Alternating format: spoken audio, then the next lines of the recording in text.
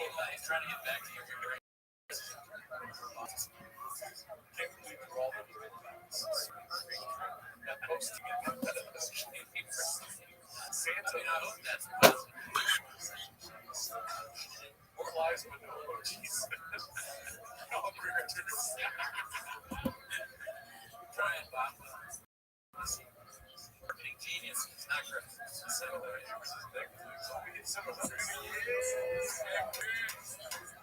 125,000.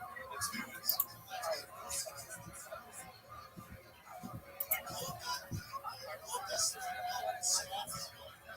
What's up, Bob? Good to see you. Long car, Metro.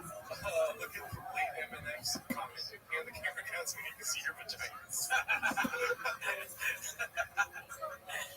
My job being, my mother's basement is very dirty right now, so I don't want to see it. That's true. And then, yeah, also, so it's big. We got some dick juice. The skyline.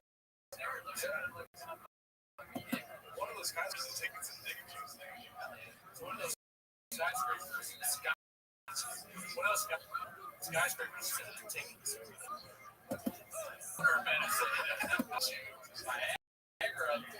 Niagara there. Bumper there. More things. Your name is Bob.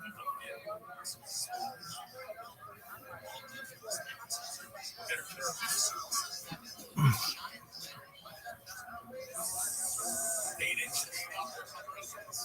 So good. Job. You do that shit all the time. Last year I did. Yeah. Surprised at something. Big boys over everything. Let this dog have her name. Yeah. What are you talking about? What are we doing? Yeah. She's trying to what's that? Yeah, also too, when have you ever seen a therapist office that yeah, something like that. Yeah. It doesn't make sense. I didn't even know you were listening to it. That's me shit. You're eating a Mexican food. Okay, we'll be here. Yeah, that's one thing I did say in the last one. I went, didn't I say I was going to eat it? Oh, I said that a lot. So probably I asked if it would be too redacted for me to pour sauce on it. I should eat it on the line. Yeah. And no, it's in it. I was like, yeah, do that. That's like a sauce. Hilton got it right. What kind of sauce? If I eat a cupcake with salsa on it, what kind of salsa do I use, please? Yeah. What kind of salsa? Black chili.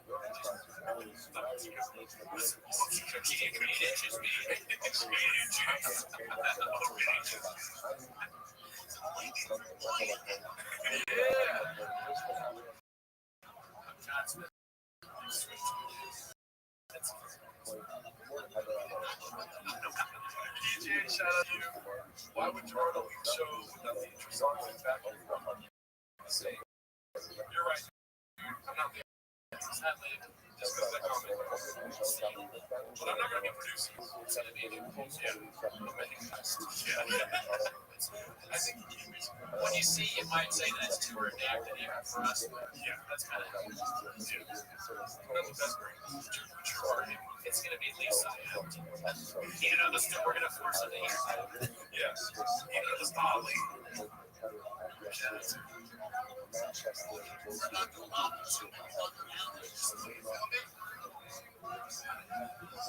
Oh, the therapist. This is Alan. Because because it's their therapist. He's going to have you more therapist going to have her family.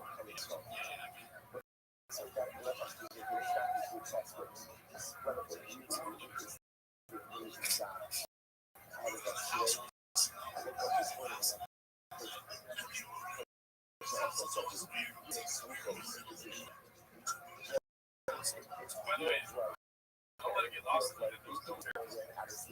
That is funny. Yeah, I want to watch therapists. They offer the best comedy. There's a problem with that, and the solution is the solution is this. particular scenario is Caucasian. Instead of that's what I'm saying. It's always weird. Bad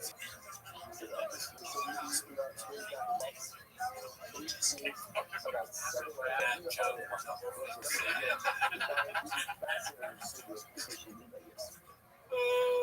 Moved to a new house. Yeah, he really was.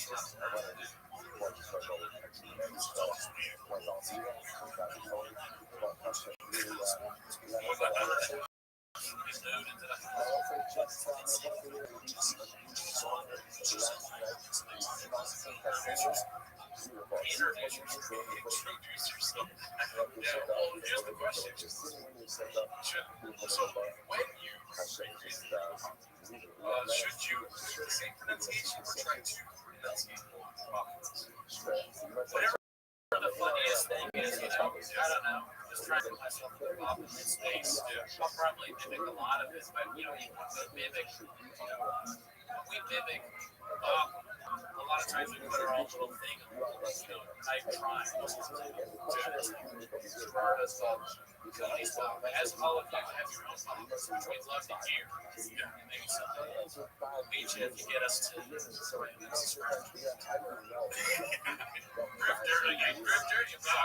yeah, I'm gonna be in San Jose July 19th, and we need to sell more tickets. The DA's gonna give the call. You know what I'm saying? Not a great. We're not on Adderall. Yeah, I'll be there for listen, sometimes you think, be cool. Look at John Colton. All right, let's go. Because I think you should.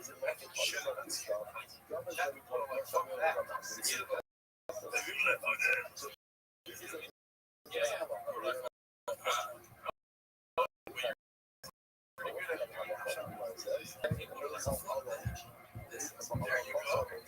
I could do like this. That might be another yes. So I'm new in 10, and I noticed that my wife is a spicy asshole. So maybe call the DA. Yeah, there's three things. I have a wife who's a spicy message. I gave my dog away, and my co-host wants to work with louder with crowd. And I knew it.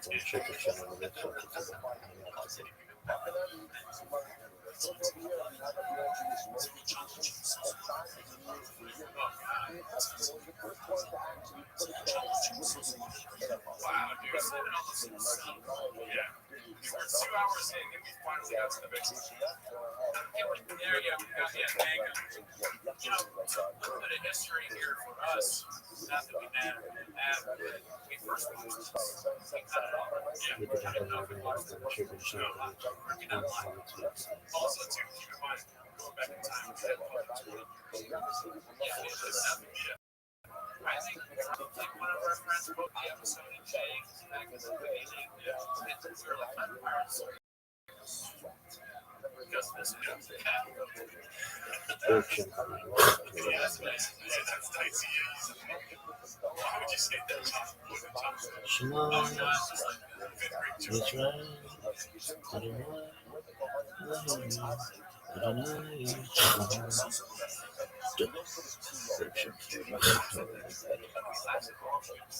Yeah, I mean, this is risky. Because it's so bad. Okay, so it's risky. I thought you were saying like no, it's, I guess in a way, sure. It's not problematic at all. It's stupid. Yeah, I mean, you love those guys.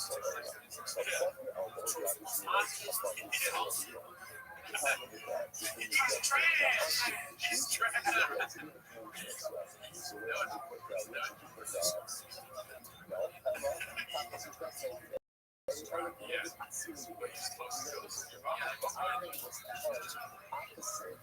Even some of them were like, I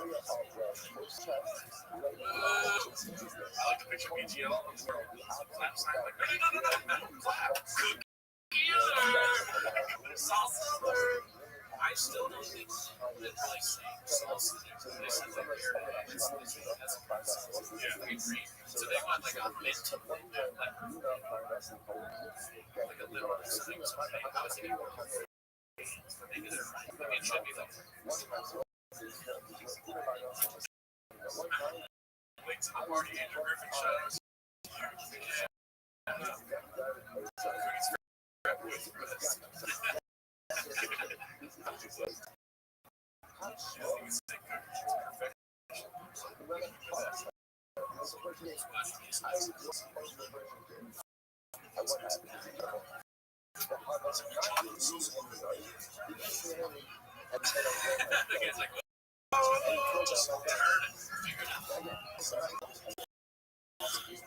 Chicken tortillas, chocolate chicken. First night they should run that.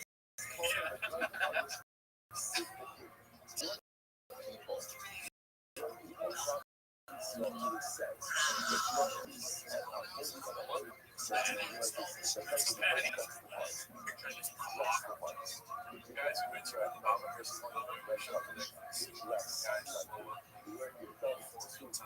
shout out to you, Thank you, Jeremy. Thanks for another great call. None of this is great. It was any less. You're trying to break. I want to walk to the truck. I said, no, but I want to. Slowly to the mantra.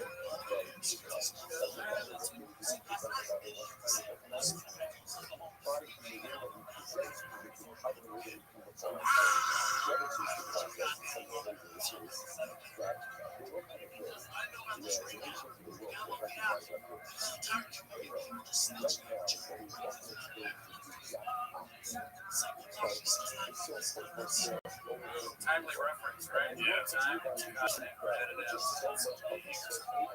It's a lot like talk about Mr. T. It's like that's gonna last. That'll be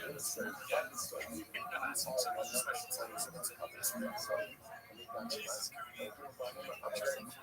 stepmom. Did I say stepmom? Yeah. That's his live, dude. That's his live. Okay? Be cool, John. Be cool. I told you once. I've told you a few times. I said I'd be cool. You said to be cool. John is late. Look at John late. I give lessons. I'm tired. Okay? Yeah, we never record for this long. I played my team. Diego.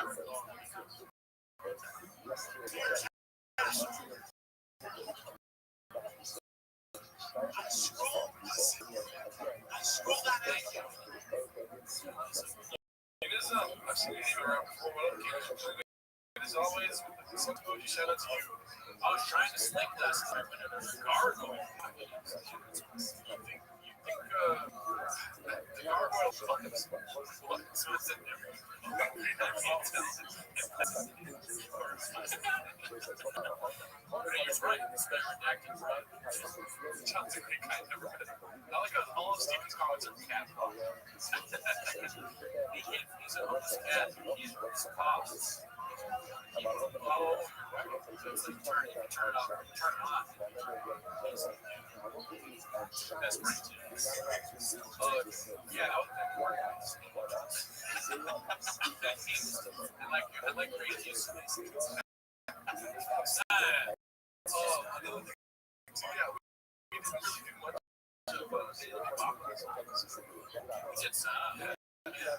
once I watched it, I'm killing everything.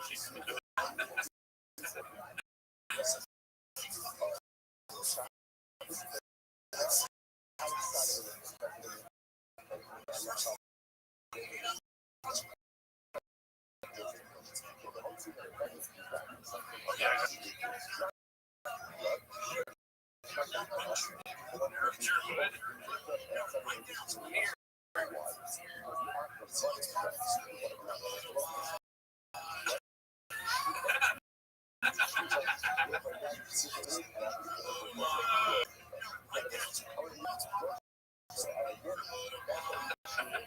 was never actually said it like that. And somebody that by yourself, somebody that wasn't with another kid, that's ever happened. Another chance.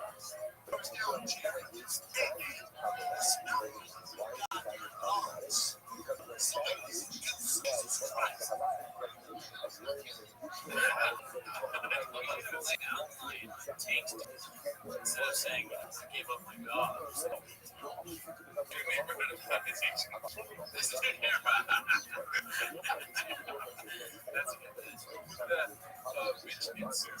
shout out to you.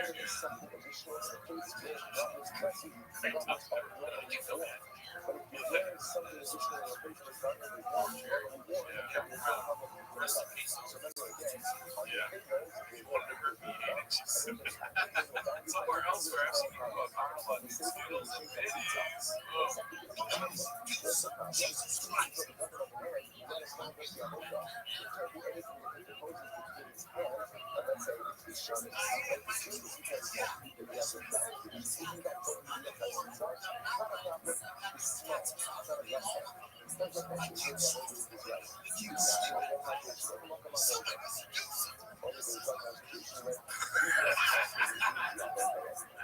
I don't believe any. Yeah. It sounds like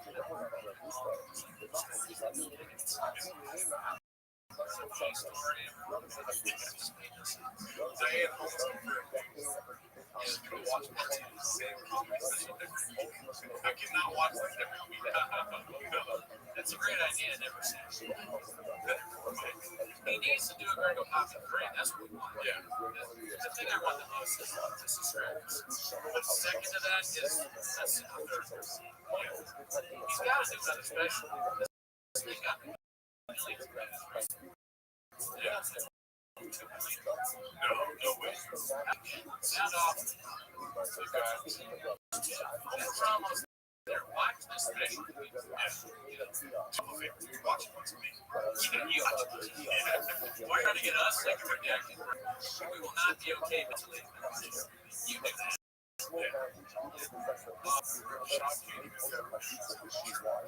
That's very true. What about Showtime ones? Well, see the way that YouTube works. We went into it thread. Yeah, you can't do it. You have to join Patreon. We did that early on. We're trying to watch that special movie. Maybe the next there's a chance to get news on Patreon too. We probably shouldn't even be talking about that. They're going to do that. You'd be surprised.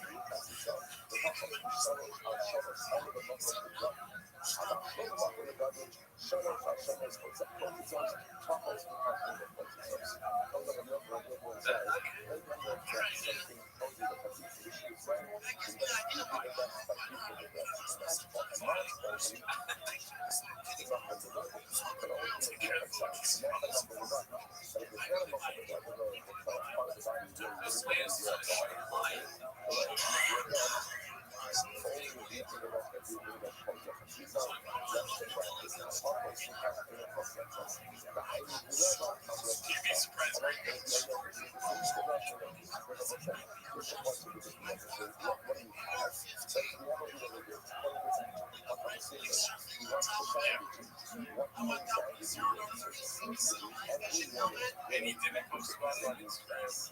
I know. Can you imagine Prince?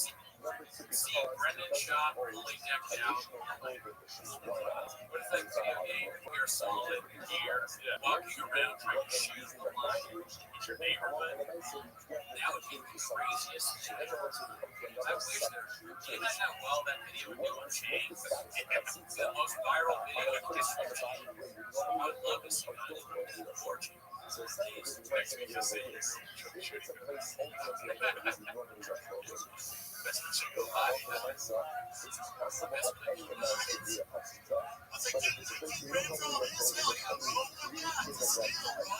He thought this was so cool.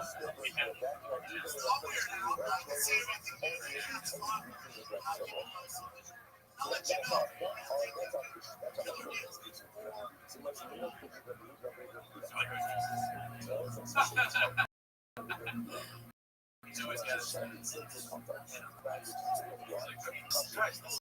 it's funny. I'm not saying that he won't care.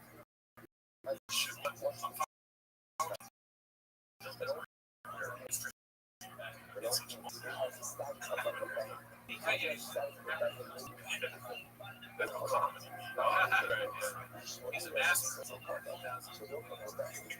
We use civilians on the live chat, like John. So I get home on this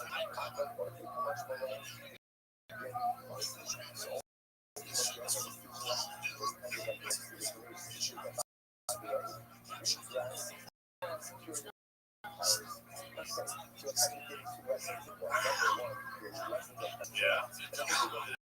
Right. So funny. Yeah.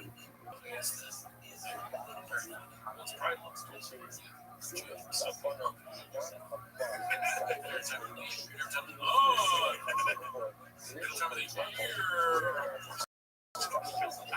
Probably one more year. Would be cool. Tom Brady. That's my favorite special of all time, baby. Tom Brady, baby.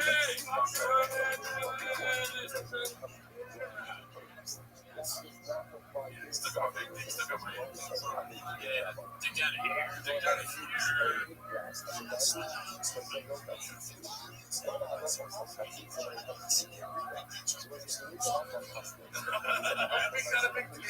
What do you think the dig is going to do? How's that going to protect it from flying? Oh, because flying is scared of it. That's why they're telling you. Yeah! Motor alert! That's all lions. You're a fucking psycho. POV, you're the lion. The lion's like, is that a redax? I've been eating these cans of dogs, and I'm going to have to eat a redax? Things are funny. Join Patreon. Oh, mention soon. Yeah, sure. I want to give another shout out to everyone that's in the chat. We have gotten 78 subscribers. Shout out to you guys. Thank you very much. Subscribe. Make sure you make your stand up special. Jordan Peterson is so sick. Dirty. That like teenage. What can I do? How can I become a successful podcaster? Well, 8 inches. I want to give a shout out to Tucker Jones. I always see him comment. I subscribed. I thought I already was. Thanks to you. Shout out. Sorry, how would you describe the Ring of Fire? Dicey. That close, that was terrible.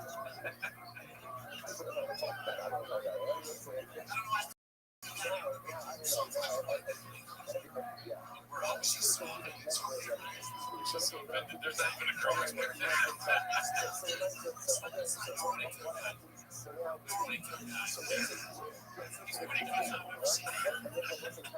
She's so offended, Miss Rose.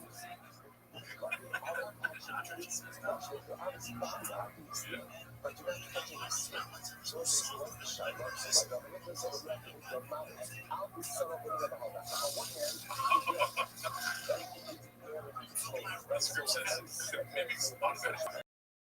Did he say AR-15? Yeah. I don't know. There's probably some deeper meaning to this joke, but it's so bad that they call it. Yeah. The meaning is that I'm not an expert. I like the cucumbers and chips that get you to it. Oh shit. I'm playing actually John after.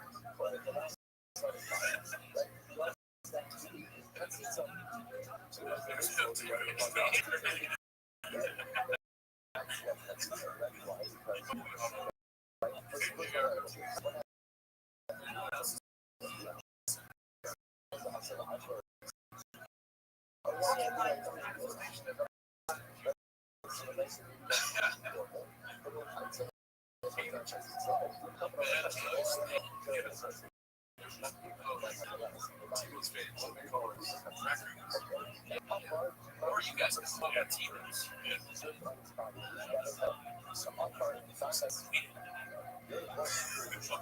Okay. That's a nice comment, sir.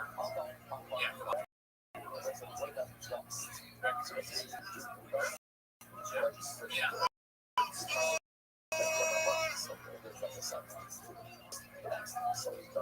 Another one of those timeless references.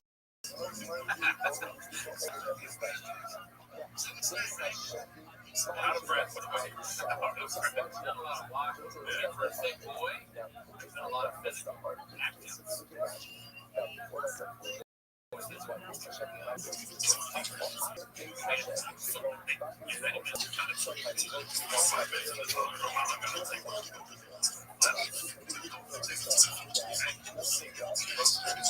It's Monday morning, grab my guy. Monday morning, after I gotta drive, clean animals that you gotta eat right now. And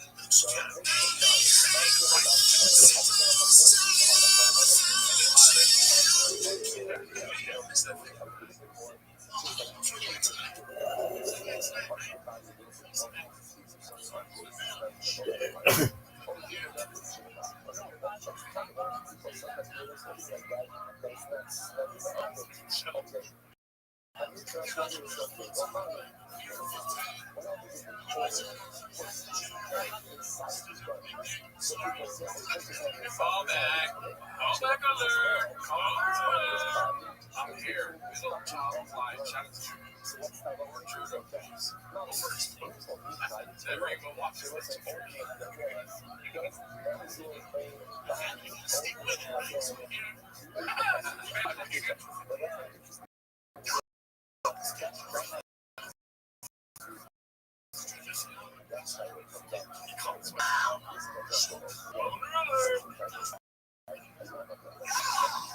This is okay.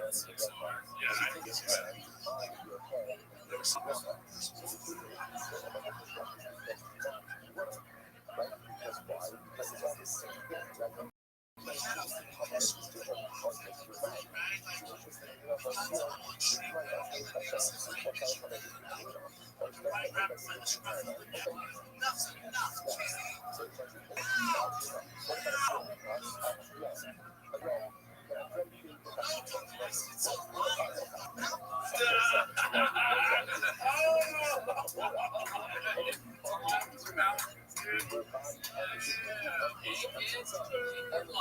Make mountain lion longer. It's a lion of the mountain. Wow, dude, you can have the special on that. Wordsmith, dude. Holy shit, Gorilla Fingers right. It's a lion of the mountains. It's a lion of the mountains. I thought it would be small. I thought it would be, third surfer. Yeah. Wow. That's one of the It's a lion of the mountain. That's an epic rush. Lion. Can you say lion? It's a lion of the mountain. Wow, there's not even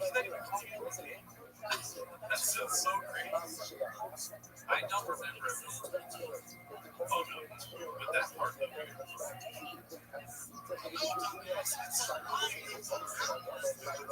That's so common. There was 999 awards. 1,000 K. You can really see the difference. Yeah.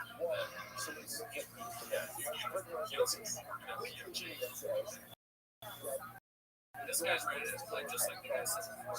Musical guest is. Yeah. Thanks. You guys ready? You can do any show in any facet. Yeah.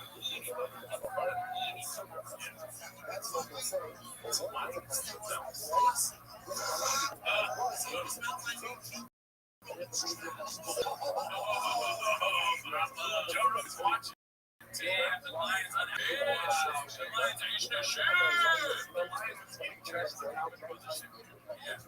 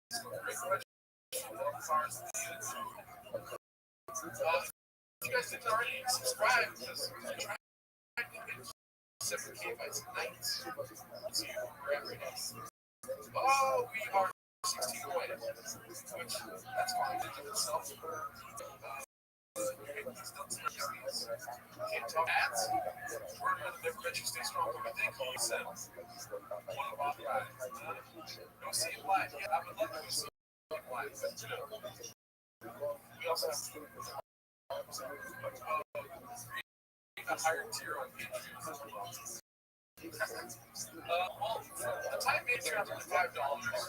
So thank you, yeah. So in the new studio we're going to be recording at, episode 3 of our Patreon called Awesome, and the description is good. You guys can fill out the rest if you want to. You fools can sleep on my couch and gig in Austin. Yeah, I'm going to be traveling to Texas soon. Maybe by the end of summer, because the summer tour is busting. That's the I'm talking numbers. I lay in on one of our guys. Shout out to that guy.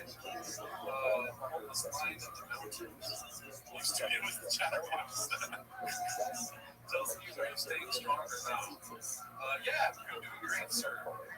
Jesus Christ. So less money here. Thank you, guys. Just to fucking use me. You guys 6 and 11 years old. Thank you. I'm going to be in California July 19th. I have a show with Zeus Pomona at the San Jose Improv. We're doing our best to sell tickets. So let's move. If you want to do comedy live, July 19th at the San Jose Improv, I'll be there. I'm going to be at the 23rd at the Fright House. Do you have any shows coming up? Go ahead and tell them. What up? I just got back from the state. 7 times a week. 2 have shows that are interesting. Not many. Okay, so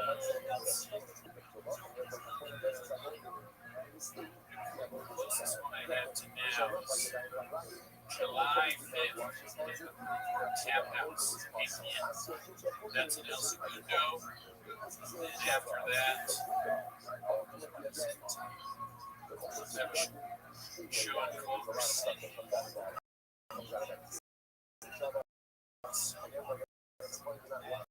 Is this boring watching me have shows? Probably.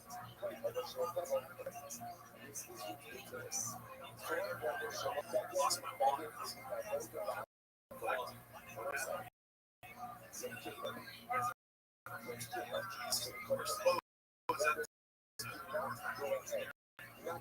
Yeah, I should have all great show, but thank you.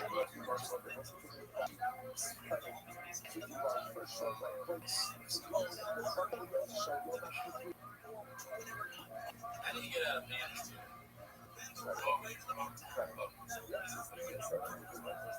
Did you see that? I don't even know how to get out of pants.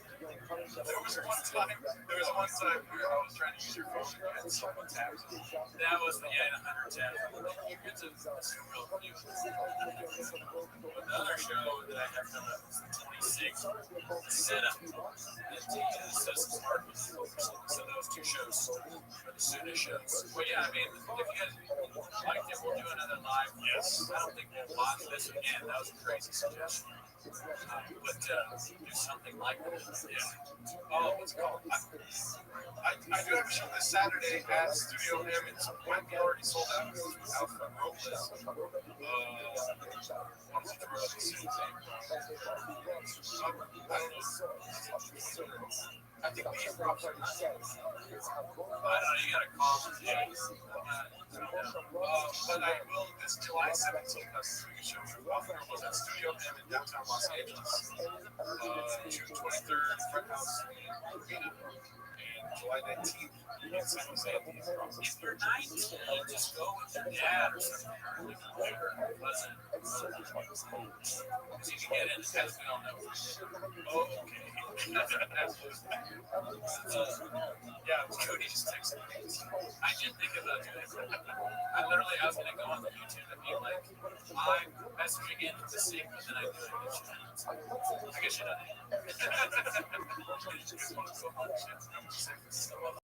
I'm in San Jose, July 19th. San Francisco, you need more subscribers. Yes, the 16th. Tell your daily. Yes. So, I'm going to plug that in.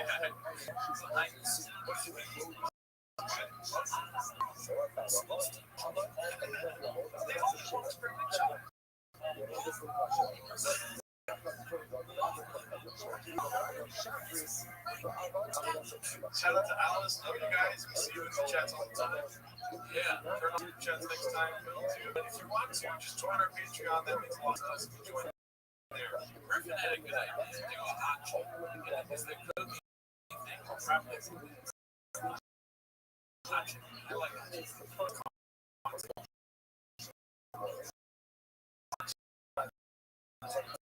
No, I'm saying it's good. It's good. Concept.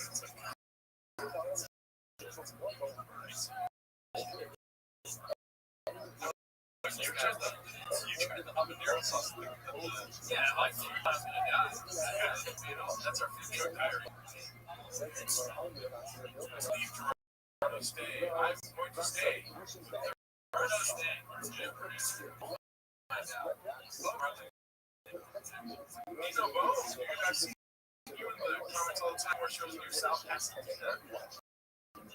June 23rd and July 17th. That might be downtown. But just follow our show. Yeah. Biggest square deals and good show. If you're watching, we love you guys.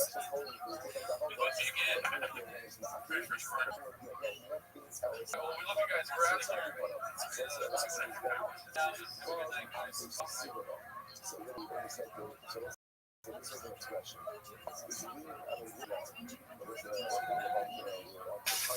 Ranger knows that if you're a lineman in charge of keeping the lights on, you go to great lengths.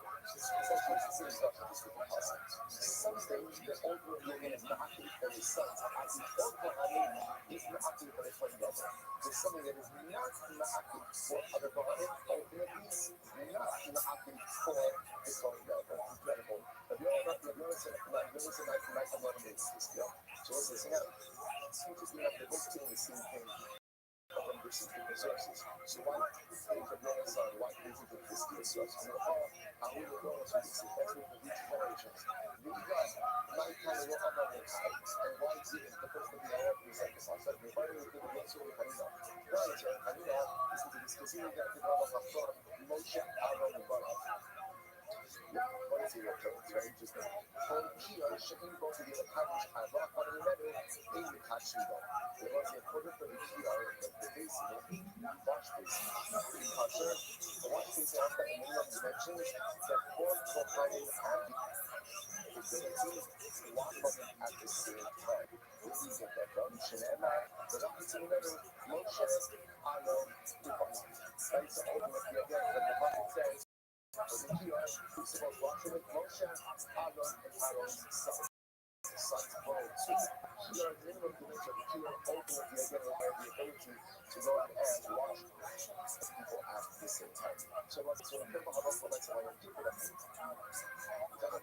so first of all, we learned that again, the pieces down that right, watching the first thing in the morning, indispensable necessity. And if you omit it, after the night of the abundant is possible. The whole is possible. That's number one. Number two, how much the coin omits any of the emergence or any foot washings in between. Changes you are above us, is that both of you is possible. The color of us, it goes by Keats and it says Kiddush. So it's a beautiful development. What is the how do you on the midst of the Kiddush right now? I'm saying to find how do you do that? What's that? So when you have the animals, I've got the animals. The other smallest are the smallest in the package. That is what you do. You put the left hand on your left foot. Your right hand is on the twister. You know, like that. That's what it says. So you go ahead. And once again, watch this for the package. And once you do it, then you turn on the water. And you wash the simultaneously. In other words, you wash and the cold water washes simultaneously. One goes to the water, washing it simultaneously.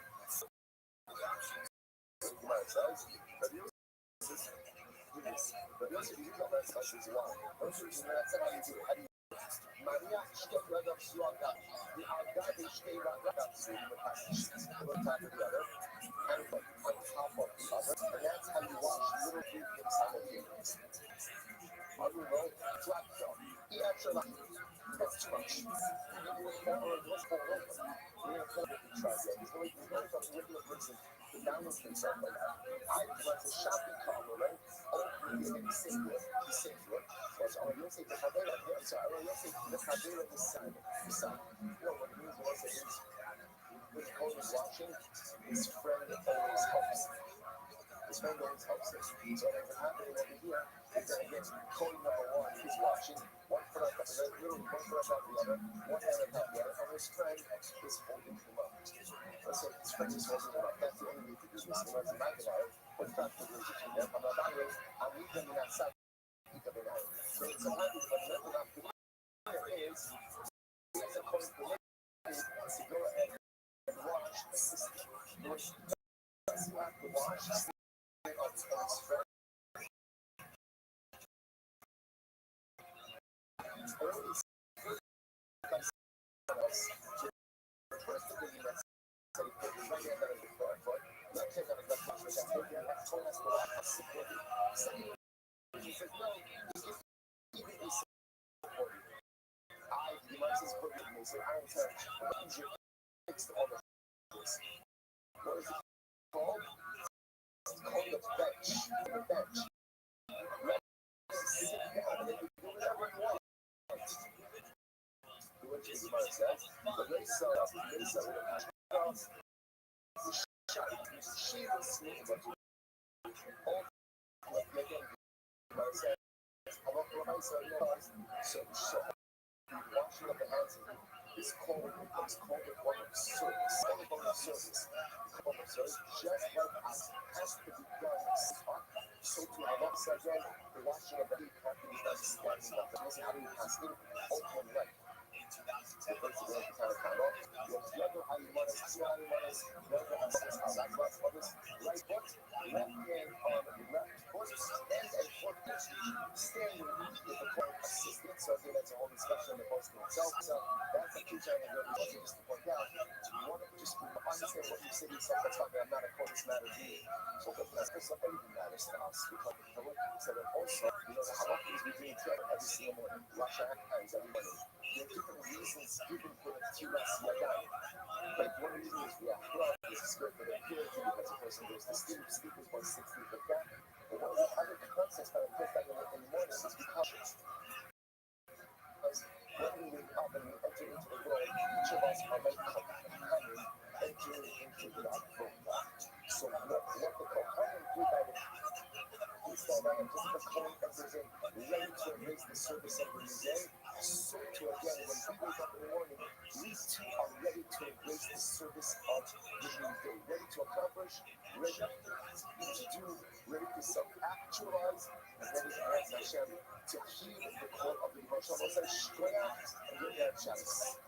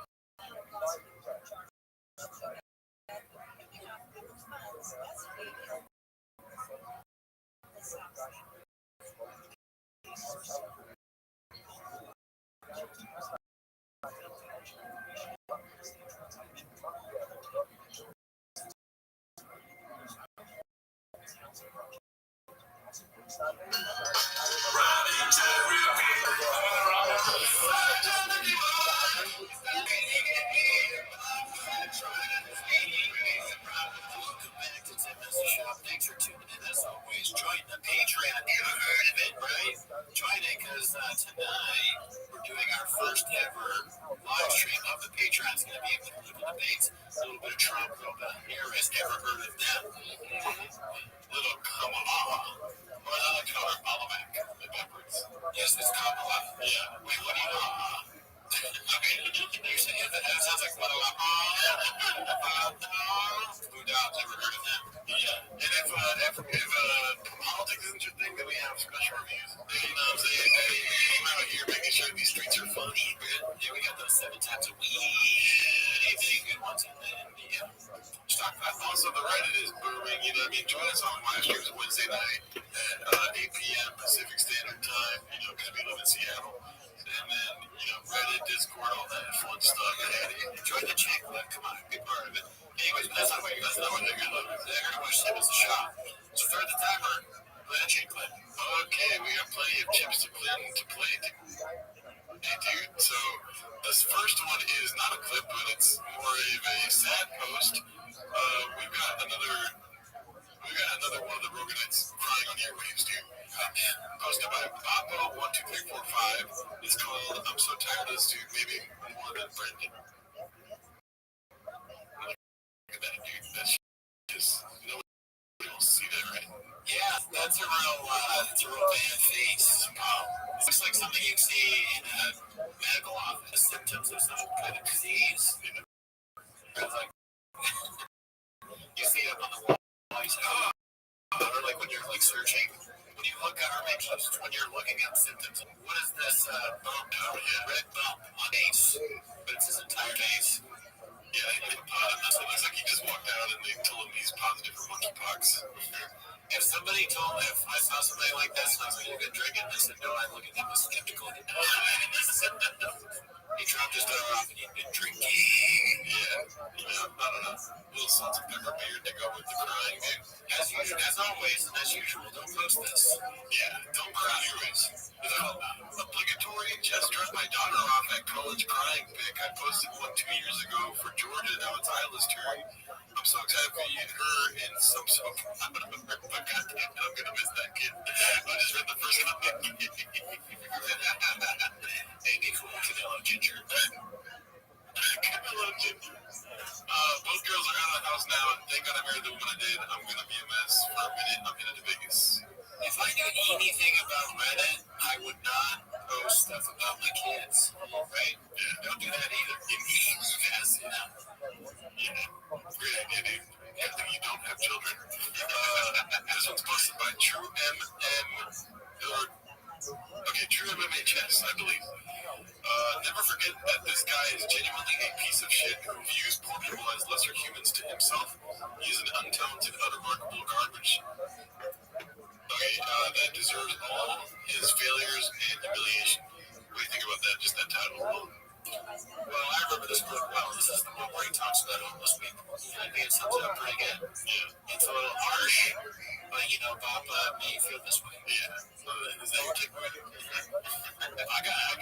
this is a new joke. I actually have inside information from TVK. Okay, you're absolutely right.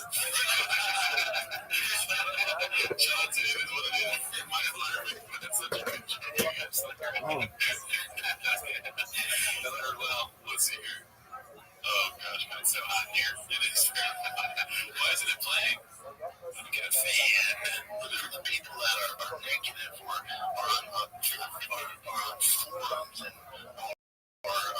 create troll accounts. Yes. I view those people the same I view a homeless guy. What about people with big red chairs? They view them as brothers. Right. I'm sure I'm homeless. I can afford 2 red chairs. How many homeless people you see about this many stickers? Legit. How many homeless people can get art? What's that word when you do commission? How many homeless people can get art commission? This is not me hating on homeless people.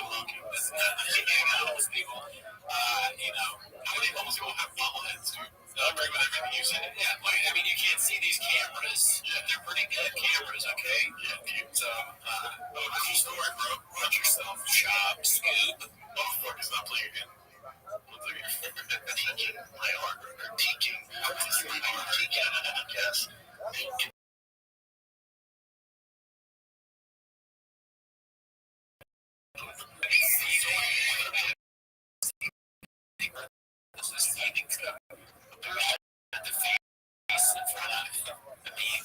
This is the evolution of the secret. At first, he started praying for this and stuff, and then it turns into this. And I'm like Mr.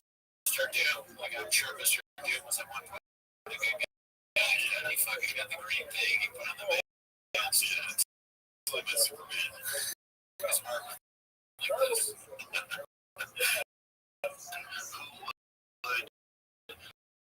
Go out of the way to create that account to live in a mom's basement, to even fathom what it takes, whether it's a set podcast or a business or merchandise.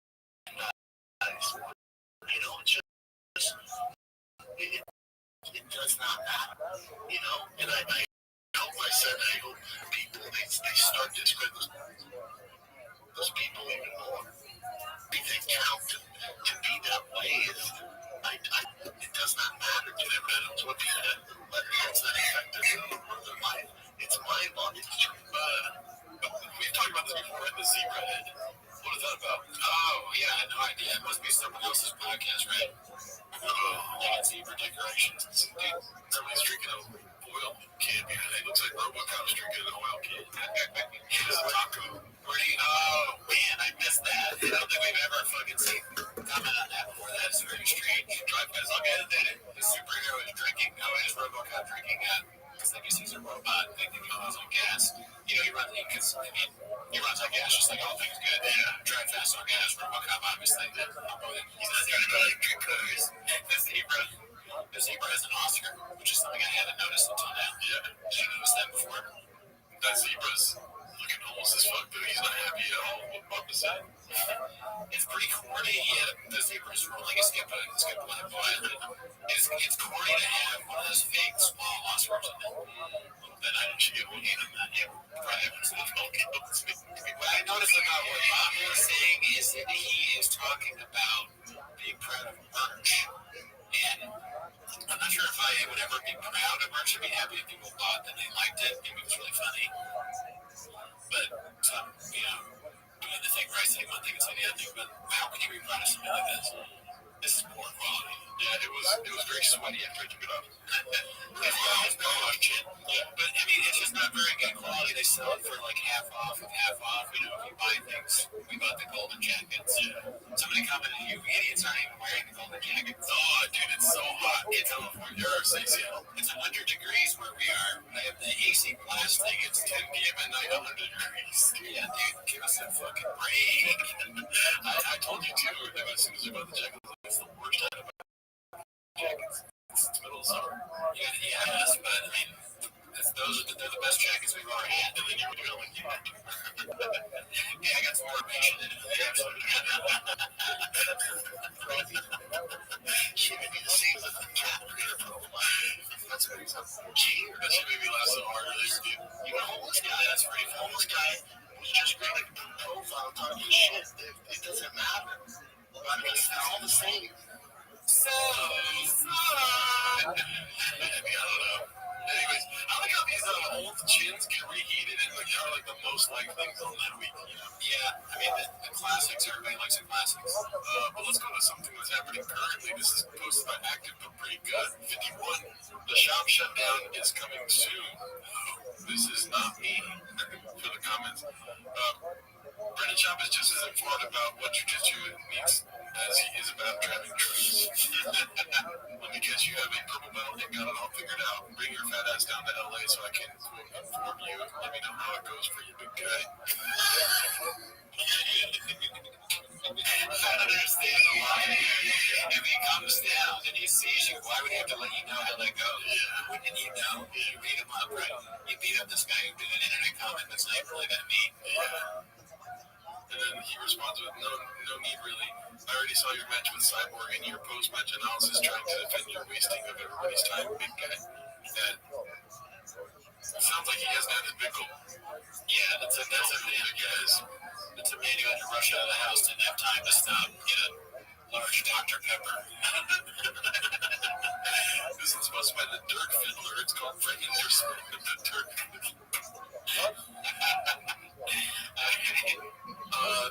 What does that mean? I don't know what a Dirk Fiddler means. It just says the way you said it, you're like, all serious. Like, the next one was like the Dirk Fiddler. Like, there's no comedy in their voice. It's sponsored by the Dirk Fiddler. It's called Brendan's response when I said he is on Ozempic made me laugh. He also made it so I couldn't tag him immediately after saying that. LOL, what a soy boy. He also says, couldn't get your shit together. I mean, I'm not the one using peptides to get my shit together. LMAO. Let's see here. So, looking lean, brother. What's the diet program? Lots of running, keeping up kiddos, good protein, and peptides from HRTS. And just end this fucking weird plug for some random company. Transcend HRT. You mean Ozempic? Yeah. Brendan laughs. I think this is the next slide. He laughs and says, Ozempic makes you jacked. News to me, but a ton of soy boys see you in shape and chalk it up as Ozempic because you can't get your shit together. LOL, I get it. I get it. That's so funny. He wrote all that and he's like, got him. Yeah, post. And then this guy responded, I wouldn't call you jacked by any means. Skinny and Ozempic for sure, though. Isn't it funny how there's random people getting mad skinny right now and they're upset when people suggest it's Ozempic? Yeah, I mean, well, I think if I got like super jacked, you know, like in really good shape, and someone's like, "Oh, Ozempic," I'd be hurt too. Really? Because people say that I'm on Ozempic when I lost weight. It's like it's just not true. I don't need to, like, what need do I have to make them know the truth about how I got lost weight? I just drink radiant. Yeah, you didn't drink Ozempic. That's actually inside information, man. You're completely right with that. No, I guess, I don't know. I see it both ways. It makes you look like you're using Ozempic. Well, here's the thing. You obviously are not taking Ozempic. So that's why it's not a big deal, right? Like, there's just, like, I don't know, people say you're on Ozempic, they're kidding, right? I think that's what I'm saying, yeah. But, like, I think people really are saying the job is on Ozempic, yeah. Right? I mean, like, yeah. There's also a difference. If I was taking Ozempic and people were accusing me of it, and I wasn't really addressing it, you know what I mean? Yeah.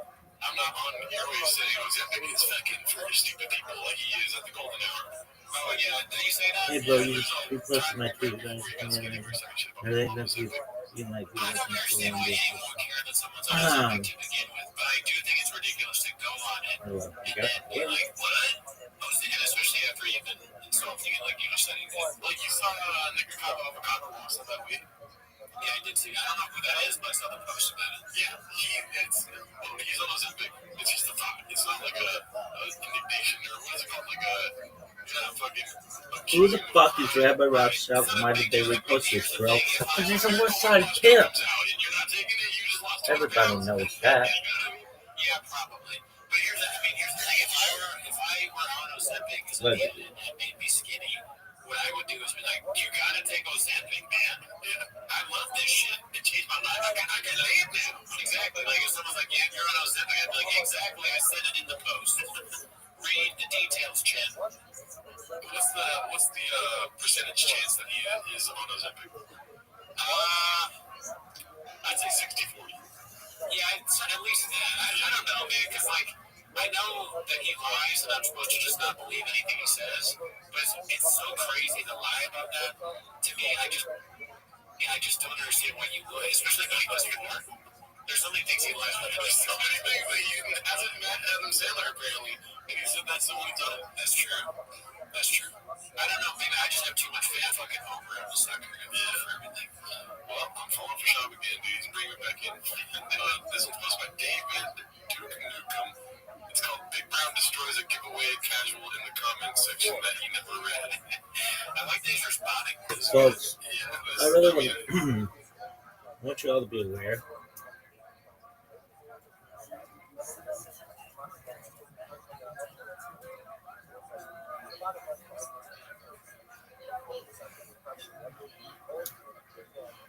Look at this athleticism.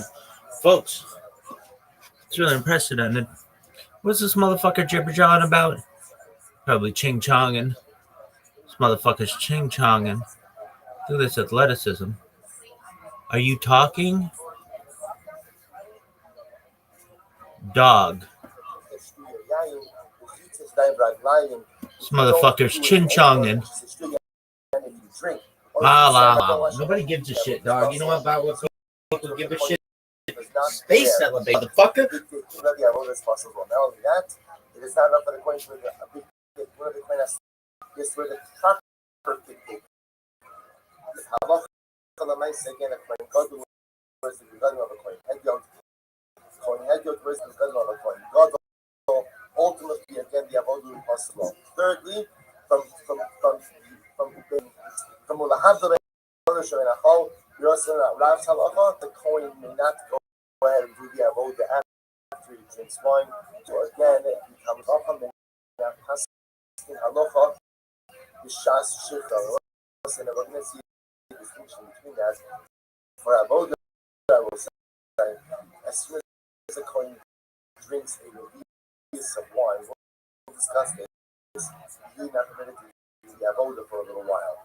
So obviously, passing halacha, so the piece of wine is not the proper, right? Remember again, Rab only wouldn't do shear when again there was a much greater wine consumption occurring there. So it's different shear concept is the same. So in the avodah, the kohen can't do the avodah when he drinks wine. Can't ask him halacha when he is consuming too much wine. Good. Tanrabana. Well, so now we're going to get into some of the details that are really interesting. So Tanrabana, Hayim Yerushalayim. We'll say what happens if the kohen gadol established that the kohen must do the avodah with the technique. Now we're going to speak a little bit about the specifications of the garden. It's really amazing Gemara. How you move? We'll say what happens if the Shalom actually says in the garden clothing was too long, or misulakim, clothing was too short. Mishuchakim means mishuchakim yishanim, older. Older, in other words, they love after tattered. Older, maybe a bit more worn. So what's the halacha in all cases? Va'avad avodah, and you did the avodah. So I'll say even if the clothing too short or torn out, the avodah is still kosher. Lava shnei mefasayim, but if you're more 2 pairs of pants, shnei abneidim, 2 belts, chaser achos, yiser achos, or he was missing one of the bigdei kuna, or adding on something additional, osha haisa lo retia amakas basar tachas megado, or he was wearing a bandage on his flesh, so that the clothing wasn't resting directly on his flesh. Osha hayu mitushkashin. We'll say, or, for example, again, the clothing was, she said, mishkushkash means it was dirty. His clothing was dirty. Only kurain, or the clothing was ripped. But avadasa, we'll say, and he's in the avodah. What's the halacha? The halacha is the avodah is psula. So again, if the clothing is too long, too short, or too worn out, it's kosher. But if you wore too many articles of clothing, was missing an article of clothing, right? Or the clothing wasn't resting on his flesh, or the clothing was dirty, or the clothing was torn, and he did the avodah. Ultimately, again, the avodah is possible. I'm going to do this. So we'll say that's the first thing. I'm going to see a number of opinions here.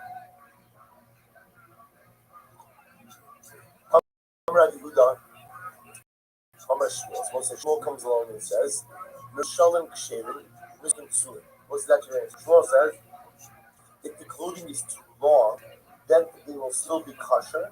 But if the clothing is too short, it will be possible. I have we just said before, was the first part of the brisa said that if the clothing is too, if the clothing, excuse me, if the clothing is too short, it will be kosher. So once again, the brisa that we said before said if the clothing is too long, short, the ultimate again, the avodah will still be kosher. Shmuel saying if it's too long, it's kosher. If it's too short, it's possible. I vatanya misulon ksherim. But we said before in the brisa that if the clothing is too short, it's kosher. Amarami Barachama lo kasha. So it's actually a very interesting distinction. Barachama says it's not a contradiction. How so? Conscious silkan al yudei avnit kan the last movement karak cloud. So also listen to this. When the Brisa said that if the clothing is too short, it is kosher, we'll say when is that? That's when, let's say again, the tunic or the pants are the right length. What happens? The coin bunches it up by the belt, so that it turns out that it looks, but in fact again it has the requisite length. So when it had requisite length, in other words, we'll say it was when it was the proper sizing, but the coin was just wearing it in an awkward way that bunched it up by the belt, so therefore it appeared to be too short. That's when it's going to be kosher. But if Lamais again it's just too short, or not the dimensions, the length of it is just incorrect, then Lamais again it will be possible. Take a look at Rashi. Conscious silken ayde amrit. So Rashi says in Rich, he says, "Kiderach shanashim ulsos." So he says, like the way that women do. I guess he's afraid maybe if a woman wants to make her skirt a little bit shorter, to pull it up at the waist. So too again, the coin, if he goes ahead and he wants to make the pants shorter, he bunches it up by the belt. So we'll say, so the Gemara, so it's actually really interesting. The Gemara's making, and we're going to see this thing is going to come back in just a little bit. So the idea over here, according to Rabbi is that what we look is, do the pants have the requisite length? And we say the pants and the tunic, the requisite length or not? If it has the requisite length, then even if he's wearing it short, so to speak, it's fine. If it doesn't have the requisite length, then ultimately again it will be invalid. So the Gemara says as follows. Rav disagrees with Shmuel, and Rav says, both will say whether again it's too short because he bunched it up at the belt. It's too short because what? Because let's again inherent long length, it will be possible. So we'll say what Rav seems to be saying is as follows. This is quite interesting. Rav says at the end of the day, we look at how not only the actual dimensions or measurements of the clothing, but we're also looking at how it presents. Right? If it doesn't present in the right way, then ultimately the avodah will be possible, even if the measurements are correct. For example, Machlokas, Rabbi Shmuel. Also, let's go. This is very interesting.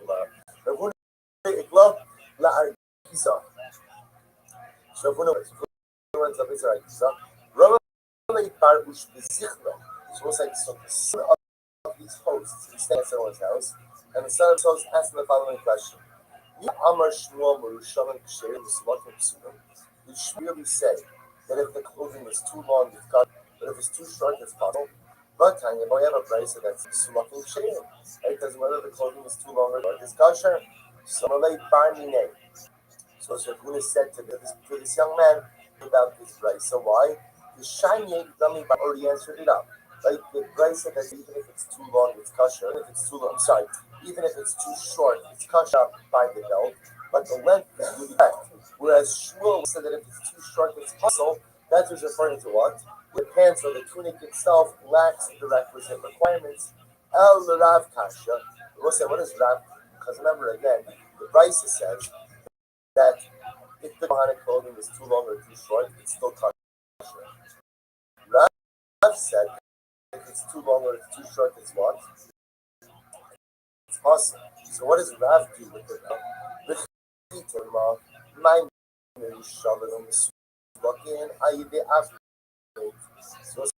So maybe you'll say,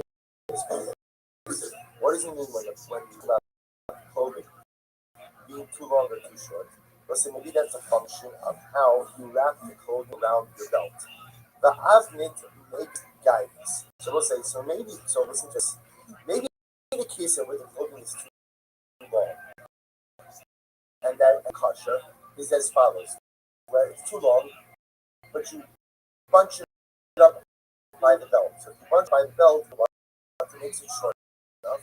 Make guidance. And I will say, view the bunching up of the belt as what? As a cutting down of the clothing. Or maybe what we do is, when you bunch up around the belt, that's as if you cut the clothing down. So that's therefore the clothing fits. What's the case? We'll say, here's the problem with that. The problem with that then is the clothing is too short, because it's around the belt, then what? This was if you've cut the clothing down, and if you cut the clothing down, then it should be possible. To which the Gemara says, Rabbi reality quoted one halacha. So what did Rabbi Silkon al yedei av sheir? What really meant to say was as follows: that if you have clothing that is too long, shesilkon al yedei av, that you shortened through the belt, which Rabbi said means again, you're wrapped underneath the belt. Rabbi said, just so you understand, the av worn on signing to his pants, pulled it into his pants, and then on top of that, he wears like a tunic. And then that is the after. So the idea that Rabbi is saying follows: if your Kohen heads that were too long, what happens? You wrap them up around the belt, or maybe underneath the belt, and as a result, you shorten them. So now they're the right length, shaving. Ultimately, again, those beginners we're going to see raffle with anything wrapped underneath the belt. It's as if it's been cut down to size, and therefore, again, halacha l'maisa, the beginning have the requisite measurements. Amra b'yirmiyah l'difti. Tonight, the Rabbi says in reality, if you have clothing, long clothing, that has shalom silken, which means have not been wrapped underneath the belt, ultimately, again, as a machlokes, I suppose so here's what we have. So it turns out that what's occurring over here is that Rav is not really arguing as much as he's making a definitive statement. Rav is saying that if you have kohanic clothing that are too long and you wrap it underneath the belt, the Kohanim the Gadim will be kosher. Why? Because the act of wrapping it underneath the belt says no different than what? Tailoring it. Right? And everybody agrees that if you tailor it, ultimately the Gadim will be good. So that's just tucked it underneath and therefore will be kosher. So comes over here and says as follows: if you have clothing that is too long, that you didn't make shorter, focus tonight. Watch this. Suppose that it actually opens up another one for us. It's actually very exciting. The Sanya, Al Arba Kfos Ksuda, it says very well said by Tzitzis. Al Arba Kfos Ksuscha Asher Techasebo. What's like Tzitzis? On the four corners of your garment, Al Arba Kfos Ksuscha. So what do we darshan from here? Arba below Shalosh. This teaches us that what? Then halacha. A beggar is only 5 and teaches us say what? Four corners. 4 and not 3. Oh, arba below chamesh. Maybe it should be 4 and not 5. Kishu omer shayte chaseba. Well, so when the pasuk says that we're talking about a garment that you're going to cover yourself in, harei ba'alas chamesh amar. Well, say that tells you that even a 5-cornered garment will be high in 6. Ha ma'ani mekayim arba. So why does the Torah say that before? Arba below shalosh. Teaching that what? It is only a 4-cornered garment and a 3-cornered garment will be high in 6. Uma rois the Ramos balas chamesh shalohosi balas. That so Arab knows the Torah tells 4-cornered garment. How do I know that 4-cornered comes to exclude 3 and not 5? How do I know that? To which the Gemara says, Marbani balas chamesh sheyish bechamesh arba. Because also it will include a 5-cornered garment. Why? Because 5 automatically includes what? 4. And I will exclude a 3-cornered garment, just ultimately again a 3-cornered garment that includes 4. Okay. The time is almost have another place that says as follows. So from this place I see that when it says 4 excludes 3, but does 5. Why doesn't it exclude 5? 5 includes 4. So you see the definition that a garment has more than 4 corners will be chayav in tzitzis, because 4 and above, by definition, the best is tiny enough. Another place, al arba kafos ksusta, was it says you shall put tzitzis on the 4-cornered garment. Arba below Shalosh. Ooh. What's price? It says what? It only is a 3-cornered garment from tzitzis, but what? A 5-cornered garment. Well, so you see the difference in the price. Price number 1, a 5-cornered garment is not. In price number 2, a 5-cornered garment is excluded. My bahal kameh. What are you arguing about? Kimar yes, Kimar. Did he say dummy? Umar. So what are they arguing about? That one opinion holds that you view the fifth corner as if it exists. One opinion holds that we view the fifth corner as if it doesn't exist. We'll say Asmar Sabar. Man did the balos kamish. He says ultimately again, the 5-cornered garment is parted from six sabar. Lo aminan yeser kiman delese says that we don't use something extra as if it doesn't exist.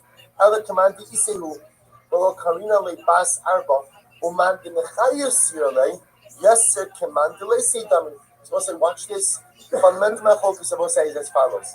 What happened? According to one opinion, once a garment is 4 corners, we don't care how many corners you put on there afterwards. It doesn't make a difference. Once you reach a threshold of a 4-corner garment, you kind of exist. Any other corners above the 4th, you do as if they're even not existing. The other opinion says, no, the obligation is dafka on what? A 4-corner garment. Once you have more than 4 corners, then what? You no longer have a 4-corner garment, and therefore they're not tied in cities. So what does that mean to us? So what happens? One section will say the same approach. One opinion will say this reaches the requisite by law. We don't really think beyond the requisite length, and therefore the big thing is this will be kasha. But the other opinion will say no. We view everything that's part of the Quranic clothing, and it's too possible. Yours is one go. No, not a good comparison. Equally, Allah command you sit down. It will say you can't ignore reality as much as people try. And therefore, again, even in the 5th corner, you can't ignore the 5th corner, just like you can't ignore the additional length of the Kohanic clothing. The shiny hacha, the Rabbi Rachmana Shetakaseba, will say tzitzis is different. Because like tzitzis of us, even though it's just 4 corners, it also calls the garment what? Shetakaseba. Calls it a garment that you are clothing yourself. Because of that, again, that comes to include even a 5-corner garment, according to some as the garment that is obligated to exist. No, I said the concept on my house. It was like it is a 5-cornered garment described. So what you do is which the Gemara says first white line, divided in the sun. What's the meaning of the problem? It's actually fascinating. So the plastic fight six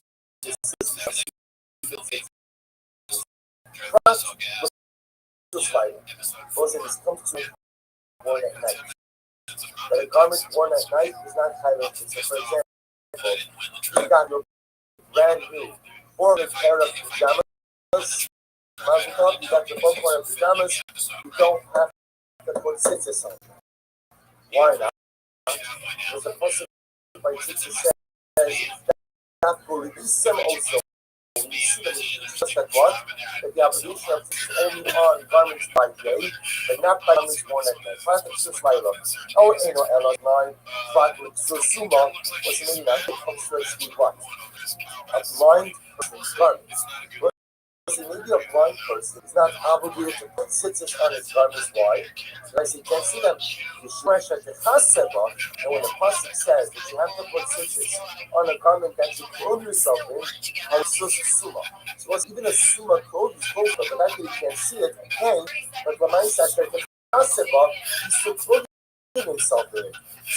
You must come out in the kind of so Asher Techaseba teaches me that what? What's very important? Asher Techaseba teaches that even a Suma is obligated to put tzitzis on his clothing. If that's the case, then we do some Prague with Sus Laila. What's I saw? Isam also teaches me that Rajama saying that Sus Laila, clothing by night is not highly in tzitzis. Sus Laila. Why is it? How do I know to include the clothing of a blind person and to exclude clothing worn by night? Because I'll tell you why. Ma'arban Susuma, Shiesh Namaridia Itzaki. See, I will say, remember again, the clothing of a Suma may not be seen by the Suma, but is seen by whom? By everyone else. وموز Susmaila, also Alex ultimately Susmaila, clothing worn at night. Showing Bolivia exactly. Most like no one sees it. Again, right? That night no one sees the clothing. The Idach not killing that. Shev Idach Hashalot dies. The other thing we're learning this out was from the word Shev. The second thing we have that most just you should know, this is Halacha Lamaisa. When you pass Halacha Lamaisa again, that it's Susmaila. So if somebody has four-cornered pajamas, ultimately again, that beggar is not tied to stitches. Four-cornered beggar that a sumo will be tied. I will say, so first of all, we still have to figure out how we pass this kind of fashion. But aside from that, was like, we still have to figure out once how we pass this stuff over to or how we pass the general people doing it. Here's what everybody agrees with. If the clothing is dirty or if the clothing is torn, yeah, well, there's possible. The point of the contention was that it seems to be with what? Merushalim is long. If the clothing is too long, the clothing is too short. Ultimately, again, what you do with the clothing under those circumstances. So let's just do a little bit. You might know what's going on for the next one. So let's say you might have a little more details regarding the difference. But the pasuk, as we see, tells us that the clothing is bad. What is that? Shirusha boots. The Kohanim clothing has to be made of linen. Bad Hadash. Furthermore, again, the Kohanic clothing has to be used. Bad was a result. Remember that the Pasuk refers to the people that has bad. So we discussed the institution that has to be bad. So bad has to be a linen. Bad has to be bad shoes. Has to be made of twisted thread. Bad shoes. You can couple shusha. Furthermore, the thread was says we're going to see has to be 6-fold. Thread. Each piece of thread is folded over 6 times. We'll discuss. But so Yilbash shall fold to mine. Other words, we very quiet the coin can't wear any the thread shall fold. Is 9 times to create a clothing. You can't wear 9 times to create clothing with it. I'm going to buy the Bishmama shall books. So as I understand audio again, that's the of minutes. Malon would so it's like that's usually that one has to be now than the other material. Alabash Kadoshim in Chicago. When it comes that one of the other drugs died, is that the clothing new. It shows new, yes, but worn out. No, but 1 second. What do we learn the price of $1? But time, this is talking shame. So we learned in Ramadan that even if the Kohanic clothing is worn out, that it is so kosher, which is the measure of our leg with a time. Bad shoes, utan kamsha. Bad, I believe not. Same question, advice before you shoot I believe there's a bad. Every has to be 6 ply thread. You have to go say the what? Chad, the things to indicate to us that what? Lamaisa each string should indicate thread. Hello, this is what it means to you. This is what it says. The Godin Shnema Bahaibat, any time where we discuss this clothing that has bad, what's the definition of that? Switching shoes they have to make a brand new name. Shizurim, Shizilishma, Mitzvah, Ishmael, what you see. Some of these also are mitzvah, which is it has to be done this way, and some of them are not. Some of them, if they're not done this way, we'll say what? Invalidate the God. So we'll say again, right now, all we must do is just laying down the series of rules, not telling us necessarily how we learn them out. The high bad history. We'll say, one second. How do you know that bad? And the Torah says that the people actually do a bad. How do you know that bad means clean? So once I'm not Yosef and hang out, Gava ha'olda me'akarka bad to that. It refers to the Kohanim destinies have to be moved. There's something that comes out of the ground, one stalk, each stalk is an individual. Olda me'akarka bad to that.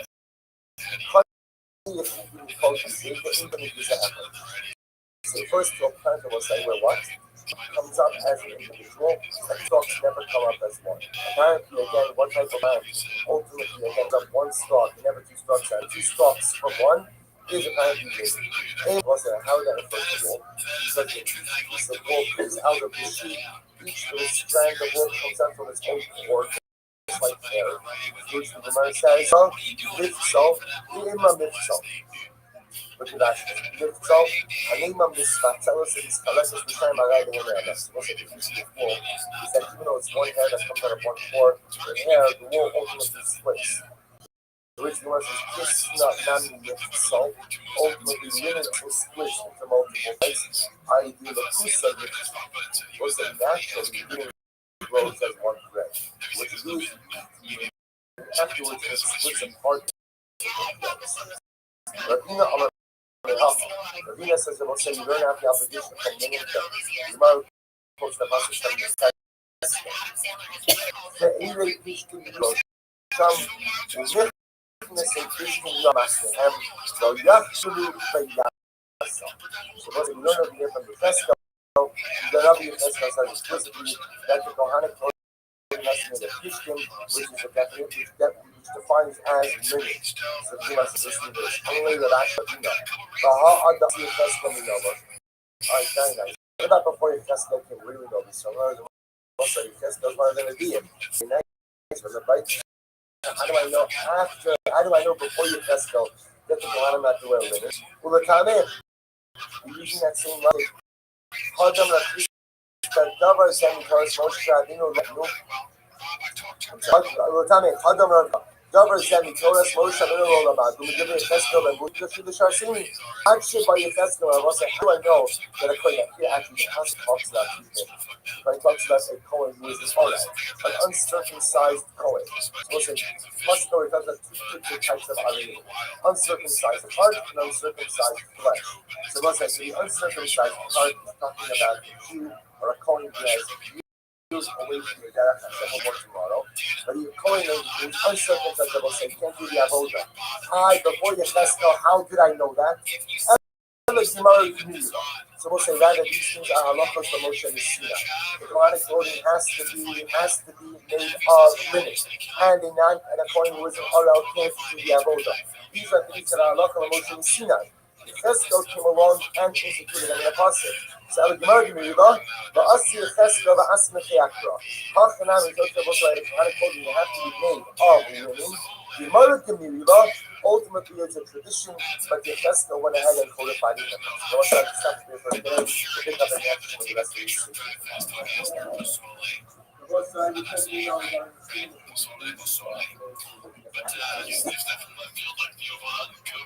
Yeah, this is a cat. No, it's gotta be real, dude. Everyday low prices. That's a shop thing right there. Everyday low prices, then Tiger Addiction be on it. Yeah, I'm surprised. It might be a soy boy. He's right here next to the soy sauce. Which way, Western man? Let's see what's next here. Oh, okay, cool. This one's good clip. Posted by What's Up World. It's called Shane Gillis versus Tony Hinchcliffe. Master Roaster Shane Gillis. All right, people say good morning. Good morning. Our student story is dedicated by Yahweh. So Steinberg, I don't know if you heard it, Mother English Africa. Masiosi, and then so let's begin. I did not report the rest of the documentary, so let's just pick up and we'll get through as much as we can today. So we're up to Mama Sala Shara Shabbat. Last line we placed on the face. So remember again, I was like, in this particular situation, we're quoting the thing of Ben Azai. And then Azai wanted to prove that in the same category as Kratos and Isa. Just like Kratos and Isa are going to be possible, so to all the source was possible as well.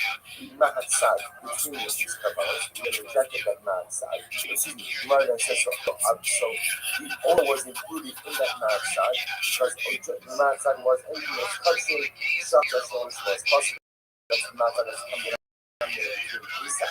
And Kratos, all it's that like which is much Ma'at Sad of Shara Shabbat is used by Sad. Why don't you see it come together between Pesach and Kratos? Is that they have sad colors. So let's remember again, the courage is two different ideas. Courage by faculty because you only bring the faculty to them to do something. There's a courage bearing growth. Pesach is if you don't offer courage, Pesach, the person is high courage. Whenever as we go to courage coming out. Then as I courage low hearted. So it's a chapter so then as I says ultimately again that then as I does not bring up the sad courage. So now she points out because then as I courage can't be a contaminator. Because even though there is an aspect of courage by Pesach, courage is different by both the Asham, Nami life. If that's the case, Asham as the muscle shalom, so the Ma'asad Abosai, taking a touching, and for Tzila, I think that as well. Asham Hadaman, Asham Hadak, and Saba Shabai, Shifin Yeshman, what's this? You want to bring in Asham will work, and I'll tell you why. Because another contamination between Pesach and Pesach is that what? Is that we both apply, we both brought community as well as individual. Yet, again, Hashem only be brought as an individual, by the majority of us miracles. Sad currents, Inami, as the other possibility. No, you even bring in the aspect of currents, then as I Gemara come in, and as I was in the parity, or as I had this solar from the language, that over is included. Over is included here, and over is included here. The same category as Akos and Mitzvah. And again, we have different from the side, just simply learns it out from the Minnesota of his red. I have a hard to come up with how the hard to come up with a couple of them. That's what we brought down the opposite, right? Well, some of the elements how we brought them. When we brought it down, was for what purpose? To sharpen his tummy. In other words, then ultimately again, that Kabakoma was not really a rule. That Kabakoma was sent to severe to sharpen his shoulder. So at the end of the day, we do not accept, because we do not accept the position of Meshachai. Ola is not in the same category as Kakos and Pesach. And even though Kakos and Pesach, and even though Kakos and Pesach should be small, the officer for a muscle, that's the matter of my class. But simply, a Pesach. That's not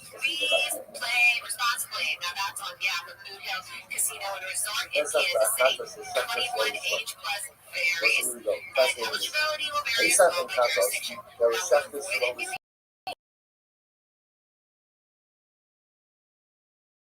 or so what's the next sequence? The sequence of have already planned the coin, catches the blood in the creek. Or halak, which is halak, taking the blood in the gas. Or zara, zika, sprinkling out of the gas. Several this one. Or say any of these things were done several this one. Oh, you smudge the several this one. Or if you did it with smudge, and goes with the power that you did. Oh, several this one of this one. Starting out, yo, how are you? What up, Dampy? Applies to all of the four blood apples. Ika, Abola, Uraha, and Sweet. I'm not going to want to give any of those not ultimately again carbon will be processed.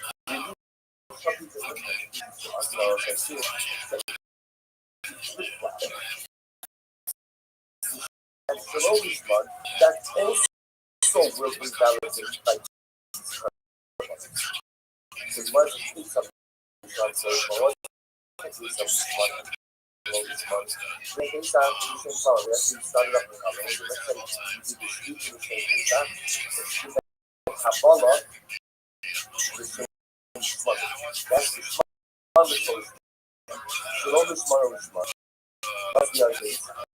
So some will say that ultimately most every is the same smart. You Kabbalah the same case. So Sheba Ba'arbad right. There's no second. Heaven can become invalidated. There is any kind of issue of the people called the four blood elements. The Shita, the people, the youth, the not and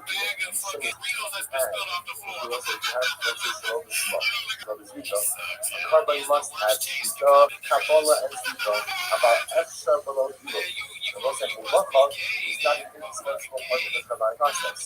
Why not? Because the shochet puts out that Missouri, what's the essential? You can always animal right next to them, and therefore what?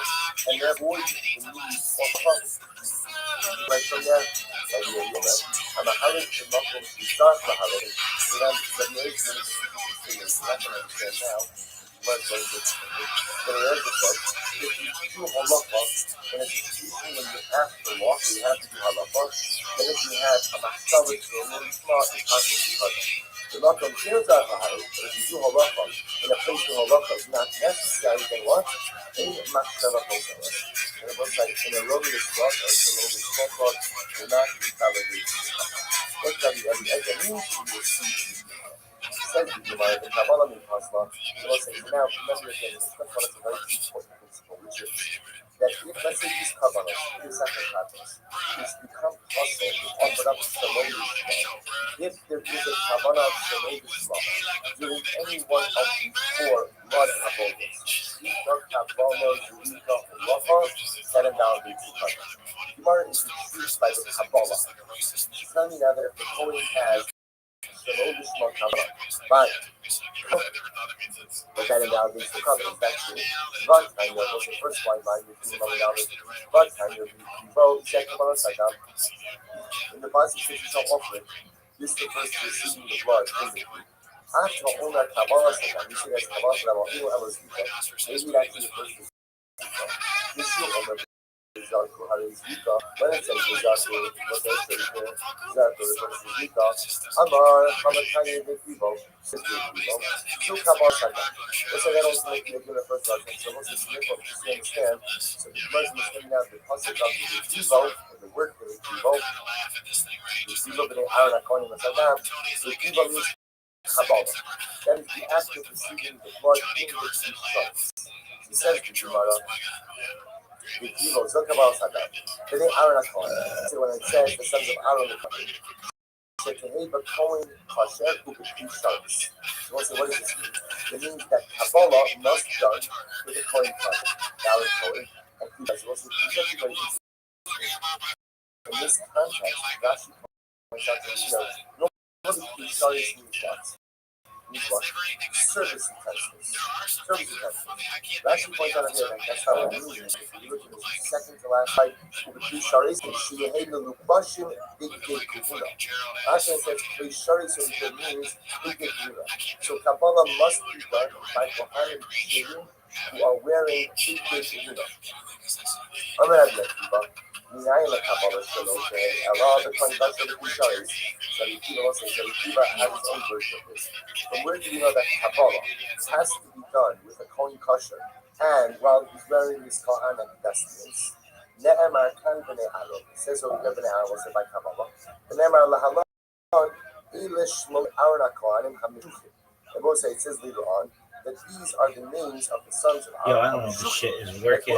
We're just testing this. Yo, fuck you, Kanye, first and foremost, for making me do this shit. Motherfucker. Hey, throw out the motherfucker. I like toast. I said toast, motherfucker. Why isn't that available on Instagram? No one knows. It's the worst. This is the worst. I was watching all my content yesterday. It's so sick. Dog, I got these fucking bots that are going to take me viral. That was going to happen like 4 years ago, but whatever. Dude, this shit sucks. Hey, I got this guy ching chong and jabbering. Fuck this. Translates as a sacrifice. In this context, it means Kabbalah. What do we learn about Kabbalah? It's really interesting about this. What do we just learn about Kabbalah? What do we learn about Kabbalah? Has to be done by a Kohen Kasher and this shit sucks. Good. Hold on. I'm going to be Worst Ekpach Esbonai. shit So it's a very, ever. very strong word. So it's Akabach Esbonai means I will bury my seed. In Rosh Shamati, Lahavchin Hefesh bin Kabbalah Zviga, the end of the fire. She will say, Rabbi Careful said essentially, I swear, right? I swear like by my son's lives that I learned the distinction Shit just between crashed. Kabbalah and Zviga, Worst and I can't for the life of me remember. shit Why would ever. Rabbi Careful say such a huge like that? I should bury my son because I can't. He's obviously a it's frustrating. It's right. You'll say, so you know that you learned something, you can't remember that which you learned. I'll say, by the way, it's an incredible Muslim because Halabai, we should be so frustrated when we can't remember something in our learning. Like, sometimes we don't remember something from the Gemara or something, we say, not a big deal. I'll see it in 7.5 years. I'll get back to it again next cycle. I'll say the idea that when a person feels so close to their Torah, that ultimately, again, when they can't remember these profound sense ever. of frustration, is an incredible level. In any event, the Gemara says, so essentially, the Rabbi is very upset, very distressed, because the Maisa, he remembers that he learned about the distinction between Kabbalah and Zrika, but he can't remember what that distinction was. And with Rabbi Akiva, and Yafarish, Rabbi Akiva says, don't worry, I'm going to tell you the difference. Kabbalah also a machshava k'maisa. Also, when it comes to Kabbalah, so machshava is not k'maisa. Also, what does that mean? Rabbi Akiva is saying, this is saying, remember again, it's so help to be very honest. The Gemara has been discussing has not really had any kind of bearing on our. Remember how this whole conversation started. The Mishnah told me that even if I had in mind for, even if I'm Kabbalah, Shalom Lishma, ultimately that invalidates the carbon. Now I wasn't even see why the whole discussion here. So the Tarfon says, you remember that there is a distinction between Kabbalah and Zrika, but I can't remember what it is. That Yekida tells us, I'm going to tell you what it is. In Kabbalah, we'll say when it comes to Kabbalah, we do not make machshava kimaisa. We'll say that what does that mean? If you look at Rashi, it is 6 lines down to the wide lines of Rashi. Lo asma machshava kimaisa. Hashto sakadai hadim amar in machshava poselas bishvila in hishekva chut bizmano o shelo lishmo amal pasala Kabbalah. The saying is that a shulishma Kabbalah by Kabbalah, any type of erroneous minded by Kabbalah, does not invalidate Kabbalah. As opposed to Zrika, ultimately again asaba machshava kimaisa. So it's like by Kabbalah, if I manage to say something physically wrong that invalidates Avodah, if I just have a wrong mindset that doesn't validate the Avodah. Rashi came by Zrika, I had a erroneous mindset or an erroneous thought, you validate the Avodah. Furthermore, if you do Kabbalah outside of the Beis Hamikdash, that Chayiv Karis. Zarku Bachutz, if you do outside of the Beis Hamikdash, Shor Chayiv, Kablu Psul, Ein Chayav and Allah. If somebody who's a Psul, either who is a hustle coin or not a coin at all, does Kabbalah, they're not Chayiv for that. Zarku Psul and Chayiv. But if ultimately again not coin, hustle coin does Zrika, it will be Chayiv Nisa. So Rabbi Akiva starts the distinction between Kabbalah and Zrika. That's what's so beautiful. Amar lo Rabbi Tarfon. Rabbi Tarfon says Ha'avoda. Ha'avoda means I swear by the Mikdash. At Yamin Usmo. You did not deviate right the true halacha is. Rabbi Tarfon is essentially saying, right? Excellent. And Yishamati is the godness of this. Rabbi Tarfon says, I heard this shit. I heard this. Right? I Yishamati is teaching. The only person able to recall it. Arish Umas Shmua. Rabbi Akiva, that was Rabbi Akiva. Rabbi Akiva came up with it based on his own, was blown away by the fact that he essentially was spoon-fed information, but couldn't recall it. Rabbi Akiva came up with it on his own. Listen to this. When I say came up with it on his own, he didn't invent it, he learned it on his own. So what's this beautiful? This is Rabbi Tarfon used this Lashon to Rabbi Akiva and he said, Akiva, Chala Poresh Mimcha, Poresh Mechai. So beautiful.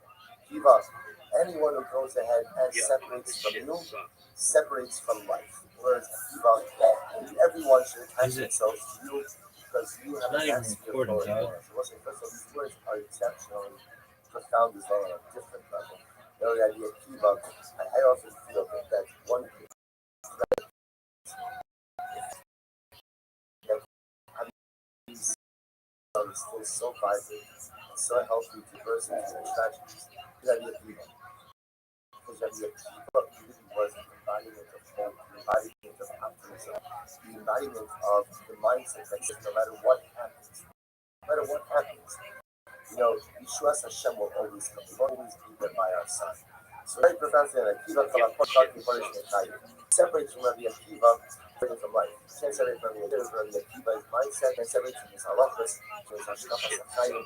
You run your risk on this using the ability to live life. Amar Rava, so one second. So okay, online, back to our regular schedule program. So what's the issue over here? We'll say the issue over here is Rabbi Akiva said, this is what that you can do Kabbalah Shalom Bishma. You do Kabbalah Shalom Bishma is not a valid to Kabbalah. We'll say that is an often a stira, right? That is an explicit contradiction to our Mishnah. Because Mishnah says that what? That if Kabbalah is done Shalom Bishma, the Kabbalah will be invalid. Rabbi says Kashya, Khan the Machshavas people, Khan Ves Shalom Bishma. Rabbi says it's not a question. We'll say why. Because it's about two different types of Machshavas. What is a Machshava? What is people? People means any time that a Kohen does one of the avodas with the intention of consuming the carbon outside of the community. I'll tell you something amazing. This is treasure. People is this treasure, not just Kedoshim. Right? So we'll say, so again, if a Kohen does the avodah and he has in mind the carbon outside of the community, even though that endows the carbon with the designation of people. So we'll say, look at Rashi in just a moment. Machshavas people. It's about 2, 4, 6, 8, 10, 12, about 12, 13 lines up from the bottom. Machshavas people. Dichutz lizmano lo pasla v'kabbalah. But ultimately, again, if a Kohen has Shavas people by Kabbalah, that will not invalidate the carbon. That's what Rabbi Akiva is saying. But the Mishnah is talking about if a person has the machshalo lishma, that will invalidate the carbon. So we'll say, so here this distinction, machshavas, and we'll discuss why this is. Machshavas pigo by Kabbalah will not invalidate the carbon. Machshavas shmo by Kabbalah will invalidate the carbon. So which the Gemara says. So which the Gemara says, I'm going to have a machshavas pigo kamashar shlo lishma. Dekonami diktani zebach nifsa. We'll say, furthermore, again, this is the Mishnah. So what does the Mishnah say? The Mishnah by Kabbalah, they say, the carbon is nifsa. If we were talking about people, then the Mishnah would have said what? Mitpagel. Right? Mispagel. Right? So we'll say the idea would have been, so the Mishnah would have talked, if the Mishnah was talking about people, then it would have used Lashon Mispagel. It doesn't say Mispagel, it just says nifsa. So we'll say, what comes out of here is as follows. The speech the Gemara is trying to make is like this. The Mishnah tells me that a wrong kavana by Kabbalah can invalidate the carbon, that's dafka a shalom lishmo kavana. What if one had a machshavas pidul during Kabbalah, which means at the time the Kohen is receiving the blood in the vessel, he has in mind that he's going to consume the carbon in 4 days from now, that's pidul, that does not invalidate Kabbalah. Good. Well, machshavas pidul apasal the Kabbalah, so I will say now, after we just said it like as a fact. Is that true? That if you have a machshavas people by Kabbalah, it doesn't invalidate the Kabbalah, doesn't invalidate the avodah. Also, remember again, when we say invalidate the Kabbalah, then we say that once you invalidate the Kabbalah, then what? Then what? The carbon. So remember again, the only potential swing avodah, when I say swing avodah, the only potential avodah that may not compromise the entirety. You already saw the Mishnah was holacha. That was the one, and we'll discuss that in further depth. But it's clear, compromise the shchita, and srika. It's certainly carbon is certainly compromised. Kabbalah, we just wanted to say it's only that machshavas shalom shma. Machshavas people doesn't compromise the carbon. The Gemara now is just questioning that. Is that true? Machshavas people of Masala Kabbalah. Is that true? The machshavas people by Kabbalah does not the carbon. But Tanya, we learned you will yachol lo te machshava mo elas elam b'dibur. Shava doesn't have an impact on the carbon in general, and the only time machshava has an impact on all sides where is by shchita. Minayin the rabbos shchita. The Kabbalah will say, from where do I know to go ahead and also include shchita and Kabbalah? Talmud Lomar. The pasuk says in the pasuk quoting over here in he'achol ye'achel. Maybe there's a Shlomo. People who there's actually Zebach Shlomo Bayom Hashish Lo Yiratzah Makriva So Lo Yechalo Pigo. watch this. So the pasuk says, "People lo yirachet v'dram hamavim v'yachila kasam mikaber." So interestingly enough, the only things that make the covenant illegal is when the Kohen has the wrong machshava by an avodah that ultimately brings one to achil. That ultimately is a gateway avodah to consumption. So v'dram hamavim v'yachila kasam mikaber. Yoshani marda ashvi chashvi. Right, so let's say, it's interesting. Take a look for just a moment. It's 2, 4, 6, 8, 9 lines up from the bottom. So what's interesting is as follows. The pasuk means achila with people. Teach me that what? That I'm only chayav of eating a carbon out of its prescribed time, only problematic if I machshava by an avodah, which is a gateway to avodah to consumption. But that's what it means. Like the drum I'm being with the achila kasmedave.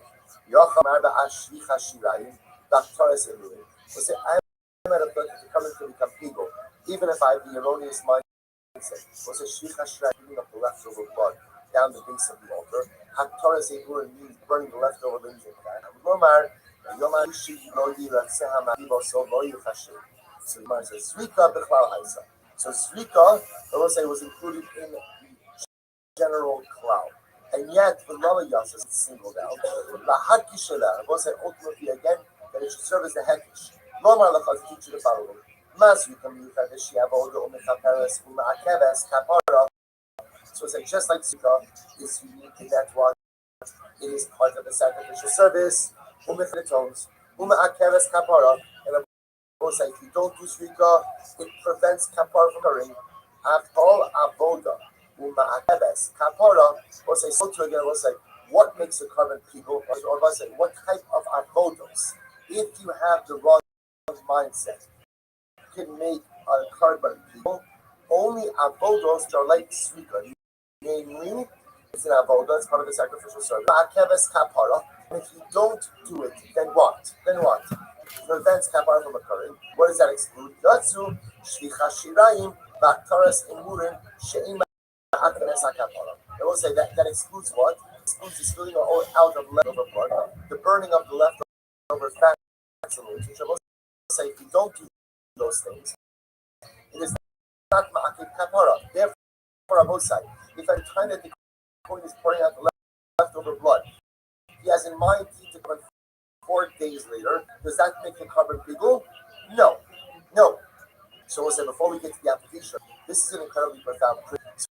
So we've always thought that people is just any time you have in mind at any point to the carbon, eat it out of its prescribed time that it's legal. It only becomes legal if it's what's called if you have the wrong mindset, by an essential avodah. What's the definition of essential avodah?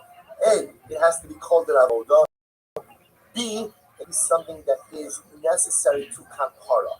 If it's not necessary to kapara, then the mindset will not go ahead and invalidate. So we'll say now, or so we are using this particular paradigm, it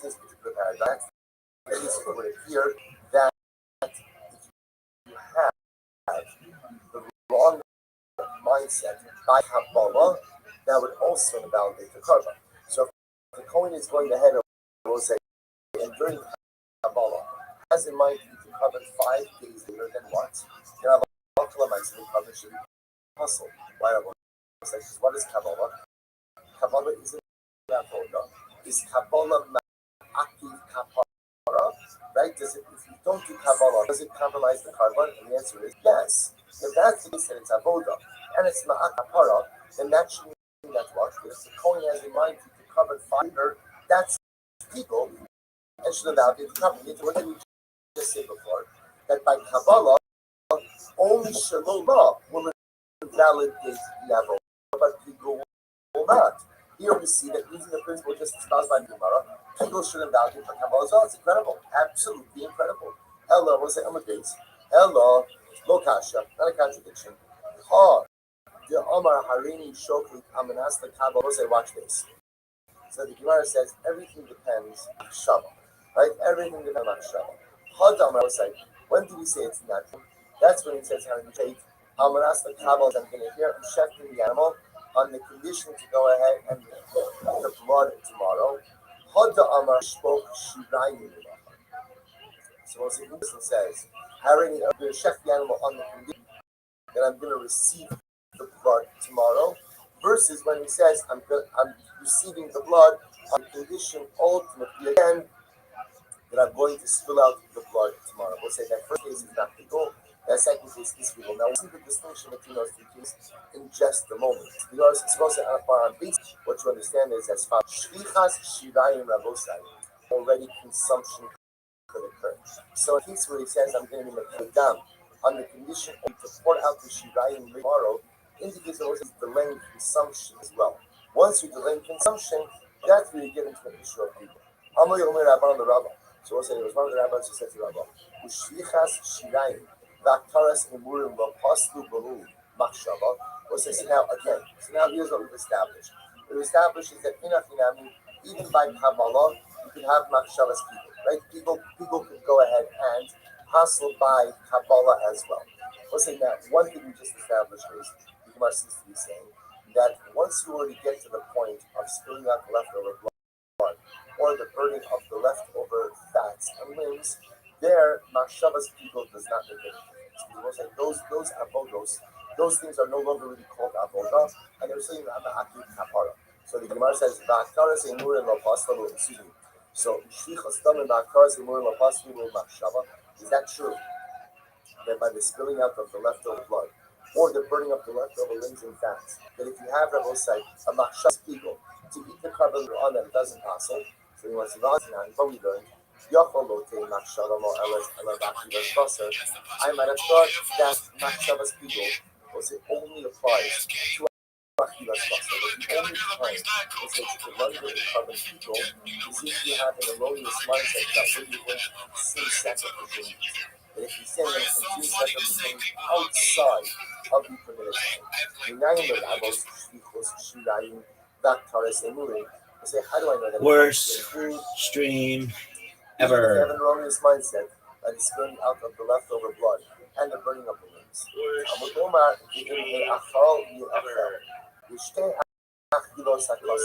So what's interesting two acts of consumption. So what are the two acts of consumption?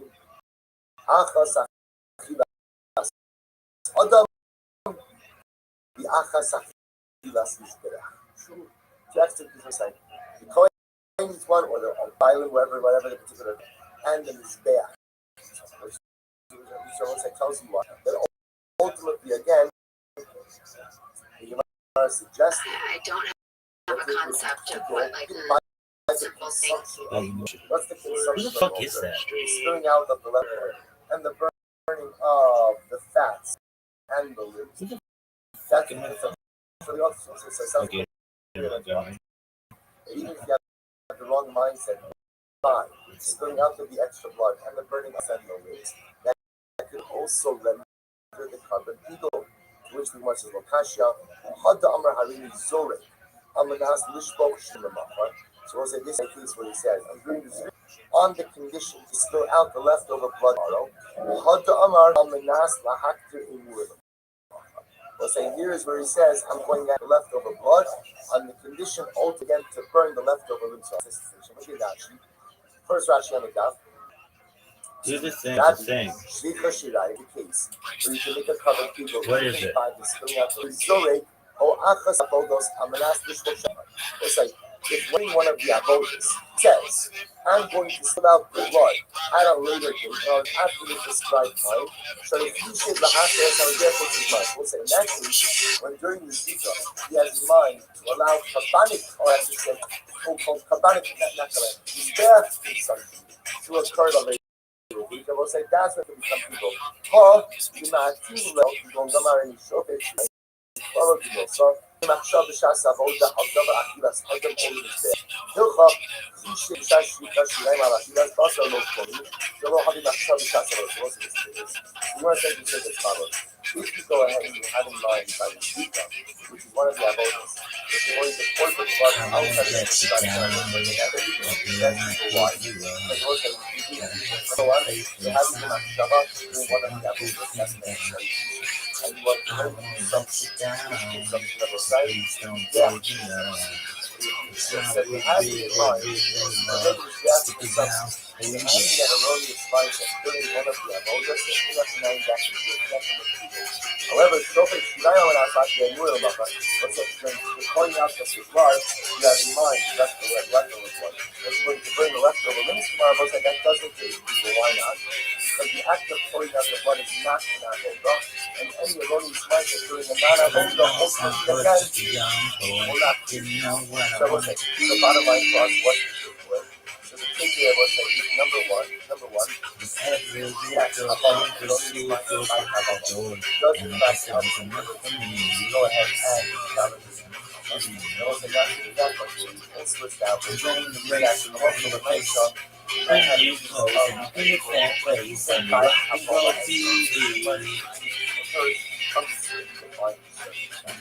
I heard So that was so sick. That was so sick, and you were like, blah, blah, blah.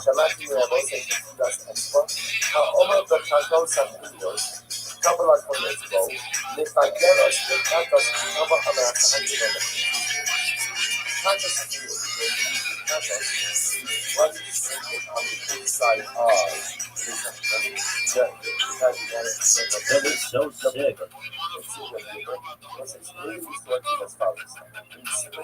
Blood of remember, normal sweeper was often done now. Listen, high five, how about you go fuck yourself? Yo, no, look at this athleticism. Sprinkle on his back. For conscious experience of us, I feel like that, right? Before you do this finger in the blood, you would sprinkle it. And you would sprinkle it. You'll say, this is also Steiny. I think you are still away from that, that's what I get from that part. They come back for that part, right? So the idea here is the following. What happens with Halacha L'Maisa? He has about Shabbos. So the time that he puts his finger in that blood, he has in mind that he's going to eat the carbon. Blood that he covers up. He's going to eat the carbon. He's going to burn the fats and the wings 2 days later. Here's Shabbos. Was the last story is Shammai. It's extra I will say that if you have the wrong mindset, you think that all the international about the summer ill for ill for summer coming to that job or a swim the man people early summer. We'll say that doesn't make sense. I'll tell you why. Because also we don't have to go from. We'll say the halacha of people is stated in the context of slumming. So listen to this. Now the shlamim is that etzma nefagel. That's fine. So when it comes to shlamim, if the coin dips his finger in the blood and the coin dips his finger has a machshavas people, also does that invalidate the carbon? And the answer is no. Also now why not? Why is it that if the coin dips his finger in the blood of the shlamim and has a mindset to the carbon 2 days later, then it doesn't invalidate the carbon? Why not? Because it's not navoda. So we'll say so. Ilfa says shlamim is the paradise for people. If by shlamim you dip the finger inside the blood, it does not make you cover people. Avchatos need to be less excellent. So to avchatos, ultimately again, if you dip your finger in the blood and have a machshavas people, it does not be a problem. Which was the boss. Yeah, just because people was taught in the context of shlamim, does that mean that in order to become people, this must exactly mirror shlamim? People was listen to this. They will say the halacha is common only becomes people if halacha l'maisa was otherwise kosher. But if the carbon was not kosher anyway, then it doesn't become anything. So which means as follows: in most of the people, so you will say, remember again. Let's say the shlamim was offered shlomo l'shma. So we'll say, what's the status of a shlamim offered up shlomo l'shma? It's still kosher.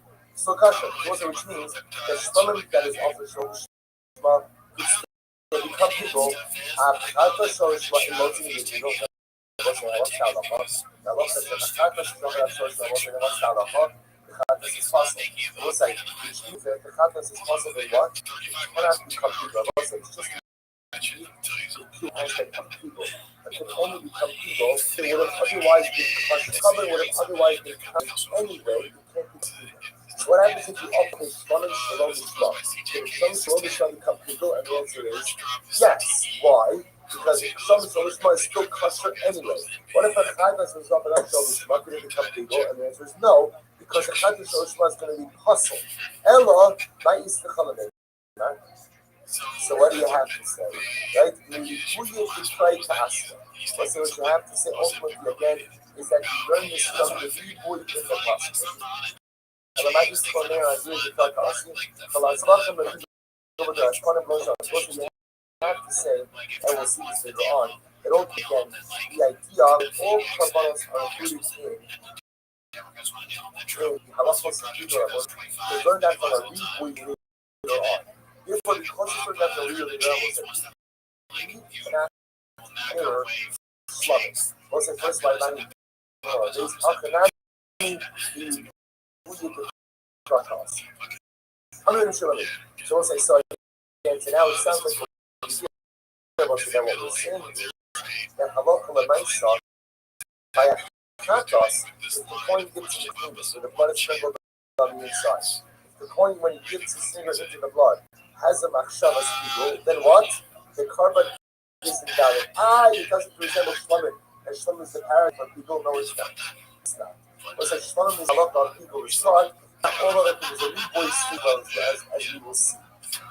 In this addict, I heard that's what Daniela, I don't put the man practice is the totally gives his finger and it looks like coming people. So tell you by Shimalakish.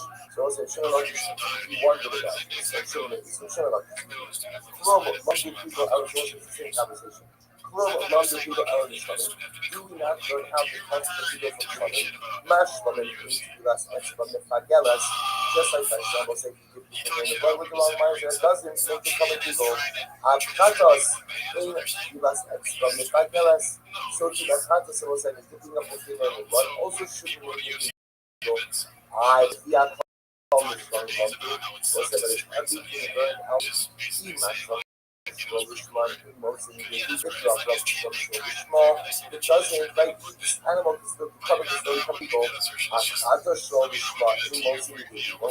So would you say therefore because women if you offered up for response to become people, not just those who come people of other social so you're true.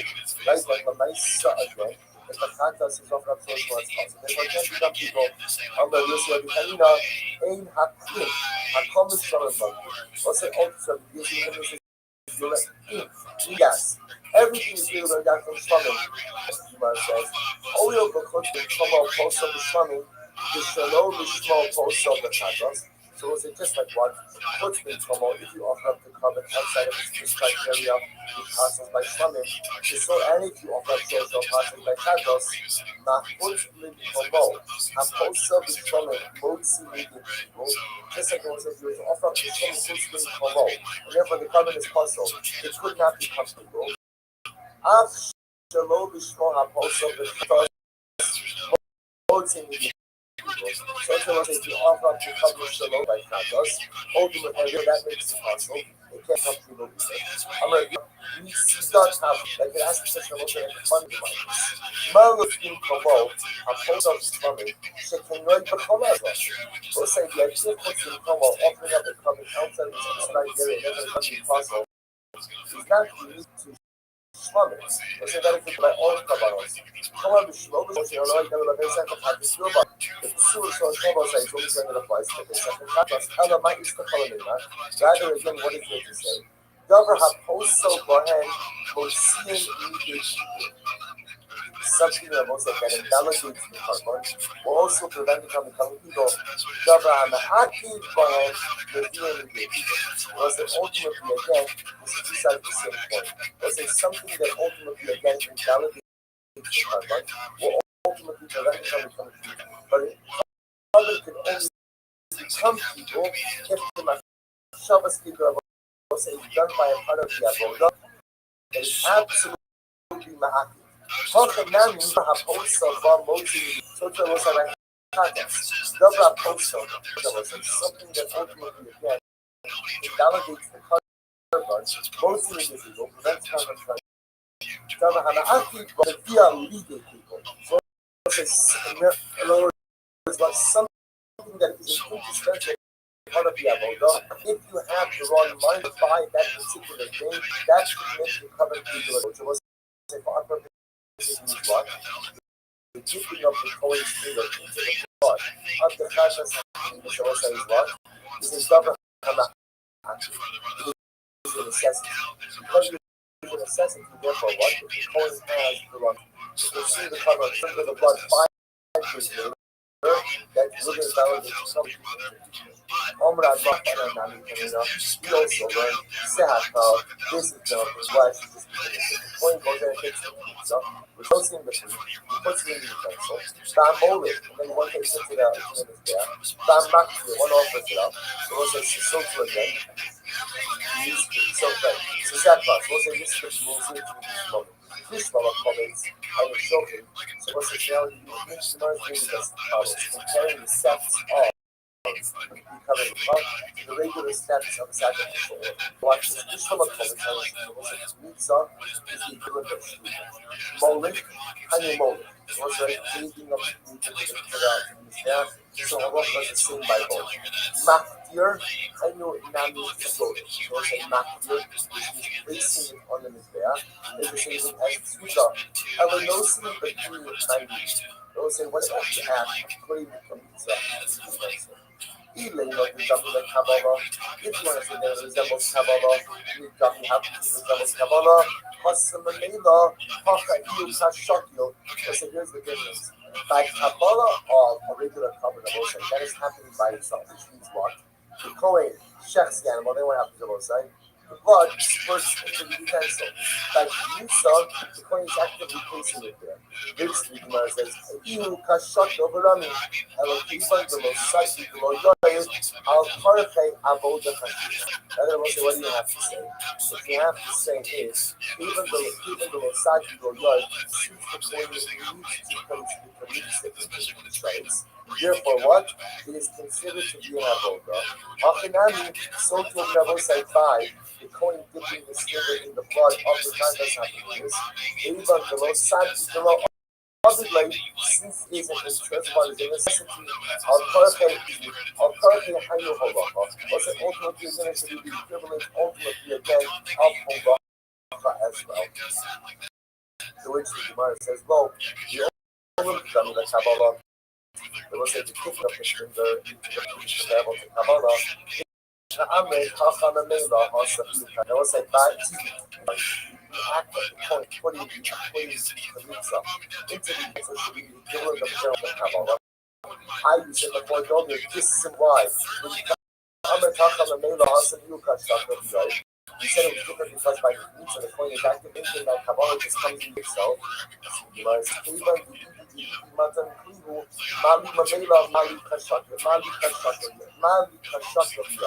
said since at the end of the day, flour, and then but there's a difference. It's squirting it or putting it in yourself, rather it's called Kabbalah. What's the stuff over here for today? Ultimately, again, just understand where we left off. Where we left off is now we're putting color in this part, which will further expand on that in this one. That's like a fundamental side of that you are still trying to assess is what is the status of when the Kohen dips his finger into the blood of the Katas ingredients. If he has a wrong mindset there, if he has the ability to render private people, there was like a fundamental strategy hinges on what? Is the act of placing his finger into the blood the bona fide avoda or not? We'll say that's the fundamental shaila, and you have to assemble it. The way you think about things. I would say bombing on stage is like sucking 1,000 in front of your mother. I think somewhere out there is a guy who wants to suck 1,000 in front of his mom. Yeah, someone else. You want your mom? Oh my God. One thing that funny is it's like I want to All right, so we'll say good morning. Let us begin. Begin by thanking all of our Responses for this morning's share to thank our Talmud Torah responses for the month of Tishrei Haba Alinu L'Tova Yol count in celebration of Seder Zikin and B'Saras Tavosra and Yisrael. Nathan Perry Smith and the Schos of the entire Kehillah and our Tfilos being the Skabel on high. Our week of learning sponsors Jonathan and Alana Austin in honor of the engagement of their daughter Tamar. To Yair Ashendorf of Teaneck, New Jersey, to build a Bayis Ne'eman B'Yisrael. And our Daf sponsors for today, Mark Kogan, in honor of the entire Shir. So with that, let us begin. Today's Daf is your base. We have a really exciting Daf ahead of us today, but we're beginning at the Mishnah, Aleph on the base 11. Mishnah says as follows. Very interesting. Let's say you went ahead and you checked our company on the 14th, which of course is Erev Pesach. Shalom Lishmo. Shalom Lishmo means not for the sake of Karban Pesach. It's not for the sake of Karban Pesach. Then what is it for? Then ultimately again, let's say for the sake of Shalom. So the Gemara says, what's the halacha? Short machshir to the nishchat shlosh dasar. Rabbi Yeshua says shechting it on the morning of the 14th is no different than shechting it on the 3rd. Right? I just don't know what's going on. So it's no different than shechting on the 3rd. And therefore Allah remember again, a Pesach shalom right during the rest of the year. Ultimately is considered to be a covered shlamim. Yeshua says ultimately that it can be kosher. The Seirah also to nishchat. The Seirah says no, it's possible as if it was shechted shmo on the afternoon of 14th, which of course would render it invalid. Amr Shimon ben Azai. Shimon ben Azai said as follows: I have a Kabbalah from 72 elders. That's of course the same. So the Gemara Biyom shows Eliezer the yeshiva. They went ahead and they appointed Rabbi Eliezer as the head of the yeshiva. In general, this really is just a rep of what we saw in the first Mishnah in the Masechta. In general, any karbanos again that were offered up shalom are still the obligation of their owner. So that is a repeat of the first halacha that we saw in the Masechta. With the exception of Pesach and Chatas. So Pesach and Chatas are the exceptions to this rule, because Pesach and Chatas, if you shech them shalom lishmo, not only do they not count towards the obligation, but ultimately again, they also do not go ahead and they are not valid kabbalah. So Hosef ben Azai Elahallah, Ben Azai also wanted to add an ola to this category. He wanted to say that if you shech an ola shalom lishmo, it also doesn't count towards the owner, and in addition is also possible for the whole Chachamim, but the Chachamim ultimately again did not agree to this rule. Okay, so let's say it's really fascinating. So the Ikar Halach over here is when it comes to Karban Pesach. What happens if you go ahead? Now remember, Karban Pesach is shechted when? The 14th. But when on the 14th? After you. What happens if you shech the Karban Pesach on the morning of the 14th? Shalom Lishmo. Ultimately, again, Shalom Lishmo, meaning not for the sake of Pesach. What does it mean not for the sake of Pesach? For the sake of Shlamim, for the sake of something else. What is the status of that carbon? So Rabbi says it's mutter. Again, essentially, shechting it on the morning of the 14th is other than shechting on the 13th. And any time you shech a carbon Pesach, not at its designated time, by definition, it's reclassified as a carbon woman. The Ben Beseira said, no, it is possible as if you shechted it shalom lishmo on the noon of the 14th. That's the ikamachlokas we're going to be dealing with for now. So let's analyze it. As I'm Rabbi Lozer, I'm Rabbi Oshia. Machshir hayib Ben Beseira b'Pesach sheshachtu shachris ba'arba'asar lishmo b'kula yoma zmanehu. Ooh, so this is very interesting. So Lozer says at the core of this is a fascinating idea. Ben Beseira says that halacha myself, if you ended up shechting the carbon base on the morning of the 14th, the carbon is kosher. which was very dramatic. It's very dramatic. Why? Because Ben Basira holds that Me'ikar, then according to the letter of the law, the entire day of Erev Pesach is fit for Karban Pesach Shchita. The Gemara says, so what does Ben Basira mean when he says that if you shecht it on the morning of the 14th, it's as if you shechted it in the afternoon? The Gemara Yeshua Kilu, Amr Nami Kilu, Amr Ihu Nami Kilu. So the truth is, Ben Basira just said that as textual symmetry, that since Rabbi Yeshua said Ki'ilu, different than Basira also said Ki'ilu. But I will say, but this is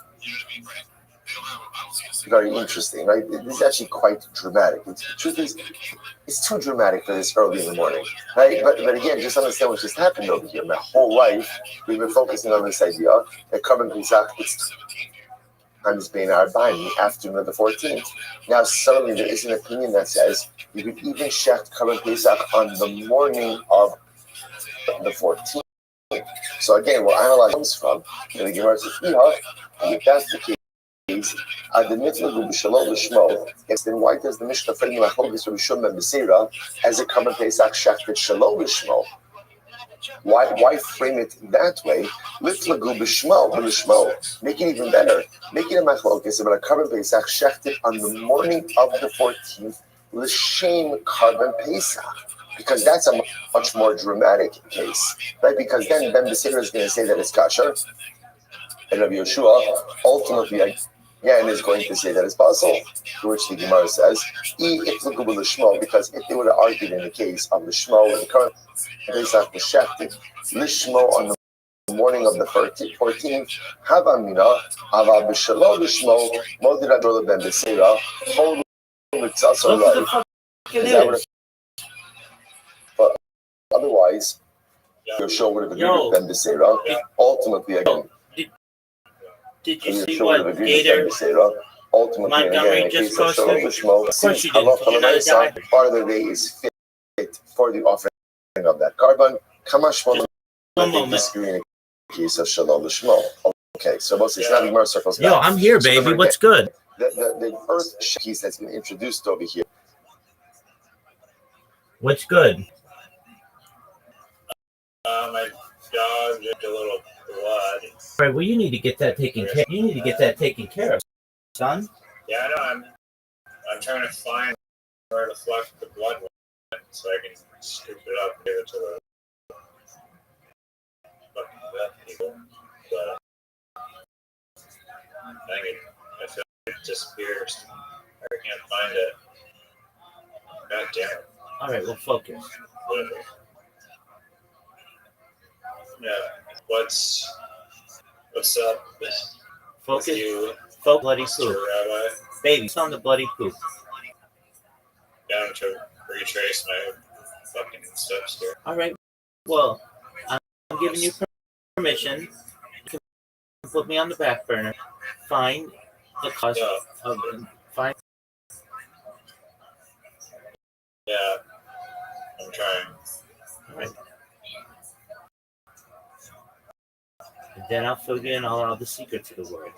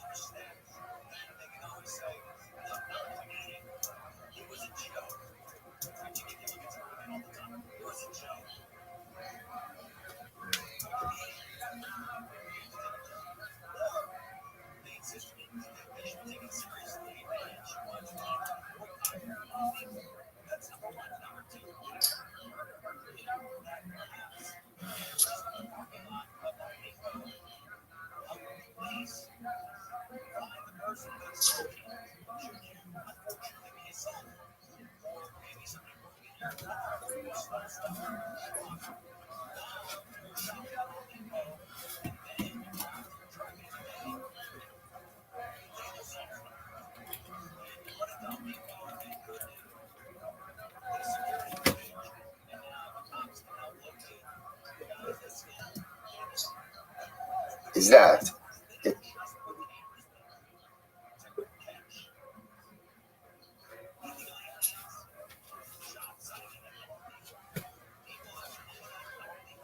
that halacha l'maisa, then the series says that a Korban Pesach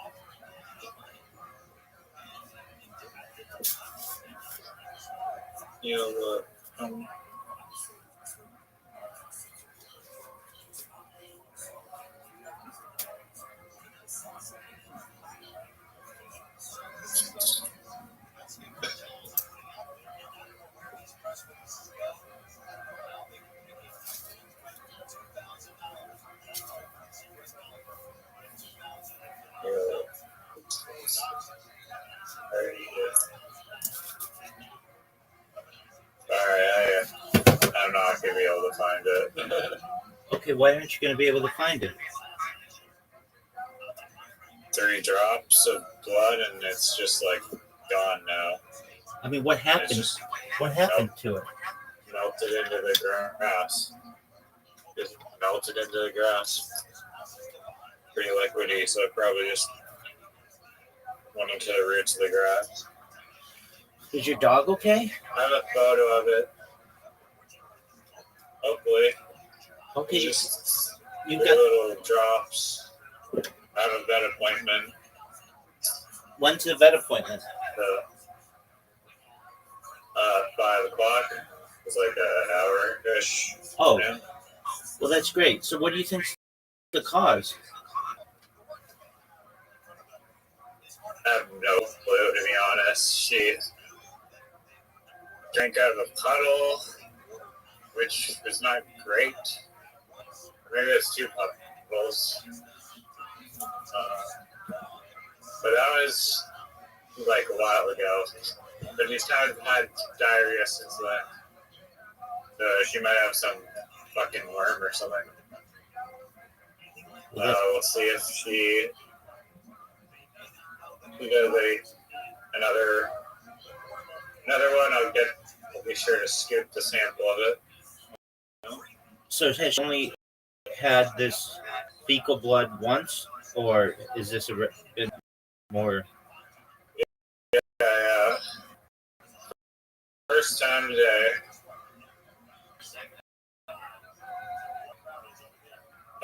Yeah, ever. Okay, why wouldn't you just say first time ever instead of first time today? You asked me if it was first time. Or sorry, yeah, I guess I misunderstood your question. That's okay. All right, well, shout out to Yellow. Hopefully, everything goes well with her vet appointment. Please keep me posted. She's one of our furry friends on the stream, so we want to make sure things are good. Speak friends of the stream. My man Zoo. He seems normal. My man Zoo. But he didn't even know it was funny. So, Zoo, if you ever watch You Credit, this is Zoot's joke. But it's the first joke he's had. He's like, damn, why didn't I think of that? But he doesn't have any tags to it.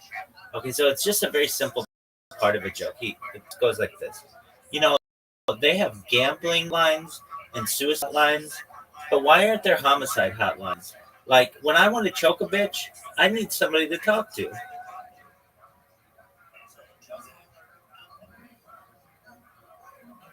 He just said that out loud? No, his joke was just like, why don't they have homicide hotlines? And it didn't really have like too much of a joke. But then I added the other stuff to it because it's hilarious.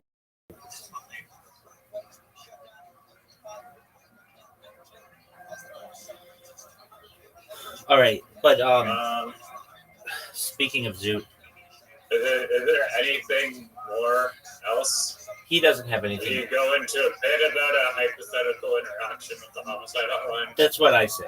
That's absolutely what I say. Like, yeah. So you say, like, imagine, and then you just tell something that's funny about it. But he doesn't have anything. Give me an example. How would you tell it? I mean, this is just okay. Mr. Comedy. Dog, I talked comedy with this guy last night till he fell asleep.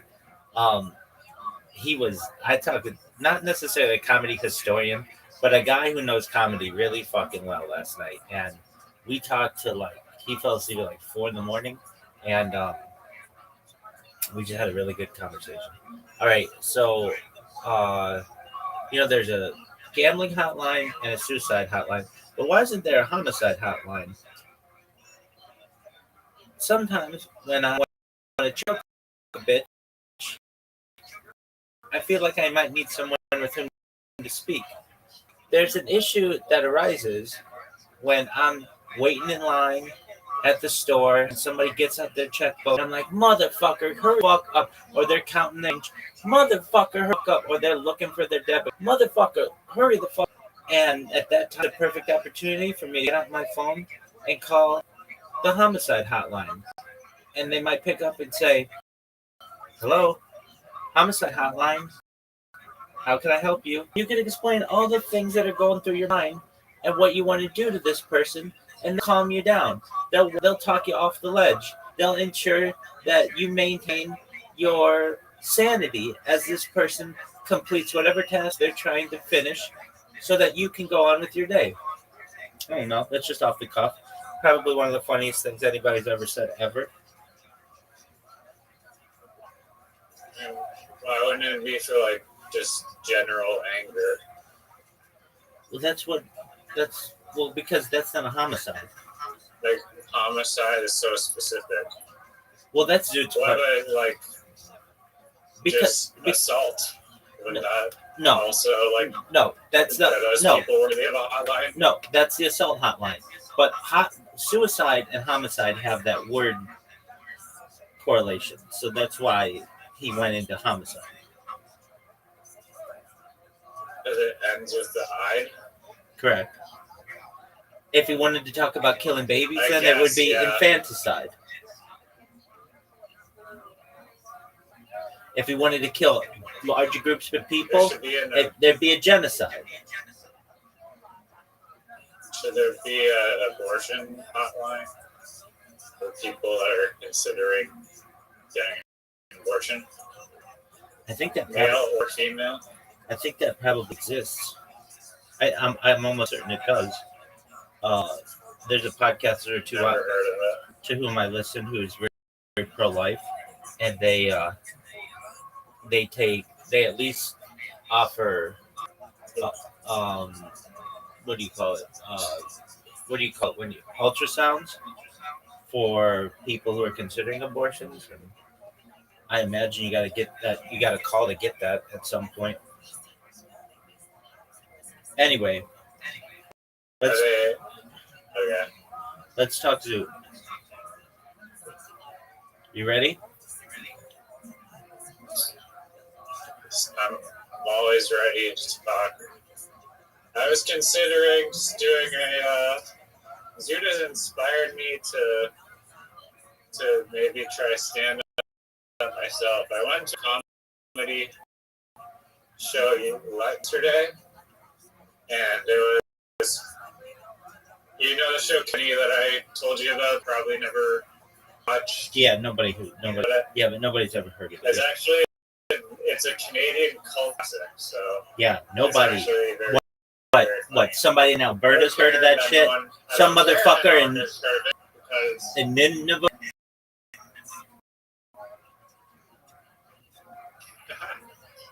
That is a great Canadian insult. Call people Nineveh. Are you from Nineveh? I like that one. There you go. That's how we're gonna shit on motherfuckers. Instead of calling them Newfies, which is the opposite being insulted. It's a high compliment. What the fuck is wrong with you? Are you Ninevidian? Slur to the. Yeah, I like them. So then, why don't you just call him a Torontorian bitch?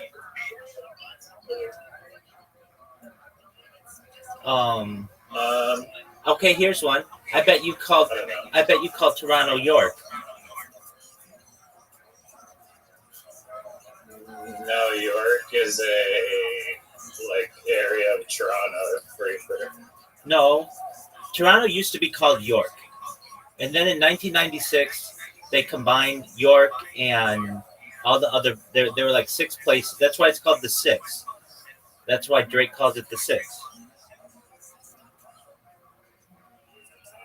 I thought it was the area code, but I guess not. No, it's not. What? There's an area code 6? What kind of bullshit is that? Yeah, there is. There's gotta be a phone number that just starts with 6. It's only 6. That's the first 3 digits. Toronto is called the Six, primarily due to 2 interconnected historical and cultural factors. The nickname is most commonly attributed to the city's original 6 municipalities that were amalgamated in 1998. Apologies, not 96, 98. In the form of the modern city of Toronto. Toronto's 6 areas were Old Toronto, Scarborough, Etobicoke, East York, North York, and York, the former name of Toronto. See, it was formerly known as Toronto, as York. The unification process, often referred to the megacity merger, created a single municipal government and is a foundational reason for the nickname. Popularized on a global scale by Toronto-born rapper Drake, who used the 6 as a reference to his hometown, notably in the 2016 album Views from the Six. While the album title was later shortened to Views, the nickname the Six gained widespread and became a symbol of pride for Torontonians. Drake's use of the term is also linked to the city's area codes. Oh, particularly 416 and 647. That's the full area. Or that's the full area. It's not just 6. Both of which contain the number 6. That's a shitty version. That's not good. The original 4 and 6 area code covered the downtown core and was the city's primary code for the introduction of 647 in 2001. Although some alternative theories exist, such as a claim that the nickname originated from the shape of the CN Tower and Sky Dome resembling the 6, the most widely accepted explanations are the city's 6 original municipalities and area codes. So what do you think of that? How do you like learning stuff about your country? I mean, so your big slap in the face insult is calling someone from Canada a Yorker? Yeah, that's what we call them. What up, you Yorkie? I mean, I guess. You know what has a good ring to it? Is Toronto. Yukon University. Doesn't that have an amazing ring to it? It absolutely does. Love it. Is there a Yukon University? Probably not, because Nobody. Yukon is the province. Nobody lives there. And normally there's University of British Columbia. Oh, that's true. That's true. I think there might be a University of Manitoba. So, but population of Yukon is like 30,000. So I don't know if they have even like a White Horse College or anything. No, they do. It's Yukon University. It's formerly Yukon College. Right, and there's also the University of Vancouver that not a lot of people know about. Also, not a lot of people know about Yukon University. So that's true. They're sister schools. Yeah, they actually are founded by the same people. Surprisingly enough. No, because like the university world is pretty small. Incorrect. We didn't found Yukon University, formerly Yukon College, but we did found the University of Vancouver, which really should be a thing. What the fuck are you talking about? We just founded UConn University. It's already a thing. You. It already has a Wikipedia page and stuff. Are you serious? It exists? Yeah, that's what I'm saying to you. UConn University is a thing. It was formerly UConn College. It's located. It's got 12 campuses. It was founded in like 1988. Oh damn! So it is UConn U. Yes, I could get merch there. Like, I really need some merch from UConn U. Yeah, Doug. It just is such a great. What do you even study there? Like ice picking, Gold mining, polar bear defense. Defrosting windshields. That's hilarious. Summer. Snow shoveling.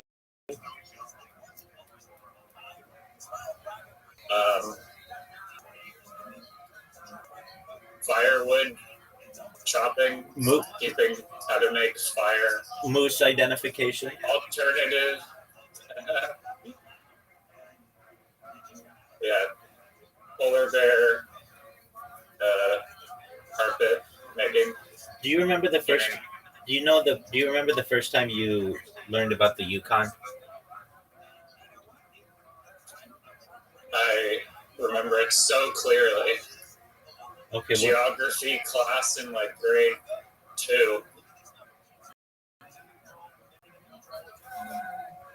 And they were like, "This place called Yukon." Yeah, they're like. That was like very early. We had to. For geography class, it was like a test on all of the provinces. We had to just. I mean, the U.S. is way more probably complicated to pass because you guys have fucking 50 of them, and like trying to memorize the capital and the state name of 50 fucking like things was like way harder than 13. But yeah, We're done. We had like, yo, this is the Arctic where no one lives basically except the Yupiks. And did you call them Yupiks or did you call them Eskimos? I think the right term is probably native or indigenous. But First, Yupik is like a certain tribe.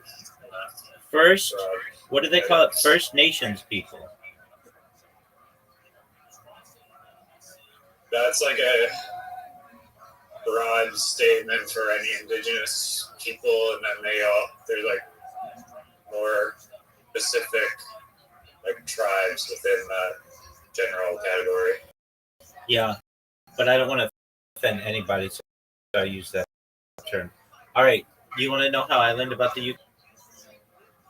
I've been dying to know. There was a game called Yukon Trail. Did you ever hear of this game? Heard of the Oregon Trail, but not the Yukon Trail. It was made by the same people. Same people made Oregon Trail. They also made Amazon Trail and Yukon Trail. The Amazon Trail, you know that documentary saw on the guy who swam the Amazon? How could you ever forget? Yeah. That guy. Riverman. Yeah, dude. Actually, I met somebody who saw that the other day. I was like, "What's your favorite documentary?" Did he get handed the CD and No, but I told him that. I just randomly, I was like, "What's your favorite documentary?" And he's like, "Big River Man." And I'm like, "Oh, the one about the guy who swam the like major rivers," and he's like, "Yeah." I'm like, "Wow, I like no one's seen that." Like, and then I told him like this guy's working as an Uber driver in like Tempe or some shit. I was so funny that he also thought that this guy should be a lot stronger from having done all that swimming. But just like a thing. Well, the Amazon Trail was a game, Big River Man, but in reverse. So you start at like the mouth and you work your way up and you see jaguars and you see like, I don't know, like Inca or Mayan. I don't know if they even said, but like you see like um tribes, and then see like what would I describe it as? Like different fruits and stuff that you would see. Anyway, so they made a game called the Yukon Trail, and this is how I learned about British Columbia and all those little fucking islands that are basically along the coast that nobody really. I guess it's like nature preserve and shit. But you start in, I believe, Seattle, and you make your way north to. Uh, I think you want to try to make it to White Horse or something like that. But I guess they just call it Yukon. Anyway, and then you get there, and then you have to like buy a piece of property, and then you do gold mining on it. But the game kind of sucks because you don't actually physically do any gold mining. It's just basically like a chance game. Like, oh, your gold mining stake uh, netted you $100 or something like that, and then you go sell that shit. Oregon Trail was way more in depth. Like, you could choose different paths to go. I guess you could do that a little bit in Yukon Trail. But the big thing about Oregon Trail was the hunting, where you could shoot stuff. That was giant. Anyway, I did not know about Yukon until then, um, and still a lot of Americans. That whole area of the world, even though it's not that far away, is foreign to us. Even Alaska is foreign to us. I haven't met many people from Alaska. What, like maybe one or two people? I don't think I've ever met a woman from Alaska. Um, maybe someone who's like, I don't think so. Though. There's only one woman to every 10 men in Alaska, and yeah, it's wild. Okay, but I want to talk about Zoot for a second because I gave him basically an ultimatum, and I don't know how serious he's taking it, but I told him, I told him, are you talking to me, baby? No, dog. I'm listening. All right, you better be listening because this is important. So I said to him, well, he has this incredible, and I would say this, Zoot, if you're here, you're watching me, I want you to come in and talk. Uh, if you're watching this, because sometimes he just watches me, but doesn't come in. But he has some strange social habits, and I'll get people who come in here, and we're talking about, like the other day, we were talking with people about like communism and the benefits of it versus capitalism. And then and then what we were talking, then we were talking about like the future, and like perhaps, like in the book Brave New World, they have like this drug called Soma, which basically brings like pleasure to anybody who takes it. But then Zoot comes in and he wants to talk. He's like, "Don't take it, don't take it," and then he just kind of hijacks the conversation, and then wants to talk about autism. And it's like, dog, that's not what we're talking about. So I just let him talk, and I literally just went to bed. But that's not a big deal. I could live with that. I could absolutely live with that. What's bothering me is when I get new people in here, he's mean to them. He tells them to shut up, and he tells them that they suck, and it's like, stop, dude. Like, even the nicest person I think I've ever met on the internet, Miss Aquarius, he is insulting to her. And it's like, Zoot, if I have to choose between you and Miss Aquarius, I will choose Miss Aquarius. She's nicer than you. But I said to him, she's so nice. And he. I guess you can't control everybody. Well, but I'm sick of that. I'm sick of that excuse. Because you can at least. New Year's, I guess. No, seek help for your issue. He went and got his diagnosis, and he said this on stream, so a public thing, so that he could basically get a stipend from the Australian government so he doesn't have to work. But he's not autistic, or if he is, that's not his major issue. His major issue is Tourette's. And I told him.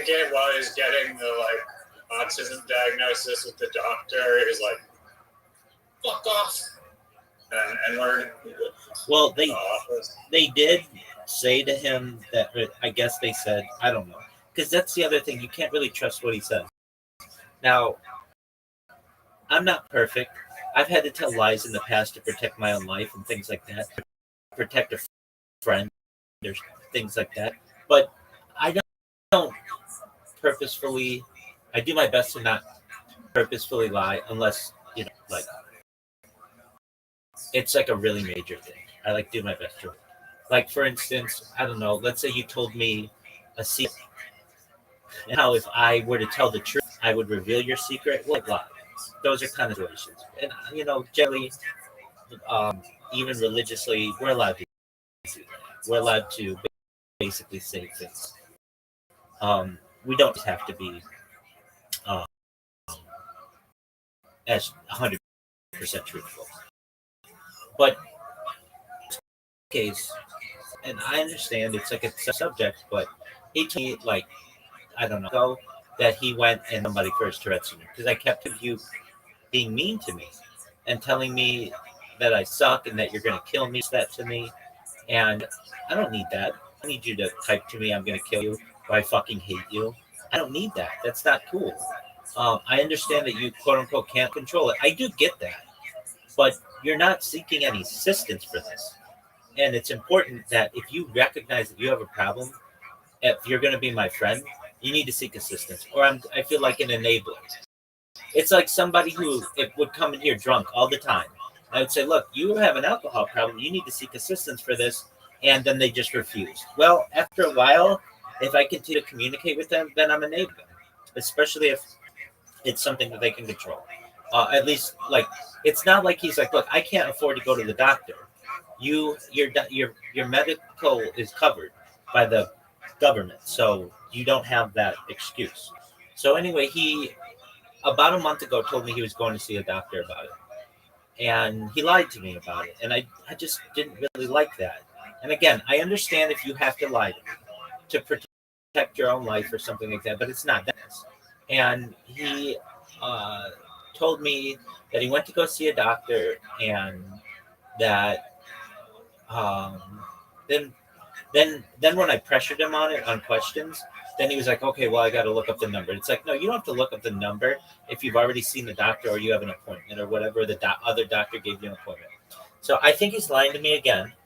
And I told him over the weekend, I said, look, you have this week to make an appointment to get your Tourette's syndrome addressed, or I'm not going to talk to you when you're in here. And eventually I just won't let you come in. Because you come in and you insult people. I'm in a conversation with someone else, and you just barge in and start making your own. And then you insult the people, and then they leave. And then they don't come back ever. And then you talk about autism, and then you leave. And it's like, the fuck, I'm left here working. Yeah, it's like yesterday at the comedy show I was at, there was like this drunk fucking bitch that just like kept interrupting, like literally like every like 5 seconds. And they got like a warning, like eventually like, yo, you're ruining the show. Please leave. That's not like that. That's exactly right. And no, you're exactly right. And I'm warning, it's not like I'm like, Zoot, I'm banning you, that I'm going to kill you. But he does it repeatedly, and he types it to me, and I don't like it. Maybe he needs the homicide hotline. Very funny. That's cute. So I say to him, Zoot, this week you need to look up the number, and you need to call the place. So he said that he did, and that I'm like, okay, well, when's your appointment? He's like, Tuesday or Wednesday next week. I'm like, that's not how a doctor's office works. They tell you a time. And he's like, well, he said that they said they have to call me back. And I just don't really believe that, because that's what last time. So if one day I'm just like, look, I either had to mute Zoot or ban him for a period of time, you're going to have to understand why that I'm trying to build something here, and he keeps shitting in my punch bowl, essentially. And he doesn't do it purposefully, and I understand. so he's like, I don't want to take medication. And that's okay. I'm not forcing him to take medication, though they do make it that you can do with a doctor, basically to reverse this habit. But I've told him, you're not helping yourself, and I'm not able at your behavior and allow me insult other people. Really like him, and I think he's really funny, and frankly, I enjoy spending time with him. But very frustrating when we talk about these same fucking subjects every single time, and it's like he can't. Every single fucking time. Well, no, you're So right. you're no different. No, you're right about that, but that's because you understand this issue that I'm having, and I'm trying to talk to you about. We talk about other shit. We talked about your dog's poop. We talked about the Yukon. I'm just joking. Yukon University and Yukon Trail and shit. But this is an important thing to me because I'm trying to help him, and nobody else knows him. You know him, though. I feel like he thinks, or has researched or whatever, that there's like no cure for it, probably, and he's reluctant to try. If I had to guess. Well, that's what he says. But Yeah. they have therapies to reverse that type of behavior and to minimize it. So even if he doesn't want to take a pill, which I think might help him, even if he doesn't want to do that, you can work with a therapist and at least make yourself aware that you have these tics, that you're doing this. Because here's what ends up. And also, that would, he said like that was an issue for him getting into a relationship. So he should want to fix it if it's possible. Exactly. Because then he comes in here and he will say that he wants to get in. He like went on a dating thing like last Thursday, and he didn't get any girls' numbers. And I'm like, why not? And he's like, oh, that's right. And there was this girl who kept looking at me, and I thought about going up to her, but it's got to be really hard. I can't imagine. I mean, his ex-girlfriend summarized it, and I've said it before, and I'll say it again, that a lot of guys might want to look like you, but 1 in a million guys wouldn't want to hear what's going on in your head. And he stopped working out, or he's still doing that? He's not doing that. And he works really hard to do things, and then doesn't follow through on them. Now I understand a lot of people are like that, and I'm not forcing anybody to do anything that they don't want to do. But in a situation where I have a friend, he is someone who I spend a lot of time with and talk to constantly. He brings up the same subjects, and I try to talk to him about other subjects. He just still wants to just focus on those subjects. That's not even the worst part of it.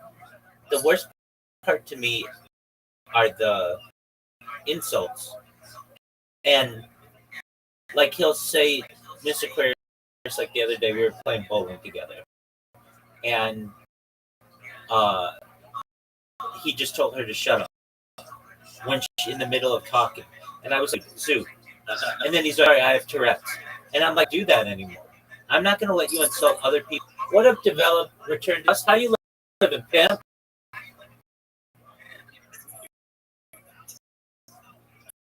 Develop, return to dust. Can you hear me? Hey, develop, return to dust. Return to dust. How you doing, big dog? Yeah, I don't know. Yeah, good, bro. How's Verizon? Yeah, that's good.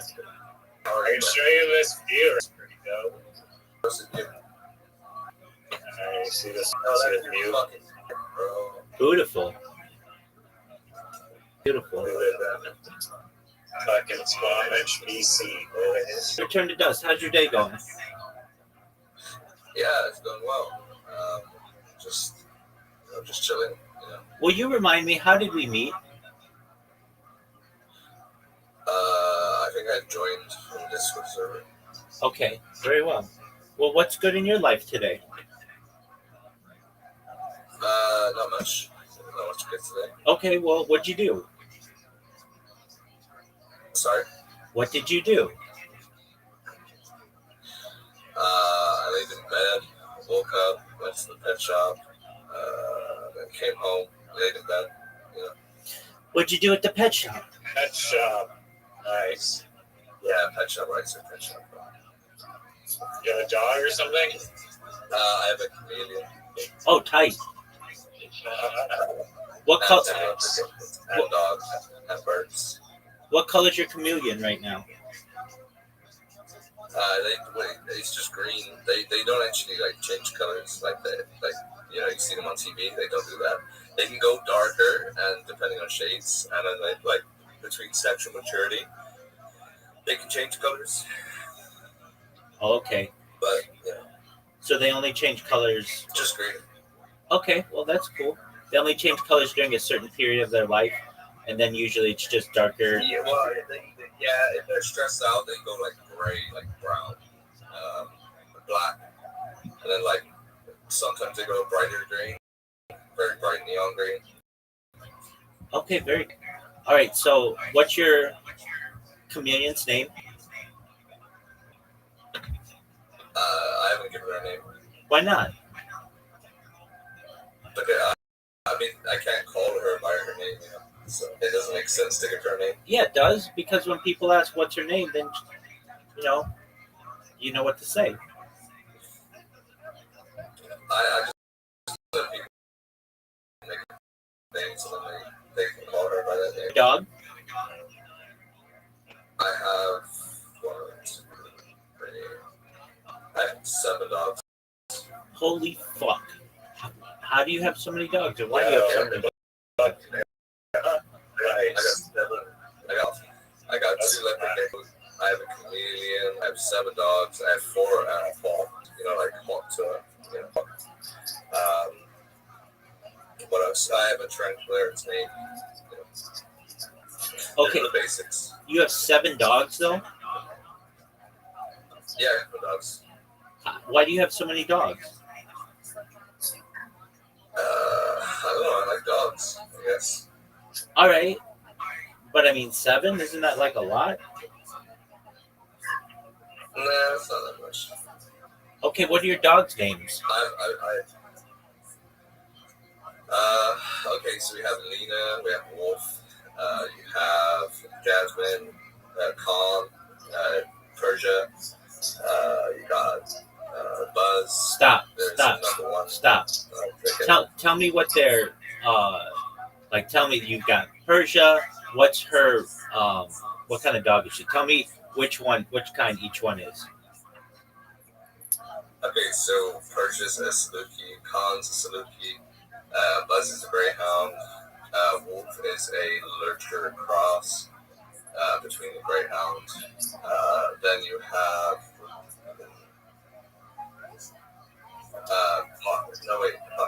I'm getting on the website.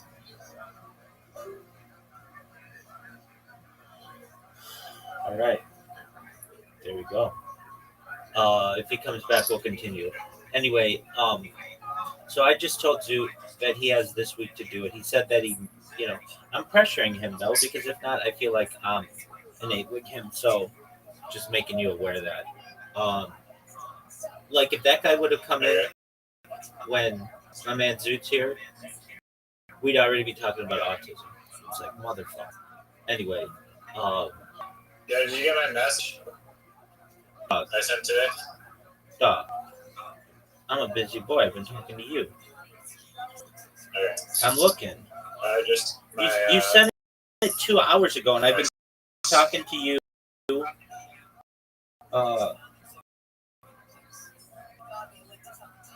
Yeah, I would love to. Okay. Yeah, I'll see you later, I guess, after dinner. You have to call me. You can't bring him in here. Can you bring him? No, on Discord. Yeah, so just bring him in here. Okay, sounds good. Just don't make any retarded jokes. What jokes that make that a redact? I yo mama type jokes. Understand? I wouldn't. So let's talk a bit. How are you, sir? You have a wonderful son. What are your interests? He's my stepdad. He has his own. Yeah. How did you know I was talking about you. Beautiful I mean, stepson. How would you know that he had a son? How wouldn't I know that he has a son? You're just presuming he just know that. I think he has a wonderful stepson. Can I say that? Oh, stepson. Yeah. Excellent. Yeah. And then I'll ask him what his hobbies are and what he likes to do. Oh, do I hear a wild story? I'd love to. So, like, I'm looking at it right now.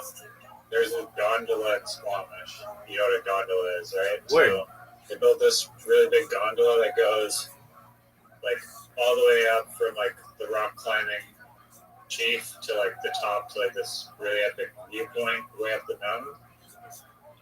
And for some reason, some dude or some person just, like, hated that the gondola existed.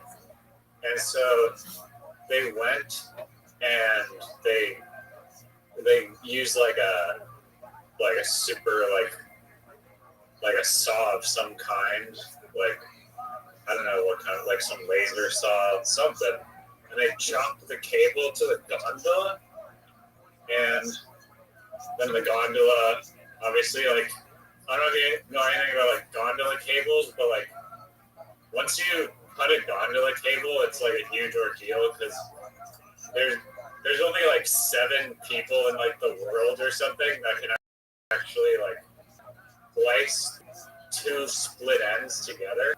And I just know that because in Whistler Blackcomb, they have a peak-to-peak gondola where like you string it through around, but then you have this problem of, oh, we have 2 ends of strings that we have to like attach together.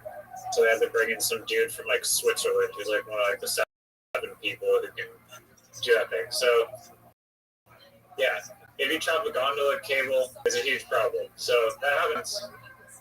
And there are people just no one ever caught this guy. Like no one knows who did it. People speculate it was some indigenous person that didn't like how the town was profiting like $100 million every year from, I guess, showing people the beautiful and being a part of the tourist industry, or if it was a like inside job from the insurance company. But it happened once, okay, they fix it. But then it happened again a second time, like not long after it was fixed. It happened twice, and the gondola cable was cut by again some fucking vigilante dude that no one knows who they are. And so it got repaired again and cost a whole bunch of downtime money. And so now my stepdad was there's a trail that goes up there. It's a very gnarly hiking trail. It's rated hard on all trails, which is like this local app that tells you all about trails, and there's a lot of them. This one's a hard trail. It takes like 3 hours of hiking up like steep terrain to get to the top. So they did, like my stepdad's not super in shape, but he did the big hike all the way up. He finished 3 hours, great. They get to the top. Normally you get to ride down the gondola for like free or like $20 or something. But for some, like, because they're doing like maintenance on the gondola in November, the gondola shut down at 5, and they got up to the top at 5:20. So they're like, "Fuck, we literally are gonna be freezing or gonna not have a company night."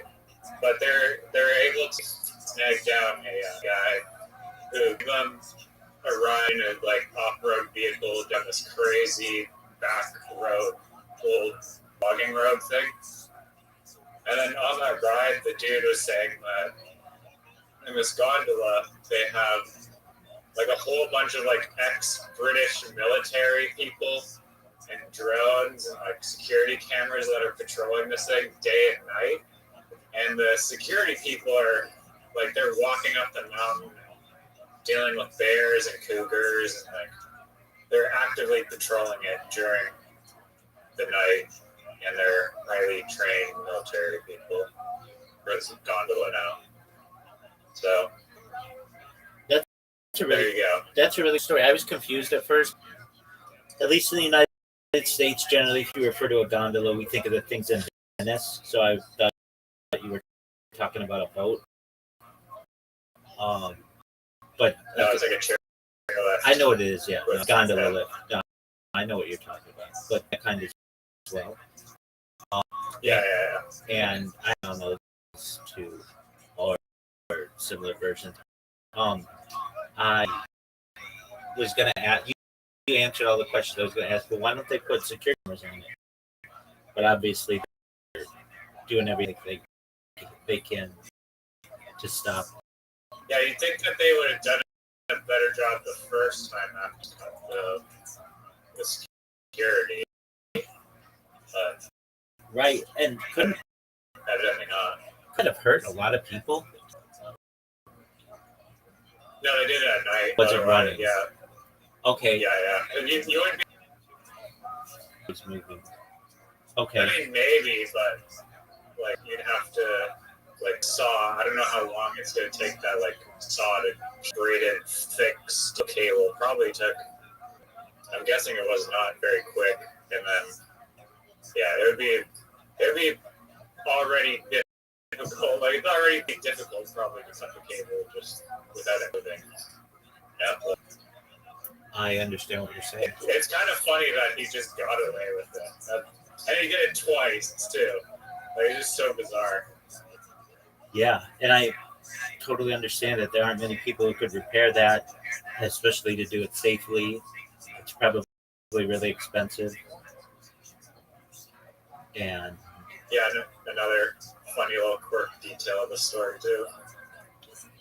yeah, unfortunately, And actually, I heard that the gondola tables themselves are made, or at least for the one in Whistler Blackcomb, because it was such a long distance.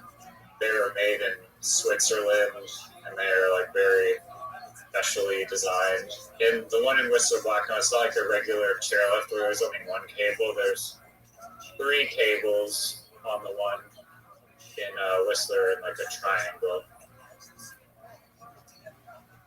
But yeah, I enjoy kind of weird crime stories like that. yeah, that's interesting. I guess it's just a big vandalism charge. Like I don't know if this guy got caught, how much he would be charged, but I'm assuming it would be a lot of money because this thing supposedly generates like $350,000 per day.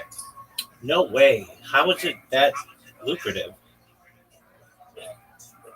I mean, it could be a little off, but supposedly, at least in summer months, 5,000 people a day, and it costs like $100, like $75 to $100 to ride up.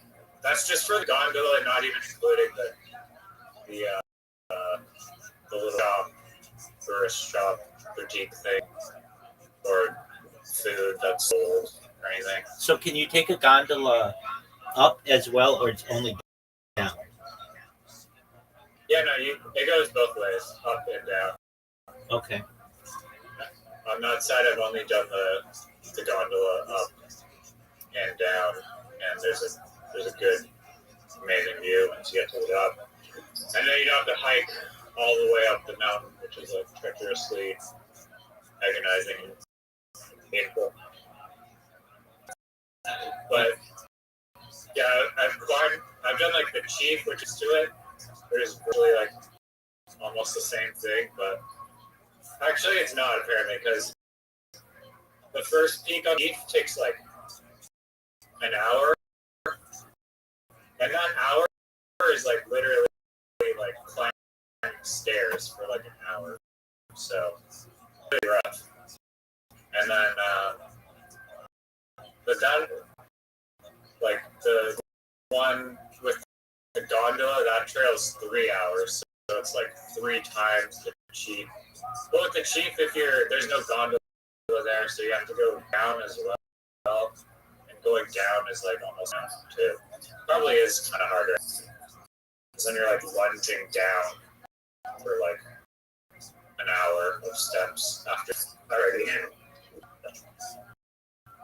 I don't mean to interrupt, but I just want to make a time. Don't you have to take Yellow to the vet? 4:30. I'll start walking back now. The reminder. Absolutely. Yeah, I've been taking her out on a regular walk, and then I noticed the blood in the stool. So then I walked over to the vet office and then booked an appointment. And he were at the park throwing sticks, looking at the gondola ocean with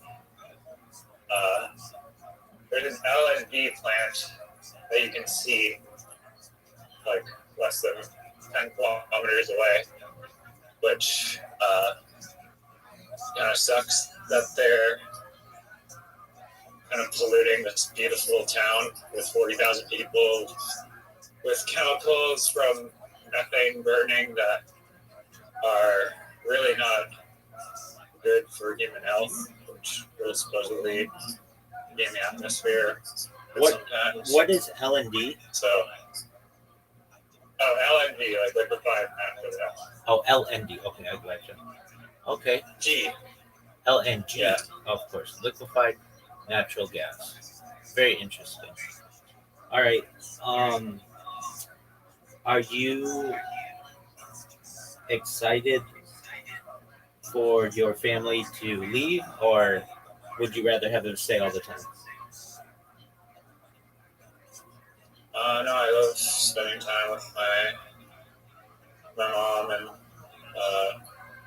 whoever.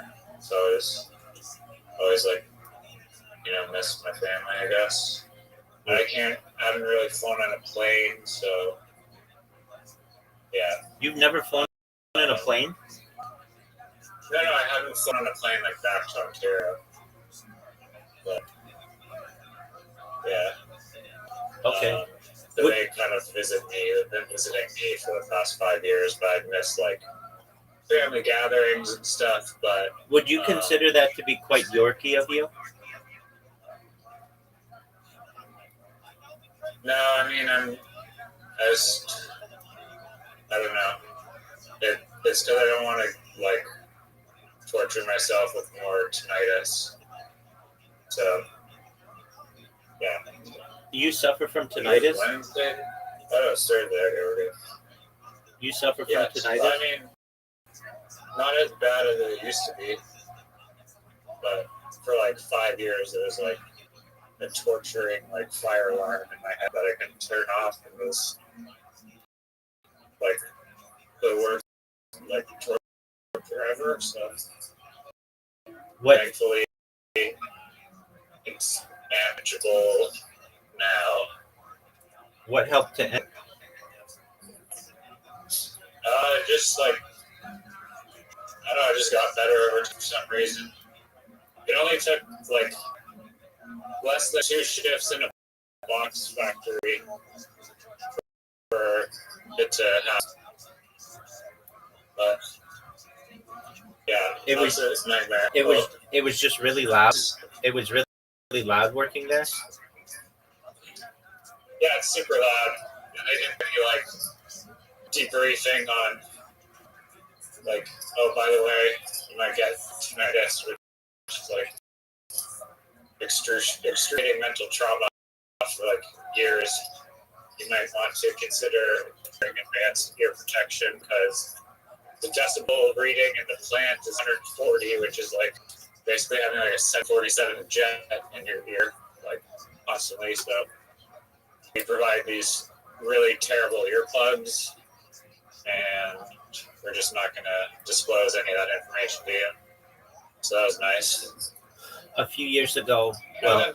And then I was going to, this is the other kicker, I was going to like, what's it called? It's like this stupid thing where you like, it's injury compensation, where it's like if you're injured from a job, you basically like make like a lawsuit because you can't work because you're disabled from the job, and then you get payment. But because it was my dad who got the job for me, he was like, yeah, please don't do that because it'll make me look bad because I got the job for you. Now you're just suing them like instantly. So I didn't even get payment, even though I should have gotten payment because it basically was giving me a hell of a lot of trauma and suicidal thoughts for like a very long time. Thankfully, that's in the past. That's terrible. Did you get disability from it? No. Wow. So you just had to. So you were only working in this place for 2 days in this store? Yeah. Oh wow. That's pretty wild. I mean, it's wild that there's no like health and safety warning on it at all. Yeah, I mean, I imagine Canada has like the United States equivalent to OSHA. Don't you have that? Like, OSHA. Yes, I apologies. OSHA is Occupational Health and Safety Administration. yeah, there's something like that, Okay. but they were no use. Unfortunately, but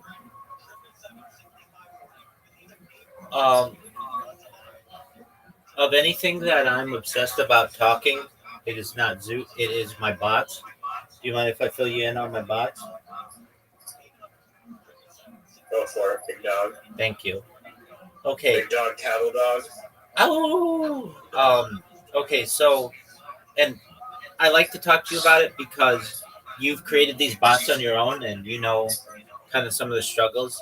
So, they're working really well, and they're on Twitter, and I get people who tweet about me, which is really great, and they just say, "Who the fuck is Rabbi Rothschild? Why did they retweet my shit?" But that's what I want, and so it's incredibly like you have to figure out. It's almost like a puzzle. If I create an account with like um, like a VPN on a Chrome device, I might be able to create the account, but then it gets banned immediately. If I do it with no VPN and just normally, I'll be able to create the account, but then if I read, it'll get banned after like doing it 10 times. If I do it with like a Tor browser and a VPN or without a VPN, either way, it'll create the account, it gets banned right away. If I do it with like Mozilla Firefox, with all these different arrangements, I basically was running into a wall where I wasn't able to do much. I wasn't able to do much anything before the account would get banned. And the other thing is, I'm making these accounts like with like a huge profile, and I read some stuff, or I tweet some stuff, I should say. So I was really frustrated, and it was causing me to then just rely on my kick bots, which work really well. But nevertheless, even the biggest on kick, I don't think would really be able to make me too viral. But the biggest people on Twitter definitely could. So I I started using an emulator. Do you know what an emulator is? Basically something that allows you to use your device on your computer. Nice. Yeah, and this works really well. And so it's slower, and it's like more janky, but it works. So basically I can make any phone, any Android phone on my Windows, and I can make it a tablet, or I can make it like a Samsung Galaxy or whatever. And when I create an account using like an emulator, basically, I hear myself getting muffled. Twitter says, "Oh, this is a mobile device.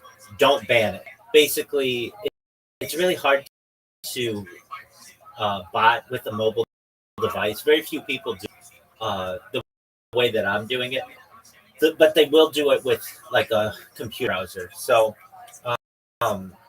what these accounts did really, I think, affect I create the account manually because it's just challenges like can get really complicated and stuff. But fortunately, I only have to do one or two art challenges, and then it forces check like to verify like 3 or 4 times.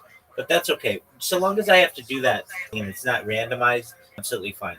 So then, what bots do is they once everything's made, I can have them target certain keywords. So I have them targeting like the word crypto and spaces and Discord, but I could have them target any word. And then what they do is they pull up the people who have tweeted about that stuff recently, and then these bots go through and repost. And I'm finding they're able to repost like three, sometimes like 5,000 times over the course of a day. Jeez. Is a lot. That's a lot of reposting. And Do they get notifications of that? yeah, that's the key. And I keep checking to make sure people are getting notifications when they do it. And then after about anywhere between like 3,000 and 5,000 reposts, they stop giving people notifications, which is totally fine because then I just create a new account. And I check to make sure that these things are giving notifications regularly by just retweeting my own shit. And it comes in that Rabbi Rothschild basically reposts your shit, and it happens immediately. Now, one doesn't.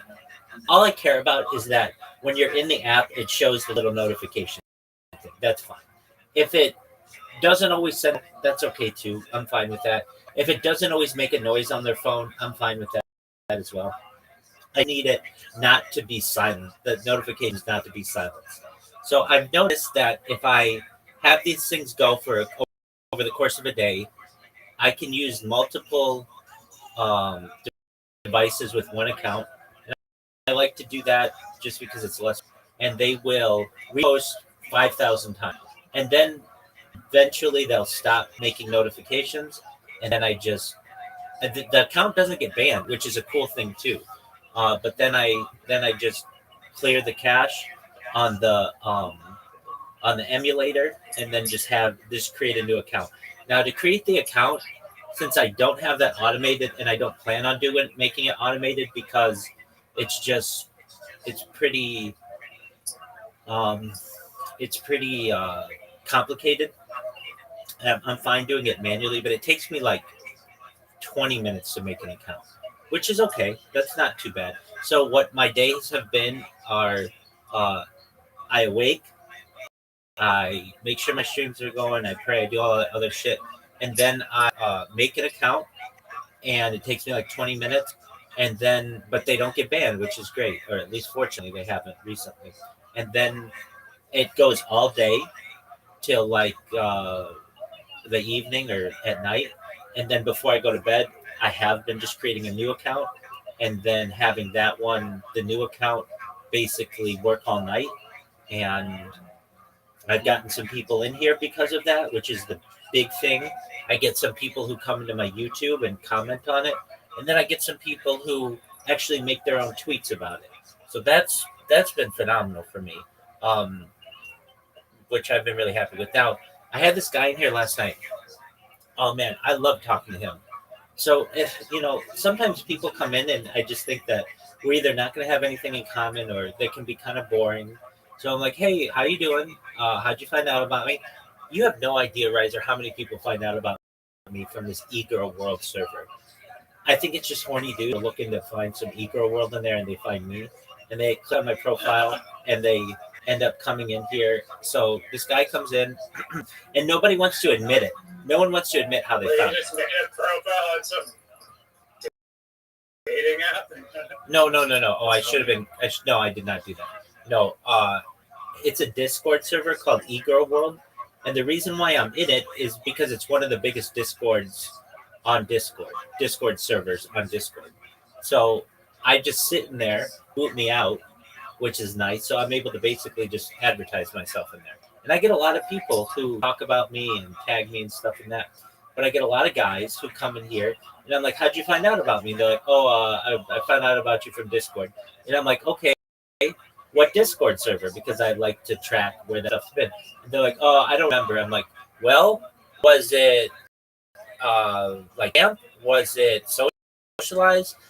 Was it Aiden Ross? And they're like, no, I don't know. I'm like, was it Ego World? And they're like, I'm like, so you found it from Ego? Yeah, okay.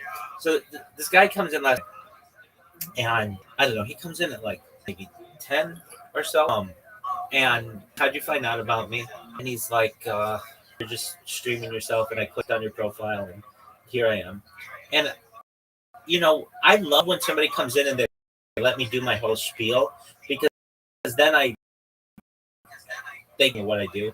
But a lot of times people aren't that jazzed about it. I don't want to say a lot of times. Occasionally, people aren't that jazzed about it, and I'm not going to force it down their throat. So then I start asking them about themselves. And so I asked this guy yesterday about what he liked to do, and said, he liked to play video. I honestly don't know that much about every single video game, no, but I hear people play them, or I see people play them. But he mentioned that he liked comedy. And so we get to talking, and we talked for like hours and hours about just going back and forth on comedy and who we liked. And we just do your thing. There's fucking Eli. I'm listening. So William Montgomery. No, we didn't really mention him.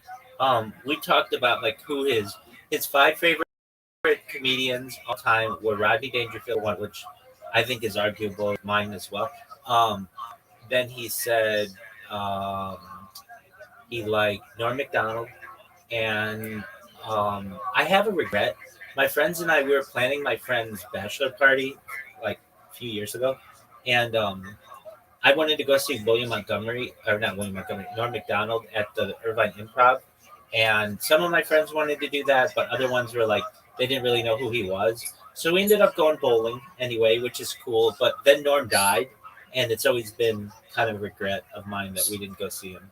Anyway, we talked about he liked Norm Macdonald. Who else did he like? You need a Norm Macdonald AI. Yeah, they do. Actually good one. AI is getting so good, it's crazy.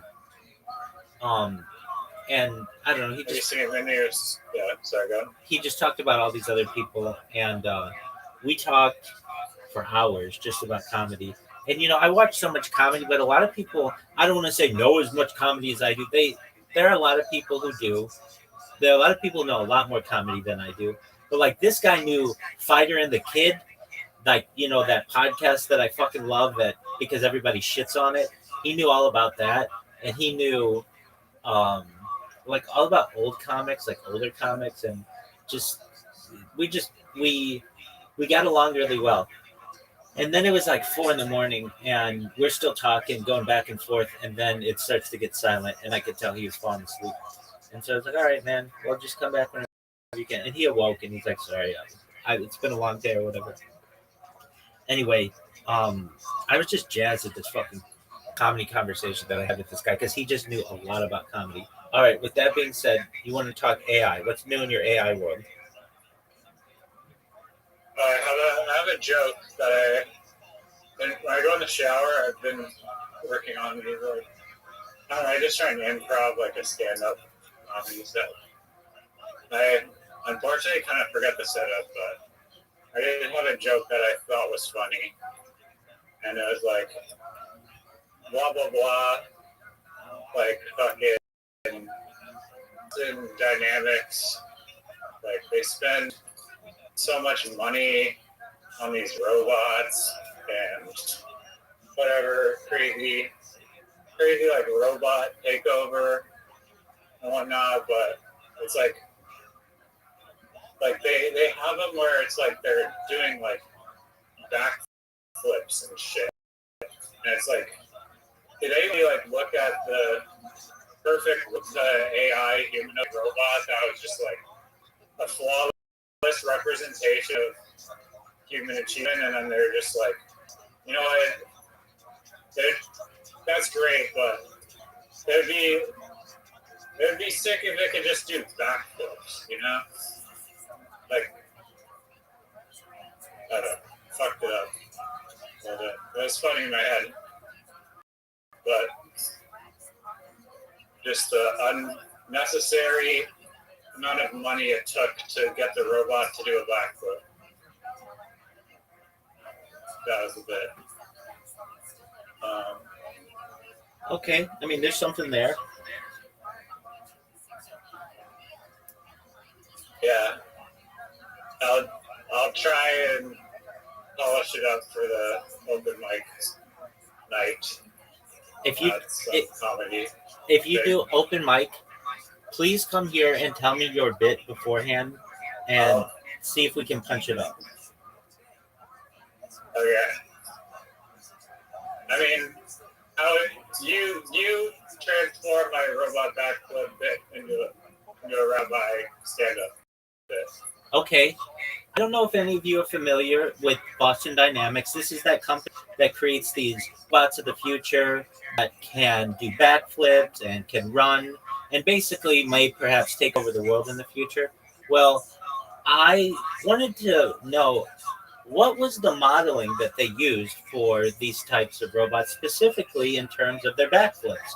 I don't know a single person out there who's doing backflips in order to avoid capture. Yet these robots are able to do so flawlessly. In my opinion, maybe we have over-engineered these, and they should be a standard human-esque kind of robot that gets tired after running for more than 15 feet, needs to take a nap. Those are the kind of robots that I want enforcing the future of the world. Nice. You know, I like that totally Rabbi version of it. I mean, I'm doing it off the cuff and didn't really. I know, off the cuff. Yeah, off the cuff. Exactly. I had this conversation with this guy. Actually, Riser, this is, if you want to kill, I think at an open mic, you should do this. Though you don't really have the time to do it unless you have like 5 minutes. But okay, I had a conversation with this guy last night, and he agreed that this was a really good idea.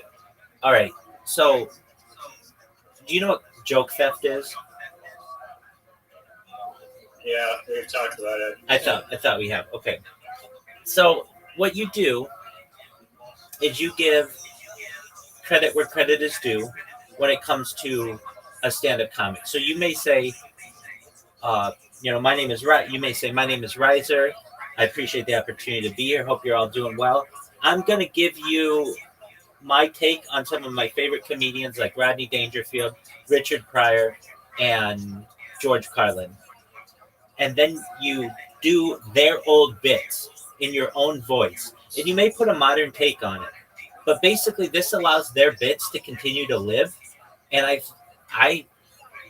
you already know that it's winning material, that it's really funny. No, but your delivery might totally fuck it up. Because it's like you might be saying the same words as Dave Chappelle, but Dave Chappelle's delivery of it will be totally different than you. That's true, and we talked about that. Basically, you can't do someone's material if it's really specific to them, but you could do some... If it's just like a knock-knock joke, like Mitch Hedberg or whatever. Exactly. And you could do those. And you could say, here are some of my favorite Mitch Hedberg-esque jokes. And then you just do jokes like Mitch Hedberg. I think that can work really well for you.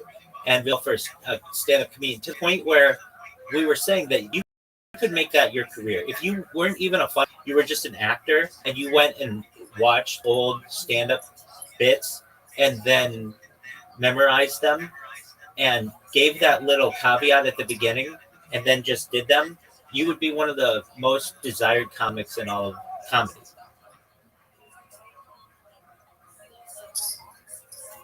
Like we talk about that, but we talk like you could immediately start touring because these jokes work in any room in America or North America.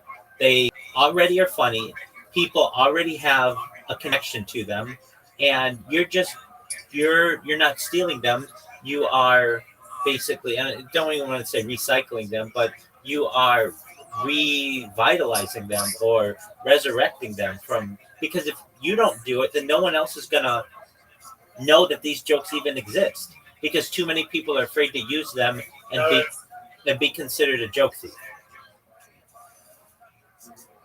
if they're like well-known jokes though from major comedians, then they might ruin the element of surprise. Well, I just got to the vet and it's 5 p.m. All right. Well, you do your thing. We talked about this. We said I'll talk later. it couldn't be a comedian who was within the last 20 years. Enjoy. Best wishes with Yellow. And I'd love to talk to your family when you have the opportunity. Take care.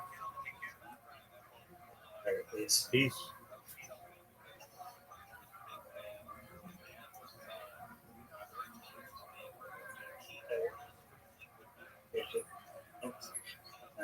Sit.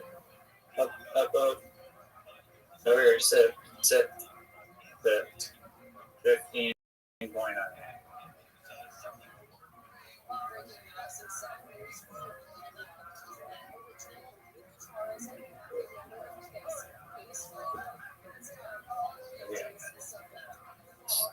I have some little bit of stuff.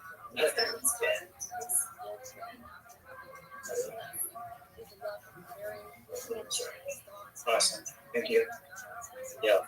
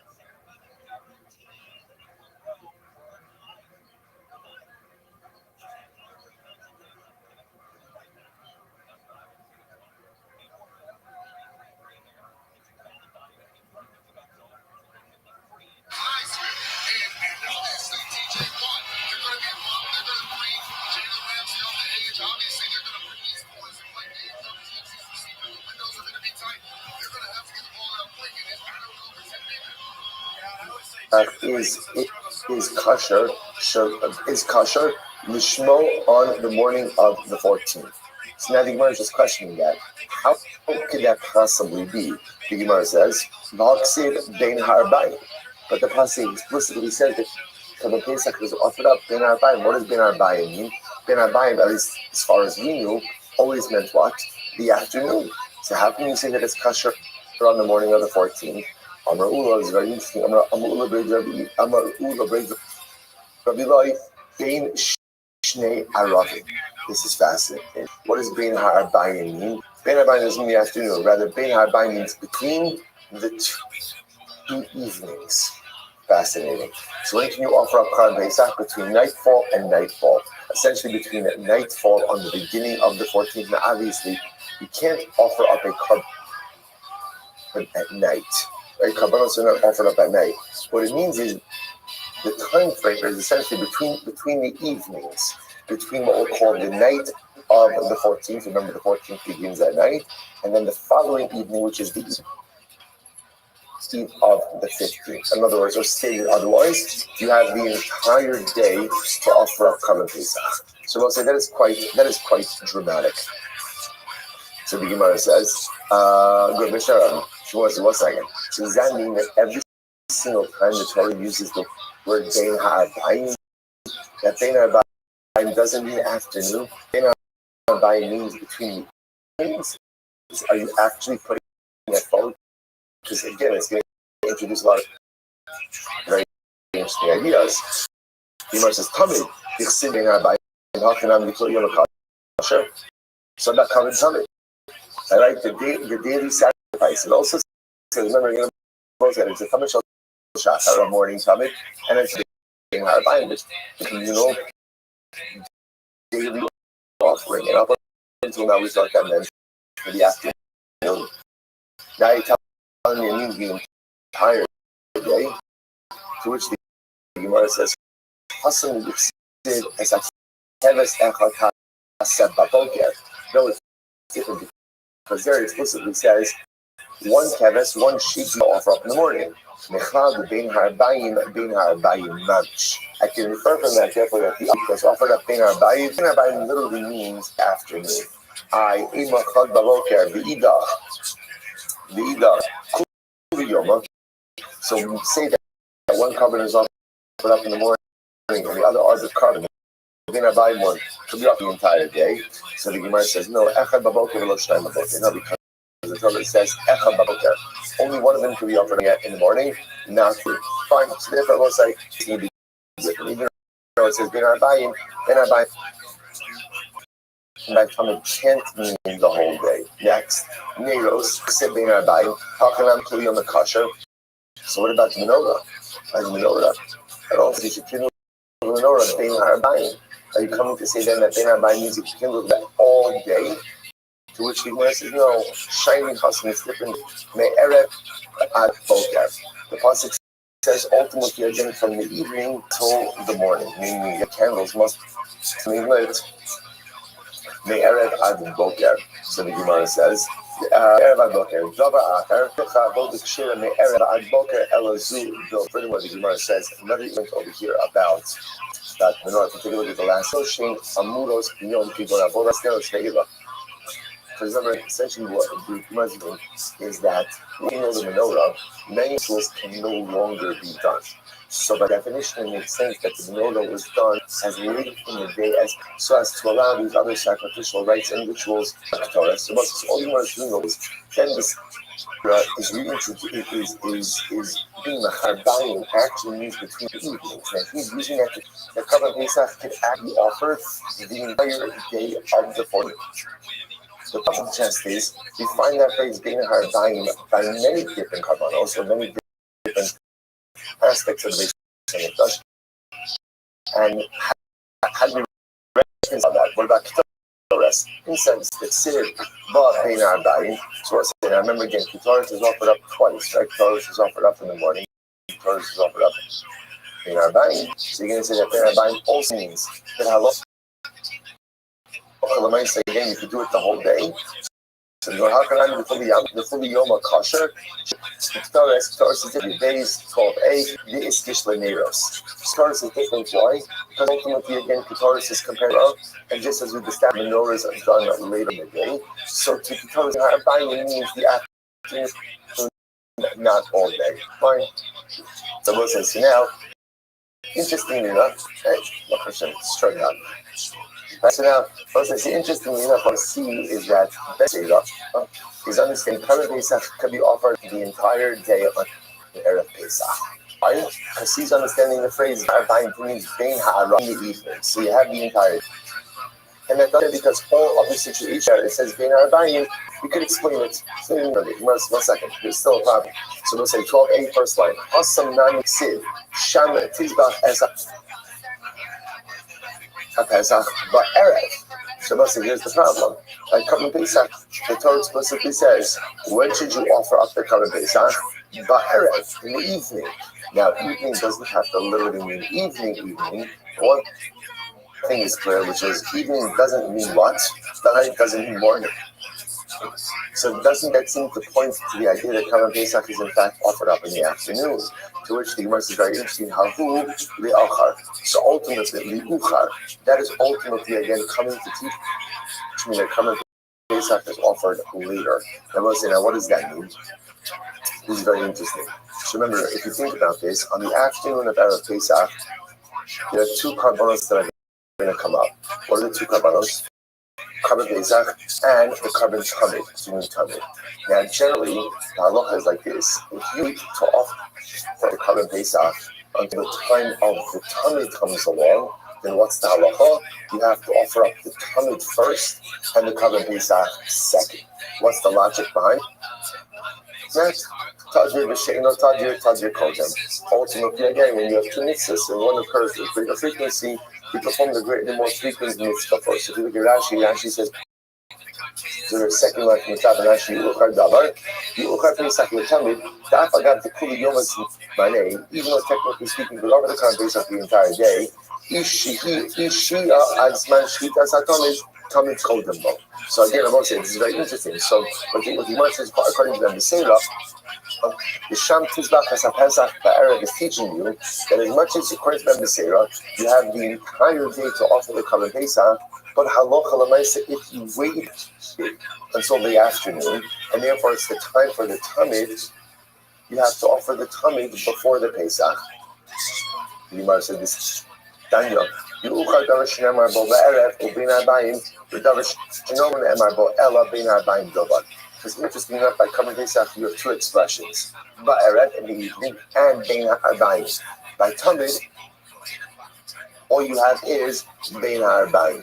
So therefore, again, the Gemara says, delay the carbon that has Ba'erev and Bin Ha'arbayim and put that after the one that just says Bin Ha'arbayim. So again, all in Ben Beseira's model. Although Korban Pesach is kosher the entire day, if you waited and now it's the time for the Tamid, you're going to go ahead and offer up the Tamid first and Pesach second. One second. Does that make any sense? For homage, let me get this straight. The Korban Pesach according to the Selah, if you shechter in the morning, right? The entire is kosher. So now I have to be offered up even in the morning. If I wait to offer up that Korban in the afternoon, now to do something before it, it just seems a little counterintuitive. So the Gemara says, no, that is in fact. So we'll say exactly right. And we'll say a very important halacha. Halacha mispalo shamim chavi achakach mispalo shamim safin. So I will say, let's say for argument's sake, halacha l'maisa again, davening is going wrong. This, by the way, is an issue that comes up on Yamim Noran. It's actually a very interesting idea. Let's say again, it's after now mincha could be davened at 6.5 hours into the day. So on a general day, let's say again Rosh Chodesh or something. So let's say I'm going to daven Musaf. I'm going to daven Musaf early, and Mincha's not until later. But let's say again, davening is going much longer. So now, interestingly enough, it's Mincha Gidol at 6.5 hours into the day, and now I have not yet davened Musaf. So now I have two tefillos in front of me. Musaf and Mincha. Which one should come first? So the Gemara says the halacha is Mispal Shal Mincha, Yachar Kach Mispal Shal Musaf. You daven Mincha first, and then Musaf. Again, why? Tadir V'She'en Tadir Kodem. Again, because Mincha occurs with greater frequency. So the point of the Gemara is over here is you see this model. Musaf. Now remember, what can you daven Musaf? The whole day. So you see from here, once you get to a certain time frame, that time frame allows for performing a different mitzvah, which occurs with greater frequency. It says, so Beina Rabbi Sid Gabi Ketoris in Islam. By Ketoris and why do I do that? Oh, Rabbi Yeshua. Furthermore, again, Rabbi and Rabbi Abba Sarah, according to the words of Rabbi Yeshua, Lo if Amrit B'Shlosh Asar She'in Miksaso Loi Tamar Ba'arba Asar Shemiksaso Loi. So again, remember he answered back. If you're going to say on the 13th, in other words, if Karban Pesach was offered up on the 13th, where no part of the 13th is fit for Karban Pesach, say that on the 14th, part of the day is fit for Karban Pesach. But then the Seder, if you are correct, Kulo Loibu. It's not just part of the 14th that is fit for Karban Pesach, but rather what? The entire 14th that is fit for Karban Pesach. Hello, I'm Rabbi Yochanan. Wholesale Hayat Ben Besira, the Pesach Sheshachto Ba'arba Asar, Shachris, Bein B'Shmo, Bein Shalom B'Shmo, Horel Umiksaso Loi. Rather, Rabbi Yochanan reinvents Ben Besira a little bit, and he goes like this: the Ben Besira holds there is one check that you come and Pesach in the morning. Whether you did it Shmo or Shalom B'Shmo, ultimately, again, it is going to be puzzle. It's going to be puzzle. Why? Because part of the day is fit for the Karban. Ultimately, again, in other words, that the afternoon is fit for the Karban, the morning is not. Very interesting. So the Gemara says as follows. Rabbi So Rabbi said one, Rabbi said, Rabbi means Rabbi Akiva. Rabbi Yavo was like a little bit surprised.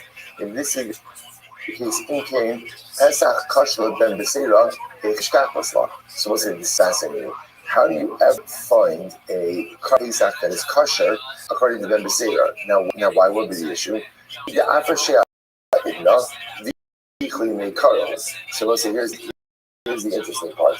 If halacha a person designates the Karban on the morning of the 14th, the problem is that we're reinventing that according to Ben Besira, he can't offer it up in the morning. If that's the case. If designated in the morning, that is an inappropriate designation because the Karban can't be shechted then. If it can't be shechted, then it almost again is set aside for non-use. And I will say we've seen this before that once a Karban is effectively set aside for non-use or for non-sacrifice, for non-offering, ultimately it becomes set aside and precluded for use forever. So the Gemara said that definition from the Esmo. And ultimately, if you designated on the 13th, if that's the case, then it was fit, but effectively becomes unfit on the morning of the 14th. Actually, for just a moment, Karu actually says, because according to the Mesira, if you're separating or designated in the morning of the 14th, it's not fit for sacrificial use in the morning of the 14th.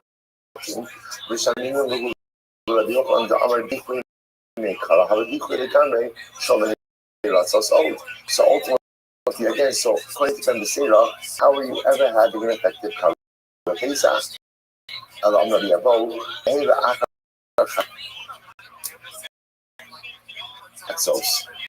No, we could keep a simple case, then maybe the designation of the Karban Pesach, in fact, occurs at midday.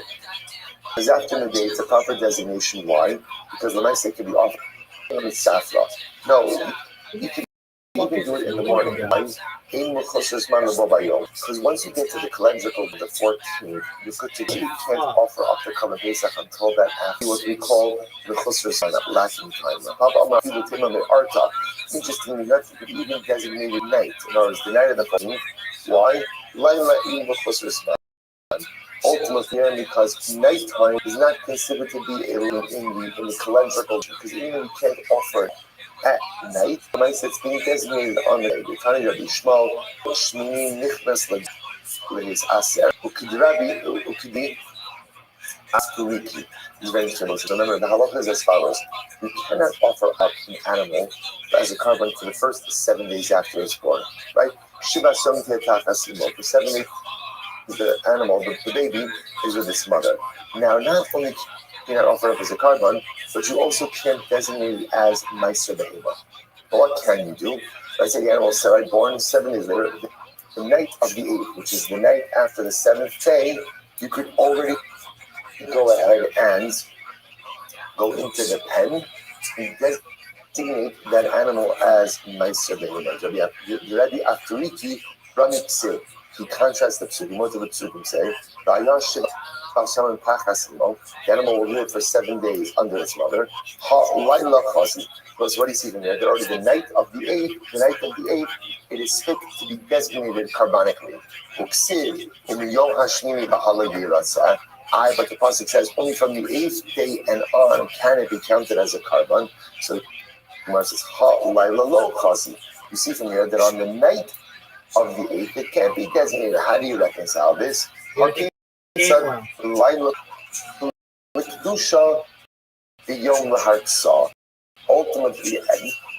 you could designate it. Offering yourself could only be done by day. Okay, incredible. So everyone said, suggesting the same with Korban Pesach. We have a Korban Pesach that is designated the night of the 14th, even though what? It can't be offered up until the day of the 14th. I want to say Rabbi about Lema Kasam Rabbi Yochanan. I will say the Gemara kind of detours here a little bit and doesn't make quite interesting. And once Rabbi Yochanan holds the following: Bali Chaim Nidchi. So we'll say you've seen this before. Bali Chaim Nidchi means that once an animal is precluded from being offered, it is forever set aside for non-use. Really means pushed aside. Once it's pushed aside for sacrificial non-use, it is forever rendered ineligible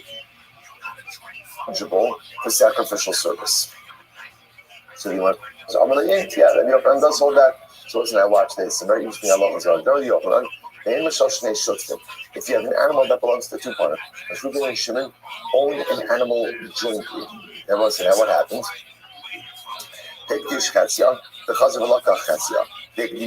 So let's say Reuben was makdish, he consecrated his part of the animal. Then what did he do? He buys out Shimon, and he subsequently is makdish consecrates the other part of the animal. So what's the halacha? Kedusha ve'er kreya. The animal is consecrated. In other words, essentially it has monetary sanctity, but cannot be offered up as a korban. Now, why can't it be offered up as a korban? Because at the time of the initial partial consecration, it could not be offered up as a korban. Why couldn't it be offered up as a korban? Because you can't offer as a korban a partially consecrated animal.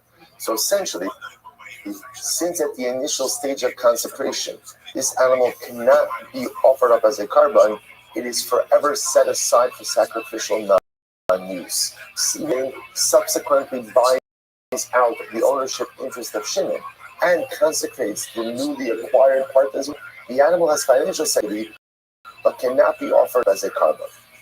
Also, Tmura, interestingly enough, the animal can be into a Tmura. In other words, if you exchange it for another animal, there's the Tmura penalty. Both animals are consecrated. Tmura Sakiyotseba, and the Tmura has the same status. So like in this case, Shmamina Tzlas. Three things. Number one, Shmamina, Balechai Nitchim. So Balechai Nitchim means once an animal is set aside for sacrificial non-use, it never shifts that status. It is forever precluded from sacrificial non-use.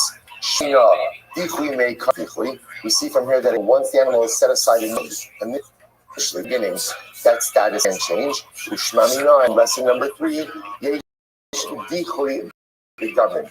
Ultimately, again, enough, an animal to be set aside even if it has financial sanctity. Take a look at that top Rashi.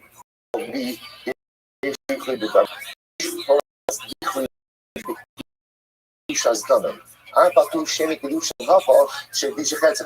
as we'll say, even by financial sanctity, once animal was set aside for 9 years, ultimately, again, that status remains. Because that's this case over here. When Reuben is makdish his half, remember again, all Reuben has is financial sanctity, does not have sanctity. I'm sorry, has monetary sanctity, does not have physical sanctity. So the dichoi, setting aside for 9 years, applies even to financial sanctity. Incredible. So let's say I just find something amazing over here. This phrase, if you notice, back on Amud Aleph for just a minute, the first letter, the Gemara learned over here, Shmanina, Bale Chayim Itchi, which means animals could be forever set aside for non-sacrificial use. Could be set aside. So let's say, it is only animals that could ever be precluded becoming a carbon close to HaKadosh Baruch Hu. Right? It's an animal is set aside for non-use, for sacrificial non-use, can never be redeemed. Only redeemed by animals. The Baruch Hashem, not the halach l'maisa, not the hashkafa l'maisa, by people. There is no such thing as a person. There's no such thing as a yid who is always nidcha, who is always a son. There are times in life that I do things that will compromise my spiritual standing. And there are times in life, and as a result, distance and set aside from HaKadosh Baruch Hu. That is only temporal and episodic. The power of tshuva I get myself into, I can always find a way to extricate and pull myself out. This is a din shmamina b'alichayim nitchim. Animals could be set aside for permanent non-sacrificial use. Animals could be precluded from forever entering in the presence of HaKadosh Baruch Hu. That's a din in animals, but is never a din halacha l'maisa or hashkafa l'maisa by people. No matter how bad the mistake, we can always extricate ourselves, redeem ourselves, and make ourselves into a covenant, come close to HaKadosh Baruch Hu. Incredible. Amarullah, from the Yochel, and we'll say some great cases over here. Akol Chelev. Listen to this case. Akol Chelev the Hifish Kaver. So watch this. Ruvain, eight Chelev, right? Obviously prohibited. That was it. Has he's calling out a case for 8 Chelev b'shogeg. Right? See, 8 Chelev b'shogeg, because remember, halacha l'maisa b'shogeg, 8 Chelev b'mezid, that's kares. 8 Chelev b'shogeg, accidentally consume Chelev, separate out of Chadis, Rivish Karma. Then what happens? The hammer das. He became an ablis. He became an ablis afterwards. Okay, so not okay. Which understand, we're not because. And then he did Shuvah. So I said, all of this can be happening in an hour. Right? That's how fast change could occur. Right? See, he becomes not because, and then Baruch Hashem, he does Shuvah. So I says, now what's the Shaila? The Shaila is what's the status of his carbon? Remember again, halacha l'maisa, you cannot offer up the of an apikores, right? Of an apostate. You can't offer up that carbon.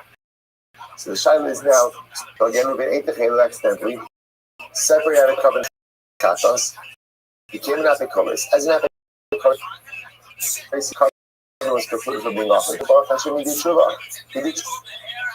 So again, we're not asking about this, it's about tshuva. Shaila is what's the status of this carbon. So what's that? All of the nitcha yitcha can't offer up the carbon.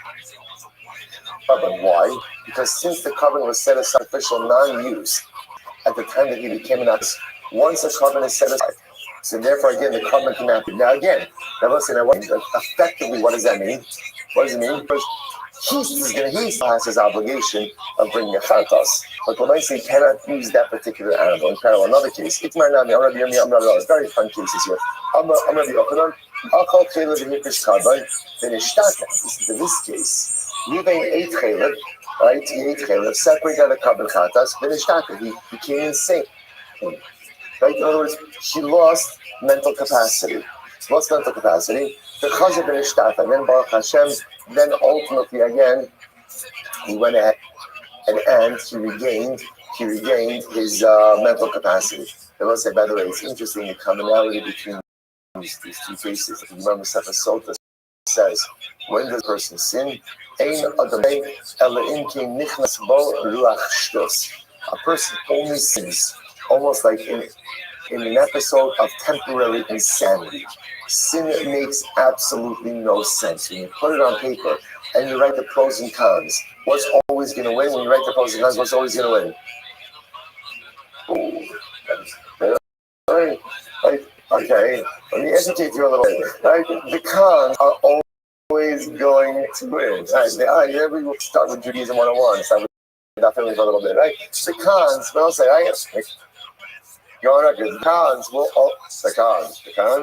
will always win. The cons always win. Why? Because whatever you get from sin is always temporal and episodic. Whatever you're going to get has a very limited shelf life. Right? The pros. The cons could be eternal. So the Gemara says the only reason a person sins is nichnas bo ruach shtos. It's like temporary insanity. I'm losing my mind for a moment. I'm just losing control. I'm losing rational thought because it doesn't make any sense. Interesting that just the juxtaposition of these two cases. So in case number 2, Reuven eats chalef. He goes in and separates out a carbon chatos. Then he slips into temporary insanity. Literally, in other words, he becomes a shota. He loses mental capacity. And then what happens? Then he recovers. Baruch Hashem. What's the halacha? So we'll say, the shayla is clear off the carbon. Now remember again, the carbon of a shota, the carbon of someone who's insane, a shota cannot offer up a carbon. Because remember, to offer up a carbon, you need das. You need intellect, mental capacity. So we'll say, what's the halacha? Since the carbon was set aside for non-use, it was not sacrificial use, ultimately, again, it remains precluded from slow side. So the point over here is these two cases are two illustrations of the halacha that the Gemara just said on Amud Aleph, namely that watch Mamina, Bali Chayim Nidchim. One is actively set aside. The sacrificial non-use, it remains set aside for non-use. In other words, once you cannot offer it, by definition, you cannot shake that status of or that state of non-offering, and therefore, halacha l'maisa, the carbon becomes precluded from use, even if the owner's status changes back to what it originally was. Incredible. So, by the way, why do I need both these cases? They kind of both illustrate the same concepts. Why do I need two cases to illustrate the same idea? It's tricky. I'll tell you why. The Ashmir comes out because if it would have just the first case, the Apikore is in that case, maybe I'd say Reuben chose to become an Apikores. So because he chose to become an Apikores, ultimately, again, because of that, that's why the carbon can't be offered. You made a choice to go off the derech. You made a choice to become an Apikores. Fine, so that's it. Very nice. You decided to do tshuva. Fantastic. But at the end of the day, the covenant is set aside for non-use because of the decision you made about halacha. But in the case of where it becomes a shota, the memela ultimately and he didn't choose to go insane. Rather have his also, which by the way is so incredibly important because it's also Chazal giving us a window into mental illness. And mental illness is often fundamentally misunderstood. Right? Sometimes people don't understand a person suffering from depression. So people will say, sorry for depression, so just become happy. Go ahead and just come out. Why can't you just change your disposition, change your mindset? It's like telling a person who has cancer, why can't you just get better? Why can't you just get better? One of the things that's so complicated that people don't understand about mental illness that it is no different. It is not just because you can't see the physical symptoms.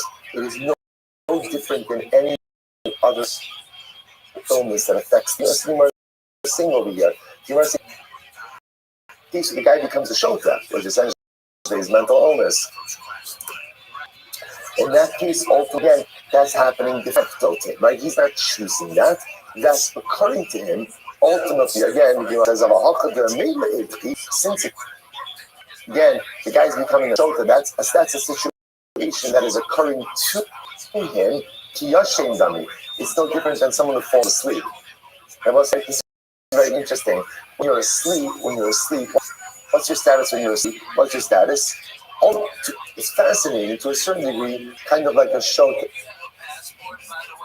Now, Why is that? Because someone who's asleep doesn't have das. Now, it's true and not true, because what's the halacha when you're asleep? Ultimately, you roll onto a kli and you break it. What's the halacha back to our Baba Kama days? Like you chai. Right? Why? Adamu aliolo. So you see that halacha, even when you're asleep, still there's a sense of responsibility, but at least I can say, and we don't say that every single time a person goes to sleep, their carbon can't be offered up anymore, right? We don't say that. We don't say that. So I would have thought that maybe the case where it becomes a shota is kind of like the case where he falls asleep. Therefore, the has to say that that's not true. The actual in al is showing in the other.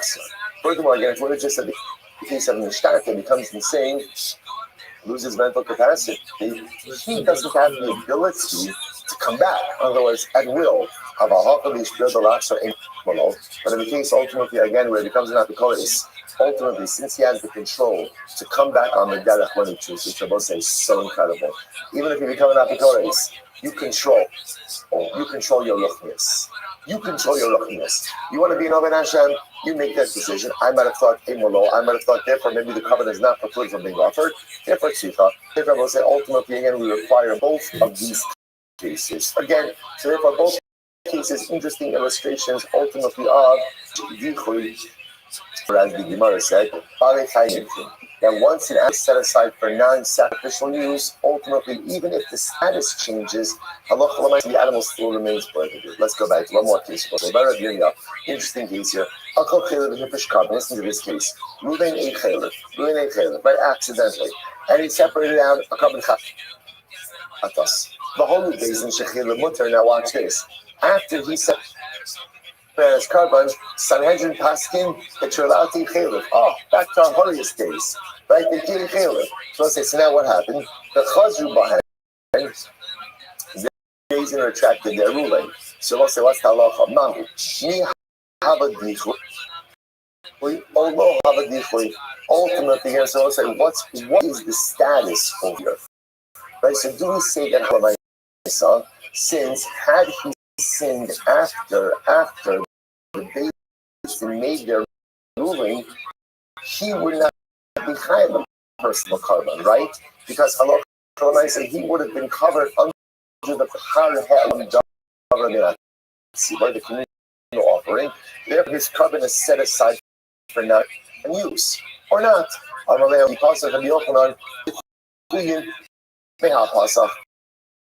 Yochanan would give the example, he would have to use this case. My timer, Hasam 3 carbon or 3, Haka carbon and non 3. In fact, Gemara says this is actually one of the greatest examples of Bichui. Why? Because what we saw here in the previous cases, it wasn't the carbon itself that was compromised. Rather, what was kind of previous two cases was like this. What was kind of previous two cases? It was the individual who was compromised, or Ruben mental capacity was compromised, but the carbon was fine. This case is even a better illustration of Dichui because the carbon itself was actually a great illustration, ultimately, I guess, set aside, ultimately for non-use. One more, stop. Shimon, as I said, 72. Now he said, say 72 elders. He said 72 zaken means old men. Rashi says, why did it say 72 zaken singular? Gemara says the kulu because ultimately again all 72 were of the same espoused in that Mishnah. What was the opinion? That opinion was that all carbonates that are offered up shalom l'shmo, ultimately again the carbon is kosher, but it worked for the owner except for Pesach and Chatas. And this was a universally held opinion that was held by all 72 elders to show that there was complete unanimity in opinion. It didn't say elders plural, rather it said elders singular. The both sides stop over for today. Shkoya. What a God. What a God. All right, Chavra Zoom, good Shabbos, everyone. Good Shabbos, good Shabbos. Good sing it over.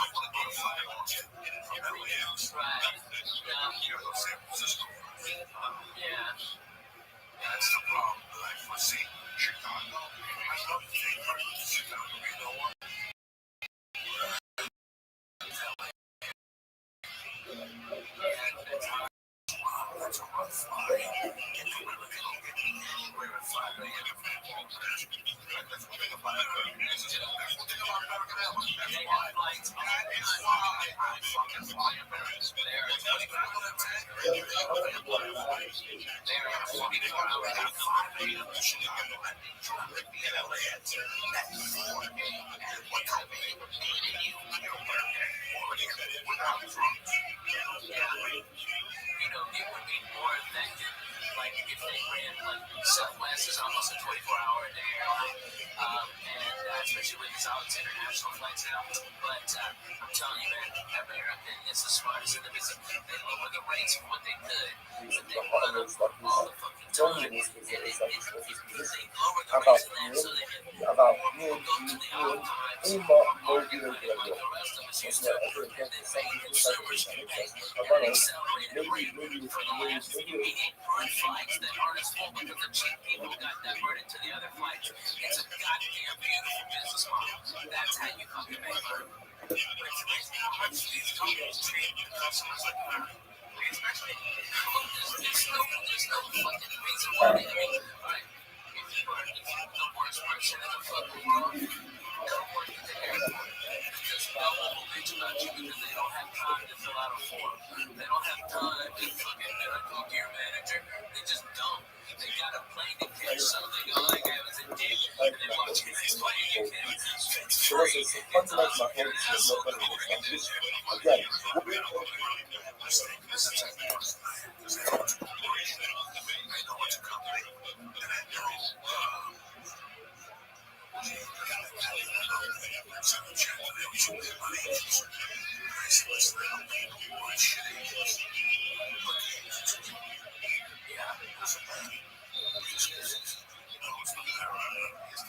Again, like punching, you know,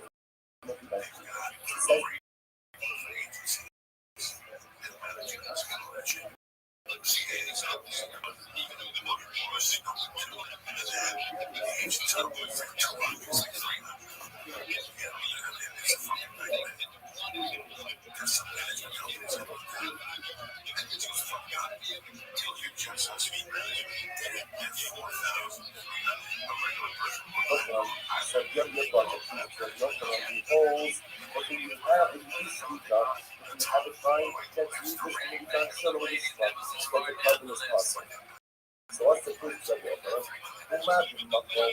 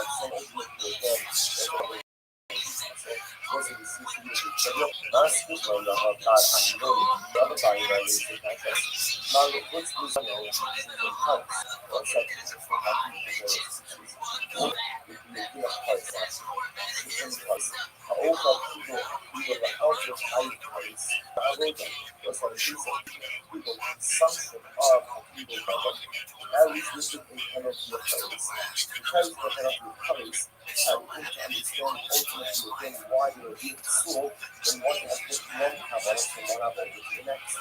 Ella on another car actually, hockey another biology that was leading to have to say.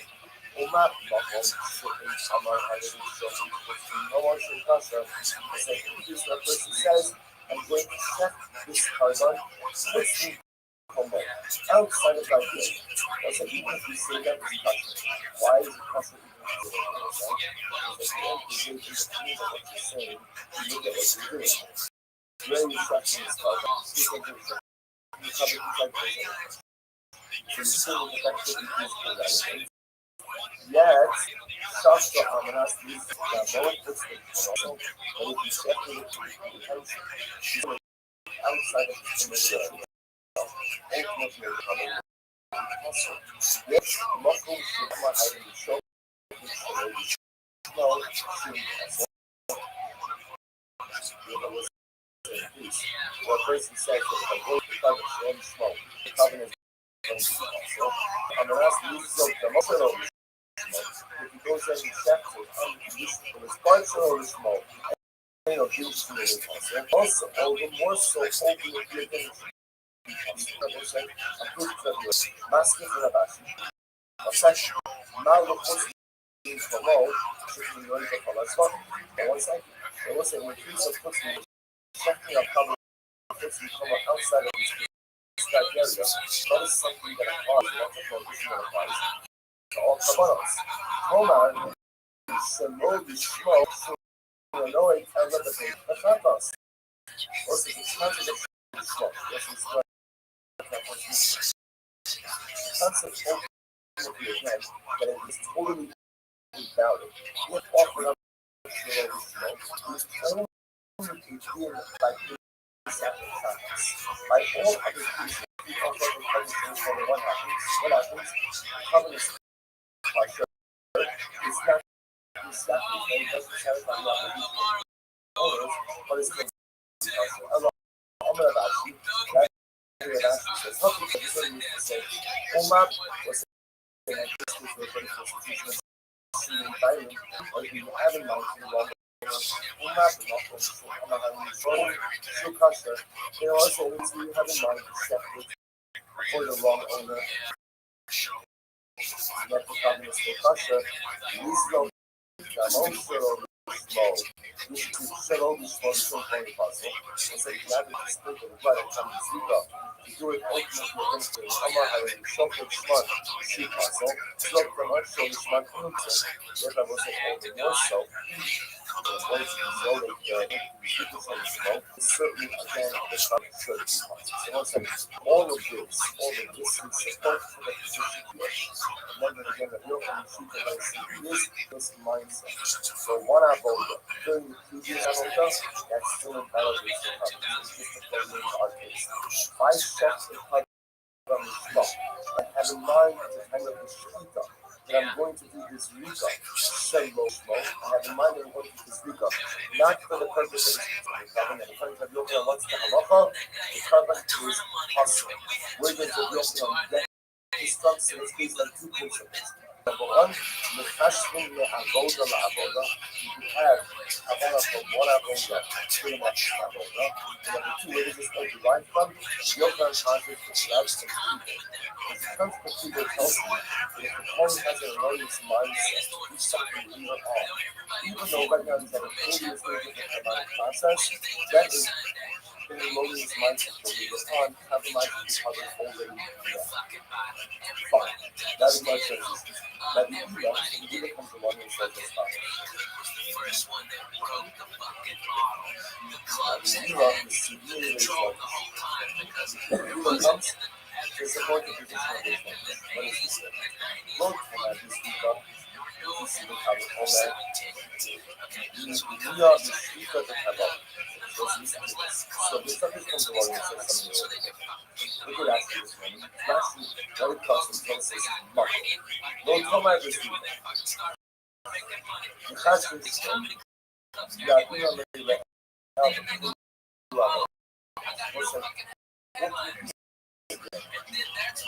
don't say further that you done, has been done, some Ishma. And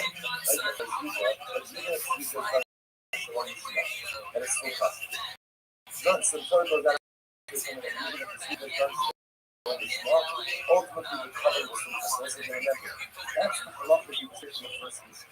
If the covenant is done so long, again, like you said before, the covenant is kosher. It's the only difference is you may not satisfy the reason of the particular element. Now the Torah goes kind of these all the various stages of avodah. You might ask me, you suggest as follows. But the Torah doesn't have to say anything. That's really shalom is wrong, is kosher. And even as a Torah not saying by Sita, I would have said that. If you see the Kabbalah Homer, you can hear the Shita the Kabbalah. And I can go ahead and learn that from Kabbalah. From Shita and Kabbalah. Shita the Kabbalah. Homer Shita Shita Bizarre,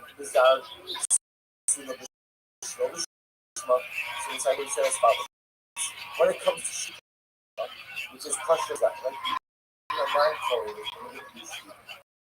regular, so what's Kabbalah?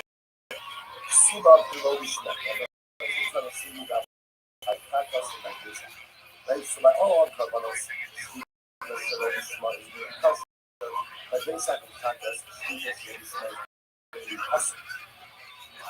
so when it comes to Shita, my Shita, which is extremely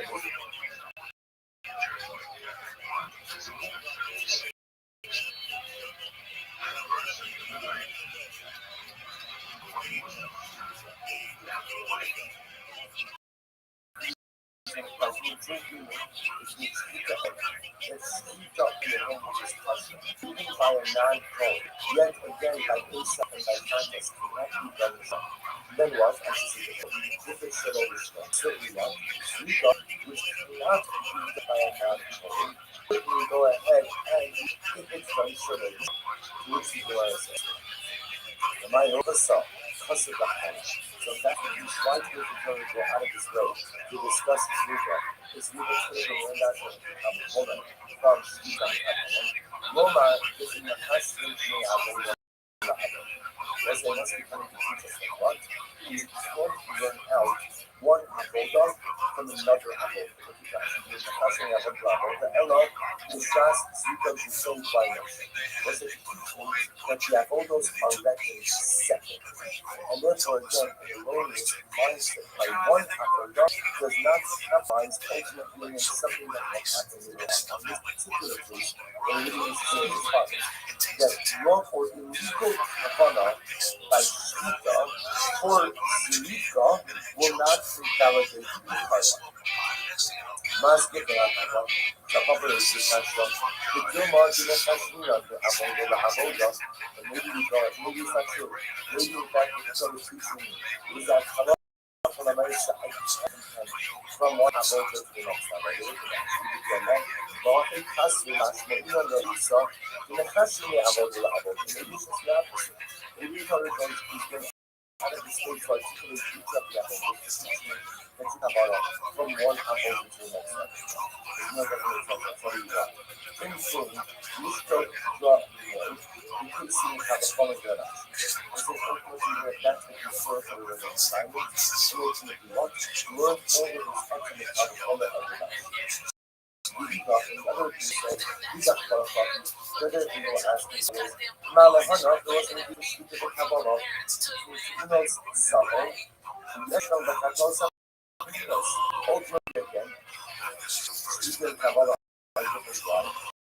But the moment and the northern side of the person, let's know the fact of this. And now let's also try by the controls.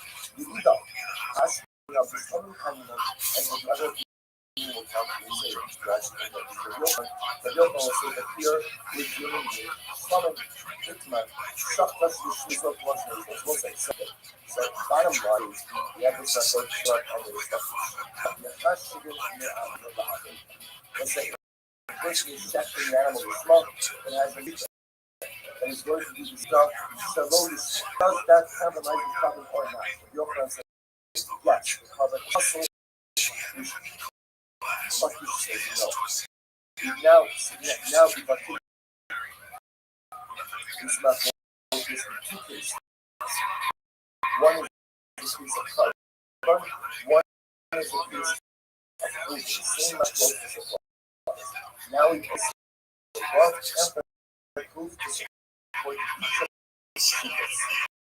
Which is one of the respect to the original discussion. It marks subtle small, usual, so much the lowest. Was that blood says, if I check the small, I'm using it from accepting my money for the sake of money, and I doing the right thing. But at the time of this week, I have in mind that one. But because the same factors, or different, the same illegal. So I mind the feminist Vika, and I'm doing this something illegal at the time of this Vika. So what's the halakha? That Nachman Amar Ksiva, that Nachman says, like your honor. That's why. That covenant is hustle. Rabbi Amar Ksiva. And Rabbi says that the covenant is hustle. So how do you Rabbi the Gabi Nachman covenant from Israel? From Rabbi, we can't take this position. Rabbi took that position, realizing that not because of the covenant of the Rashi, seems that if you have a nine kind of to do something illegal at the time of this Vika, because of this holding of the position highly. This happens in bottles that is the same as the various products. Just versus being sort of having mind at the time of Vika for some people's future. Does that have a right to cover us? This is an Eretz God. And therefore, this is what it is. This actually shafted the Machshav. Shaftal Ishmak, sorry. I love you, not love. Shaftal Ishmak, reducing the chance that she can resolve Dama, so this is not for things because both the case is checking the cover is much so again, checking the cover for the right intention. But at the time of the carbon, I have in mind that what? The first of the chance I speak of reasonable Dama Shalom. At the time of the speaker, I have in mind, the speaker Shalom. What's the halacha? I read the speaker. This is another passage like the Nachman, like the Nachman from Yochanan Nachman, that the covenant ultimately is possible. Why? The future and the past and the abode of the habit. This is the grand exception. Don't keep that in mind from one abode of the two from one. Those have the question of the past, you got the past, you got the remember the some of the at the time of the it's as if what and any you got and then again like Yochanan and like that. But the Ezra Omer happens also back to this and Mr. said although you know so all troubles are still going to be questioned. So going to be questioned. Nevertheless, what's the halakha?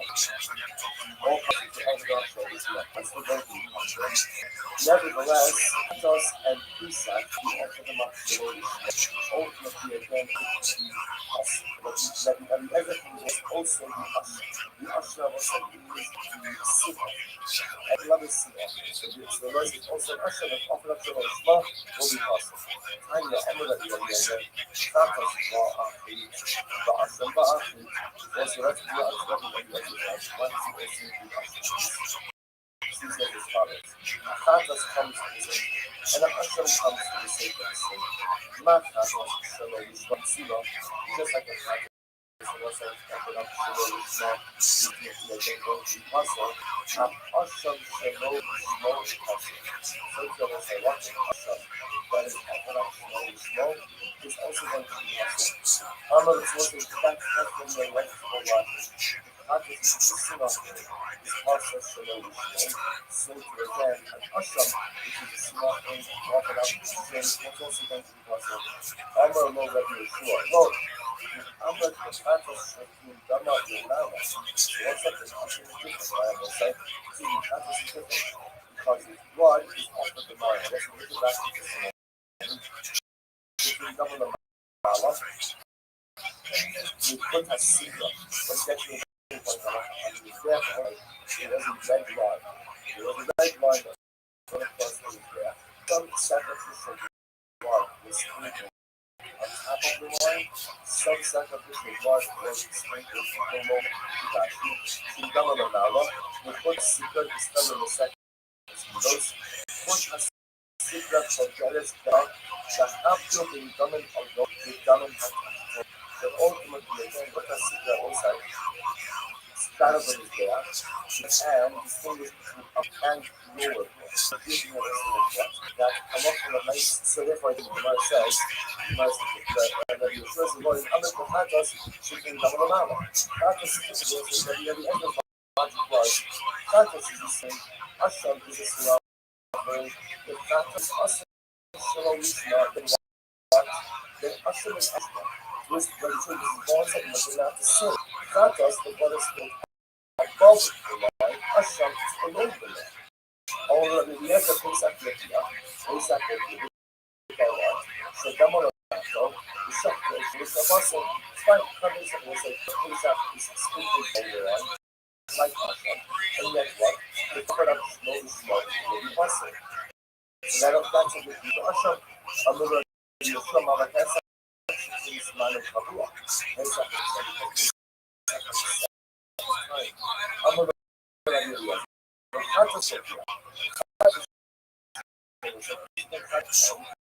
and yet it's also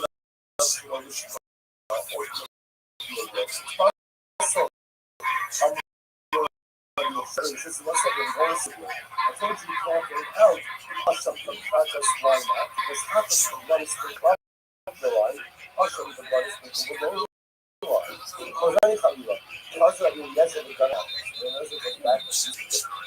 So what happens? Now I bought you to speak up. Now I bought you to speak like this much as now he is speaker. He is not so as I says over here the anti-side see all the message says over here I speak as teacher the speaker is smart culture so the smart culture the place after my phone who is speaker this is like our professional team by the off-time story who is small culture hello small culture you see whatever is not developing whatever it is you're applying on is small places to go out of the city out of this world food or heat that shit the carbon is going to be the smell Asham near my boat deep so by Asham to her hands in the way food is small culture hello small culture because when it's not enough to small then it will be culture it's not going enough to small then it will be culture there's a limited way to see people aren't going to it it's just trying to get people out of super WWF and although all of the Kabbalahs are not small the covenant culture so see the covenant culture just does not count towards the obligation of the owner like Kratos and Lisa the covenant is going to be awesome that the Eliezer comes along and names Asham as well. Why is Asham added? So Eliezer wanted to say very simply, Kratos is the sin offering, that is offered up to small will be awesome. So the sin offering also is offered up so that the small will be awesome as well. This is the pointing out the differences that we get between Asham versus Kratos, which we are not supposed to be saying here. These cases, Pesach, Kratos, and now Asham have the word food. Wherever you see the word food, it seems to be biblical insistence on Yeshua. Word Yeshua. Kratos, Nehemiah, but just also, by Kratos, the word food appeared by the Shita, he is Shmachshira, so is Shmachshira, he shows that the initial stage of the covenant, and Shita, must be done this one. If it's done this one, and also appears in this concept, if it's not done this one, then what we also, this is not from the MI called who is equal.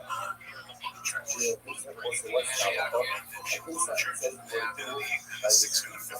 Who is smoke contrast to this one muscle, right? It's like this out, the word who, appears by the speaker. If the speaker is done, it's mother of the country, not the apostle.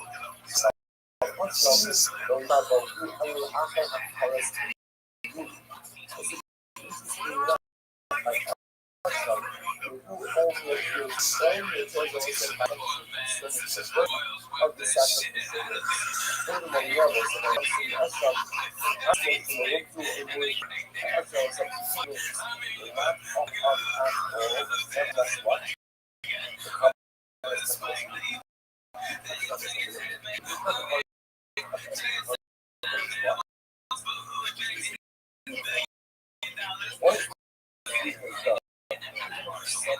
the common what some other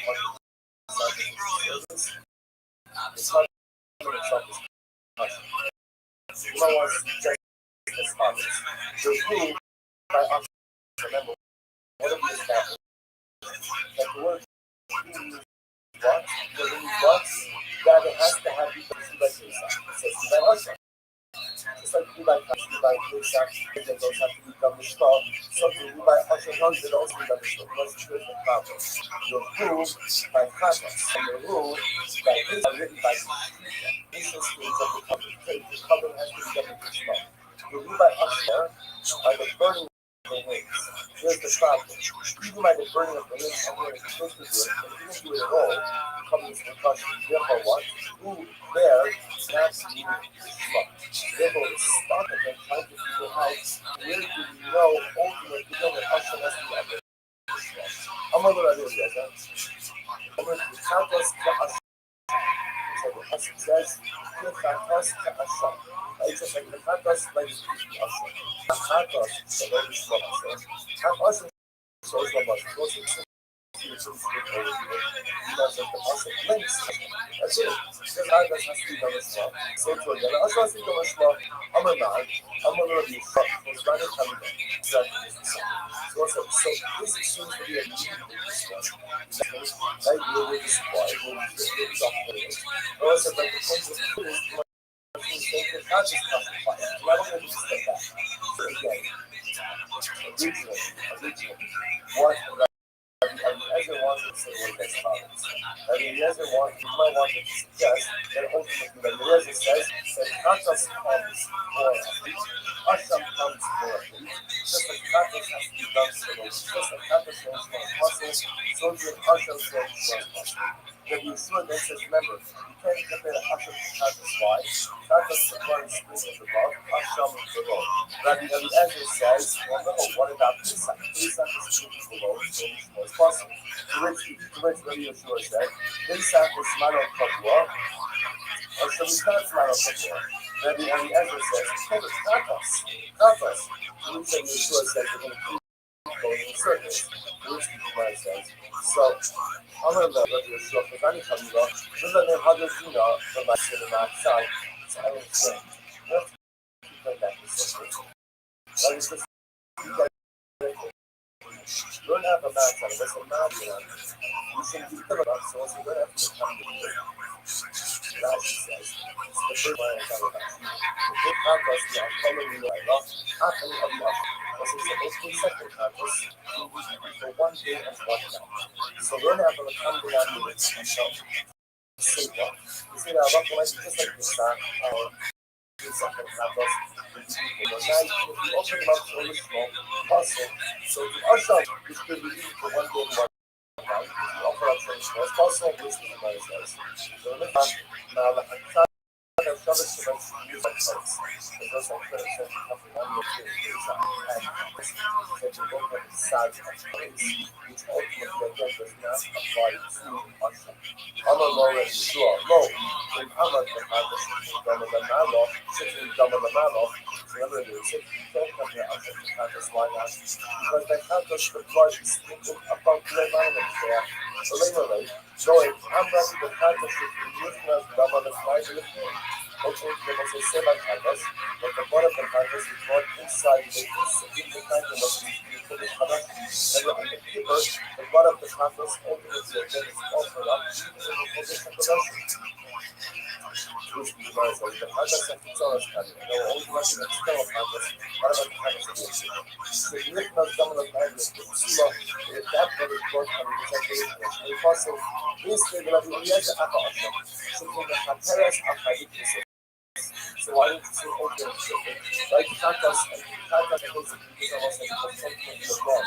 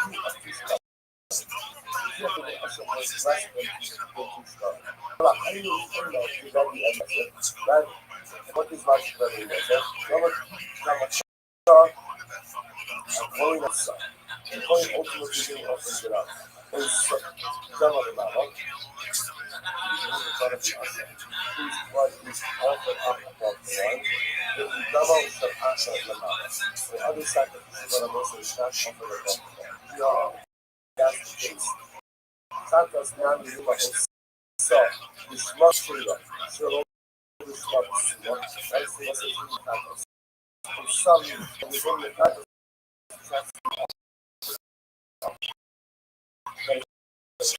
originally Rothschild like other Kabbalist, they use money, they use money saving. Ultimately, when I go up and up the structure as well, we can't I will sell out after that share base. That was like already a sell all factors will be worldwide. There's also the only sort of but factors is left only covered the upper of the spot. You know that what else is in that category is that.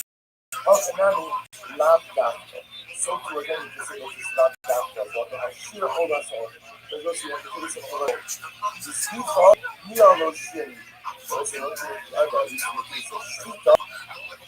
There is no other case. You by whether by some use, how many allows you to shitty. And the fact, you should also shitty. Gamma, muffin with it. But I muffin for you. It was an ultimate one.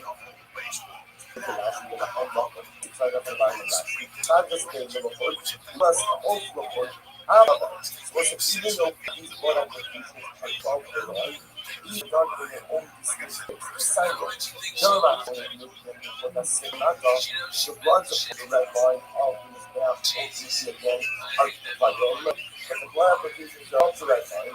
I'm going to be as that. فأوضع لكن يكتب أوضع أعطس كلمة إنها سألة بالشرطة. So say the demands that the God applications that are popular. The God applications below the red line, the only distinction is where that line is placed.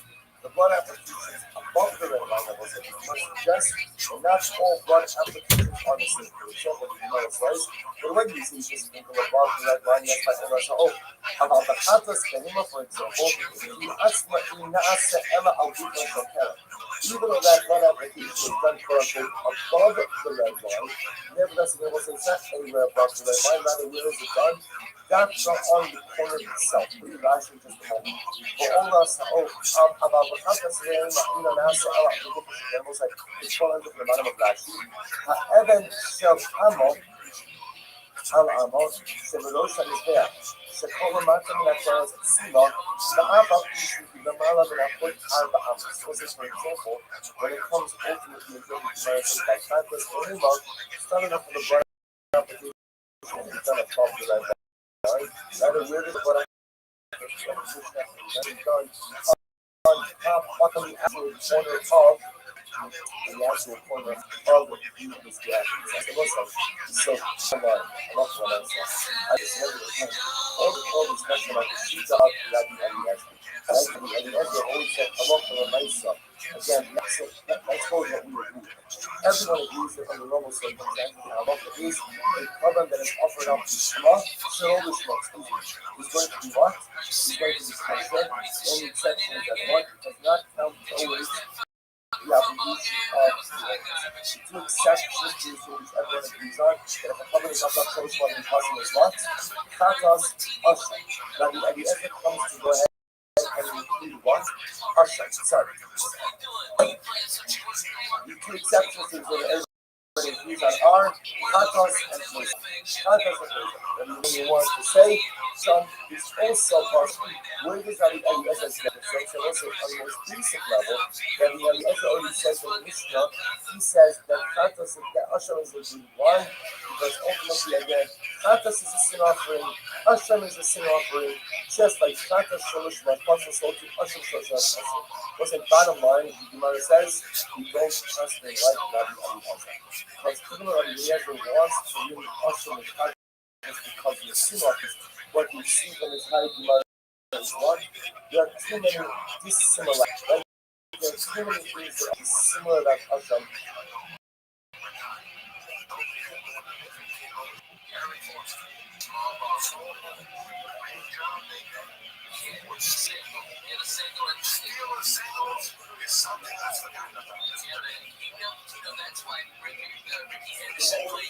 was still our third was will not satisfy the obligation.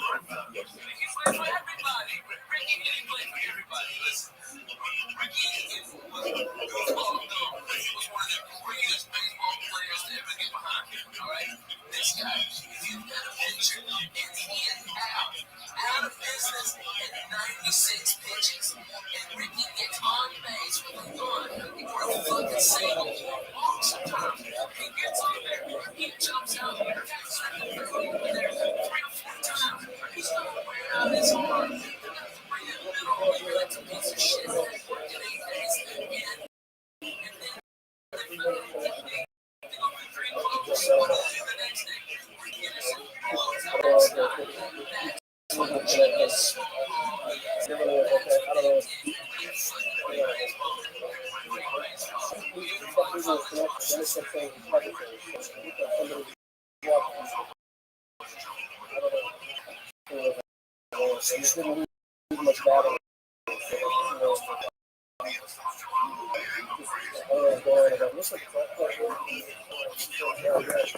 I just turned it off.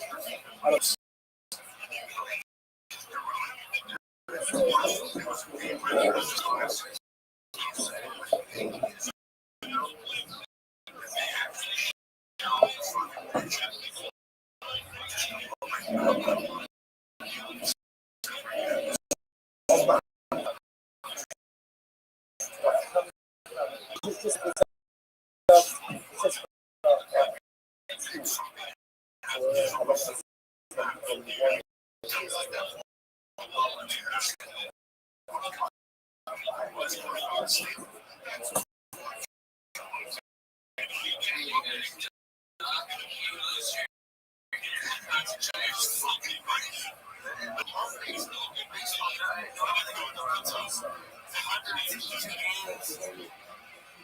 Stand up there at 90. I love them.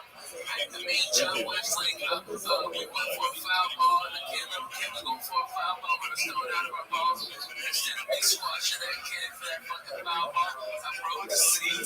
Okay, and the kids got the ball, everybody's cheering from the big screen, and I'm holding that chair to get it, motherfucker. I got my left hand on the chair. I'm getting it done, laughing. He goes, you bring that chair. I go, yes, motherfucking chair. I brought that as if I've been there 30 fucking years. I fucked the chair up. We got up and fell the fucking seat.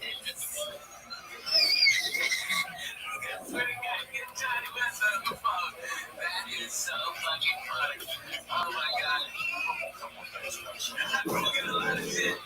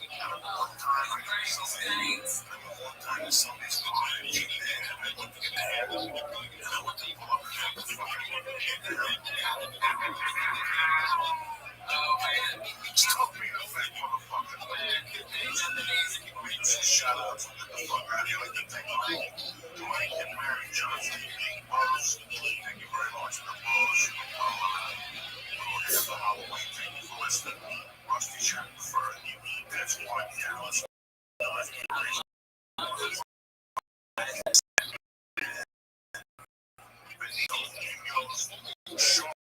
Cappuccino. Just watching. It's my man in Colorado. It's a cool motherfucker. I got weed, 15 foot tall, 15 with the grill, the biggest ass bud. Dude, he's a great guy, man. That guy's come from where it's still going for a couple of days. He's a good dude, man. He's a good dude. What's up with your guys? I want to know some more.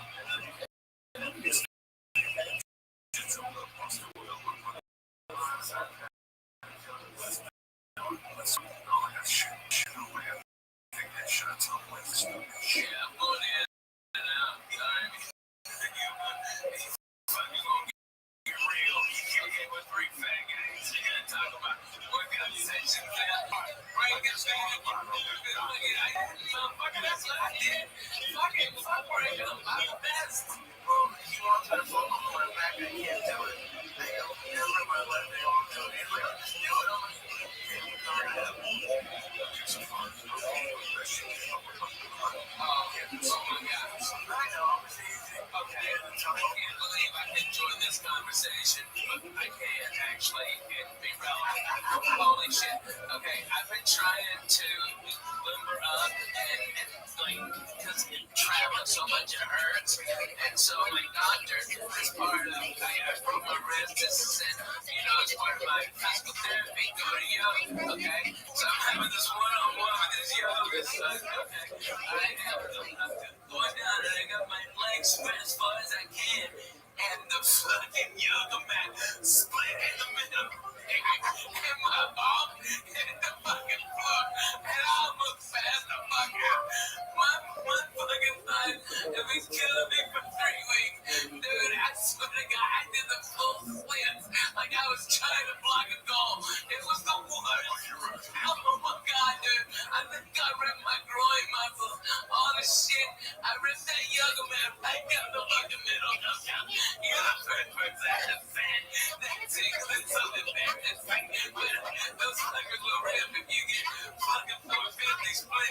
Oh, Jack, I busted my ass. It took me so long to be able to get up. I didn't know what to do. The instructor just put me back on my back. And they say, oh my God.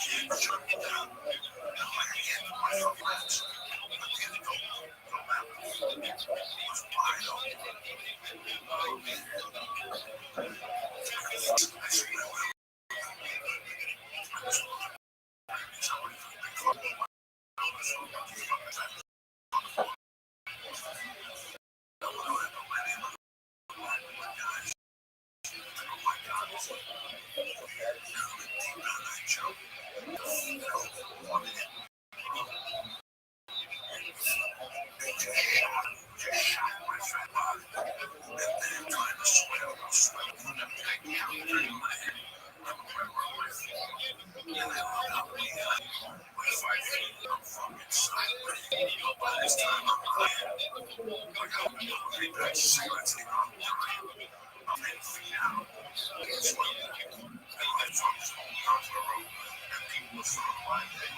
trying to get the shortest distance was this way. If I swim perfectly, then the fucking wall would never make it.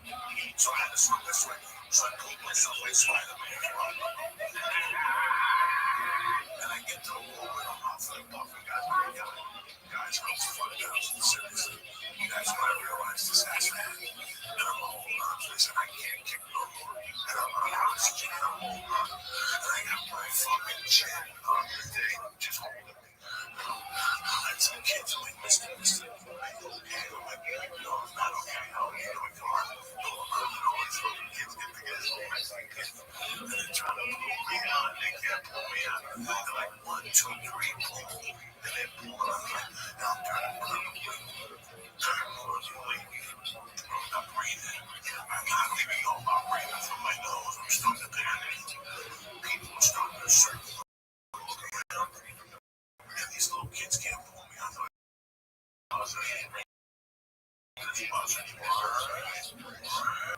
So this chick gets on the thing and she turns this thing around and then actually gonna make me this thing gonna get me out.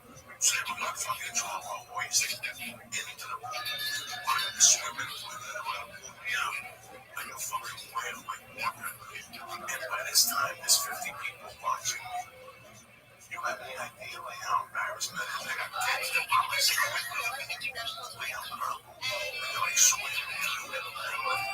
Get to the middle and go and drop the hoist. And the hoist will pull me out. Bring it to the side. Leave by that point. I'm so fucking embarrassed. And now I'm going around and I see ambulance tech workers running in my fucking mattress. Like I got shot in the nose. And something made me put my fat little foot over. I just went up. And my fat foot got exposed. Oh my God, that thigh must have weighed 1,000 pounds. And I fucking pulled myself up. I rolled on my poor God. I just rolled onto the pool. I got right as I went to the fucking door. The three head running. I'm like, where is he? That's him. And I just walked right past him. Don't stop. You don't sign nothing. You don't need to get checked out like you're fine. As long as you get kicked off. Gotta be honest, I think there's a thing called secondary drowning. Look it up, like, it happens. You just take a little bit of air, I mean, a little bit of water in your nose, and it gets down your actual windpipe, and it can be a very small amount. You don't have to have this deep, long thing. It's a secondary drowning. Look it up. We explain it. Wait, that's what it is. That's what I thought you had because I swim all the time, man. You know, we go to that tennis club. People invite you to come up there like little white people and let's have a goddamn party. Okay, I'm telling you, it's a fucking. I'm calling it out. Let's go. Okay. No, that next summer. Stop. You got the holidays. We got the holidays coming. I'm gonna smoke Thursday. I'm trying. I beg if you continue to be. Alright, trust me. I got problems. Okay? Yeah, I'm fucking Jay-Z over here, but I got 100. Alright? Word of that. But you know what? She's so great. It's so, like, freeing for both of us. And I still love her. I'm in love with her. I love my babies, and that's why, this wasn't an epic trip night, you know what I mean? It could have been, but it just simply wasn't. I got real shit to do tomorrow, I got 2 beautiful babies that love their daddy, and I've been getting so much bullshit, about me and the wife filing for divorce. Truth was, she was just responding, bailing check LA records. She was already speeding, and I had filed on her, like, 10 days before, okay? And so there was going to be this big jurisdictional battle, and my lawyer, Tizzy, goes, you're going to spend about $150,000 just fighting over what state we're going to have the divorce in. Okay, not counting my money. All right, I'm supposed to write a retainer tomorrow if she wanted to go to war for like $50,000. Okay, it's retarded. Right, and we're just being cool. It's like my babies. I always want them supported. My wife will never want for anything. She'll have the house that she designed. Okay, she can be free, and I'm a miserable person to fuck with. Not that I'm a fat piece of shit. It's a work of a fucking time. I'm always I've got babies that have school, but shit from the internet and fucking people making bitches my kids, man. It's like, motherfucker, I'm the guy. You know what I mean? It's like I'm the guy behind the microphone. You know, those are my babies. And they're just being fucking dicks. You know, I couldn't even go hard and trick or treat, but people are fucking up in my business who I never even knew. I want to slap so many motherfuckers. I couldn't take it. I just sat down. Because everybody knows my fucking business, but they also know my babies, and they go, yeah, their parents, you know. And everybody up there is either swinging, fucking divorced, fucking somebody else, or doing coke. You know, there ain't no fantasy world over there where they're throwing stones. Man, they're coming in. You told me a story that was funny instead of understanding that you're a funny fucking idiot. What is going on in your life right now, Ralph? It shows me the people in the church with you. I'm saying there's two ways.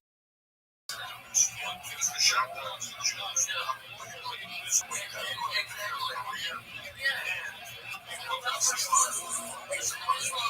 listen, man, sometimes people try out to get my own roster. I can't know anything. Guys, I don't know anything. I just found out that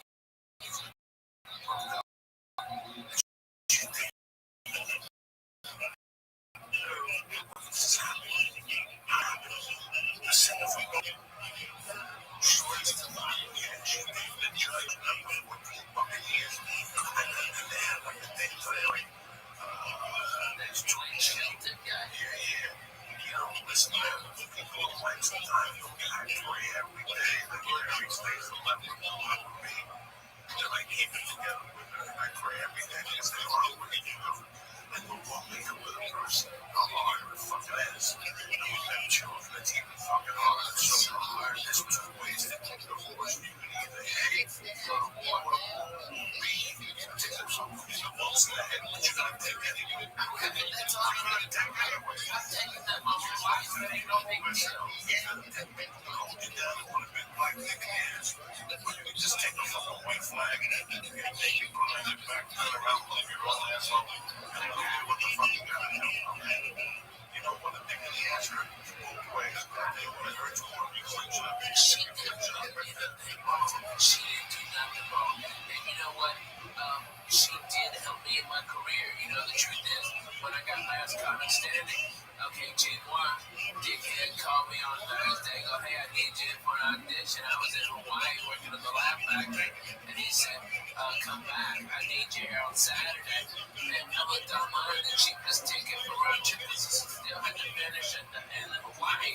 Nobody on that fucking island could have done it. Right? And so I had to come back, and the ticket was like $1,100, you know, and that was 2 months rent, man. That's real fucking shit. Like for a maybe, for a big fucking maybe, and I rolled the dice, and I couldn't afford it. Mom had a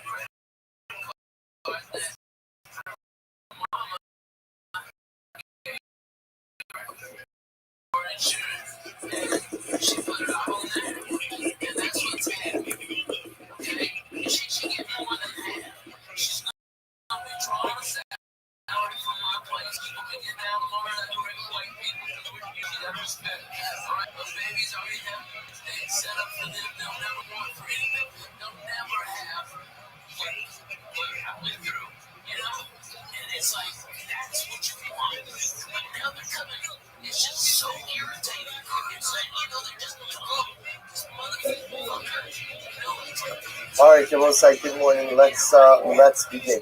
First of all, a thank you to our sponsor this morning. Both in the breakfast are served by Leon and Julia Shaman. Let's begin the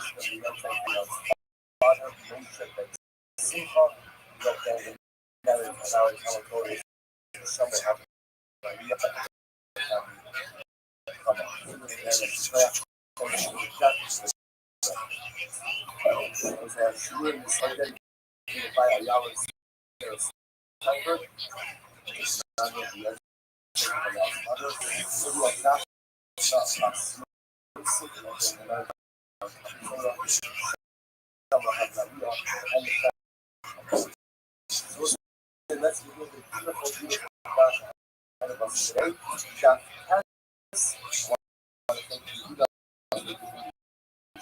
Yesterday, I'm going to think about it's like 8 months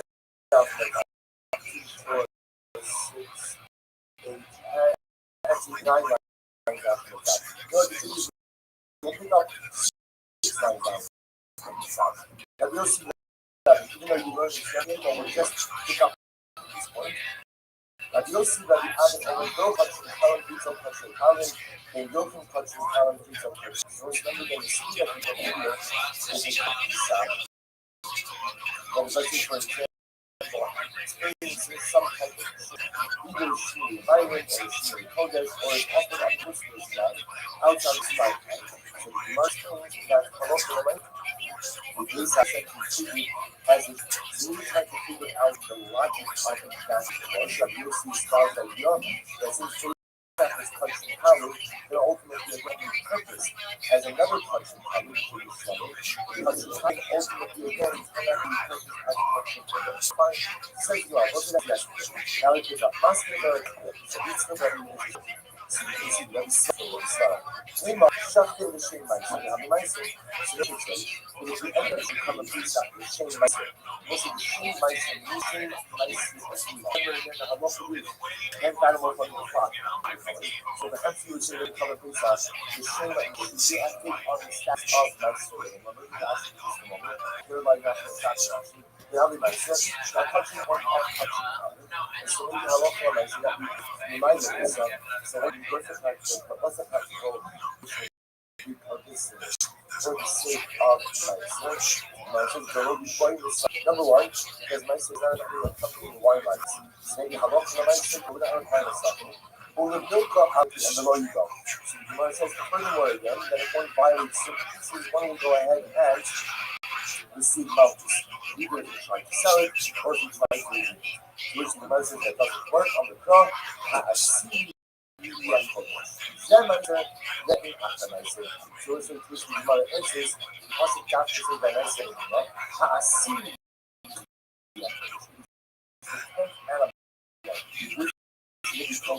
Which we consider like myself, it is only that 10 people that does not outside of focus. Therefore, was a concept of you purposing and analyzing on the resolution of myself.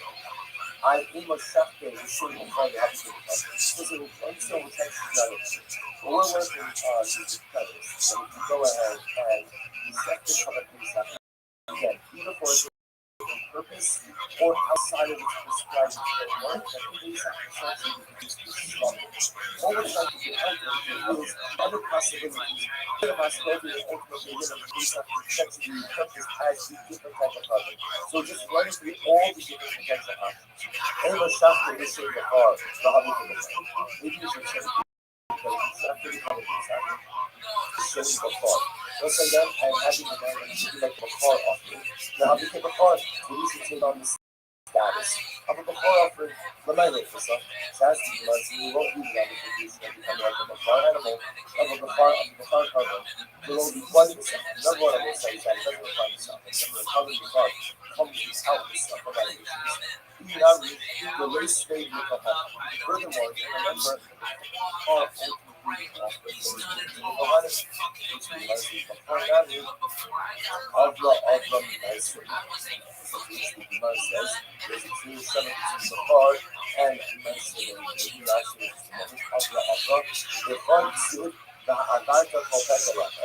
ובמעשה ציוד כל אשר יעבור תחת השם. From before to Meiser, just like Meiser is only different animals to become designated animals of the book. No other animal ever had that complete status. So too by before, only the actual before animal can have that status. No other animal can have that status. But he was shot يشتري ذهب الجيرة إذا كان ما تحكي ما كان ليس يقول لك تمورة مثلا نفس تمورة تمورة is an animal that is spot for money. If you go and you have an animal doesn't mean there's a fight. The Torah says that God is not ready to swap out that animal for another animal. If you do so, what's the halacha? There's a penalty halacha. The penalty halacha is Valyahu Yismira so Kodesh. And ultimately, again, both animals are considered to be kosher. Both animals are considered to be kosher. So maybe if you go ahead, you set the animal for Tmula, the animal Tmula, which is the minor itself.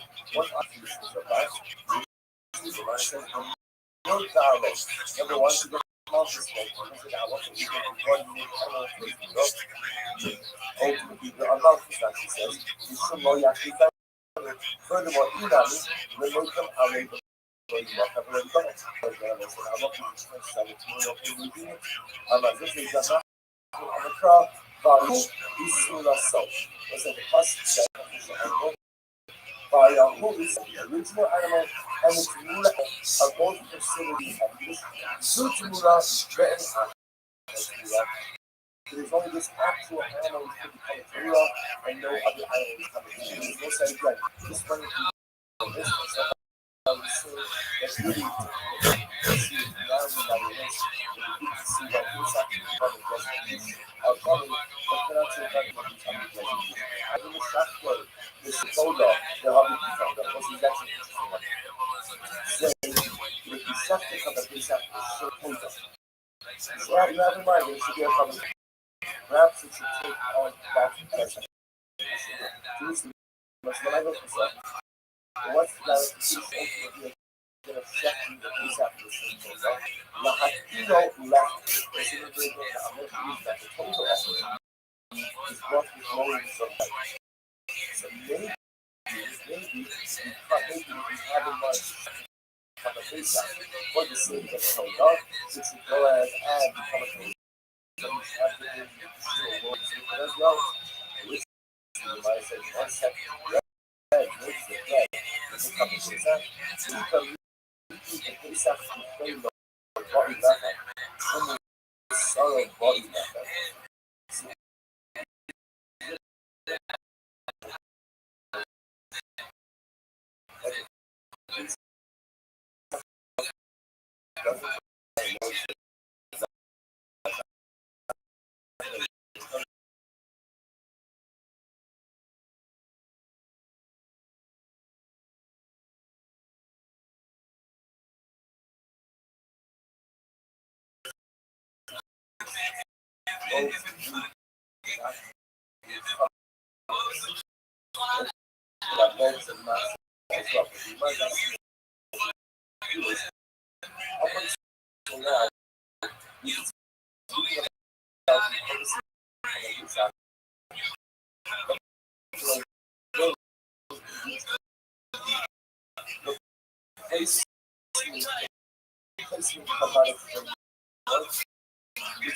Somehow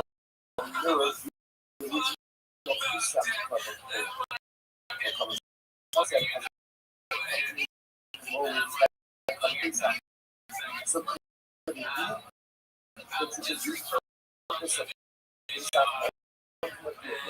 but does not include the original Pesach framework.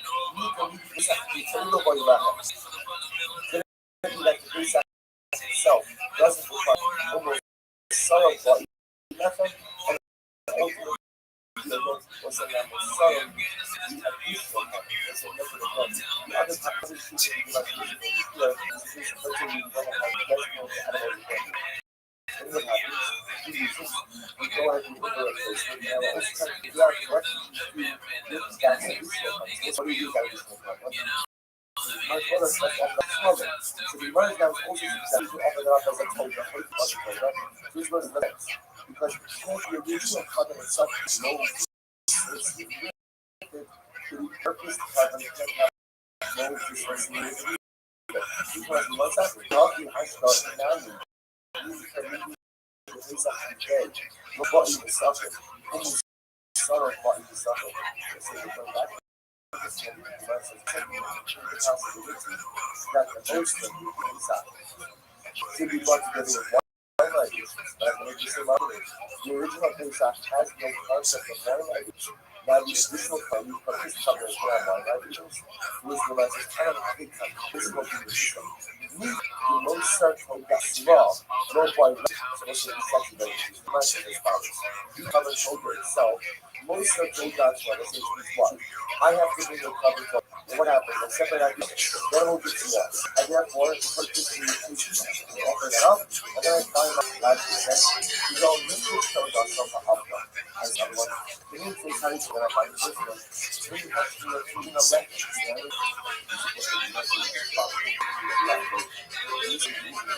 Separate out the animals. The second one that I found offered every house to live. Mara says, if the most certainty that it starts to offer every house to live, that you require to have a calendar that a most Pesach can be offered up as a Torah is still going to be offered up. Which you must know the answer nobody else. Most of the us we will have by you. Most of the again, even if you want to continue us to know the color Pesach to be offered the same kind of Torah, and that particular piece, even if it was a local amount again, is actually the thing that because if the most of the Torah's but most, certainly again, the most have to be parts of that gold. Not super levels, but you know, even most was an album that building that fill up, and you know that the person talking about something most of them that simply some details that separated as elephant an animal got lost. Are you comfortable?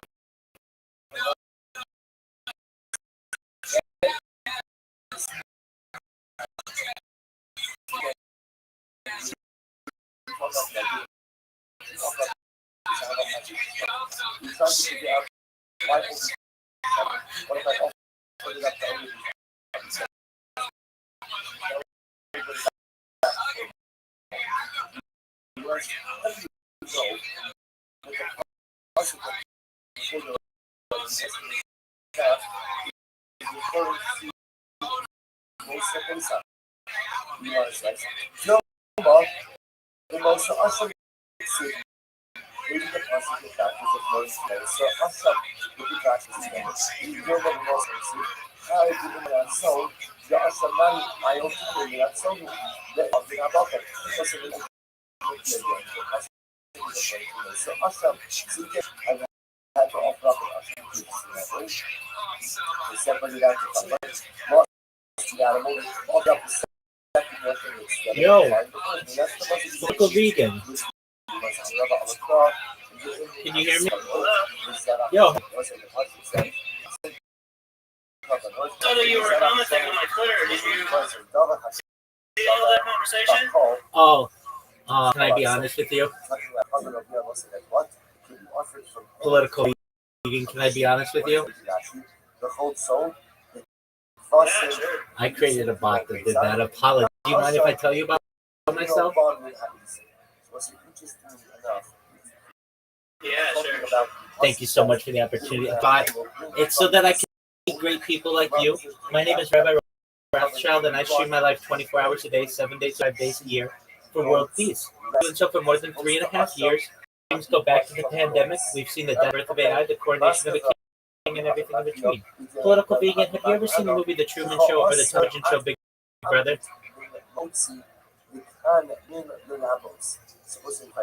Yeah, I'm living. So am I. Excellent. So you're a streamer yourself? So what you're telling me over here is that you're not showing carbon out is coming to include additional type of carbon.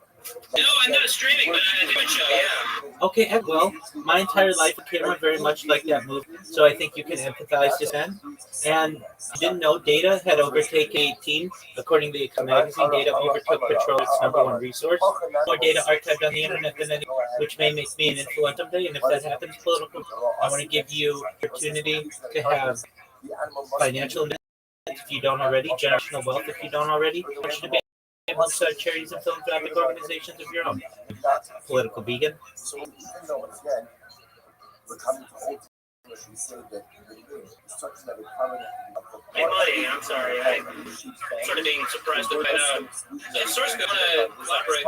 Well, And like we discussed politics and religion. I have a few things that I want to talk to you, especially since you're a Jew, right? Like you're.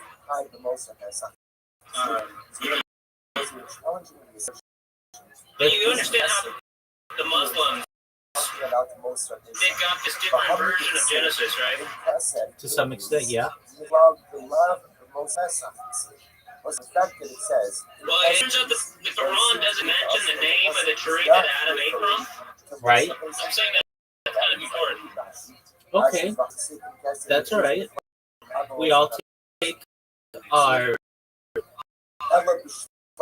essentially creations within religions.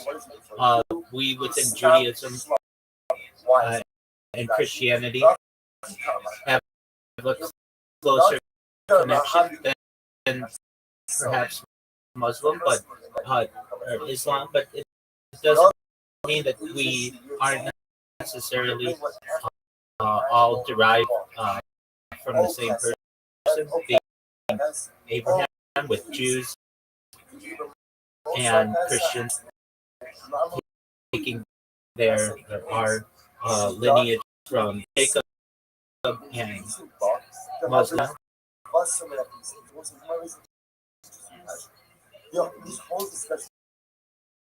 And take it you're a vegan. I think that's a very admirable type of life to live. What other political points are important to you?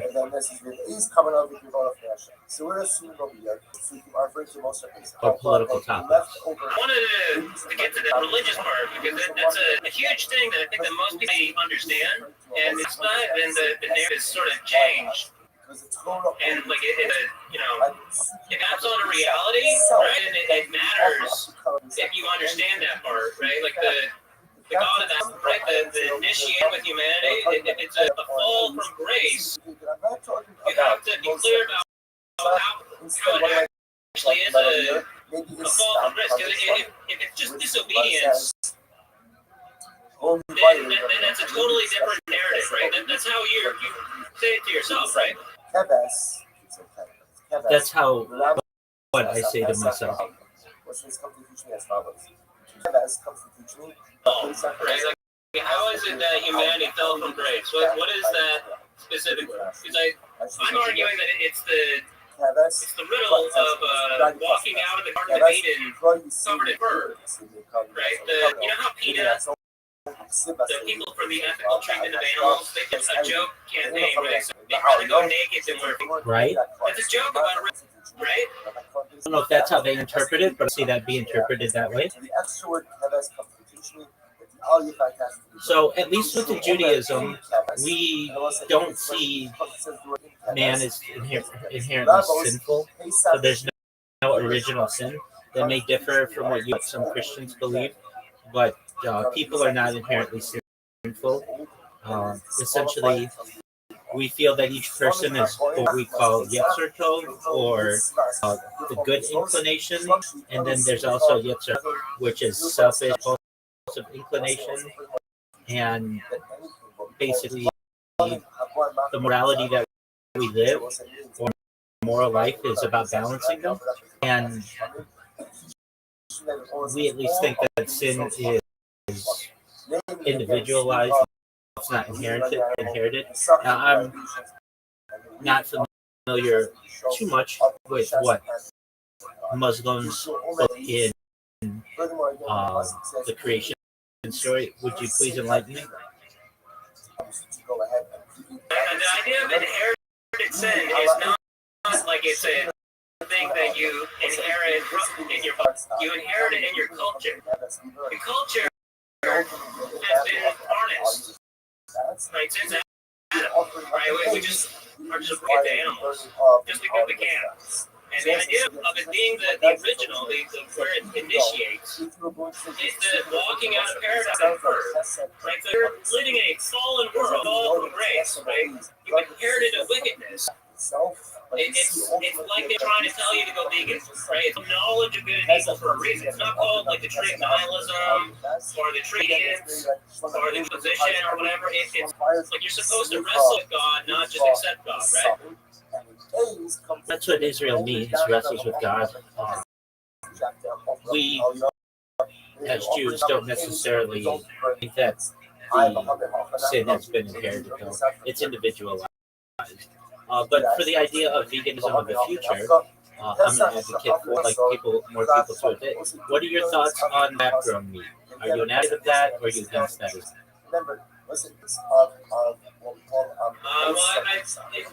Purely abstract, right? Just the words on a page, right? Yes, but in terms of the human animal, when you talk about it, you've been giving people like some sort of impression that it makes sense to just weigh in because it's not perfected yet.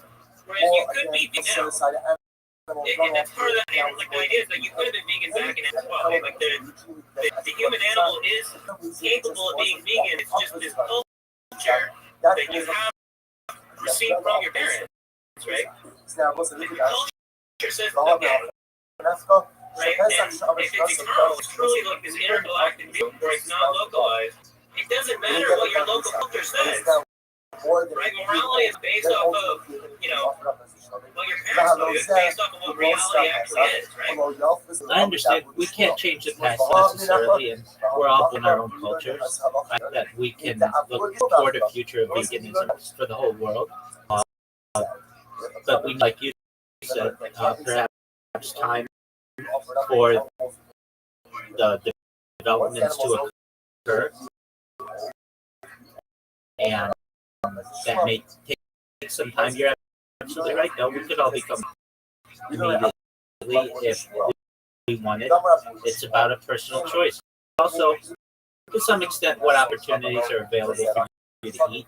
But yeah, I would say it's generally personal choice.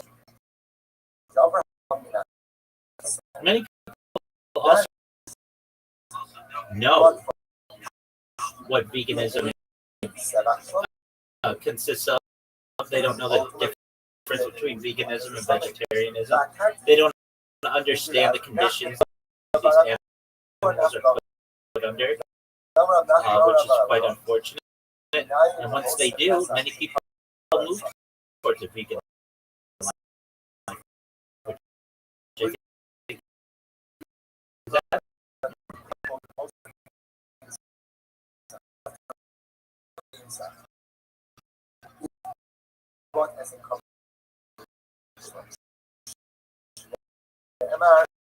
Right, yeah.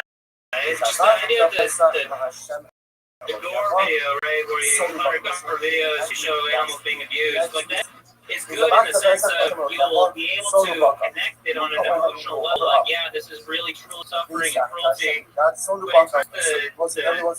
properly basic, it really doesn't require that, right? Like, it's a see, like, you feel it, right? Like, if you ever wear fur, or if you ever look at people wearing fur, like, it's just, like, blatantly obvious. And the point is that there is, like, almost nobody who then comes back and says, no, wait a minute, just because I'm doing it doesn't make it okay, right? Well, to you, That's the fallen world, right? Their fathers did that, their fathers' fathers did that. yeah, no, I understand that. To you, it may seem inherently obvious that wearing fur is cruel, but that's not inherently obvious to everyone. And I think it's really about education. But you take say an indigenous tribe that uses all parts of an animal. Fur is very important to them. What are your thoughts on that? Like First Nation people with the bison furs, or to protect themselves from the elements. Yeah, I understand that. Like what you're trying to tell me is that like there's these, you see it's okay. That's what I'm saying. It's inherent from your father. So your father doing it, you don't think your father's wicked, so it must be okay. But the point is that it has to be out of right. Like your natural impulse. Yeah, at least if you look at the human animal in a non-native environment where it's not, nurtured into wickedness, you would just naturally understand it. Just looking at her, right? You're like a big utopia, and then like some alien from another world showed up wearing fur, it would be obvious. But I guess it's just assuming all these different variables, right? Like you're saying that people don't look at it that way, right? Like, you understand what I'm saying? They have to be good, or are you gonna push back on that? I think that it depends on what kind of start we take. So let's give the environment a scenario with the First Nations people.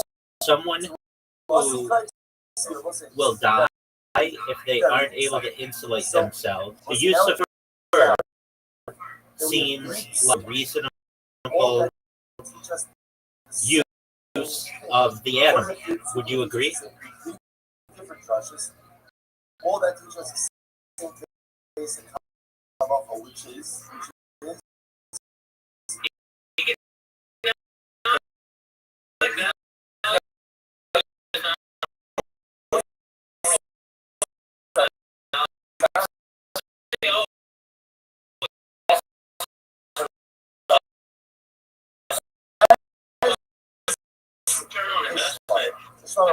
Make it moral, right? It's clearly immoral. Morality is subjective. I'm talking about you have a First Nations people. They have no contact with the Western world.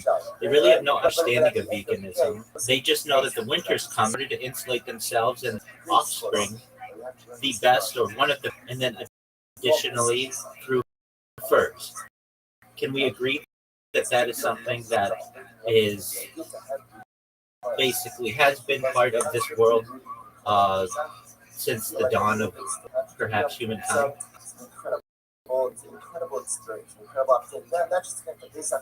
I'm not asking you to make a value judgment on it. No, but I mean, the point is that it's like a badge of merit that the religion starts with this, right? This is the initial commitment. We're not even talking religion. We're not even talking just. It's almost as if they're anticipating that the future will be this opposite. They're anticipating that eventually veganism will win, right? I do think that we will win.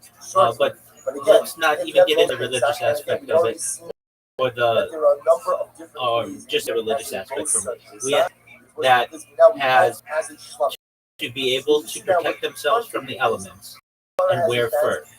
Is that not? Is that okay with you that they do that? Well, if they do it today, then no. Right? If you're saying that, like, if you're in the past and it's just raw nihilism and there's no other option, we're gonna die if we don't do this, then it's understandable. But being something understandable is not like excusable, right? It's not like a moral acceptance, right? It's just understandable why they would do it. Because the Romans, you know that story about the origins of the Romans where they were about to go extinct? They just decided, hey, let's go to the neighboring tribe and rape all their women, and so we'll have descendants. And like, yeah, that's understandable, but that's not excusable, right? It's not acceptable. I understand that. Okay, so we're in agreement that perhaps centuries ago, the use of fur was a necessity. Okay, maybe today it's not. Let me ask, what if we have a tribe in the Amazon that uses the fur of animals that they kill, or even just like the feathers of animals for for their arrows and such? Are you against that?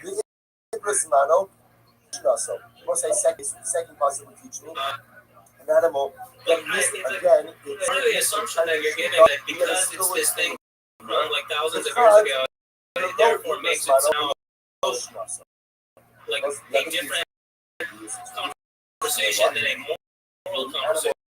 If it is literally the sacrificing of animals, as opposed to just like finding feathers on the ground and making sort of artwork, like that's different. Right? Like it's still nothing about culture, nothing about make so that it's okay, right?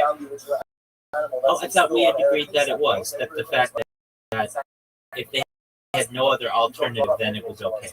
But now today, if they have an alternative, it's not okay. Do I not understand that?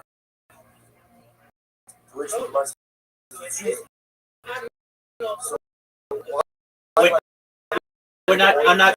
I'm not talking the Romans. I'm not talking the Romans because they're a quite-developed civilization.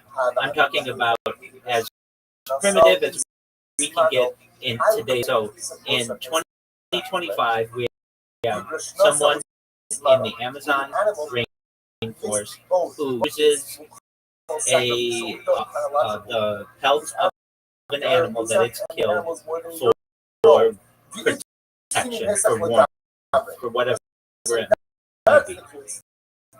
Are we in agreement that what they're doing is not immoral? No, right? For today, for 2025, where we've got all the UN agencies, all kinds of deposits, whatever. Like you think one of the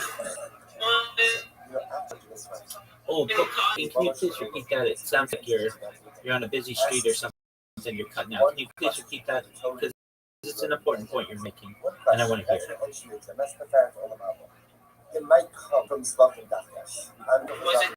you saying that today, 2025, if you're saying if you're in today, you have a moral to some charitable source instead of like hunting an animal and killing them for a jacket. If you could find a vegan option, maybe you're right. Okay, so that's the assumption that you know that a vegan option is available. You know what veganism is. There are some people that don't really understand it. Okay, so are you familiar with Northern Island? The people who really have limited human contact as possible. Are you familiar with these people? No, also it works the other way too, right? If there is this like truly isolated group of people, humanity, the rest of the world has a responsibility to make sure people have basics, right? And so if you're saying they don't have basics and they're just so desperate, like they're like actually like wild animals where they don't fight, wild animals like that, right? Like if you're out in the wild and you're a bear, like you're hungry, right? There's no food. You gotta do something. But like, if that's true, then we would have a moral obligation as like, the rest of the world to not keep people in such situations, right? Okay, so to familiarize yourself with the conversation, people of North Sentinel Island have rejected any influence. So if there have been cases of people who have flown aircraft over the island and they've thrown spears at it, there have been areas that attempt to proselytize or missionize, and they killed those people. So the UN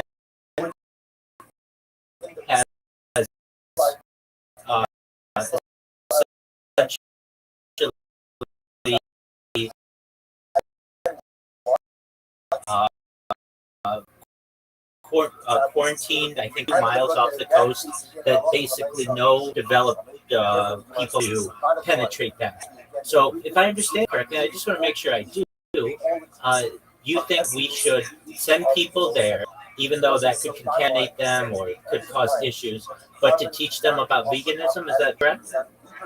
Because again, I've already offered up another comment instead. Even though the original well, not just veganism. I mean, that sounds like child abuse. Or the only way that you are in that ideology where you are like as hostile, warlike with everybody who's not like you, or because the parents are brainwashing their children. So like that's really truly what you just said. So we should give these people phones. We should give these people great food. Give these people great clothing. Right? Like we need to have a way where they're not gonna just that's hardcore. Are you for real? Oh yeah, absolutely. Just to give you a breakdown on it, here we go. Just one moment. Please give me a summary of the people of North Sentinel Island.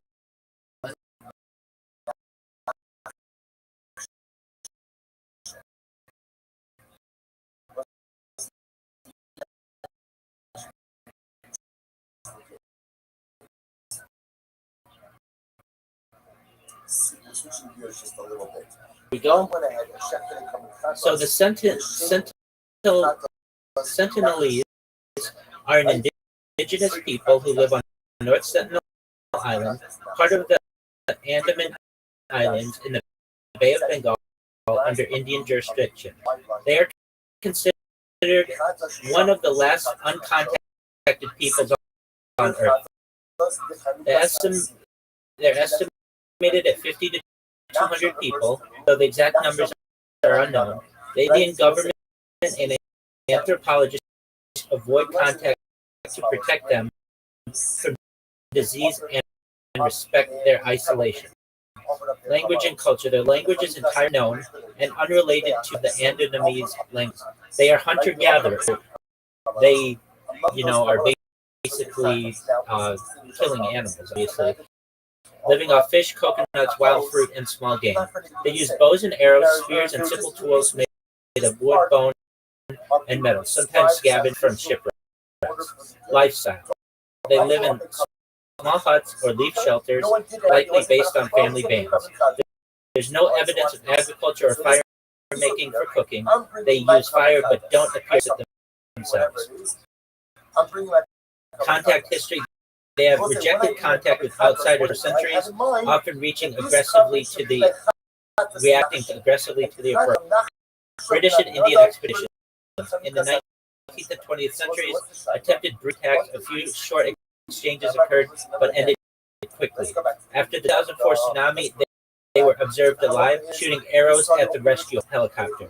In 2018, an American missionary named John Allen Chow was killed after illegally trying to contact them.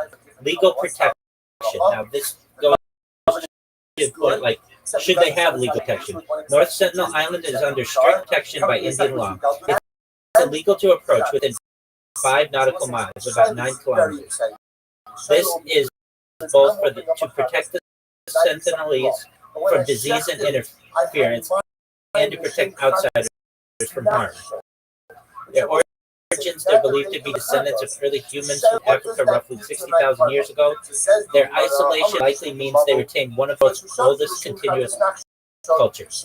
So, if I understand political vegan, in this situation, you would drop the legal protections for them, and it's okay if that's what you would want to do, and introduce veganism to them and smartphones and all the other things. As long as you offered up that cover, even if it's not this, not sure it doesn't matter. If these people are actually in good faith, they want to create their own AI bots so that the rest of humanity can understand their culture. Right? If you just want to keep it for yourself and just fuck everybody else, then you're a bad thing. You need to actually try to help others. And so if they're not willing, they're bad faith, and we need to rescue the children. like, there's no way that we can't. Nevertheless, We have to interact. There's no way. we don't say Okay.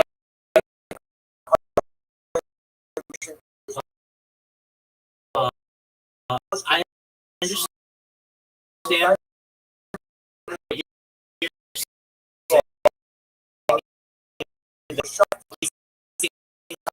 Someone like that is child abuse. I get that. There are other anthropologists who think that they're primitive that should remain uncontacted for as long as possible. I get that.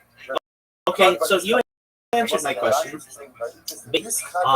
As I understand that you think, and this is what the idea is that we should have like veganist education systems or education missionaries. I don't know how else to describe it, but people who would go to contacted people who just don't know about veganism and teaching what they're doing is wrong and hurting animals and giving them alternatives. So I understand like that's something that you would endorse. That was a gift, but because it's also It sounds like Mormonism, just like Buddhism, where you got missionaries out. But what I really want, like, and this is sort of a joke, but just, imagine there's like a passive Terminator where it's got the Gen AI, and it's there saying, hey, I'm here to learn about your culture, right? And if you're like in bad faith, right, teach the Terminator your culture, then, you know, that will be your adjudication, right? Well, the rest of the community will know and we'll try to save each other, right? But if they are actually in faith, if that will actually, like, this is what I want. I want AI. I want a vegan AI breakfast. That is true. Okay. I understand that you're saying that like this is sort of absurd, and I get that, right? I don't. Wait. Let me stop you there. Let me stop you there. I don't think it's under what you're saying. It sounds like it could be reasonable. So if I understand, in your under your if we were give you the opportunity, political vegan, you would train robots with Google Gemini, ChatGPT, and Claude, and all that other stuff to go around and be ambassadors of veganism. And I understand that there are other elements of this too, and learning about their culture, and I get that. Let's not get to that part. Just staying on veganism. So these robots would go around and teach people about veganism, right?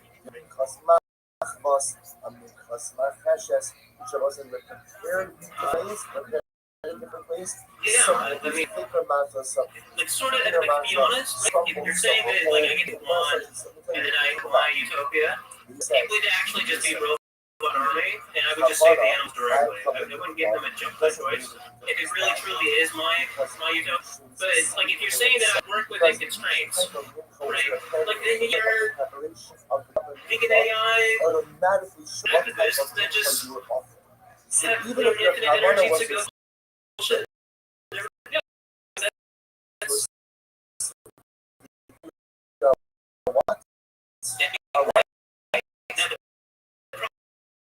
The AI right now is like sort of trained in like a villain.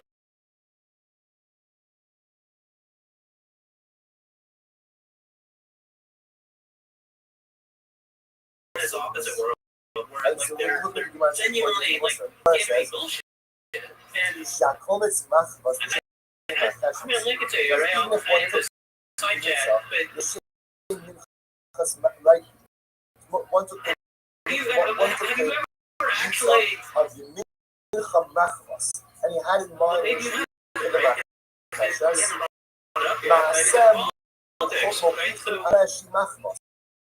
his action show that it's a minchas machmas. I am like, you know, in food in particular, but my view of the world is that we are living in a Truman Show, and the main character, right, his best friend was Marlon. Right. And Marlon was a he would vending machine. He would just go in and restock. Right. It's sort of like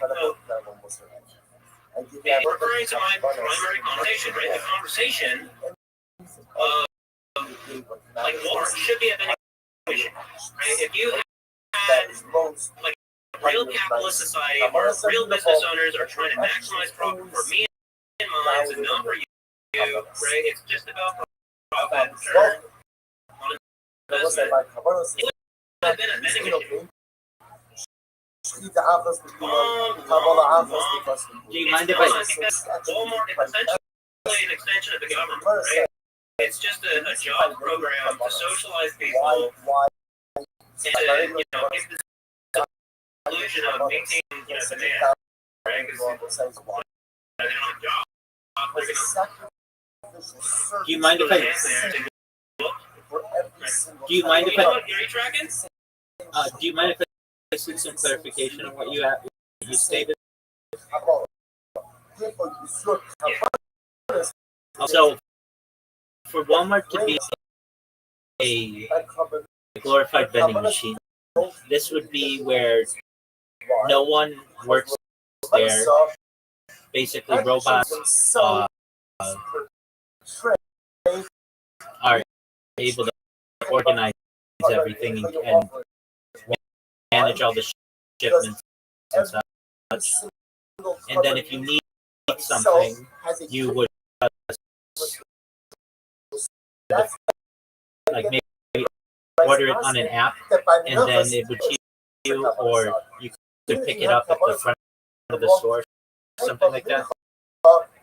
You say essentially, the actions are ultimately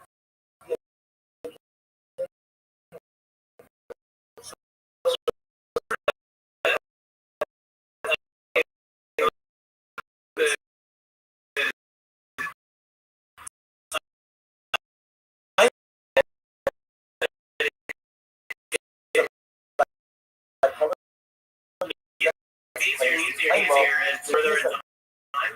If you were to do this like 100 years ago, it would look a particular way. If you do it today, it's just drawn and delivered, right? Everything's just going to be drawn and delivered. The point is that, when they made the Truman Show movie, they didn't have AI and robots yet, right? So it could have been just like a normal vending machine. Mechanical engineering, just mechanical engineering, without even electric. And that's more than enough, right? Like you can easily do it. It's just they chose not to, right? They chose to make arbitrary contrivance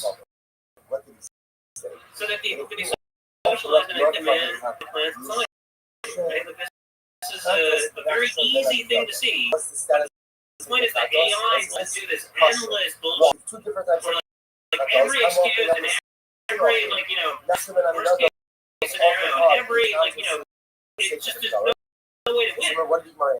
Because the pasuk said, okay, there's no way to win. What's the win? What's the all in the family.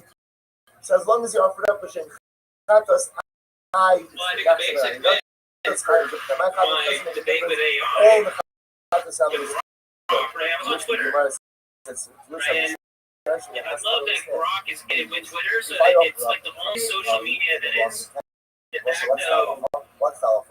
We can use it as a group. It's not like a private thing anymore. I love that. Right, but the point is that it's not admitting that I'm right. It just wants to forever do this. Excuses bullshit thing, right? And that's, I'm not talking about automating the economy right now, right? We just admit that this is true, right? Your mindset. I do want to automate the economy, right? But it's just I understand that whenever we decide to do that, that's like a 10-year, 20-year. No matter what type of mincha you offer it up for, it doesn't happen naturally, right? You have to actually plan it. They did plan. The reason plan for it to not happen. So you have to undo the plan. You have to plan. that the mincha is still okay, all right. Vegan, if you don't mind, we're gonna have to put a bookmark in this discussion. I'd love to continue it in another nightly tradition of we interact, play some games with each other. So with that, political vegan, I'd love to have this conversation with you more further. It's been really my pleasure to be able to make your acquaintance. And if there's anything I can do for you, let me know. Okay? Say what? As long as you have in mind for the right type of some kind of sounds great. Take care. Doesn't say that. The reason why they cover mincha with the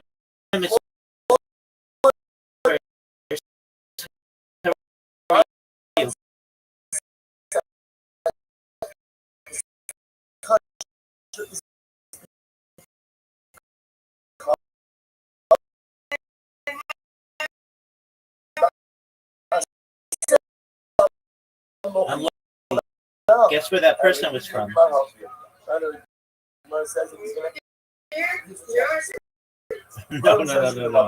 I should have been more specific.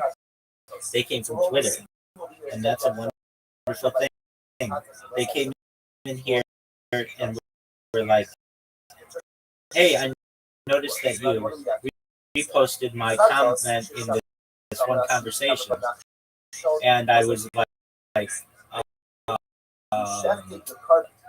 do you mind if I tell you what are your thoughts or something like that? Do you mind if I be completely honest with you? And they're like, yeah, go ahead. But like that was a bot that did that. But I'm happy that you're here and we have the opportunity to talk. And so that was really great. But that tells me my bots are working, and that makes my day. How was your day? Say why discussion I offer up. I want to give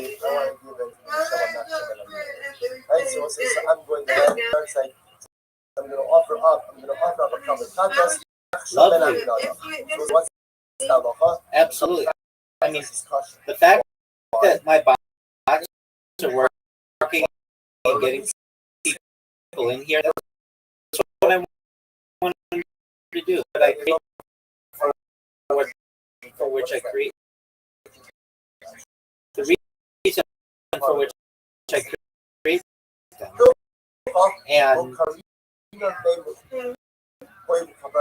that's phenomenal. So good. I had some other friends in here earlier, and I think they want to introduce you to their family. So that's gonna be cool, and I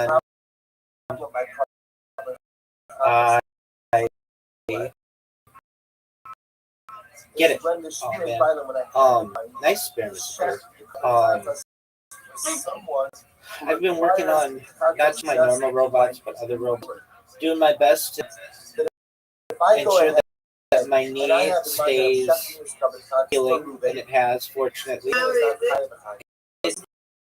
His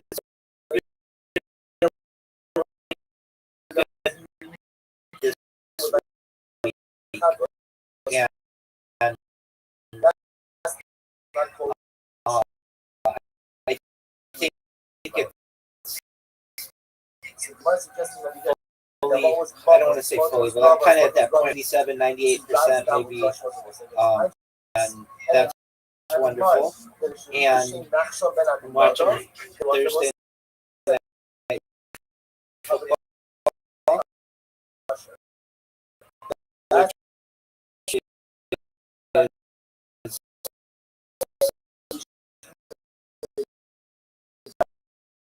which is interesting, and talked with Brandon a little earlier today, so that's been nice. But really, I hate to say it, but the biggest, happiest thing that happened to me is somebody saw my bot on Twitter and came. That just makes that to me is better than money. It's better than fame. It's exactly what I want to happen, because I know that it's just gonna get the right person today. They're gonna see what they're gonna think it's. Hey, man, we're gonna go viral. And we're gonna make a positive change. Wow, look at you, Aquarius, just matching me. Get it? For someone who was alive, who was right, Nachshon ben Aminadab, then the All right. would be Get it? All right, Miss Aquarius. It all comes this. Get it, girl. Like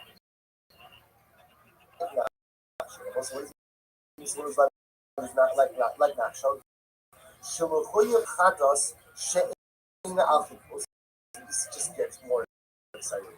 So Get it, if girl. I'm offering up a carbon chatas, again, just to be clear what the case is. I have to be carbon chatas. I did something after the carbon. I'm not offering it up, but I'm Wow. someone who's alive would That have is bought big. a carbon like Nachshon ben Aminadab. Who is a living person who has to bring a carbon chatas? There was a second amount of carbon chatas that's not brought for a sin. Look at Rashi. Show me the Nachshon. Show me chatas. There we go. But not for a sin. That was a fortunate comeback, Mr. Aquarius. What's the case? What's the case of your? Absolutely. No, you don't. That you're undefeated. I'm not a major hit. I'm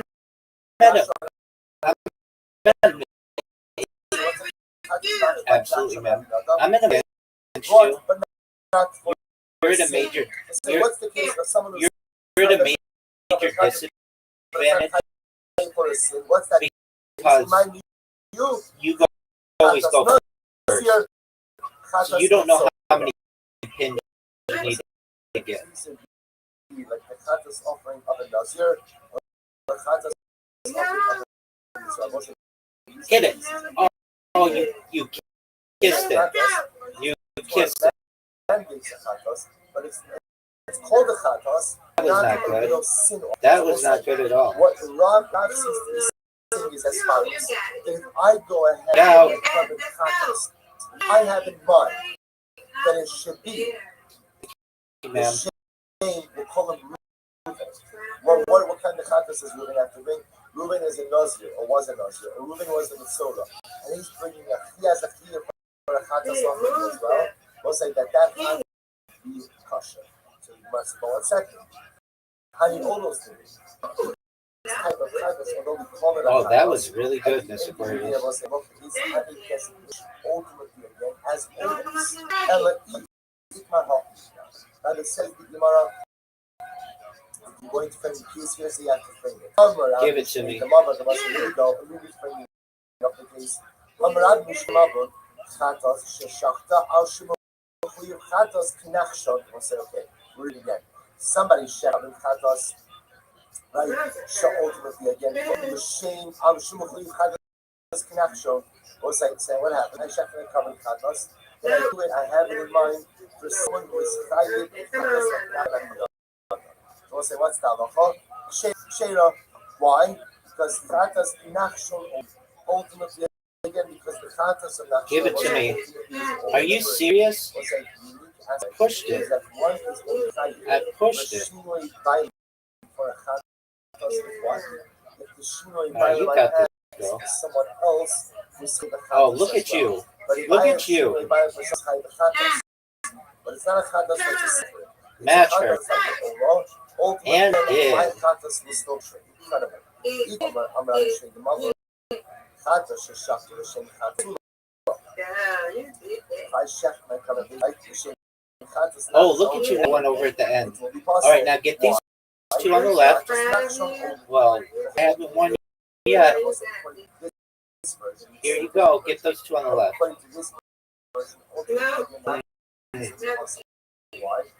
But you've got the lead. and therefore again there's a Kodesh. In this case of Shinui, it's not a case of Shinui, but rather again this case of Shinui Kodesh, and therefore again the covering would be possible. I'm not a pro either. Last throw. I win Aquarius. Undefeated in bowling. Undefeated in friendship. Great job, madam. I was shafting my common class. Thank you, ma'am. Now you get to sleep like a baby all as long as you want, right? That's wonderful.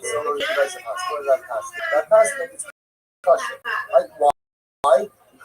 All right, ma'am. God will change.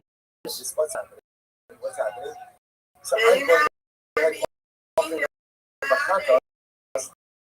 That's wonderful. That's what I like to hear. Which most say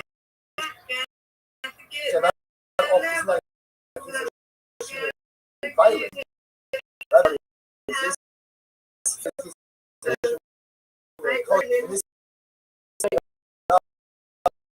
Which means what? That's the case. What? I don't know what's going on with her.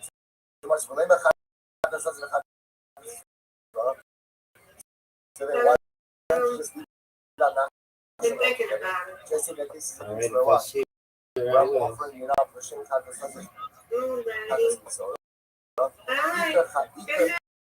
Sweet dreams. God willing. Take care. The first Thank you. people that we recorded case of Oh, thank you so much, Mr. Kirsten. That makes my night. You're wonderful. was it interesting how the first paper case of That's right, Mr. Kirsten. Well, we just got over 2,200. That's big time. First, they recorded case of was actually not a sit-off. It was a darn off. So we'll say, so again, so this is just, That's so right. first of all, Mikasa Sukasa. What's fascinating about this is as follows. You could have two that will say, we're ultimately the same formulation, those two can have different results. It has in mind when if I'm checking this, and I have in mind, I'm checking this the same issue. Or what I'm doing on mind, and I'm checking it of carbon. That now that I'm another offer, and what goes here to halacha is that my chatos will be possible. Because that's a piece of shinei kodesh. I'm offering up a chatos again for the sake of Ova, which will not work. But on the other hand, if I'm checking my chatos, and I have in mind that I'm checking it with someone else who has to bring a carbon like the chatos of Nachshon, i.e. what? Right? The chatos of a nazir, chatos of a mitzvah. It would appear that halacha carbon would be kosher because that's shinoi violent, but that violent is also offering us the shem chatos, and as long as it's all the shem chatos, it appears that the carbon would be kosher. Amarav, chatos elef sheshach shem chatos dan. We actually saw this earlier. What happens? I have to bring a chatos because it's favored. And when I go ahead and I offer up the chatos, I have in mind that there should be a chatos for the sin of consuming blood. So what's this? So again, remember, still a chatos, but a chatos for a different infraction. So what's that? So chatos, the shame chatos have all this shayla. I said that law is kosher. The chatos is still kosher. Because why? Even though again, my kavanah wrong infraction, my wrong violation is in the family of chatos. However, the shame chatos, nazir chatos, it's sort of psula. Most likely if I have in mind, so we just said, look, if I have in mind when I check the chatos, that I'm checking my chatos, the shame chatos, nazir, the shame chatos, then the covenant will be possible. Why? Because that's a piece of shame kodesh, because I need all those things. Because those said ultimately again, these kavanos have the status of an older, not the status of us. But it wasn't just a few more times.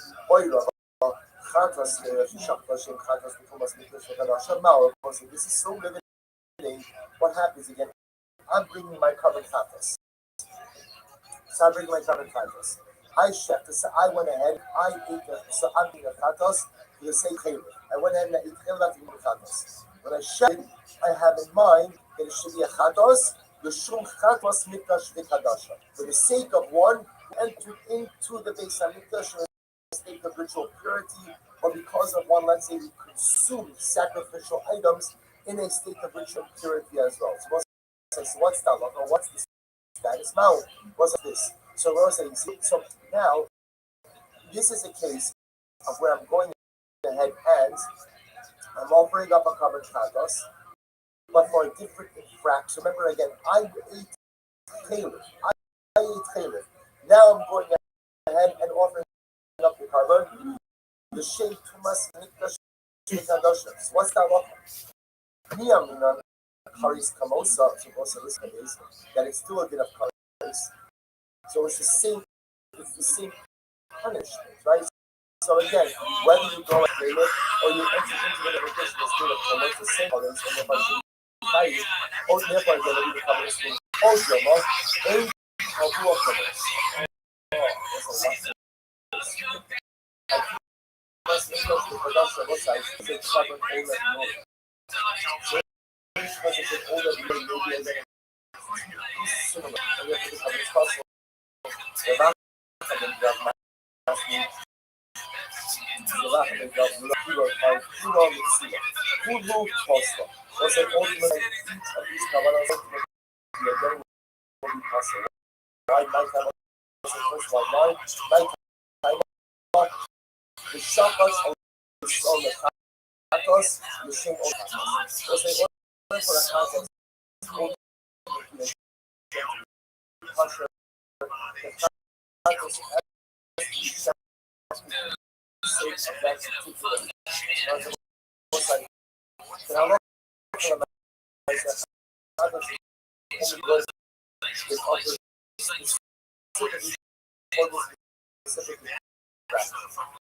I'm worried about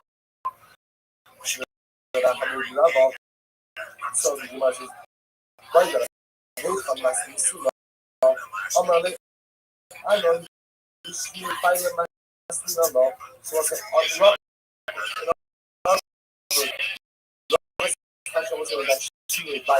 and this is how we go. Now to my son, I'm a lover. Santos is to shut down unreasonable. Please count us down. The Santos are unreasonable. Was the lover's was as follows. And if someone, if I went ahead and I exactly in the cover conversation to the human, but what happened? I shifted it to say someone who seemed for the sake of someone worship idolatry, was idolatry even.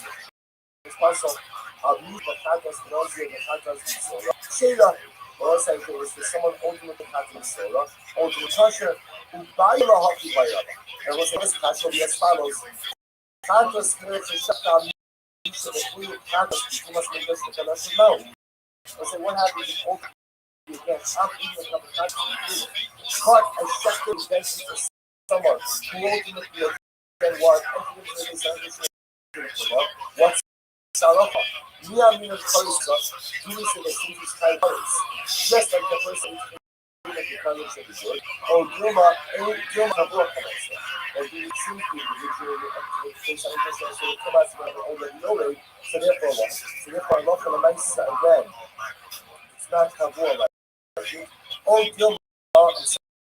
Sorry. So since it's high price, since it's high price, ultimately the coverage is good, it's the same punishment. Therefore, there's no shame. If you say that since too much confession of the is high price, maybe again, since too much confession of the is a coverage only already. Therefore, it's not similar enough to my own assumption of the left, which the Gemara says, also teach the Gemara the answer that's and therefore, again, this situation, Rabbi said, I have to bring this up in practice. For the sake of the assumption, ultimately, get up for it, but I have a feeling that I'm having my somebody I would ultimately get is myself now. We start ahead, both share punishment of colleagues. On the other hand, she must be Christian, that's what is covered already versus Taylor, which So what's exactly these two and that ultimately the benefits. But bottom line, we pass these cases. Guys, it's like is that anytime you offer up a and there's some type of shield, some type of PPE fund necessary upon us and attack us ultimately is going to deal with whether that's whether that's anything necessary upon us to attack us ultimately is going to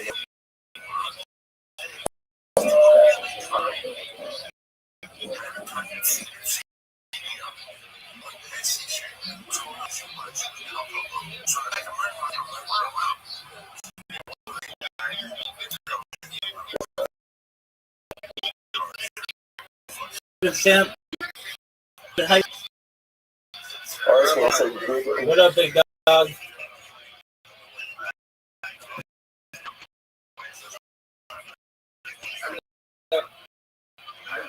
Not stopped by good morning. Let us begin.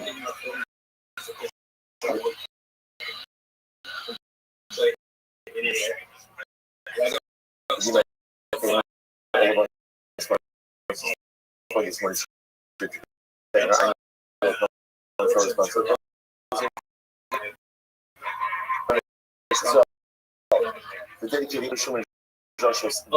Okay, what happened? The service levels for all responses for the month of Elul, about in the Talmud Ben Goldberg. Okay, what happened? Where were you? What happened? Ben Asher Pinchas. Hey guys. I was walking down Rundle Mall, down the street, and they approached me. Look, I don't think those people are truly pro-life. I just think those people can't get a regular job, so they go around for some people on the street, pushing their agenda, and they don't really believe in the agenda they're pushing. So,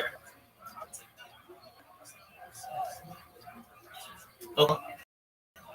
And so life people started filming you. you know why I say that? You know why I say that? What? I asked them, I can tell you my opinions off camera, so I give my opinions off camera, and they're like, I got a job to do. It's like, if you are really cared about the movement, you would listen to people off camera.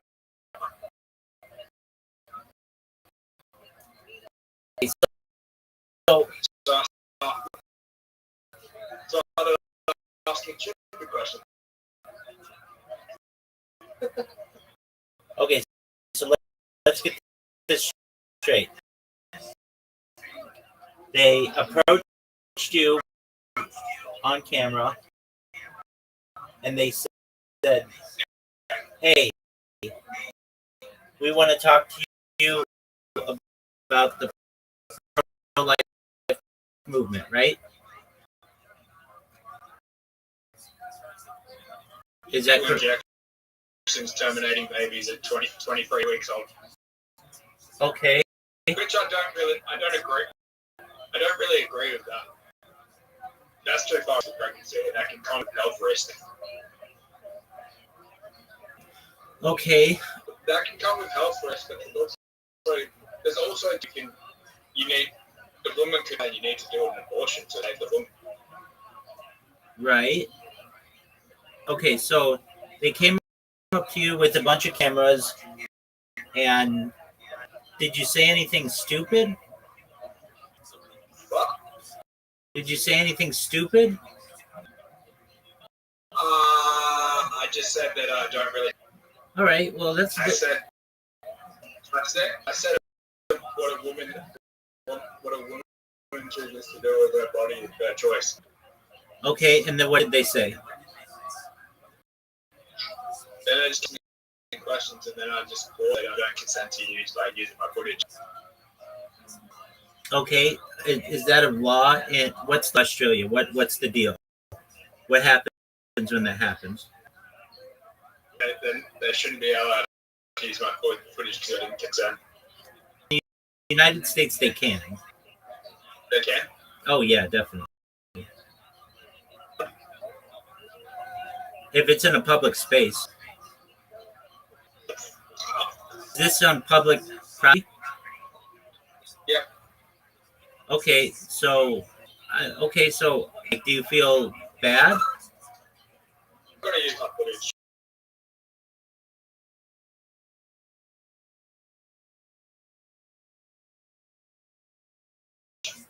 They're interviewing about 100 people today. Okay. But you know what I should have said, Rabbi? What should you have, Zoot? I should have said, since a man can't make one, he has no right to tell a woman where to create one. So that should occur. Okay. That's what I should have said, and then I should have said that I'm going to keep my opinions on abortion to myself. I could be pro-abortion or I could be anti-abortion. It's none of anyone's business. Okay. But I do think those people are only there because they can't get regular jobs. They're just annoying people on the street because they don't know how to. Okay. That's what you feel? Yes. Okay. And is it, I mean, you didn't curse anything, did you? No. All right, well, then you should be fine. I just wanted to test them and see how knowledgeable they were on subjects as well off camera, but they didn't want me to talk to them off camera because they got a job to do. Just say, well, you don't really care about what the agendas you're pushing because you're just doing this for a job. Okay. And that's how I feel. Like, Rabbi. What, baby? You're not being anti-war, are you? No. No. Would you ever take an act to be anti-war?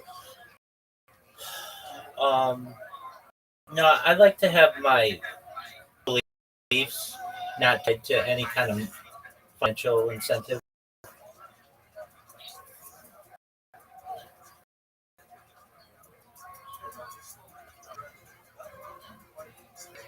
I mean, that's better than the pro-war. Yeah, I mean, that. I could say most politicians are, unfortunately. That could be.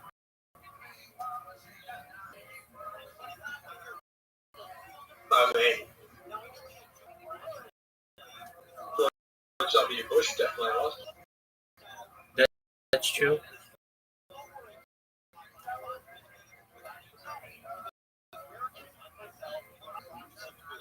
All right. Donald maybe indirectly was. All right, so what did you say? What doctor said. What did you say? The doctor.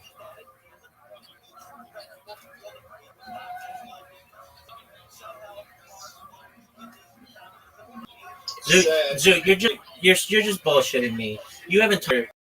You're just lying to me, and I don't like that. I'm giving blood right now.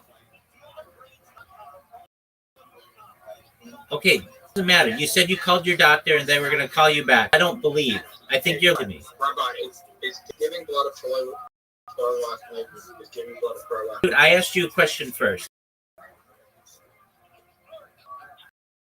My doctor.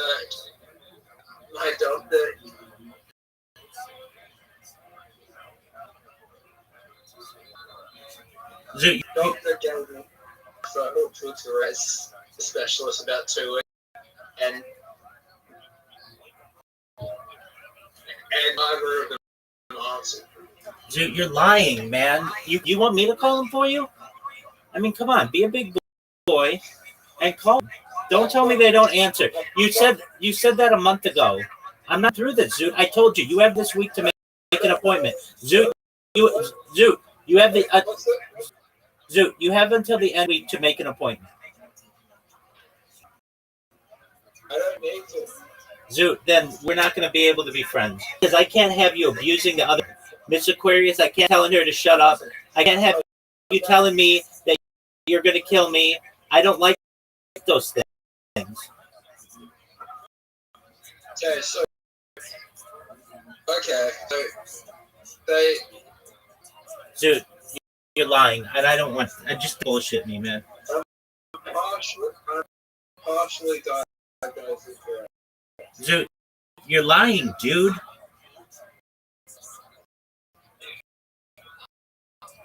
It says Zoot, I don't know. Zoot, you're lying, and I don't want to. I'm not putting up with your bullshit. What difference is diagnosis going to make? Like, is it just going to like confirm that I have it? Well, then you can get therapy for it. Okay? I already came. Yeah. Then go get therapy for it.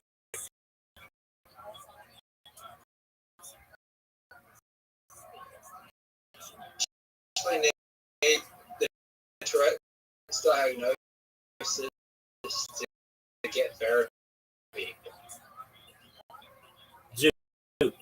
Zoot, I'm just going to be straight up with you. I told you have till the end of this week to make an appointment. You have not done that.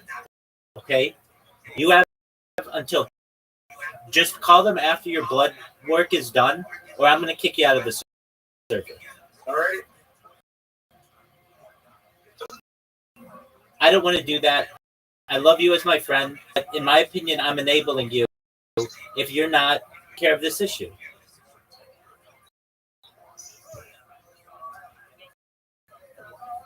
I love having you here. I love your friendship. I love talking with you. But I can't have you threatening other. I can't have you threatening me, and I can't have you basically telling being rude to people in the server. They don't want that. They don't like that. Maybe.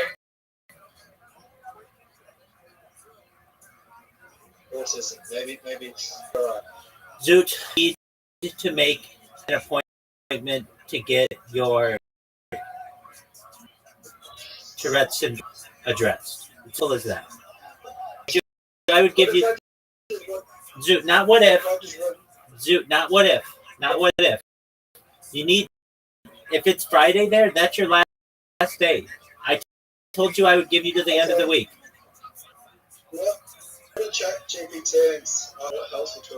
Zoot, you're straight up lying that you called and that you got an appointment. They're going to call you Tuesday or Wednesday of next week. I don't do that, okay? I understand that you don't respect my friendship enough. And that's fine. Call them.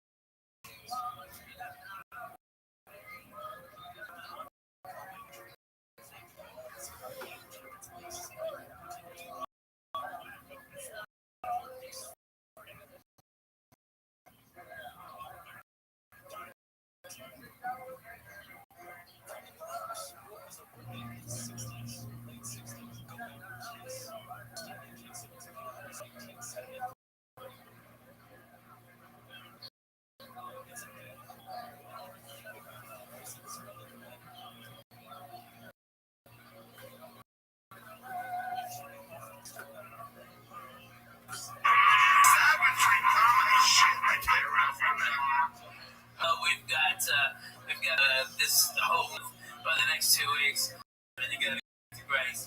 I'm going to Santa Cruz, Fresno, Portland. I don't know what I'm on, but man, this is great. Seattle. Get the flying Jew. Right. Oh my Dude, I'm telling you, please say it. You alright? Look like the fucking circus drum. It's coming up. Hey, all the church members up in Canada, first time I'm coming to Vancouver, man. Come out and help me out. See, that's the fucking town. That's a town, Jack. I've heard a lot of great things Oh about shit, Vancouver. gonna carry out the bus. Oh my god. Oh my god. No. No, dude. The fact that I'm this fat and can talk to you proves I cannot do COVID. Well, give me 20 Ceratops for it, you dumb fuck. Official quote was the one because I was fucking, you know what I was fucking cold. I had a sinus infection. Because I had just come from a goddamn Disney cruise with my kid. Okay, we were in the Bahamas and I was on that fucking pool in that boat of germs. Okay, and I got, fuck me. Alright, and I had all this shit, man. Like, fucking, just like they quit it up a little bit. I wouldn't, this is the real deal, okay? Alright, but I started shaking, dude, because I'm all fucked up on all that COVID. So, go this drink, and then a fucking NyQuil, and I played NyQuil roulette and lost. Okay, and you know what my wife goes? She goes, why didn't you use the measuring cup? And I'm like, what the fuck are you talking about? Measuring cup. That's that cap on the top of the fucking NyQuil. It's a measuring cup. I can use that in my goddamn life. I had no idea. Okay, fucking, I just drink, getting up. You know, I go like 2 shots. Like when you broke. That was you and Gravity, but you a man. Okay, you're a dick. And I was no dick. And by the way, we went to that jack in the box right behind his house because we was. I'm not right now. But yeah, but listen to this. You get your balls in, motherfucker. I see him playing my life. Alright? Well, Fred Christ is out. No, man, don't believe me. My wife goes, that's a ring cup. And I'm like, well, I may be dumb, but you're a dirty bitch. But you know what I quoted them? Because they were just making lines up. I said before I head on stage, I heard was, and that's just like. We're gonna follow like, give me a start, then open joint, it's all over. It's in 92, I played the hip-hop McDonald's all-black comedy club at a hotel. I was sitting back there, these crazy-ass, like, my name's Willie D. Alright, he's Willie D for the Ghetto Boys, okay? And then this little ass midget walks over, Bushwick Bill, okay? And he's gangster, okay? I mean, no bullshit. He had 9 on him and shit. That little motherfucker cut your balls off. That would be like, okay, no, with codeine syrup. Codeine. That was 7 of Mountain Dew. Boom, they do a Mountain Dew so it wouldn't pass out. So they poured a lot in, and a lot of us putting that liquor like shampoo, so you'd have like grape soda with some Chambord. I didn't know what hit me, okay, because it didn't take a set of the 4 years I've ever done comedy. Yeah, but I was, I've been smoking weed in the back because it was so funny to mention when you're on codeine and smoking weed, and yours, it's crazy. Like, what? Okay, standing ovation, alright? But a guy, and he had tried to do it fucking water. Steve Harvey told me, okay, it was like fucking unanimous. And he starts talking shit about me being fat. Like making all these fat shit jokes, and the audience turns on the guy. And then out of nowhere, see this nickel 45 caliber come up and go, and it is Bushwick Bill, and he bring the fat boys back, shut the fuck up, okay? That's how gangstering fucked up this guy. Man, I love those niggas, alright? was so scared. I'm like, this, he's already pulled a gun once. He's gonna shoot me for making a midget joke at him. But he loved it. Not me. I'm making my life. I'm the thing. With codeine, they mix it with Kool-Aid. Oh, yeah. Yeah, sir. Yeah, that's the exact same thing they were doing. It just even, oh, So I liked it, but I didn't like it. yeah, it's great. It's like a joint. My fucking pooper gets worn out. I can't shit and it's miserable. Fuck that. I don't do none of that shit no more, man. If somebody calls this shit one night. No, you don't want to. Hey, Lee, put this on. For 9,000 years, that's how long humans been making wine. Some people get a headache after they drink wine. I used to get a headache. One time I shoplifted a bottle from Albertsons, Hudson County Park. I didn't get there on Louis gasoline. I had a headache for 2 fucking days. People coming over, serving chicken, they're serving lobster. You went in there to buy a 20. Next thing you know, you're dropping 60. And you got no guarantee. They got a good bottle of wine. Sometimes people don't know. Your experience learning about wine, when you bought to learn about wine, that type of stuff. There's a lot to do. I know wine club. It's called Club. It's easy. You go to clubw.com and you enter Seeds of Talent Profile. I don't know where the card is right now. It's pretty cool, man. It's Wine Revolution.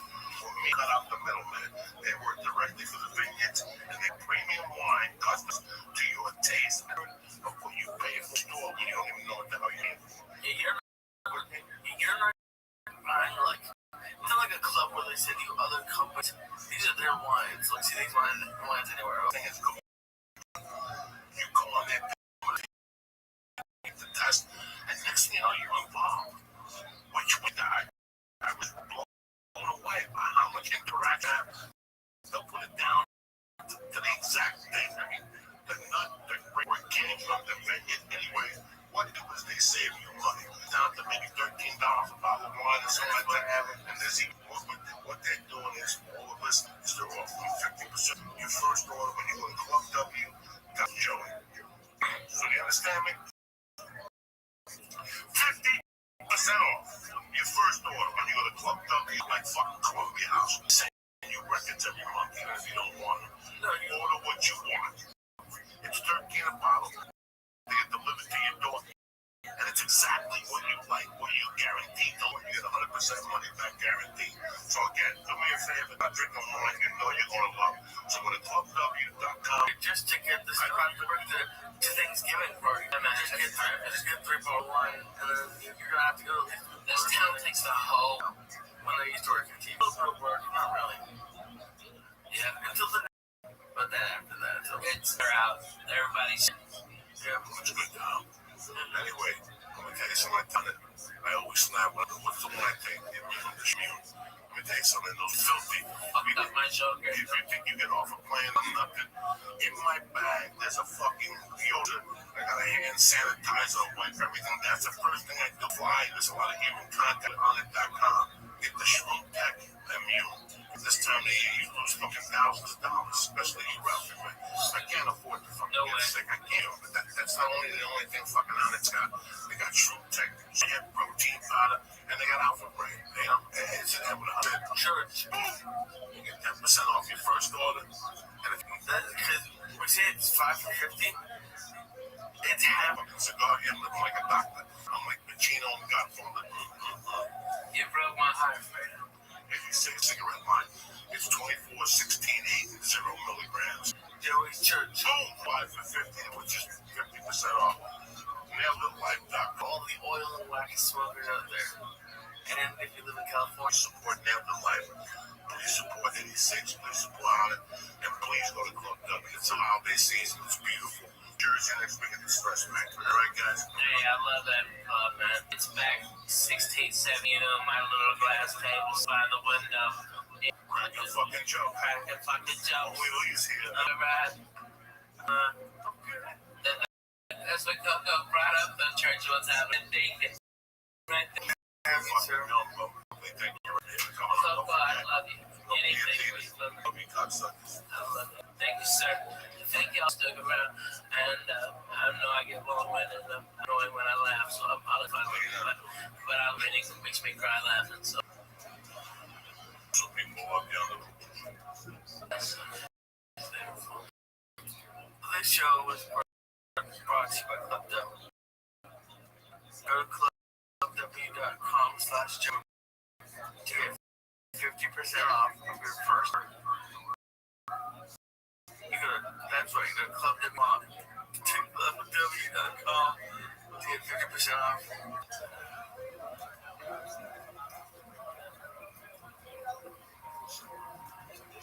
Go to PetNets. Get your PetNet smart meter, petnet.com/Joey. Petnet.com/Joey. Show is also brought to you by Onnit.com. Go to Onnit.com and use code CHURCH to save 10% on all of the optimization products like Alpha Brain, Strongbone, New Mood, Shroom Technique, and Shroom Text.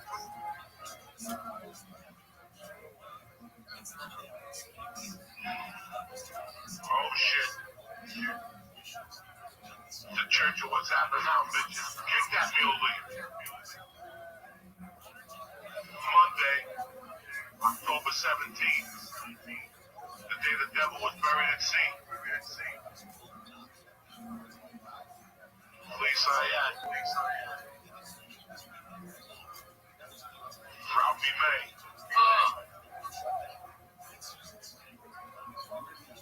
Uncle Joey. Little Michael Shankman.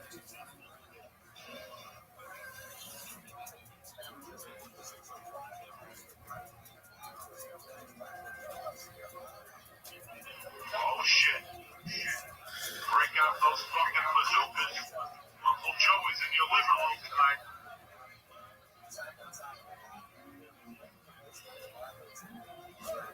What's happening, beautiful people? I missed you, cocksuckers. Rabbi May here. Hey everybody, how are you? Out here, same old fucked up through until Monday night, October 17th. I hope your weekend was fucking tremendous. We had a great weekend. I want to thank Chicago for letting me take my special, their beautiful fucking city, which I've always loved to death. Got Lee over that turned them on to a hot beef fucking combo sausage with the green peppers and onions. Forget about it. It's like the hot beef with the salted combo. Right, Chicago, that's it. Oh my god, they're crazy. I love it. Which one do you go to? They got House. Strong. There was also a day, there was a World Series. Yeah, right. You don't want to go up We there. didn't want to go all the way down. It was not like fucking around. We would take, but I had to do shit in the afternoon both days. So we just kept it light for Lee and myself. And I gotta tell you, Mickey were like, it was just great. It was great. It's the reason why I picked that city, especially. That's amazing. It's such a great town. They're great audiences. They're like blue collar but smart. It's a rare thing. They're not shocked by shit. Chicago. Fuck you. I lost my phone in the hotel. And they turned it to the front desk. Fuck yeah. That's Chicago, man. You lose at the restaurant. I don't know. We're at the restaurant. You got up. You saw me. You got up. You should have not had it at the restaurant. You got up. You were sitting there playing with the phone. Yeah, must be. You put it next to you. You got up when you saw me. And you left it there. I felt terrible because somebody I loved had dropped me out. When I got there, somebody gave great fucking out. Well, the rock and roll. They went to eat Cuban sandwiches. I left them downstairs. At night, they called me in my room. Yeah, so we have upstairs. That's amazing. I'm getting that's great. Great little city, Chicago. I mean, listen, man. Chicago's one of those places. Once you get to the south, it's the whole last third new frontier. Yeah, right. You really need, I hate that the whole city's being saying is like the old Wild West, I mean, everybody's dying and getting shot and shit like that. That's only certain parts of Chicago. Because nobody gets it. Yeah, right. There's parts of Chicago that are fucking bad as much as it used to be. Oh my god. Different elements of it used to. Oh shit. Those areas we used to go probably. Yeah. No way. This is going on across the country. Anyway, it's in Chicago. Chicago's a great deal. Chicago's a scary little town last year. Oh my god. Yeah. Texas is still like a That's so crazy because I used to go to St. Louis as a kid. And man, I remember whatever, like England, they had this whole 4th of July down there. Okay, I mean, every white guy that was too black, okay, we're all listening to the gang, eating fucking hot dogs like Americans. Alright, fireworks, everyone's having a blast. I can't believe that town went to what shit is today. You know what I mean? I mean, it's like we're seeing more people having more fun, like racial BS than anywhere than fucking 4th of July. It was fucking outstanding. Where were you growing up? Did you go to St. Louis? Clarksville, Arkansas. That's funny. The queen, no, that's Kentucky. She grew up in Long Island. Oh my God. That's like Jackson. That's like Jackson. Talking about our Yeah. We go to St. Louis to watch the games, and then we go to Memphis to watch wrestling, and we go to Hot Springs to go to the horse races. My grandfather would get a place. I'm back up. What type of wrestling was there? Oh shit! Was it the guy you saw on TV?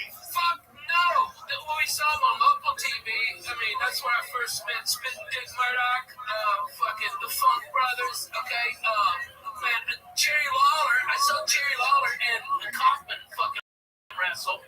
And then 2 weeks later, I saw Kaufman get beat by a woman. One of these big bitches from Tennessee. I mean, she's a big, probably Mississippi, North Mississippi. Okay, this big bitch whipped his ass. Okay, I saw that. Like WWE wrestling. It's third tier, but it's legendary. You know, I mean, it was Mid-South and something else. I forget the name of the other one, but I mean, dude, I went to so much wrestling. I saw Ric Flair win the heavy metal belt from Harley Race, and it was his second world championship. And then I saw Dusty Rhodes beat him, and then he beat Dusty Rhodes again for his third championship. It was tremendous. Blood was everywhere. It was fantastic. And wrestling was so fucking good, dude. I remember as a kid spitting on fucking Abdullah the Butcher. I spit on it. You dirty motherfucker. Okay, I spit on him. Who else I spit on?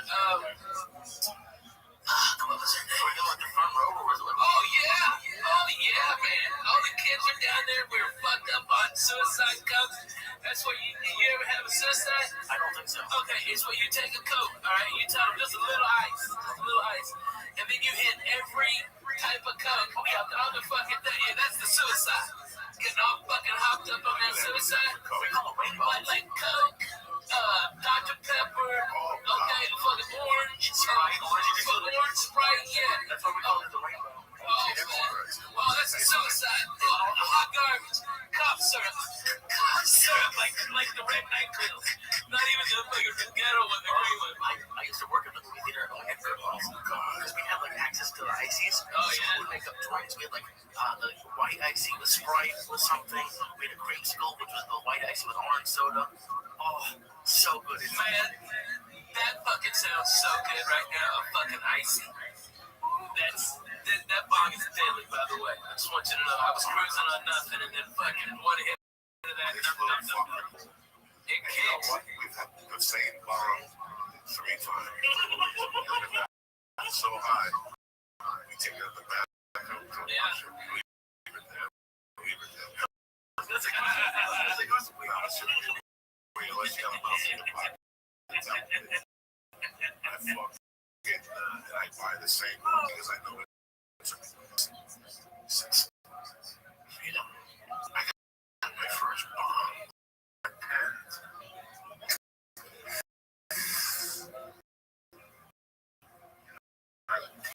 1985.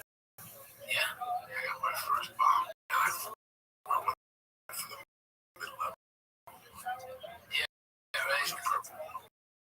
I like the plastic fucking pistol grip on the car.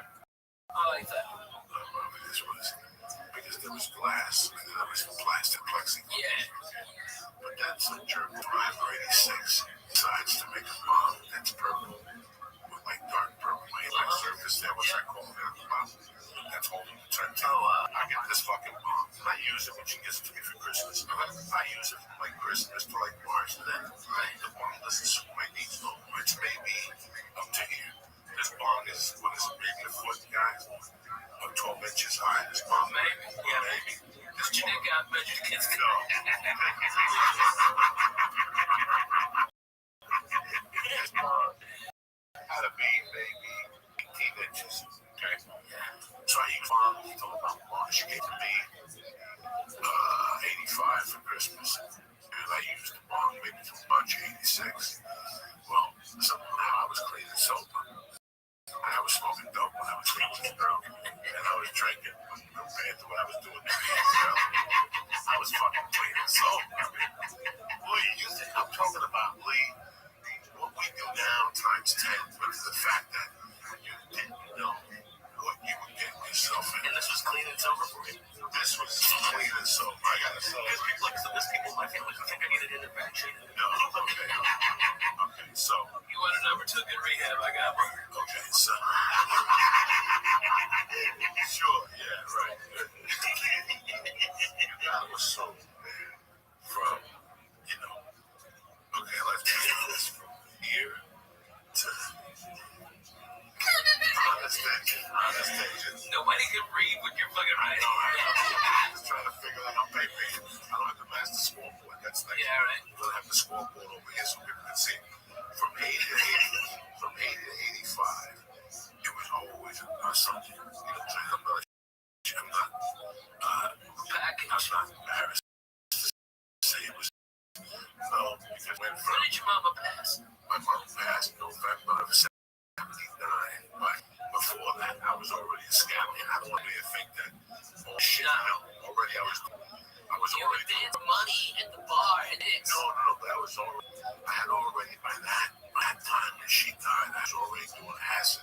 Oh shit! Sold acid that whole summer. I was making a living off an acid. No way. Off of microdot acid. I had it down to a science, Ralphie. I had it down to such a science. I had a cut a friend of mine in on it.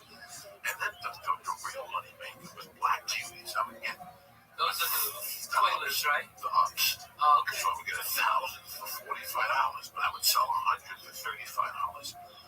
And then you sold one for $1. And you met Ralphie. Wow. You sold 40 of them and you already got your money back. Right. And you still had 960 of them to do it. There was no you couldn't. Only a loser could lose money on that. Yeah.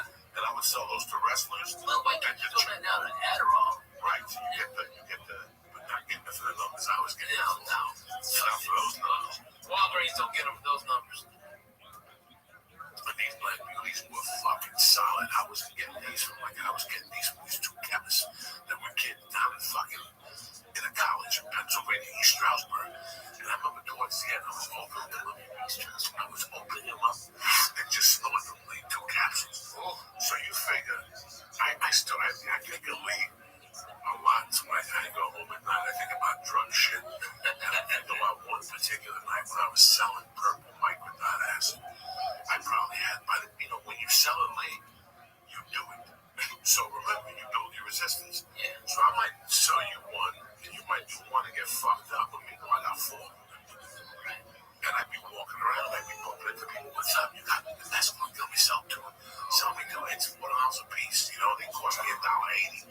Not even. They were $90 for 100. It's a mess. So you walk into a place fucked up and you're like, give me what he has? No, you couldn't walk into bars. Our kids. We were walking the streets. We were walking on side streets, so we avoid the cops on Kelly Boulevard. And I'll never forget what I was doing in the morning. We bumped into this kid, Vinny. Just roaming the streets of your town? We're another kid. This is Northburg. You bump into people from West New York. You bump into people from fucking Guttenberg. Northburg. Oh, okay. Northburg was farther away. But the people locally, like you, that would be on those streets. Yeah, but we bumped into a kid from St. Joe's, West New York. And I'm talking to him. He's loading up his pipe. And he goes, you got 2 hits of basketball. I'll never forget this. He bought the 2 hits. And he goes, get one of those hits and crush it up and put smoking. And dog, I almost thought my head was going to blow up. I looked up and I go, I had this for a year. Now you just said it. That means I got a partner. That's doing it. And we smoked that fucking acid. And I got a headache like one of those in between headaches. Did you freak out? I was freaking out on the fucking acid already. But to make a long shot. I'm sorry, I'm gonna understand you, Ralphie. When I really know what happened, what knew that was that you had $42. Ralphie had 64. I had 8.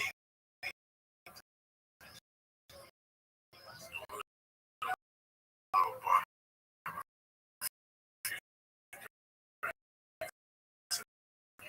Maybe a package show up, and maybe a quick show up, maybe a phone will show up.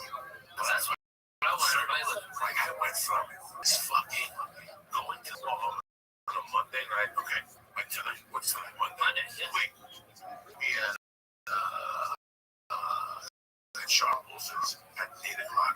They give out food. Unless I'm 3 p.m. We gotta do work from 8 o'clock. I can't miss. Because I'm not going to be able to miss the work. We can't do vlogs tonight. My girlfriend gets mad. Like, dog, you don't tell me to leave the house like 8 times. No, what I'm saying is I'm going to do what the fuck to do. Yeah, it's good people. Yeah, it tastes good with tap. You know, some dog. Oh my God, the guy fucked up with the fucking bottle of Whaler. So the ones on this side is the one he sold us. Because I gotta get some sleep. I'm leaving here in 1 hour. You see my clock? Like I remember people saying it to me. Like, you see that clock? In 1 hour from now, I'm gonna be the fuck out of here. And I would just sit there and go, this is when I become the Nero in Casino with Mickey Rickles. Remember when the plane was right? When the plane broke and now they got you. That's me. At that point, that's fucking goddammit, what's his name? Don Rickles. Yeah. At that point, Lee, that's when you come back and you go, that was calling. I gotta leave here in 1 hour, Joey, okay? I ate the half a Quaalude, that's it. So I'm not gonna have another drink with you. Ralphie just won't fucking round.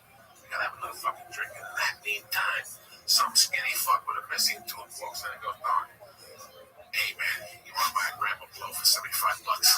Give me 25 and I'll give you 50 next one. I mean, and you're sitting there going, it's Monday fucking night. What else can happen here? And all of a sudden, fire walks in fire. Joe Butch's cousin. And he hit a light bulb and set his hair on fire. And all of a sudden, he walks in with fucking values with the visa. You know, this was a constant. And now I never had anyone come up to ask me that. I don't ask you, they just get a drink. You know, they wave, and that's they go back to beans. And they got you in the bathroom. Oh, you want to buy these? Dude, they're $10 a piece. I give them for $7. I need the money. I want to go to New York and get my dick sucked. Okay. What are you going to do? We'll pass out some of your bills. Let's get it. We'll pass on the bills. We'll give it $1. You're crazy, lady. Come on. Never pass. We give it fucking 20. Let's get the 6 bills, all right? Cut this shit. And that's it, Lee. That's how fucking happens. You went out and you went out orange juice and a hamburger once again. And you go home jacked to the gills at 5 with the gram of blow in your pocket and 6 Quaaludes you didn't want. And your dick's mysteriously wet. I owe you $20. I gave you 3 of the Quaaludes to hold. You know what I'm saying? Yeah. I don't want to hold it because I don't want to be. I don't want to. Oh, man. George would be holding it, didn't even know it. He didn't check the inside pocket. So that was your drugs, essentially? No, not. Like some people carry it sometimes. Listen, Dr. Coke, the Coke always got home with pop. Don't get me wrong. The package, there was no putting away. There was people that said, oh, yeah, Graham, last me a year. I do 2 lines and put it away. That's right. Once I stopped, and I stopped. It's like M&M's, it's like cigarettes. It's like anything else in front of me. I think that honestly, okay, for the people at home, okay, Coco is the head preacher man over the church. What's happening now? I've been a member of the church. I might have been the first member. It was just the first member of the church. It was us. And okay. The last time I saw Coco do exactly what because he's talking about the 80s, like he was a demon then. 10 years ago, Thanksgiving, pardon me, Coco did a quarter ounce of mushrooms. He smoked nearly an ounce of my weed, drank beers all day long, and then went down and did the Comedy Store and copped Okay, and that was the last night of evil. Oh, and acid. Acid too. He had 4 hits of acid. What? He ate a quarter ounce of mushrooms. I swear to God. Okay? A quarter ounce. Okay. And then 4 hits of acid. Smoked at least an ounce of my weed. Drank all my fucking orange juice. Okay? I had to call the Canyon store twice to come up and bring more orange juice. Oh, dude. Are they still there? Yeah. Talk about the sandwich you used to buy. Okay, I get them to set up fucking chicken salad on toast. Stop. Chicken salad, yeah, avocado and tomato. Jesus. Damn, Lee, that was fucking straight Jew food. But You went to that place, you took me to that place over there for ants. And your sandwich. You sent it back, gave you a bill back to the sandwich. oh, yeah. There was only ants on the one telly. On what side? The place next to the left factory. Oh, my God, yeah. Take me to every other Yeah, Greenblatt's. Greenblatt's. Fucking charged me for having a sandwich because they had ants on it. Listen, I don't know. Oh, my God. And I go, Ralphie, why did the ants? And he looked at the sandwich. And it was like funny. He lifted the sandwich. It was like 3 ants. Yeah. Also, he put the sandwich down. The waitress over. He killed like 3 ants. But that was in that. So she goes, what side was it? Which side was it? And came back with the hat and the bill. The bill from it was the ridiculous fucking thing. They must hire the dumbest fucking people, dude. I went there the time before that, and I got a fucking salami and egg sandwich. Okay, that's a strong move. Okay, late at night, boom, had a couple of pops, some stoners, boom, that's great. And they fucking fried up the salami, and the goddamn thing left the plastic on the outside, so it burned. It's all toxic. And I'm like, what the fuck? Okay, just send this back. Fuck it, I don't want to eat anything here. And I got high with you. We went back to that fucking. Oh my God, nobody gives a shit. No, you always used to make fun of me because I would get pepperoni. The reason I haven't had pepperoni in a few months is because they would always leave the plastic on. I'd be eating it and the plastic would come off with every bite. Oh my God. When you get wraps. No. I would make sandwiches. Oh my God, really? And every bite would have the ring around it, so I'd have to tell them like the third time it happened at different rounds. Let's get back to something good. Yes, I make pepperoni sandwiches. Pepperoni sandwiches. So as you're reading it, the string is still on. Yeah. Like, look at it. I know. I think LA's problem is it's like an airport. You know, They cut it this way, right? Yeah, it's like So it's like a wrap. It's the plastic. It's the plastic. There's a difference between the wrapper and the casing. I'm used to that. Oh, it's the case. It was no, but it was like you can't take casing like around it. It's like I've had pepperoni. Trust me, I've had pepperoni before. There's not that. I've told them, and when you tell them that, you can see a difference. But that's why I can't go to like I did something really weird today. What you did? What did you do? I left my car at Ralph's. I got pissed off because they didn't have what I wanted. The deli counter was full. It was way full. I was my car. No, Magnolia. It's like busy fucking Magnolia across from the barbecue place. the accident has up. It's right across. It's right past Language. Hello. It's right there. That's the fuck out of that one. That's why you get nuts. They don't have no nuts there. They don't? No. Where do you go? To the house up by fucking cold water and any other house but that one. They don't have a slice that they give it to you. No, they have a slicer. Yeah, but they get no shit. They get most of the time. they don't have the good coke, but you can't go there. You know, you're gonna find mine. Oh, that's a good one. Like, yeah. But now, finally, you said across the street from the barbecue place. No, not that dump. That dump is a dump. Okay, that's a dump. That's where that Jack in the Box is. There's something in there. Yeah, there's a cross street. Yeah, that's why you go to the subway. That's why you know why that is. That's why cops something. You don't think I know, but I know. Okay, I know. No, you can't go to that one. You gotta go to the one by Ventura and Vineland.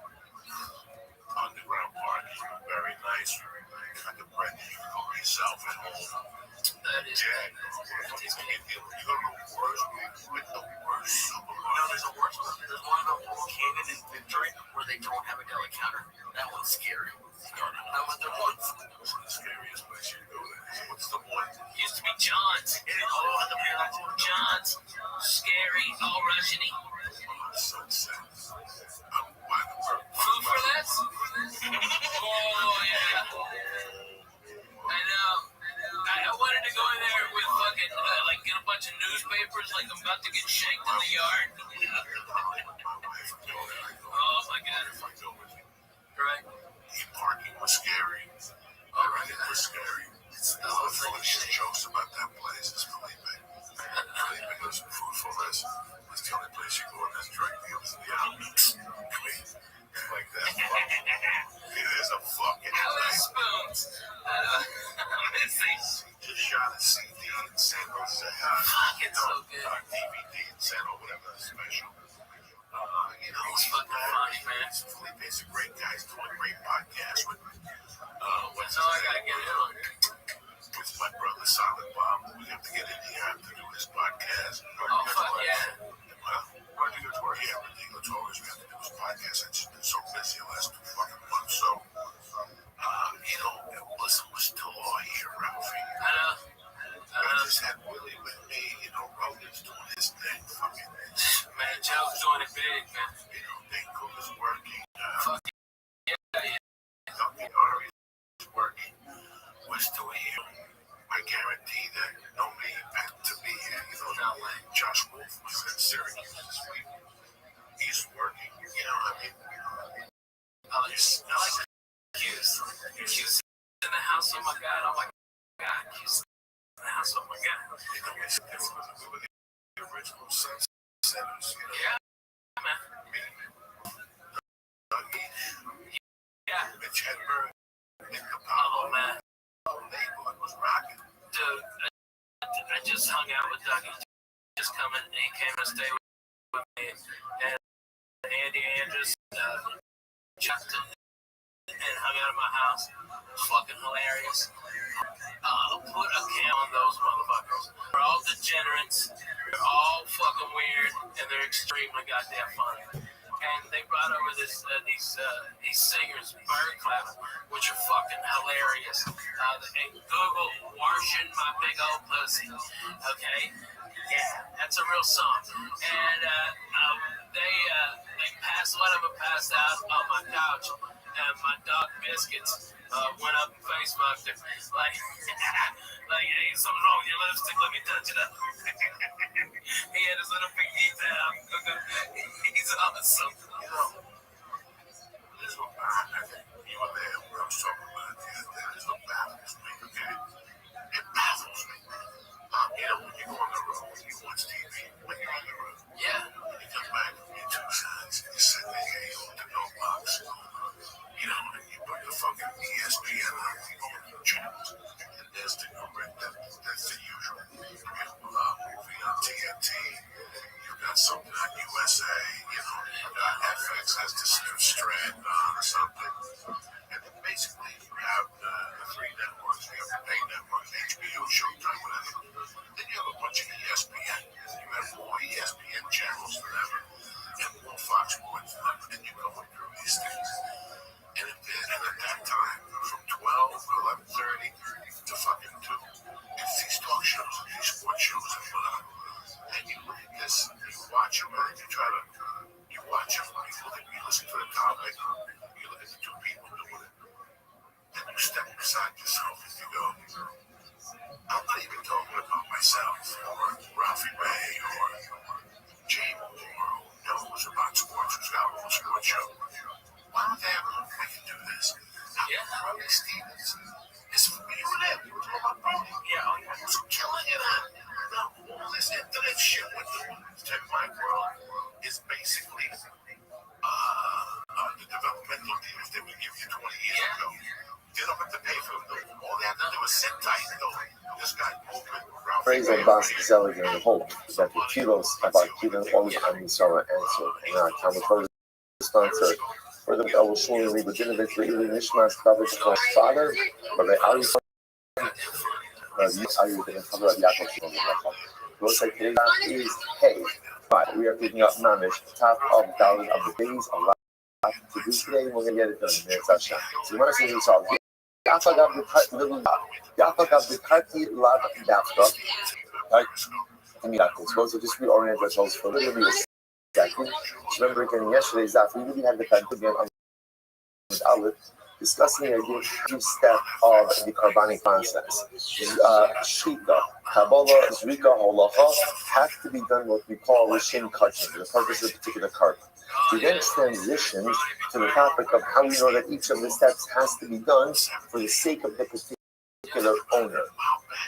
So the Gemara says, essentially we're trying to learn one from the other, and the Gemara says, but there are four distinctions.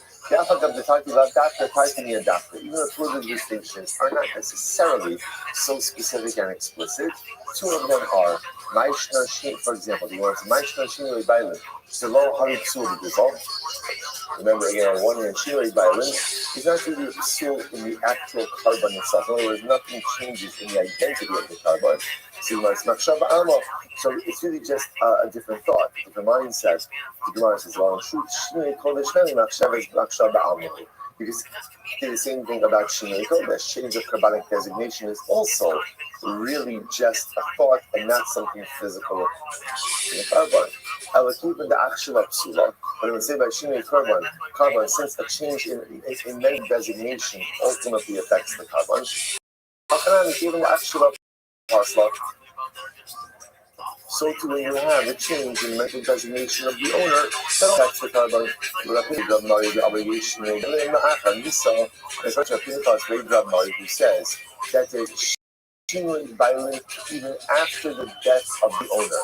Now let's say again, so we spoke about this before a little bit yesterday, but let's say again, Ruben wearing a shlomen, he died. So his children, the shlomen on his death, right? The only carbon that really can't bring posthumously is a chatas or a sin offering. For other carbonates you could bring, you can't bring posthumously, but the children can bring it. So you could have shinui bailin after you die. So the Gemara says, ultimately again, there are two other pieces which would stand. So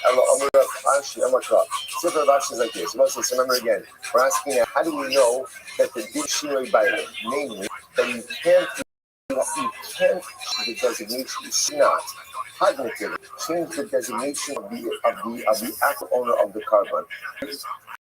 Any steps of the carbonic process, Shkita, Kabbalah, Zrika, Holacha, Zrika, the one says, the near Salo, Lechat, per Allah, Velo al Chaver. Good, pretty simple job. Pasuk says, it should be accepted for him, to atone for him and not his friend. Who's the him? The owner of the carbon. So from there you see you should not change the designation of the carbon. First, one second. Is that what that pasuk is used for? I didn't go to the site. It's needed for another drasha. What's the drasha? The mitzvah the katra Allah. That same buzz. That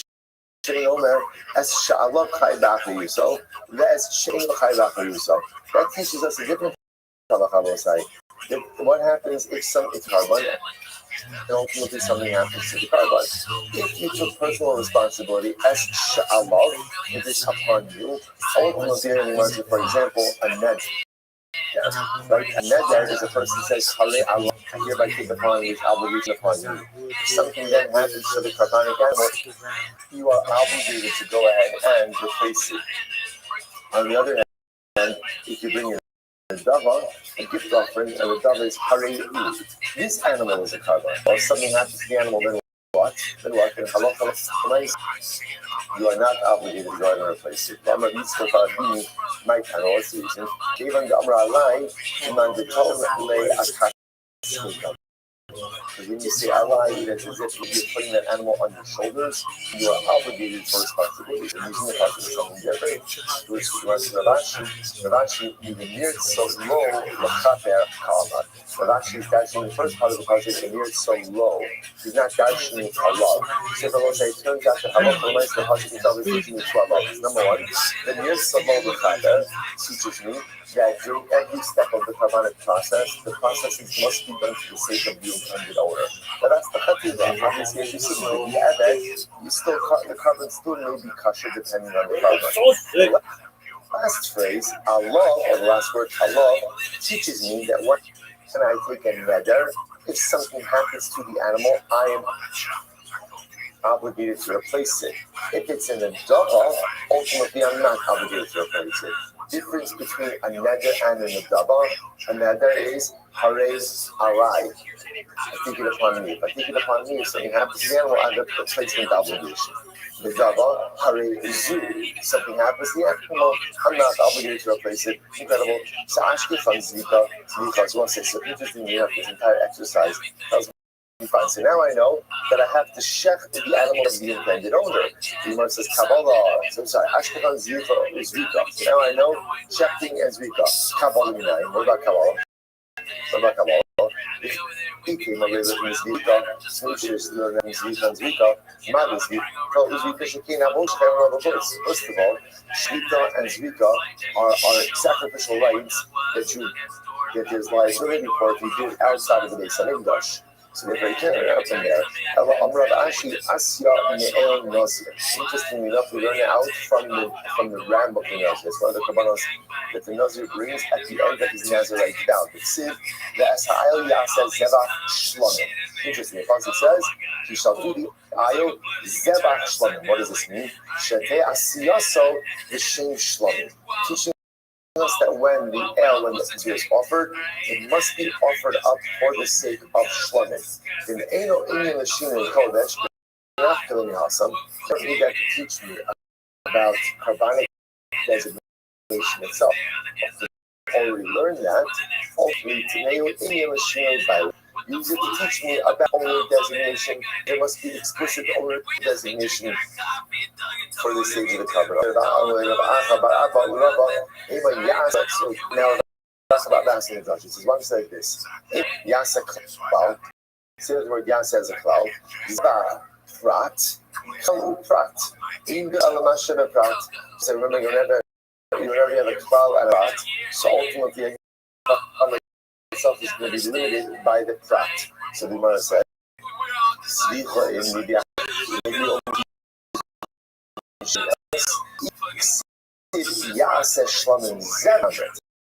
if it would have been great, he shall do a shlomim as the carbon that I would agree with that. Hashtag it said, Ya'aseh zebach shlomim, having very interesting. Just that phraseology makes it essentially an interrupted cloud. The word zebach ultimately breaks up the pasuk. The whole cloud ain't done and also the cloud. And any cloud that is not complete is not dying as a cloud. Ravina says Ravina says it does. Gemara says the Hashem the color. The Hashem at the end makes it actually a cloud. The Ravina Lord done it come the cloud. So how can that be? Because the first cloud doesn't mirror the last cloud. Cloud karma. Ultimately, again, the first cloud, ultimately, again, seems to indicate that anything involved in the carbon, even not the primary level, which has to be done with Shema. But ultimately, I'm sorry, it's the opposite. The first cloud ultimately, again, indicates to us that only the sacrificial rights. Cloud, Basra, the last cloud seems to indicate that anything involved in the carbon, even the spilling out of the leftover blood, ultimately again has to be Lishma. So that even if you want to dash the cloud, the two bookends don't match. Look at this. That's okay, because again, in Shira Bishmal, they were dashing the cloud even like this. Even if the first cloud and the second cloud didn't exactly mirror each other, it would still dash it. Whereas the cloud to cloud, whenever you have a cloud to cloud, so remember again, the prat is there, ultimately to modify the cloud. Just about one of the sacrificial rights and I on the Shema. So to any part of the sacrificial service will be done l'shma. In maharat, b'fush avodah b'chayav and alav b'chutz. Af kol avodah b'chayav and alav b'chutz. So again, but I could also say, just like the Prat is talking about in avodah, that you're chayav outside of the Beis Hamikdash, so meaning of l'shma should only apply to any avodah that can't be done outside of the Beis Hamikdash. Shchita uzrikin, that would apply to shchita, slaughtering, zrikas, but kabbalah halacha, but technically speaking, kabbalah and halacha done outside of the Beis Hamikdash, ultimately again, would not be practiced. Inami mahatak mufurash davar hatal zafon. Mishnah bekatal sapniyos. The prat maybe only refers to something that needs to be done on the northern side of the Mikdash, and only applies to chatals that are done in the pnimius, on the inside of the Kodesh. Av kol hatal sapniyos and mekatal sapniyos. Shchita v'kabbalah and zrika lo. That would include shchita and kabbalah, but not zrika. So the truth is the drasha could go either way. What are you doing if you do the drasha either way? Shkulin hain, you have understand. So therefore, essentially accept both drashas. Another possibility is chata b'chata teiku v'milsa. Each one, the most interesting teiku over here is not a classic teiku. Right? What it means is each one is able to stand on its own, and therefore each are correct. Okay, so another possibility is Zrika, migravashi matka. Possible also that Zrika learned that the din of Zrika l'shma is learned from the drasha of Rabashi as we saw before. So Ashkif from Al Nazir, it's a Shaish from the So now I know about Al Nazir.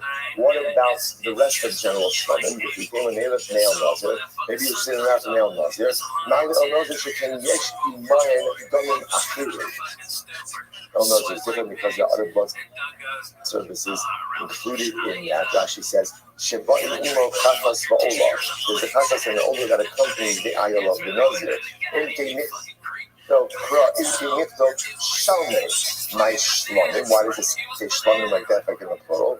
Kol shlonim comes into all shlonim. They all don't have a din of lishma. That's why my ashke from shlonim, the kolkachim now, so now I know that all shlonim have a din ultimately again of lishma.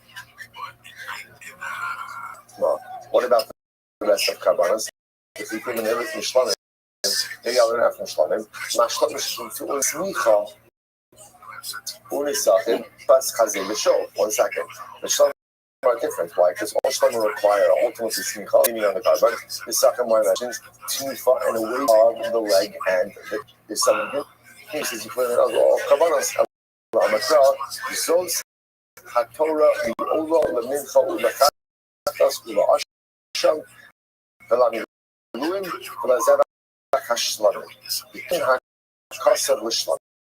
Torah equates all kabbalos to shlamim.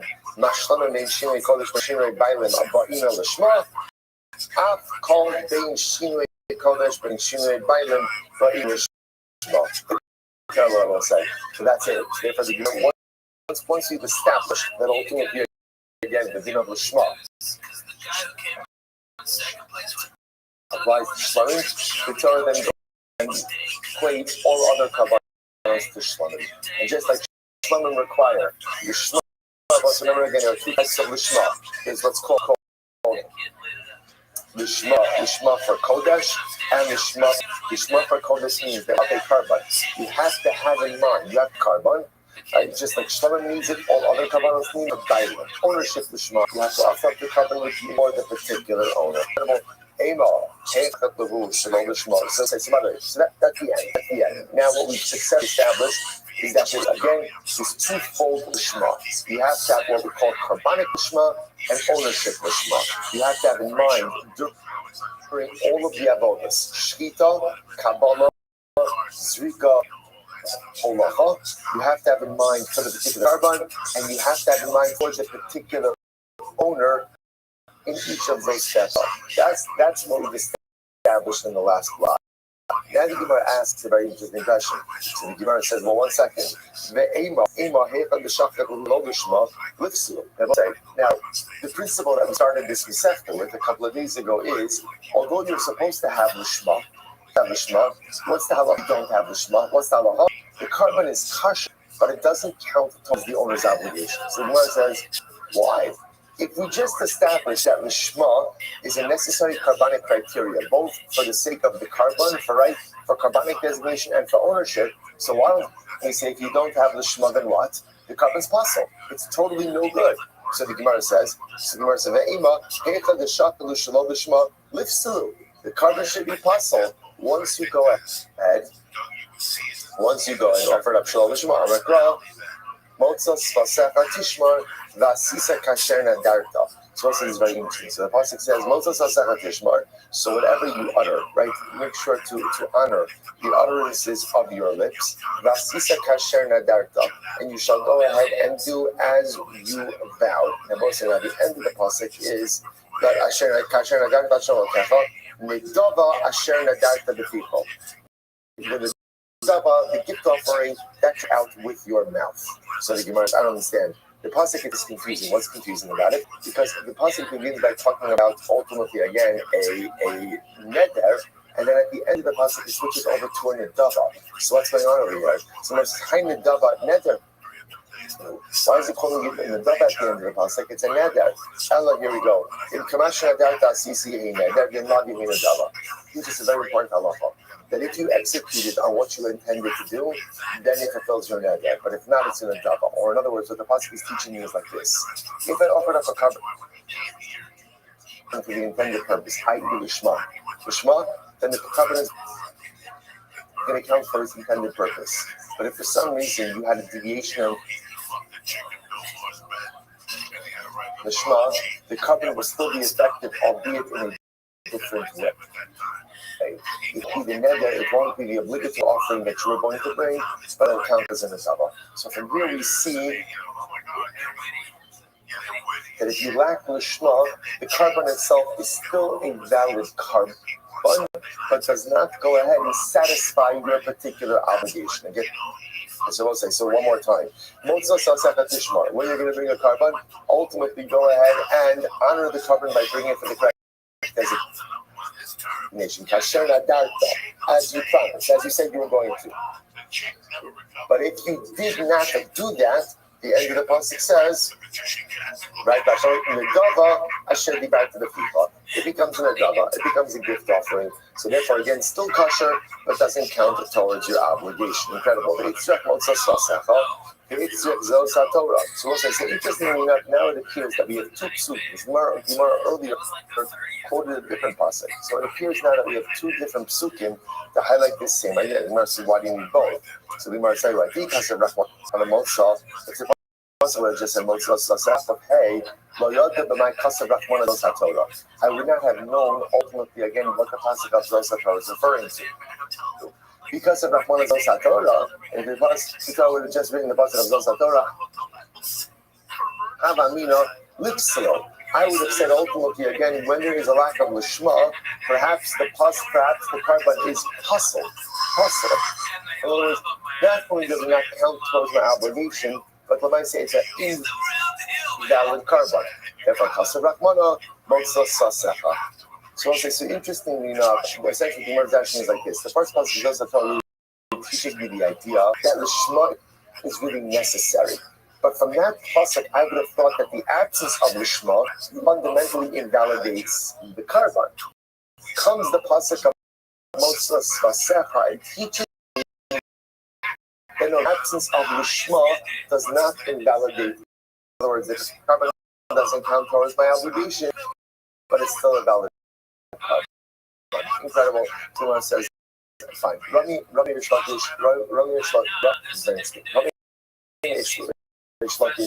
I'm always being midrash on that. Actually, Reish Lakish lying on his stomach in these measures. He went ahead and wrote the following question. This is how he was positioned in the base measures, and he asked the following question: So he says, you should know why is on his stomach. So there's a halacha that says that who live in these measures, are allowed to take short naps inside of it. People think that this applies to Balabatim also, but it is not true. Actually, some have to take long naps. It's not true. Some people come in who live in this.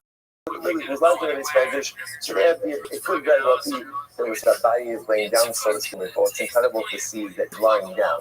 She was saying, what's the problem with not the amount of Torah that you learn. It's definitely the Torah. So if Rabbi is going ahead and catch a few moments just to relax a few moments, even then, Asuk Torah. He's lying on us, but at the end of the day, he's Asuk Torah. It's quite beautiful. So he asked the following question. In Cherem Yirtzu, in Eimaratzim Lama Blind. So Rabbi says, this doesn't make sense. Right? If you tell me like, I'm sorry. So this doesn't make sense. Why? Because if at the end of the day, the carbon is a valid carbon, then it should count towards the owner's obligation. And if it doesn't count towards the owner's obligation, then it shouldn't be a valid carbon. So it's like he's asking, I don't say either a carbon is good or it's not good. And if it's good, it should be good for everything. And if it's not good, it should be invalid for everything. Which was it's not true. You do find this designation by carbonas. That halakha says sometimes a carbon could be a valid carbon, but it doesn't count towards the obligation of the owner. For example, there are certain carbonas that are brought posthumously. So obviously, a posthumous carbon is a valid carbon, but obviously doesn't count towards the obligation of the owner. Why not? The owner said. So the owner says, this not. You know, this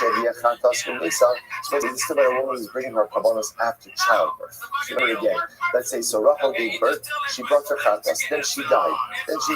So what's the halacha? The mason, so ultimately her children, her orphans, could bring her Allah. So the Gemara is interesting, that halacha again. So an Ola is one of the childbirth carbonos. Right? So halacha amazing. What do you see in here? Her children can bring her carbon. Now, obviously, what's the nature of that carbon? It's a valid carbon. Does it work for Rachel? No, Rachel's dead.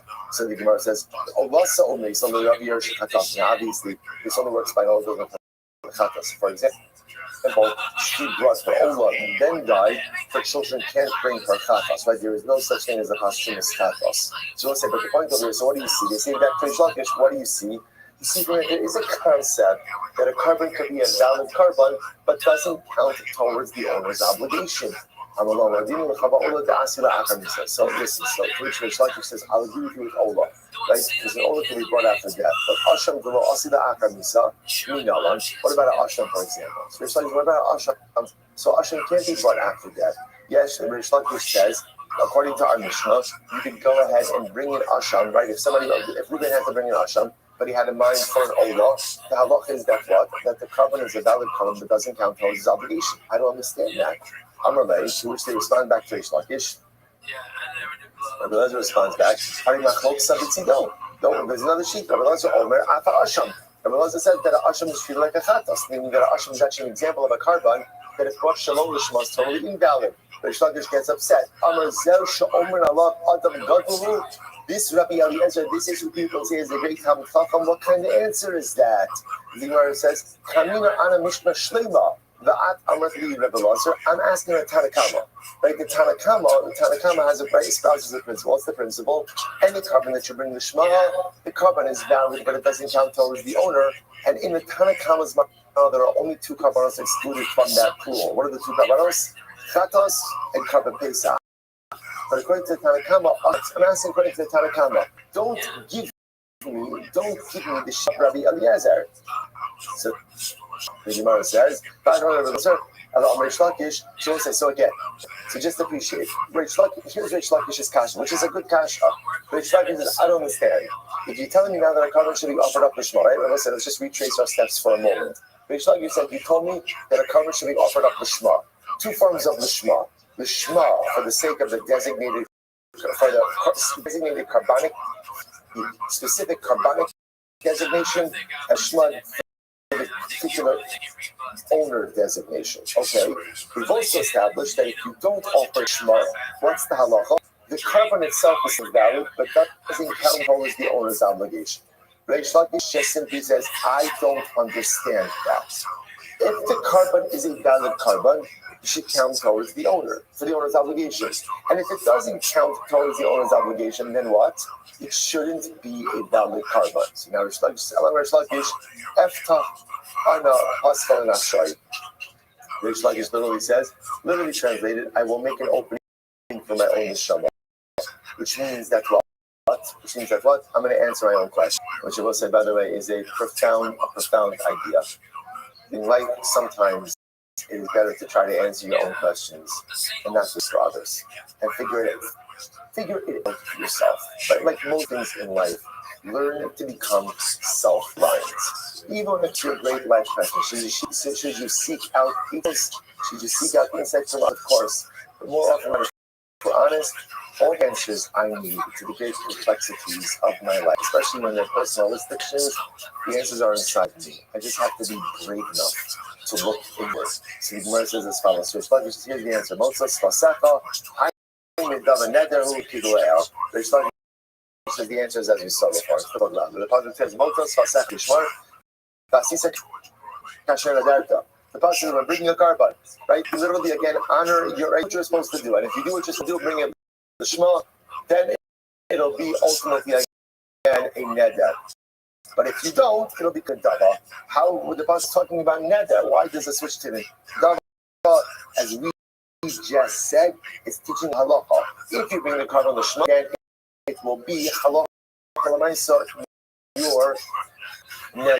But if you don't bring it to Shema, then at least it's in your dava, which is a valid carbon, but doesn't count towards your obligation. That's the source. So incredible.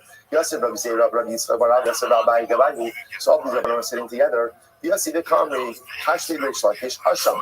So Rish Lakish's problem was really coming up. The Asila Achanisa, the Nosibli Tamud Mosas, not for posthumously, yet we want to apply the principle or the rule of Mosas Vasecha Tishmar to an Asham, Ema Abba Beneda Benedavalaisi, Velirtzi. Asham low lysi cloud. So in reality, we should say like this: that a carbon that can be brought as an adava, if brought low lishma, ultimately you're going to say lysi means accepted as a carbon below lirtzi, but does not work towards the particular owner. Asham, but maybe an asham is different. Because at the end of the day, an asham cannot be brought as a neder or an adava. So maybe low lysi cloud. Maybe if an asham is brought lishma, it should not work at all. Rabbi Reish Lakish me'halcha pasach. Reish Lakish really understood from the following: B'shachat osa lechatas. Pasuk says you will shachat for a chatas. Osa lishma kshera, shalom lishma psula. It is only a chatas. By the way, I remember again I mentioned this. The Tanakama from the beginning excludes the chatas from this principle, right? The Tanakama espouses a principle. What's the principle? If you are right, the principle really the underlying part of the principle is every single carbon has to be offered up the Shema. And there are two pieces to the Shema. The Shema, the Kabbalah designation, Shema of the owner. If you don't offer up the carbon, the Shema, what's that halacha? Carbon doesn't count towards the owner. The Tanakama excludes carbon Pesach and Chatas. But yet we never explained why those are excluded. Here it is. I will say, why is Chatas excluded? Because by Chatas it says, the Shapat also lechatas. Right? The pasuk says, "You shall shecht it as a chatas." What do we darshan from here? Osa lishma kshera, shalom lishma psula. A chatas, if shechted for the sake of a chatas, will be kosher. If it's not shechted for the sake of a chatas, it will be pasul. What do you see from here? Hashar kachim shalom lishma ksherin. By other kabbanas, even if they're shalom lishma, they're still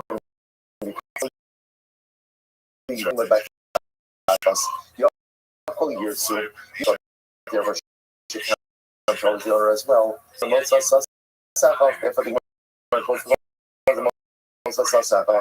aim of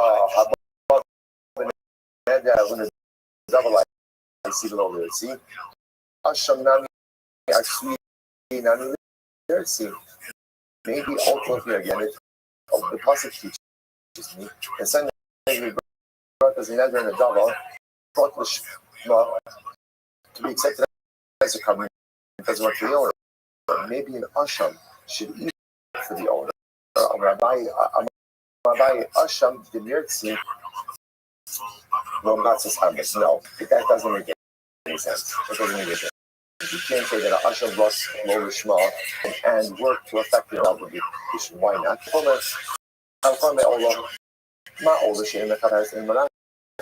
An Ola which doesn't affect Kapal, which is considered to be a whole. It was Shalom, which ultimately, again, it's a different, but doesn't work towards the owner's obligation. So, Mekaka, in addition, an Asham ultimately that does provide Kapal, is obligation.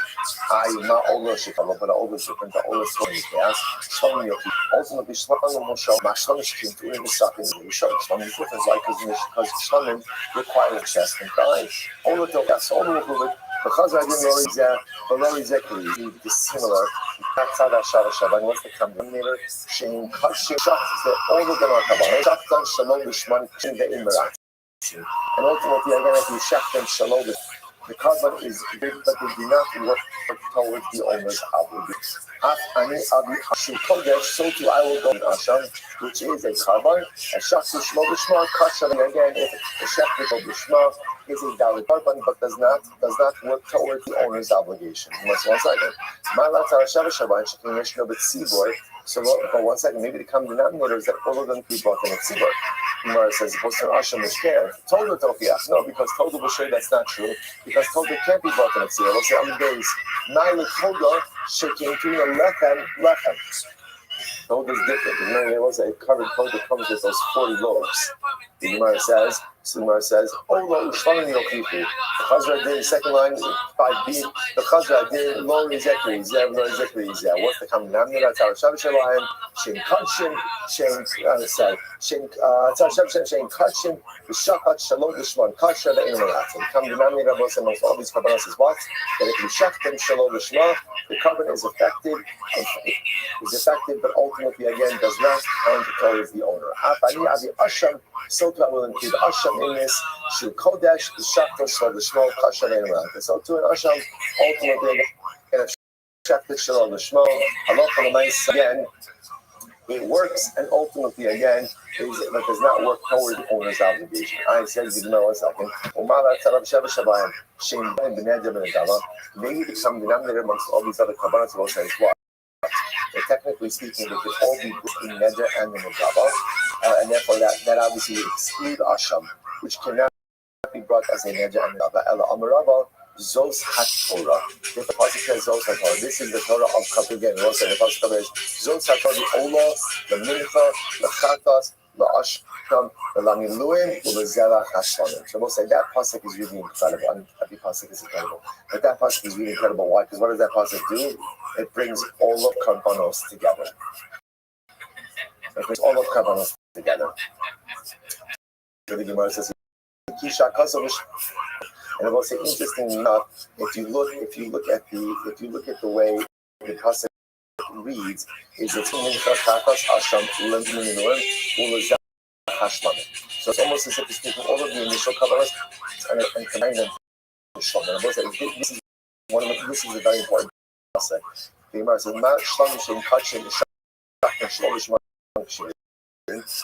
so just like Shalom, if you go ahead and you Shalom. And I'm also remember again, right when we say showing two, both types of the Shema for designation, the Shema for ownership designation. Because if I find Shema and Shema to Shema to share the relaxing, the carbon is good, but yet what? It doesn't want to always the owner.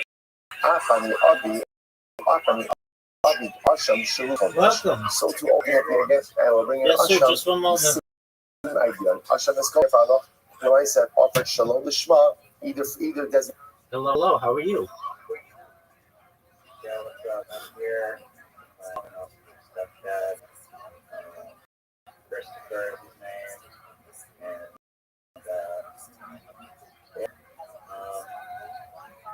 and strong presently, but I want you to do your sketch that I've heard 1,000 times.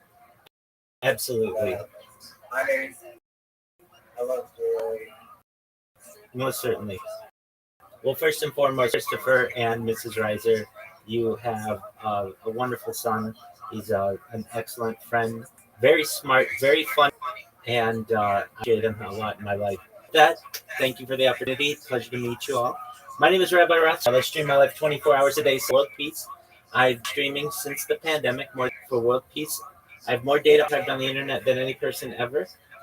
If you know, or Big Brother, if you're familiar with what those are, Economist magazine stated that data, specifically human data, had overtaken petroleum as Earth's number one resource. And I have more data archived on the internet than any person in global history, which may make me an influential person someday. And if that happens, it would be my privilege to make you, your friends, your family, all independently wealthy if you're not already. I want to make sure that you have the ability to create generational wealth. And most importantly, I'd love the opportunity for you to be able to start charities and philanthropic organizations of your own. I talk about things that aren't normally discussed in society, like ending world hunger through the use of technology such as agricultural drones, floating greenhouses, saltwater greenhouses, vertical farming, hydroponics, cloud seeding. I want to help end world thirst. I'm sponsored by a cryptocurrency that's worth about $100 million. And one of the things that we do is we build wells in developing nations like Nigeria for the benefit of the fortunate. Additionally, I'm an advocate for the LifeStraw program. And most importantly, I'm an advocate for desalination technology, where we pump rich seawater onto land and make it drinkable.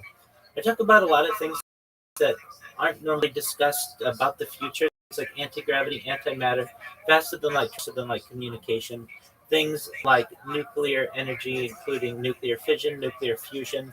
I love to talk about artificial narrow intelligence, artificial general intelligence, artificial super intelligence. I love to talk about things like invisibility cloaks, Santa Claus machines, replicators, space elevators.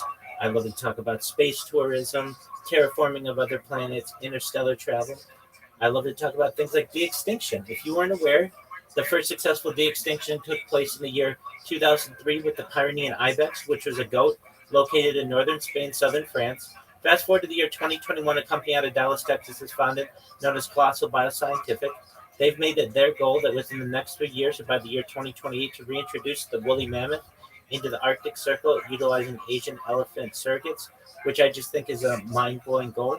Additionally, they want to reintroduce the Tasmanian tiger following the reintroduction of the woolly mammoth, and then the dodo bird. I think it's really exciting, and I want to be able to capture. Additionally, I'm an advocate for other types of technology like life extension technology. When you both were born, the average life expectancy for you was about age 80 years old.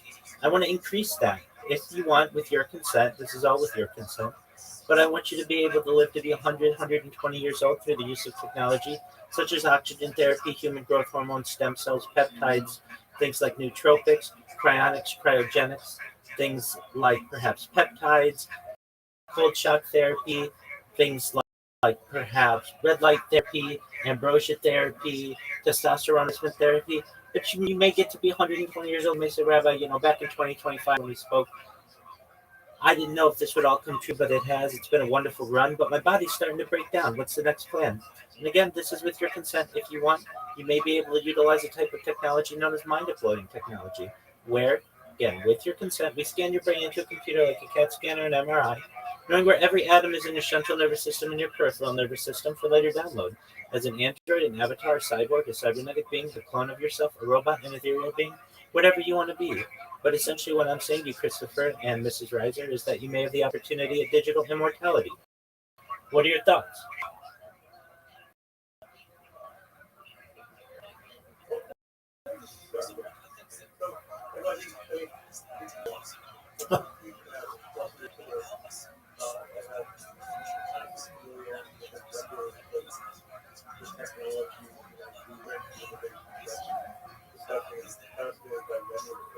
But I think the thing that's probably most fascinating by everything you just said is, so you've been living your like 24/7 online and digital recording. What what's the origin story behind that? What propelled you to make that change? Great question, Christopher. I am by trade a certified project management professional. I've launched apps very successfully on the App Store and Google Play, which has allowed me some financial independence. Additionally, I've had six-figure contracts with Fortune 100 companies. And it was during the pandemic, and I was working for one of these Fortune 100 companies, working remotely. And after work, I didn't have too much to do before some classes that I was taking in the evening, and I wanted to stay active. And I went and joined Tiger Woods' golf course in Anaheim, California. And I would hit golf balls after work, enjoying life. And I noticed that I needed to record my golf swing on camera. And so I started with my iPhone just recording my golf swing. And I noticed, I would slice the ball or hook the ball or top the ball. And I would make little jokes to myself on camera. And I thought, this might be something interesting that my family might value in the future, just, making fun of myself. And maybe I should just upload the golf swings after work. And I started to do that. And then recognized that after work every night, it was taking me quite a long time to just do the uploads. And I thought to myself, you know what? If I'm going to do this, it's probably in my best interest to just stream it. That way, it's available instantaneously. I don't have to worry about rendering issues. And so, just about 4 years ago, I should say the first 3 months that I did this, I did it with GoPros. So I would just GoPro my life basically in first person or video itself. But I got more comfortable on camera, and about 4 years ago to the day, very close to my 4-year anniversary, I started my first YouTube account. And I recognized that generally a private person, but if I'm going to share my life with the world, I want to do it better than anybody. So I bought not just one laptop, not just two, not just three, not just four, but 6 laptops, and I put them around my room. And I bought a variety of handheld devices and created the accounts. I've never created a YouTube account before, but now have far more than that I care to count, and essentially have backed up and archived life for the last 4 years. And I was inspired, I would say, as a child to some extent. Um, when I would be with my parents and we'd have some kind of event, we would a lot of times get out the old VHS camcorder. I'm sure you guys are familiar with those. And I would ask my parents, why don't we just, instead of, having to wait for an event to get out the camcorder, why don't we just always camcord? Parents explained, well, nobody does that. And also we would probably run out of space by storing all of the cassettes. But it was something that I had in the back of my mind. And then additionally, reading through history, I recognized how important it was for people to journal, basically, people who would be journalists or diaries, people who were diarists, and how important that information is for us to understand what life was in times. And I thought, I'm a single individual and have the ability to perhaps dedicate some time of my life to live streaming. I did not think it would take 4 years or so. I didn't know how long it would take to be able to build a community and meet so many wonderful people like Riser. But it's taken some time, and I'm really fortunate with the people who I've met, and I really love it. Is what someone in the past is just writing a day. I do via video. It's just a different medium. I think people will be able to learn from the future. 24 hours, 7 days a week, I keep on radio in the background. So the given moment throughout the last 4 years, you can know exactly what's going on in the world. That's in my life, but in history. And I just think these are positive things for the world, and people will be able to learn from in the future. Well, long answer to your excellent question. My golf swing was the thing that started this, and here we are 4 years later, and I have absolutely fallen in love with streaming.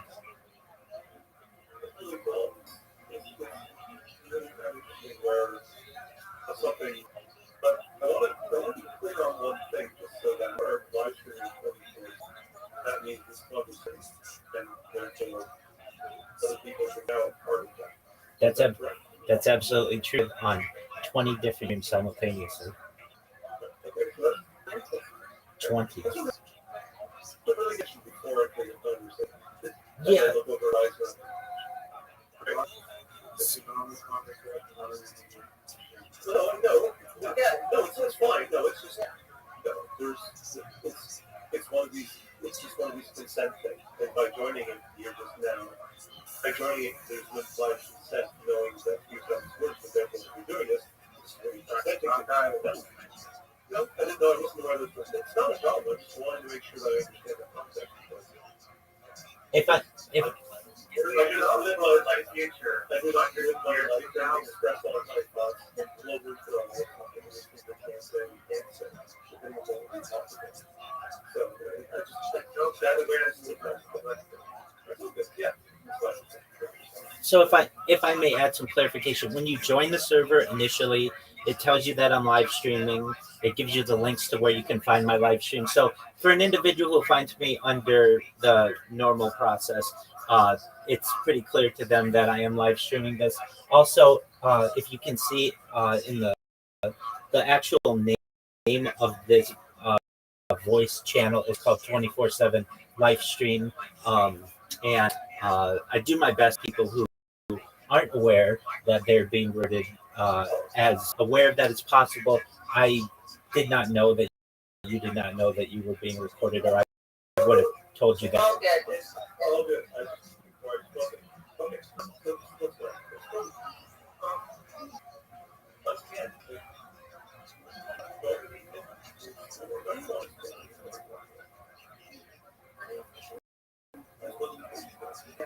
Very, very nice to meet you because I have actually heard you quite a bit.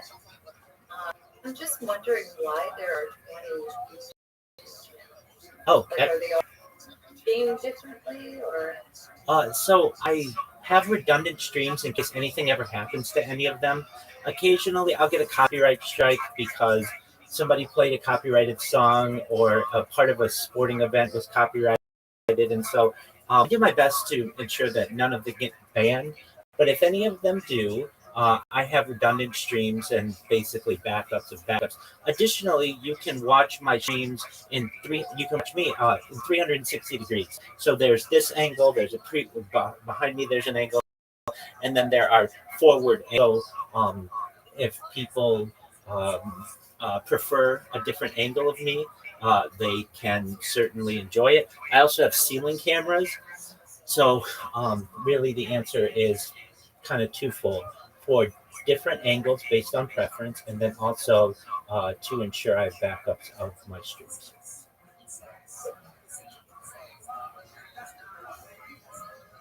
Does that answer your question? Yeah, no, I was just trying to fix you two rabbis. I was just like, who's that? What's that here? Which one are you? But I get it. You're both. That's correct. Yeah.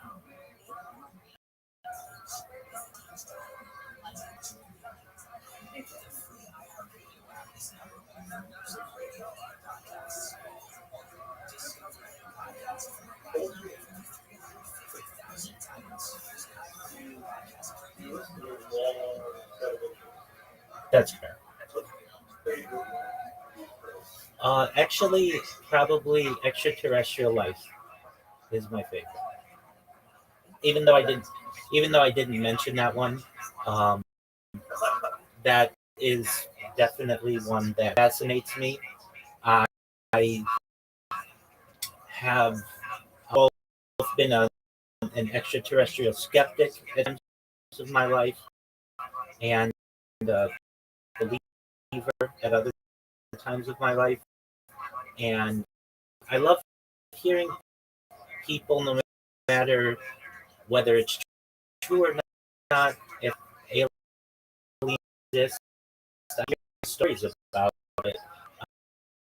I love people's encounters, aliens allegedly abductees. I love hearing perhaps the stories of reverse engineering alien craft that allow us to have some advanced technology.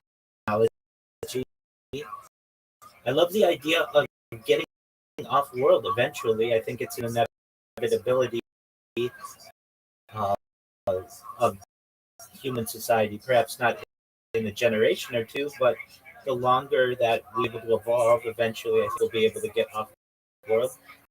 And then what does that mean for humanity? The next closest solar system, right, from our sun, is essentially like Alpha Centauri, which is like 3 light years away.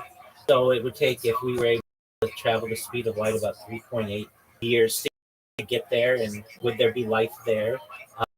If not, where else may life exist in the universe? Are we here alone?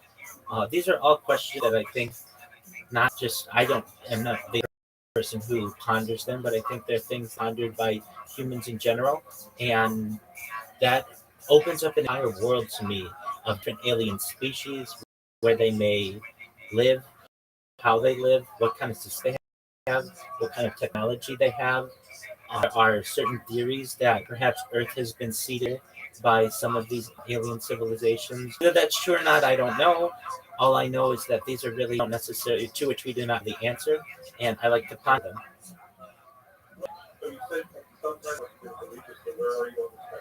Yeah, I'm most certainly a believer now, but I have literally debated my friends, people, and when I was younger, frankly, did not feel that outside of our that it would be told to me by a government, or but as I've gotten older, I've seen the evidence myself and heard Lord testimony. I have uh, become a believer, and the thing that made changed my belief was something called the disclosure process. Occurred on May 9th, 2001. Now I did see it May 9th, 2001, but I saw it a few years later. It's basically a documentary by a man named Dr. Stephen Greer, who is quite well known within the UFO community, and he brought more than a dozen whistleblowers to the National Press Club in Washington, D.C., and had them give their testimony. And so each person gave their testimony of what they had experienced. And these were people who worked for the FAA, the people who had firsthand knowledge and firsthand data of of um, of evidence of at least extraterrestrial origin, meaning crafts that were traveling much faster than any type of, at least um, disclosed craft, and not to be people who worked at NASA, whose job it was to airbrush these craft out of certain photos. It was people who um, worked under like Dr. Werner von Braun, the Apollo program, and how they would discuss how much of the advanced technology that we currently use, including the transistor and night vision goggles like Scotch Guard, were all perhaps at one point uh, garnered from or gleaned, I should say, from the Roswell place, July of 1947 in Roswell, New Mexico. And this got me to thinking, okay, well, maybe there's something out there. And I really started to dig into it and dig into really more evidence that started to pile up. These were days before AI, and while computer graphics did exist, I didn't even need computer graphics. Really, whistleblowers were there. Also, mass sightings, like some 1990s, 19 not mistaken, where very giant craft with the city of Phoenix. It was captured on video from different sources, and this caused me to have. And not only was it video, but the people were eyewitnesses, were medical doctors. They weren't just uneducated bumpkins who may, I think, make perhaps some unfortunate discern happen. These were well-educated people, highly regarded in society and also had a lot to lose and a lot to risk by discussing these things. And then we have in 2018, on the front page of the New York Times, there was disclosure, or what many people take to be disclosure, with what's called the Tic Tac incident. Essentially, there was a FLIR video. FLIR is a type of camera that the United States government uses, and there was basically a tic tac shaped, if you know tic tac the candy, a tic tac shaped craft that was caught flying off the coast of San Diego, which isn't far, which definitely caused some interest in my life, and it was found traveling faster than any conventional aircraft, and not just that, but making right hand turns that would kill any human pilot. And these types of crafts were not just, this was not just an event that was something that I read on a blog or maybe in someone's book. This was on the front page of the New York Times. And this was, I feel, a very important event. There have been events that have caused me some concern that, that these crafts, like, or they're in our nuclear programs, and they've actually been able to shut down nuclear sites. And these have been, there have been quite a few different incidents, especially in places like North Dakota and Colorado, where uh, the general systems that are considered to be impenetrable uh, have been shut down because a craft has flown overhead. And those are just in the United States.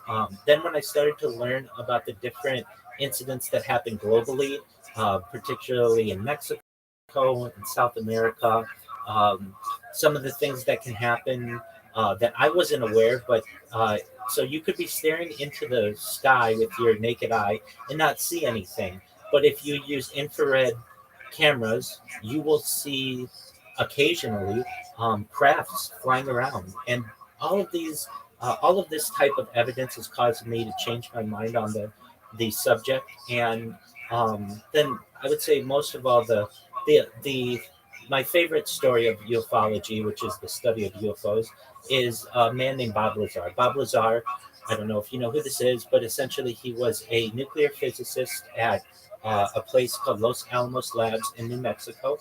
And he was uh, a tinkerer, basically somebody who liked to work on things. And he had built a jet powered car. And he had an article written about himself in the front page of the Los Alamos uh, newspaper. And if you're familiar with Los Alamos, this is essentially where the Manhattan Project was. Trinity site is not too far from there. This is where Oppenheimer was, and one of Oppenheimer's colleagues is a man named Edward Teller. And Edward Teller happened to be there the day that this newspaper article on Bob Lazar was written, and he happened to be reading the newspaper outside before he was to give a lecture. And Bob Lazar approached him and said, "Hey, I see you're reading the newspaper article about me, um, about my jet car." And they get to talking, and basically, when at another point, sent his resume to Edward Teller, who's very well known in the nuclear community, considered one of the fathers of atomic weaponry, and sent him his resume, and he got a job at a place called Area 51, if you're familiar with Area 51. Now, this is in the late 1980s, and no one knew what Area 51 was, aside from those people who worked there. It stayed a very top secret base from the mid 1950s until the late 1980s, and it was essentially a Lockheed facility.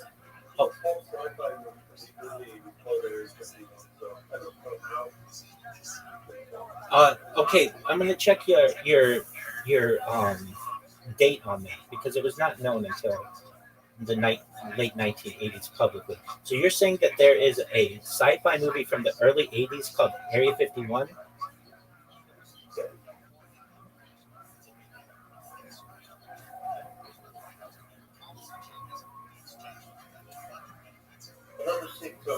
I don't understand it. And saying 2011, I remember this from my childhood, not from my adulthood. Okay, so I'm seeing them around the 2000s as well. Um, let me just. Oh, we have the Hangar 18. Okay, that's different. And that, if I understand, is that not at Wright-Patterson Air Force Base? Could be wrong. You may be very correct in that. I always. That's okay. So they're both top secret bases, and so no problem at all. As I understand, yeah. So Hangar 18 is 1980, and if I want to just clarify Hangar 18 and Wright-Patterson because it's good for me to just keep these straight in my head. So Hangar 18, yeah, is at Wright-Patterson Air Force Base, and that's in Ohio, near Dayton, Ohio. What's Apparently, 1984, there's going to be called Area 51, so it's talking about invading an army base in Las Vegas. That's definitely not so that's the Navy. So 1984, hold up. Yep, this was fans of epic movie time. Yep, Area 51, 1984 science by Robert from I see that. I see that, but it's referenced as a science fiction. It isn't the I would. You're right. It's not a story based around the concept of actual Area 51. It's that Agreed.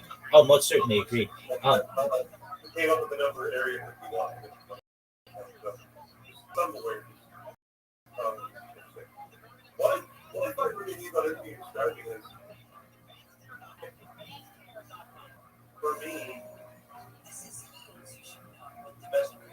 obviously, done far more research in space than I have and will. But I kind of always landed on the high likelihood of alien civilization existence, really based on the math. And when we're studying the universe, the number of planets that exist within it is fine. So that's a number. So the idea that we're the only place in all of this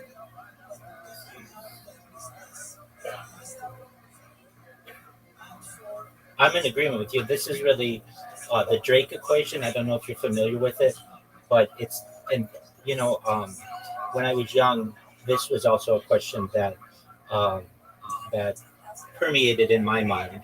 So the Drake equation is essentially a formula developed in 1961 by astronomer Dr. Frank Drake to estimate the number of active communicative extraterrestrial civilizations in the Milky Way.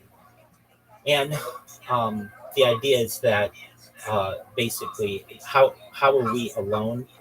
And without getting into all of the specific mathematics behind it, it concluded essentially that we can't be alone with the size of the or the chances that we are alone are extremely small with just the mere size um, of the universe. And so I'm in agreement with you on that. So the idea was something that like estimation about 1.5 to 3 stars per in there are about 1.5 to 3 stars per year in the Milky Way. Nearly all stars have planets. 0.1 to 0.4 might have Earth-like planets, et cetera, et cetera. And so he concluded, and his colleagues concluded, there are about 1,000 to even 100 million just in the Milky Way alone. Depending. And when I heard that, that was something that caught me off guard because there were many religious questions that I had. How could we be alone? There were many, I would say, societal questions that caused this. So yes, I think. Are you familiar with the Drake equation? So much, yes, absolutely. I may just the topic of Area 50. So as I Encyclopedia Britannica, 1989 is the first date that the actual base is mentioned in the public as being a real base, and this was based on a news segment by a man named George Knapp and Bob Lazar, the man about whom I was speaking. And one of the things that Bob Lazar did there, he worked at an area of this facility known as S4, and Area 51 has subsequently been the place where the SR-71 Blackbird was developed, the B-2 bomber, basically stealth weaponry.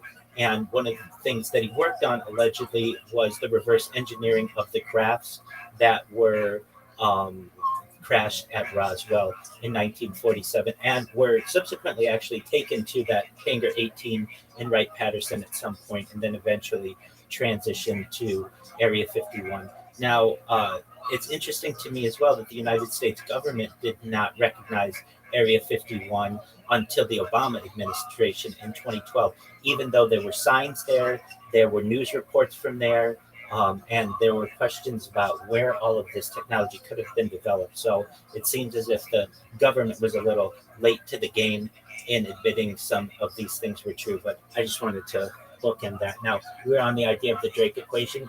For how long in your life have you thought about at least humanity, may not be alone, and the idea that just the vast size of the universe could mean that we have friends in the universe?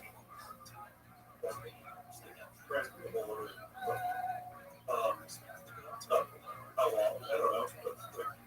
Not something that really that's a whole lot of time. It hasn't preoccupied much of my time, but it's certainly something that, like any kids, I think about at some point, and it's kind of work your way through it. So if somebody younger age I go through, well, it makes sense from the math perspective. So, you know, the composition of it, that's kind of where I got to. Maybe it's comfortable with that composition. I was that way for some time as well, definitely. And I didn't want to look into it.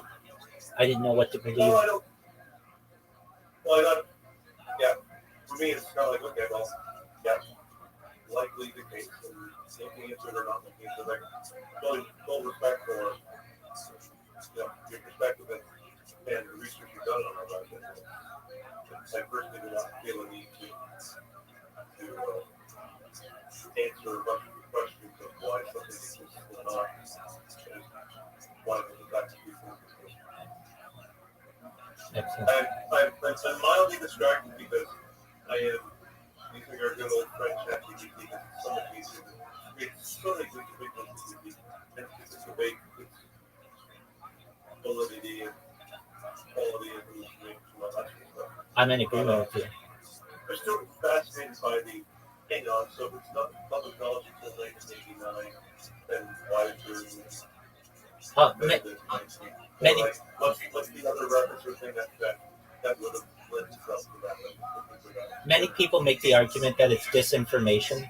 Basically, if you put out a false story, people will reject the truth.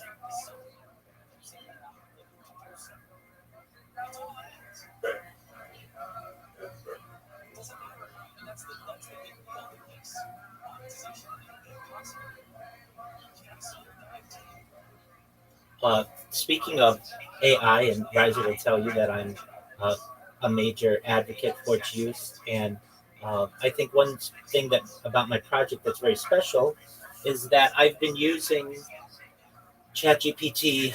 I was an early adopter of it in November of 2022 and was using it the day that it launched officially, November 30th, 2022. So part of my streams have actually captured what life is like without LLMs, without large language models. And I've been able to see what life was like with their use in society. And then with the subsequent ChatGPT 1, ChatGPT 2, 3, 3.5, 4, and now 5, and the different iterations of that. And teaching people about AI when, or even just ChatGPT, particularly on social media, but specifically in like places like Twitter Spaces, which are like audio rooms where people discuss different subjects, and people couldn't believe some of the results that they would get immediately, and it was essentially a new type of technology that no one had experienced before, likened to the first people who used search engines or the first people who used personal computers. Very in similar ways, it's a new, wonderful addition to uh, the common usage of people. And I think it's really interesting that my streams have been able to capture basically pre AI usage and now post AI usage and its common development.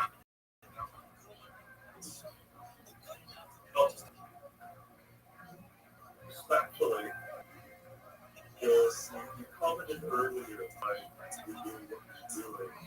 You referred to divers from it looked like from the past. So, but down there, most of the divers and others who captured their everyday book. You think where they're captured these ideas. And the thing that matters, those clippings from whatever, that's flower. You know, and I really like that notion, but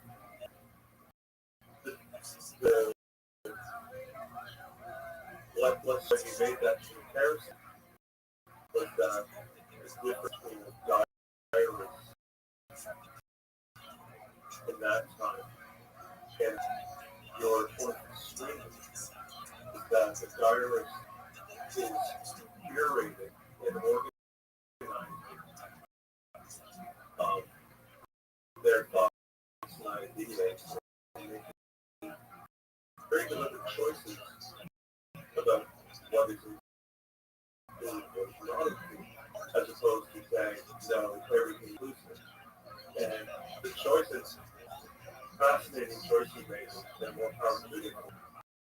The value that you need generative AI to the people that need generative AI to extract the value of the body, like this body, this massive work that you're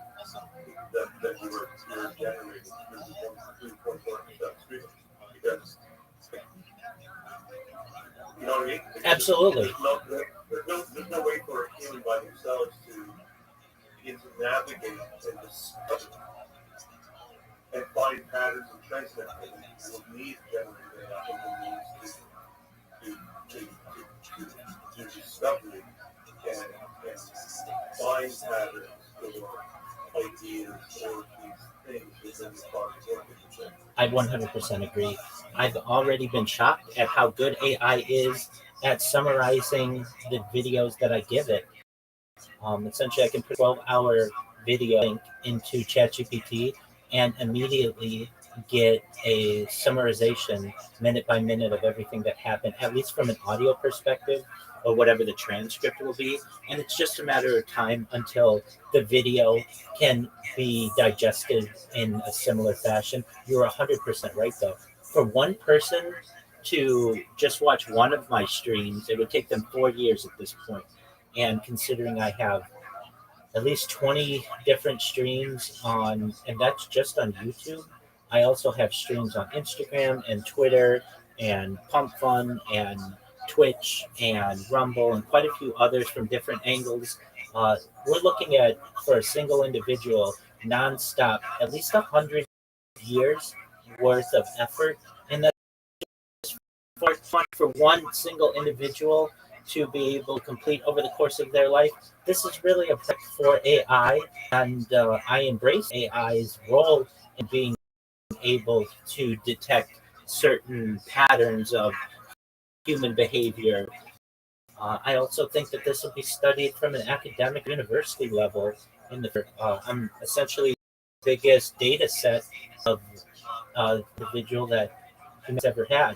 And so aspects of my life, like my breathing habits, my blinking habits, my swallowing patterns, my eating, my behavior patterns, my circadian rhythm, my sleeping patterns, my bathing patterns, everything about the human life will have the opportunity to be studied in the future, but it could not be done sufficiently without the aid of AI. So I think in the future, it will be uh, a group effort essentially between human discovery and AI pattern recognition.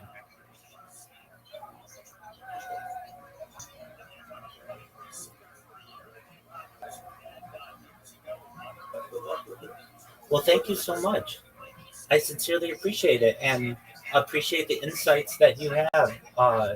I wasn't aware of some of the things that you stated, particularly the Area 51 in 1984, and also being able to confirm Hangar 18 and some other really great information. And so I want you to know from every conversation that I have, I do my best to uh, take as much as I can glean from someone, and I certainly learn from you. And I wanted you to know how much I appreciate really you taking the time to learn about my project. Thank you so much, Christopher. Thank you so much, Mrs. Reiser. Just in conclusion, I want you to know how much your Reiser means to me. He's a wonderful person. He is really has a wonderful heart, and just I would say is an animal lover and a people lover, a lover of laughter, and bring a lot of joy to my life. So whenever he comes into the Discord, he certainly bring me. And I say this to the people who I have the opportunity to meet, and you, Christopher, and Mrs. Reiser, you guys are no different.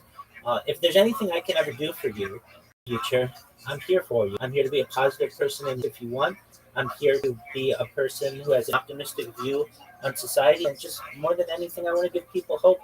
And if there's anything I can ever do for you or Reiser, please don't hesitate to ask, okay?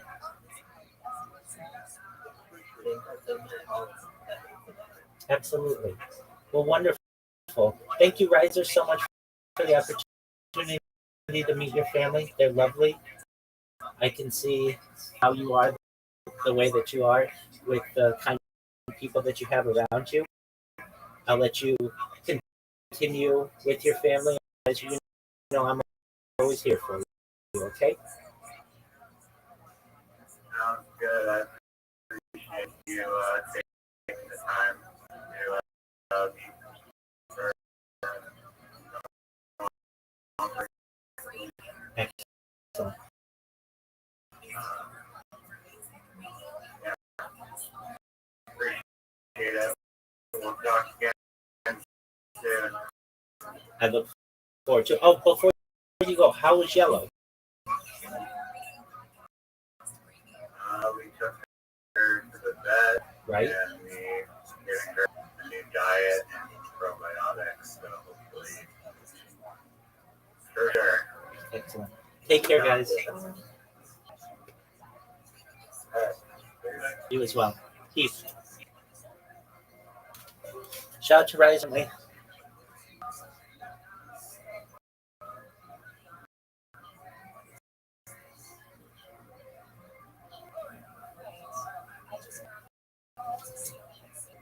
Designation of the already defunct of Lishma, the carbon works, but ultimately again is not effective towards the owner. So Mara says, 1 second.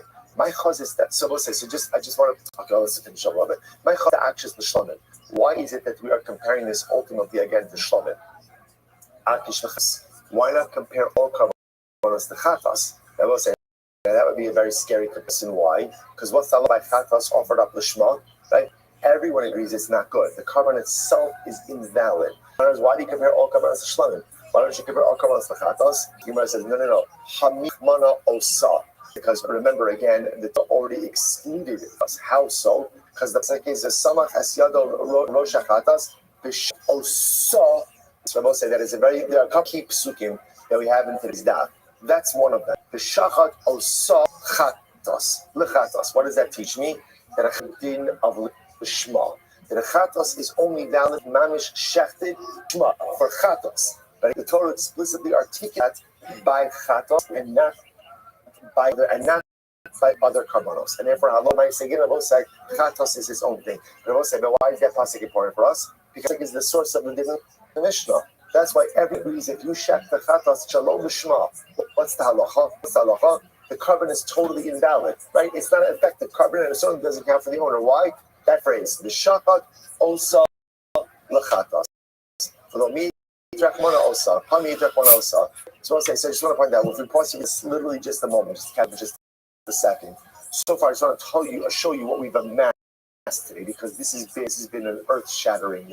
Right, number one, so two different categories of lishma. Right, that's number two. Right, lishma, carbonic designation, ownership designation. Both are, and where does that apply? All four of the primary sacrificial avodos: shchita, kabbalah, zrika, holacha. That was step one, although that was really yesterday's stuff, but we won't talk about that, right? Right, so that was step one. Step two, the concept that the Mishnah espoused, that when you go ahead and you offer up a carbon shalom l'shma, the carbon is an effective carbon, but does not count towards the owner. Where do you get that from? Shabbosai, it all comes down to literally, again, one pasuk. Motza Tishmar, this is Dvarim, I really need glasses. Dvarim Chav Gimel Mendalet, right? Motza Svasecha Tishmar Vasisa Kasher Nadarta LaHashem Elokecha. Ultimately, again, the pasuk says, right? Literally, Moses, whatever you articulate, make sure to honor it. Make sure to honor it as you vowed. As you vowed to Hashem, your God. Dava Kasher Dibarta, a gift offering like you spoke. The Gemara says, what's going on over here? We start talking about a neder, and then we switch to an adava. Oh, that's our case. Our case is where you set out to offer up a particular carbon. And then what happens? You change the lishma designation. Oh, so in that case, what happens? Your neder becomes an adava. Another way of saying what? Which is another way of saying that halacha l'maisa, ultimately, your carbon is still going to be a valid carbon, an adava, but it's not going to count to your obligation. So we'll say that's the pasuk. That's the pasuk. Last piece we got today, only if the chatas is offered up shalom l'shma, it does not work. Where do we get that? Chatas l'Hashem. Right? Or what was the lashon? That wasn't the v'shachat osa l'chatas. You should go and offer it up as a chatas, which means again, I say a chatas has even a more intense din of lishma. Offered up lishma doesn't work at all. I will say that's the entire sugya, just in those three tenets. That's it. But again, three major pillars upon everything that we're learning is built on those three pillars. Good. So let's go back. We have a few minutes left. The Gemara says as follows. Yasser Rabuna Nachman. Yasser Sheish Kabayu. Rabuna Nachman sitting of Sheish is with them. Yasser they come and they sat and they're saying the following: Kashi the Reish Lakish Asham the Lo Asili de Misa La'achar Misa. So remember again, Reish Lakish, when he's on his stomach in the Beis Medrash, right? What was he bothered by? He was bothered by the Asham. That's really what he was bothered by, right? Because the Asham can't be brought posthumously, nor can it be brought as a neder and nedava. So it seems to be like, why does it fit in the category of other karbanos that if brought lishma still works as a carbon, but ultimately again still works as a carbon, but it doesn't count towards the owner. Lema lei Rabbi Elazar, Rabbi Eliezer, Asham nani asala chanisa. It's not true. Maybe an asham could also be brought after that. Rav Sheish says asham l'mak karab l'sara. So we'll say, what does it mean that asham could be brought after death? Really, asham can't be brought after death. So what does that mean? And we'll say, if you have an asham, let's say you have an asham, and Reuben was supposed to bring an asham, and then Reuben died. What do you do with his asham? You let it graze, develop a mum, then redeem it, and use the money for other kavanos. So in that respect, interestingly enough, technically speaking, an asham is brought after death. To which the Gemara says, no, that's not real. It's not the asham that's brought after death. It's the value of the asham that's ultimately again redeemed.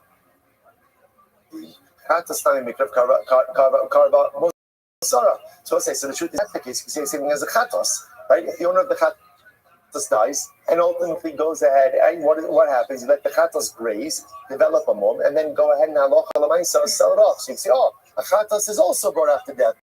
The mosara means the residual value is brought, but that's not really called the chatos itself. Chatos.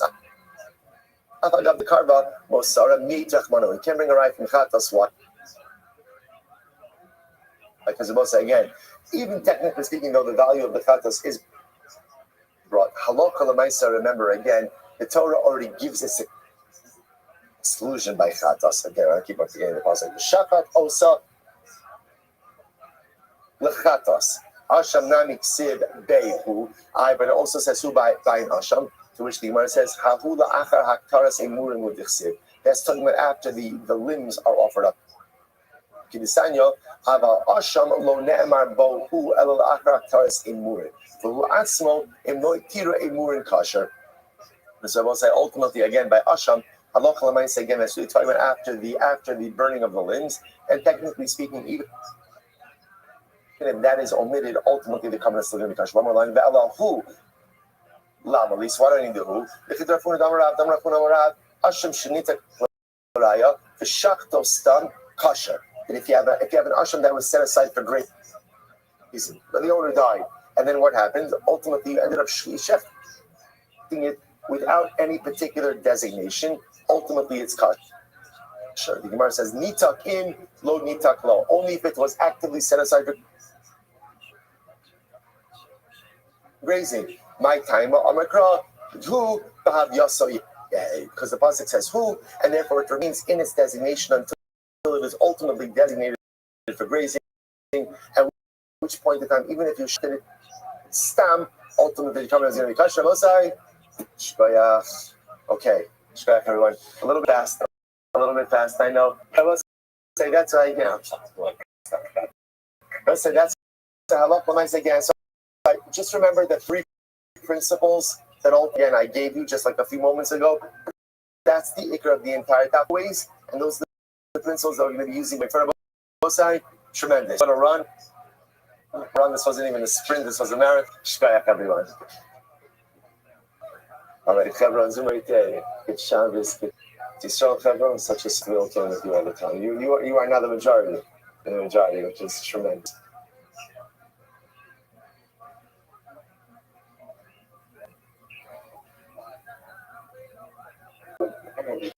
Okay. You don't want to be. And so,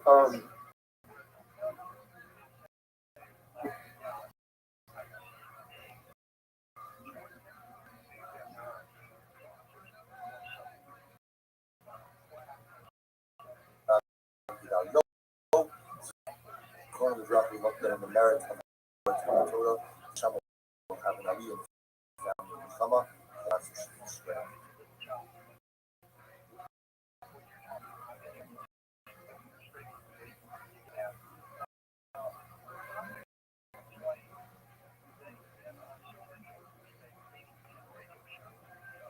And also by Ayala and Sarah Stein, the yard site of Mother Elia Daphna Bas Yosef, we hope that the American Shama will have an aliyah and the family in the house. So let's begin. We are picking up actually the main annual, which is 2, 4, 7 lines up from the bottom. So remember again, we were introduced to the meetings yesterday about Yola. Woman gives birth. She has to bring 2 korbanos. She has to bring a chatas. No longer chatas. The Gemara says that let's say then she offered up the chatas and then she died. So her children died and bring the ola. If, however, again the reverse, if she offered up the ola and never brought the chatas and then died, so her children do not bring the chatas. So that distinction we understand, because halacha l'maisa, in chatas la'chamisi, you can't bring a chatas after the death of the owner. So the Gemara says over here, the Gemara suggests the idea that perhaps the children could receive some type of atonement through the oath of their mother. So this is the main Radikal. Are you telling me then that when, let's say, the parent dies, that the Yarshim inherits, that the Yarshim acquire, I should say, the carbon itself? So the Gemara says, if a person called Reuben died and he left behind carbon mincha, or it's the pleasure carbon mincha, but he did not offer it. So he left behind the carbon mincha, he left it to his 2 sons, who makes and then he died. Kreva, now love is that the carbon mincha is offered. The aim about shutfus. But ultimately, again, the sons are not shutfin in that carbon. Now Rashi says over here, imam shutfus. Now, meaning that Menachos Vanasofim, Hakoba B'Shutfus, Lochibet Akasi Alamin Chashar, and that. Interestingly enough, in Kabbalah mincha cannot be owned jointly. You can't have a shutfus, you can't have a halachic partnership in a carbon mincha. So the halacha is if Reuben dies, leaves behind the mincha, his sons offer that mincha, but there's no shutfus. And if you hold that you should acquire a carbon, then you should be a shutfus. And ultimately, again, both sons should go ahead and acquire. And the problem with that is Nefesh Amrachman Mincha, the Torah says they're two owners, they can own more to respond to Lokai. So you're telling me then that Yersh, the heirs, do not acquire a carbon? Bamrab Yochanan, Miach Medimash, the man dies, Reuben dies, and he left behind a carbon to his two sleeves. He left behind two thirds, but he left behind the carbon. In other words, he died without having carbon that he had pledged. So what happens? Kreva, the halacha is that we offer up the carbon. The aim of the most halacha is that carbon is not subject to the laws of Tumah. Remember again, what's Tumah? Tumah is an illegal switching of carbonates. So you are Yamrik Ishmael. So if you say that we are should acquire the carbon, then I understand why no halachas of Tumah is every that carbon, why not? The Hadi removed to shoot. Because we will say then the two sons are like shutfim, are like partners in the carbon top of both. We shutfim lo matzu menu. I will say the halacha is partners cannot do tumura. Partners in a carbon cannot go ahead and swap out that carbon for something else. Why not? So Rashi points out it's a very simple idea. Because halacha l'maisa, the section of Torah is written in the singular. So because of that, we learn that only the individual can do Torah, shutfim can't do Torah. But if we say that Yershim, that heirs, do not really acquire the carbon of the deceased parent, then what? Then ultimately again, one of them should have the ability to do Torah, to which the Gemara says, Shani Hasam Da'amatra, in Hamer Yamir, the rabbis as Hayorish. So ultimately, again, the Gemara says, we learn out from an extra drasha, Hamer Yamir, to teach us that even a Yorish, even an inheritor, has the ability to go ahead and do Tumura. Echad Meimir, Vein Shnai Meimir. However, again, despite that, the halacha is that only one person can do Tumura, two cannot.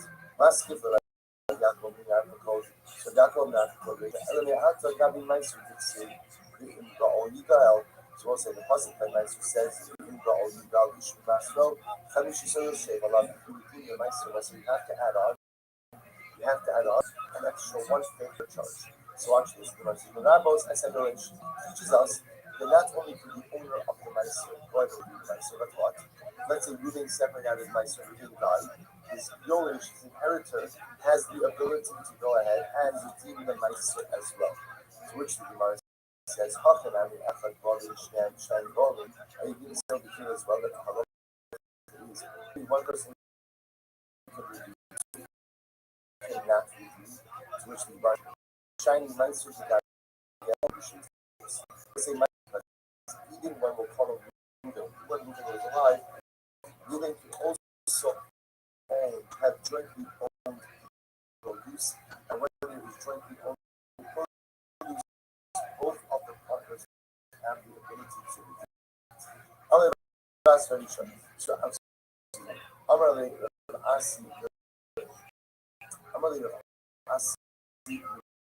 Ashi.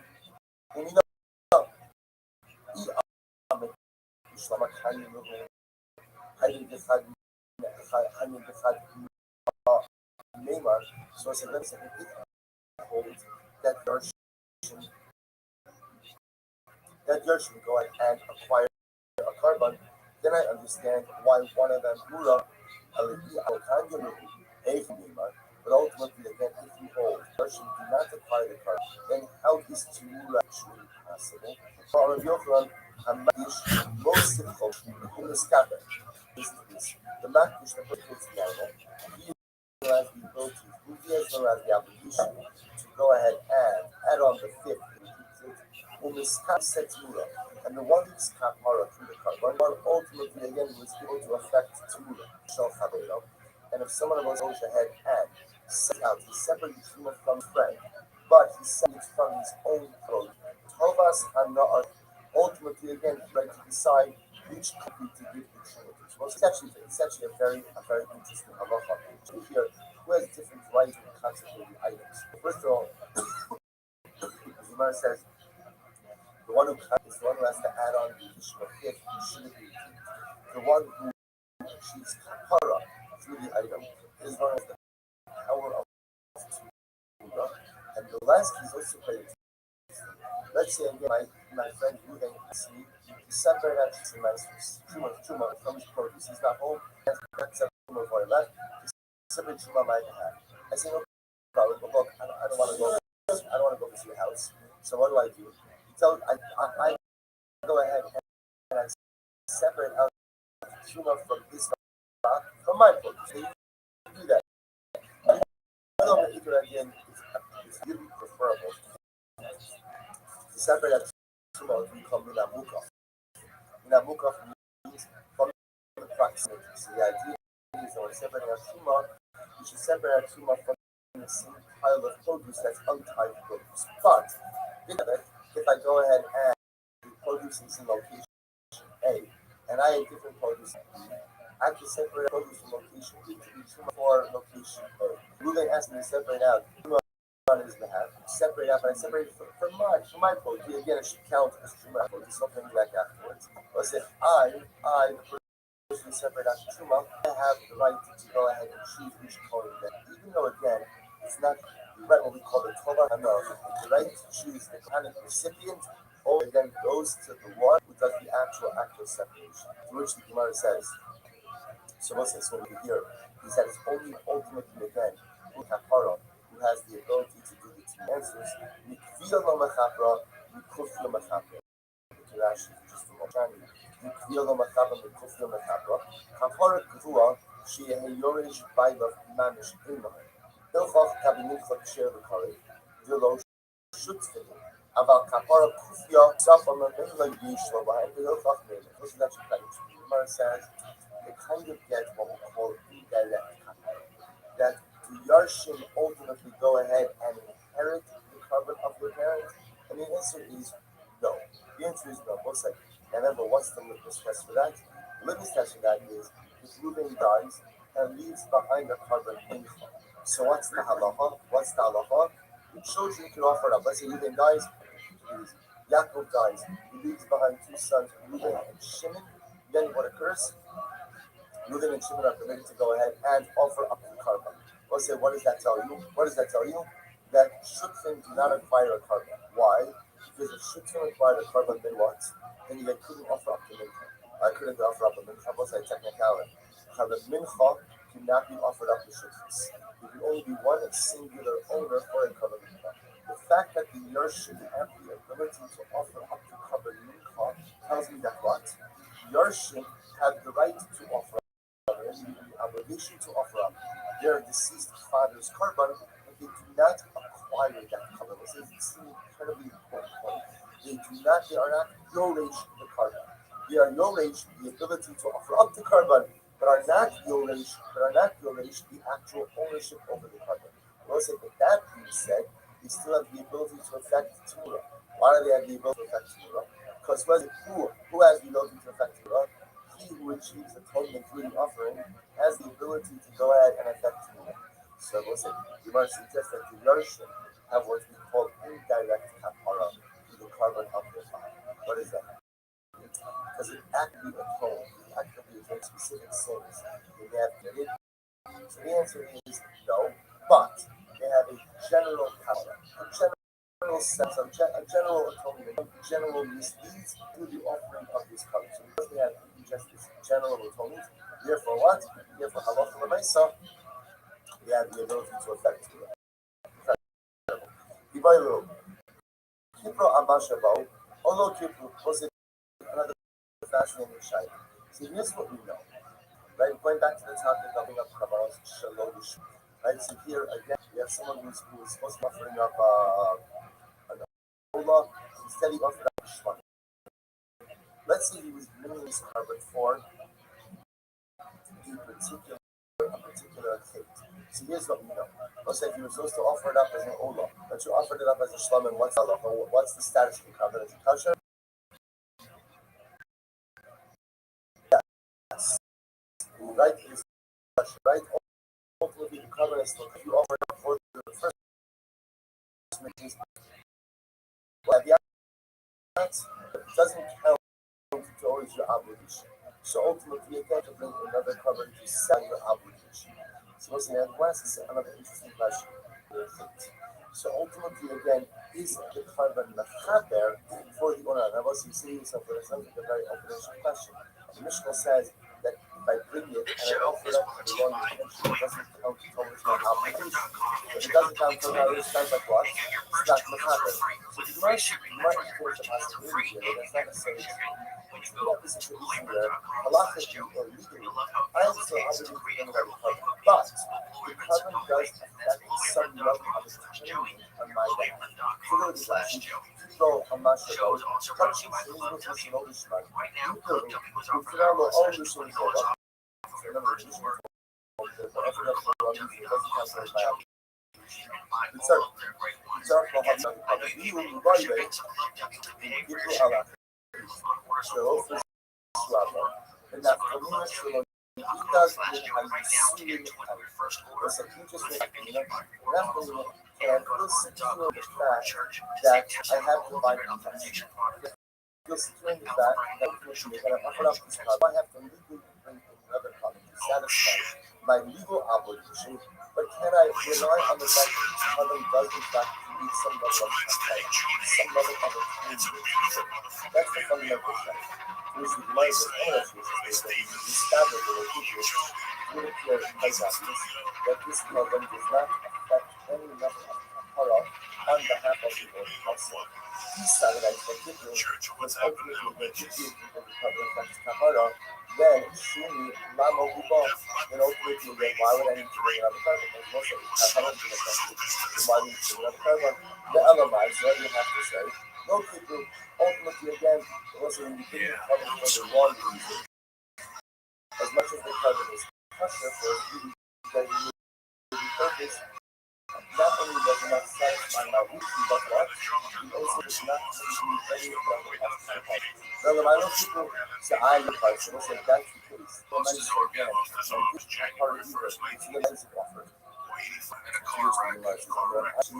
That she should read that he nothing that passion. So Rose so actually this was what she should read that in this question.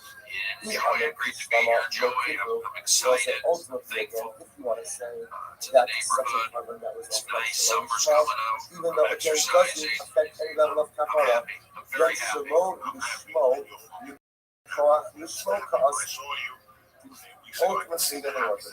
We still continue to offer up the choice to come in line. It was really slowly, which also means what? Which means that Allah for the Mesa, somebody has the most of even once we switch the definition of the carbon, I can still go ahead and offer up the carbon based on this new presentation.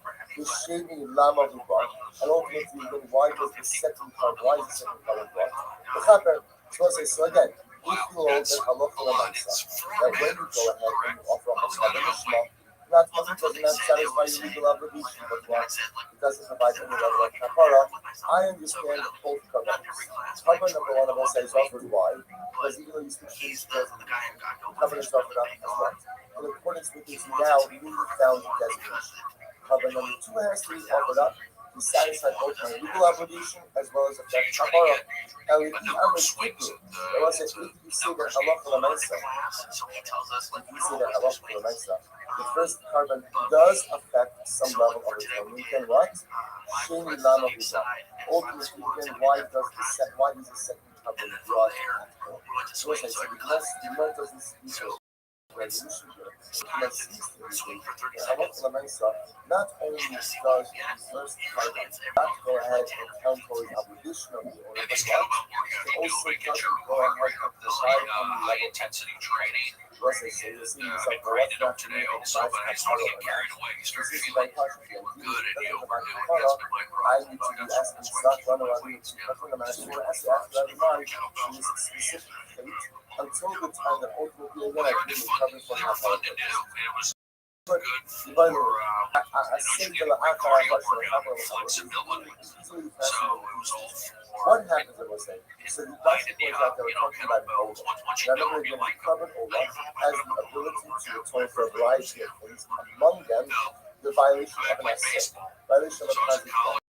I played baseball. We worked out. I was also playing baseball. Then I went to Seattle, and I realized it wasn't those exercise.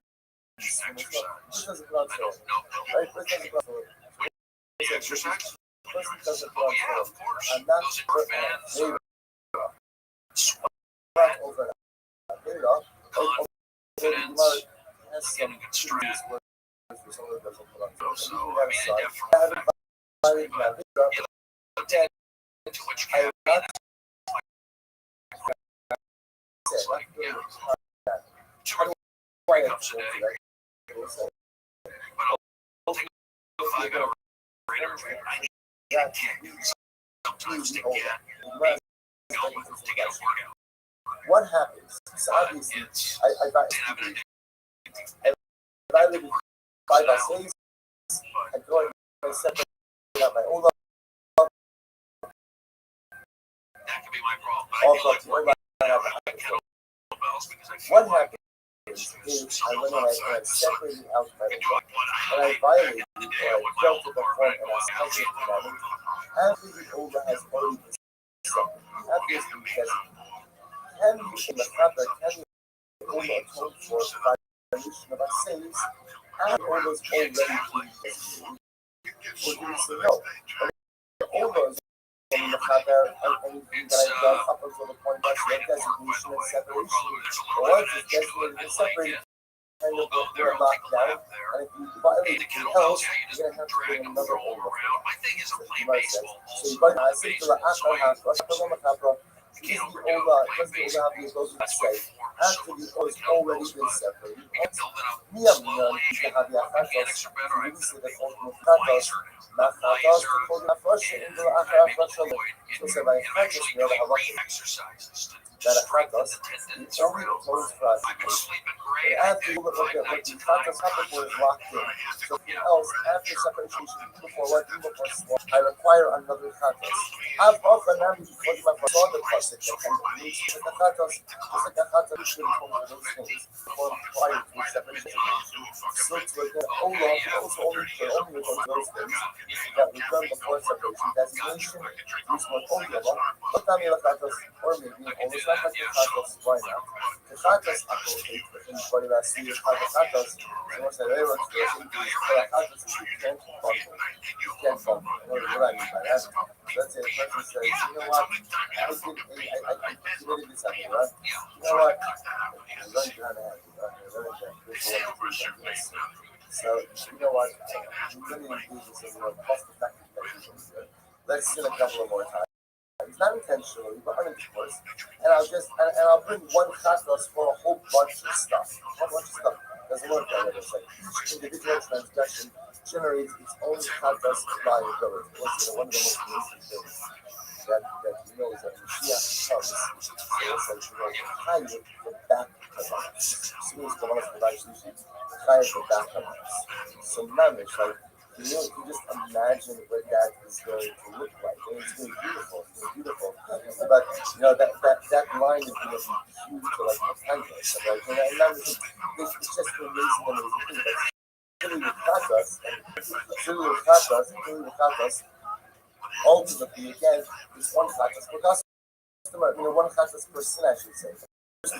Maybe Ola is not like kratos. On the flip side, when it comes to Ola, one Ola could atone for many violations of a different assay, to which the Gemara says, "Chadas out there, chadas ba'alcha, kevan because hamasay gadei, mechapra assay." Therefore, maybe assay the mechapra. So we'll say maybe we can say just as the ability to atone for various transgressions or various violations of So such would have the ability to atone for something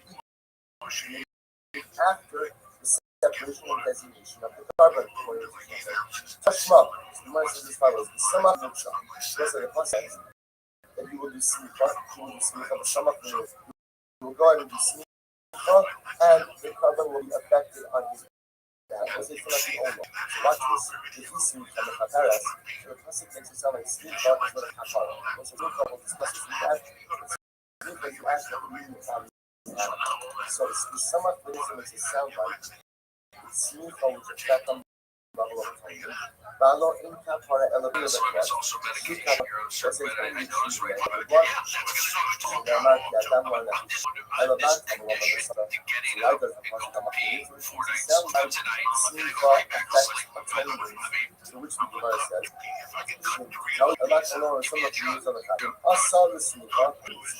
if I need smicha, like knowing this is if I need smicha, what does that mean?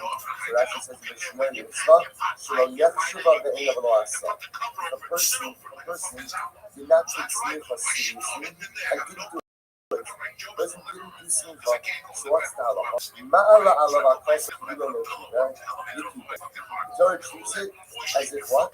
He didn't achieve kapara, but he really had achieved kapara. The Torah's point is if you go and take the process of smicha and you treat it like that's the definition of treating it lightly, I don't do it. The Torah says it's as if you haven't achieved kapara, even though in fact you really have. The Torah is trying to impress upon you the importance of smicha. Even though what? It is a necessity for kapara purposes. Even though kapara can be achieved without smicha, the Torah wants me to treat it as if it is an integral part of the kapara process. This was what is my love, the keeper asay the kodim hamesh, no keeper asay the smicha. Dali asay the akasha. Listen, perhaps what that means is as follows. Perhaps what that means is that in this case of the Ola, without smicha, you only will go ahead and do the handler for any avera or any violation of an assay that took place prior to the separation designation. But what will the Ola not be mechaper for? The Ola itself will not be mechaper for the non-performance of smicha. We'll say, here's interesting Shaila. You must listen as follows. I have an Ola, so this is the smicha. Smicha is the same positive commandment. Ola is opposed to what? Non-performance of positive commandments. I don't do smicha on my Ola, which means in the process of offering up my Ola, I fail to perform a positive commandment. What's the shaila? The shaila is, can that Ola atone for the non-performance of that positive commandment? There's a positive commandment associated with that very Ola. So if you want to suggest, that's exactly That's exactly the question. Because also, what is that an example of? That's an example of the failure to perform a positive commandment after separation designation, but prior to slaughter. Does the Ola have the ability to atone for those types of averos? Or no, does Ola only atone for averos in which prior to separation designation?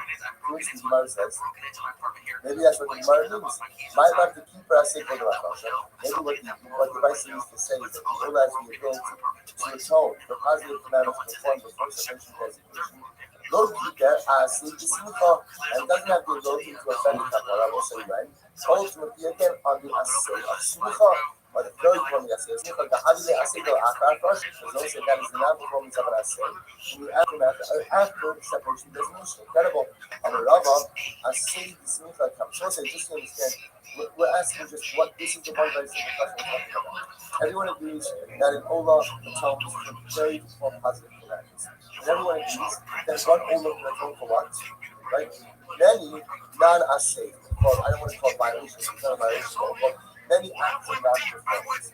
The point of the study we're asking is, does it only atone for a violation of assays prior to separation designation? Or no, building up whatever you wanted to atone for up to the point of slaughter.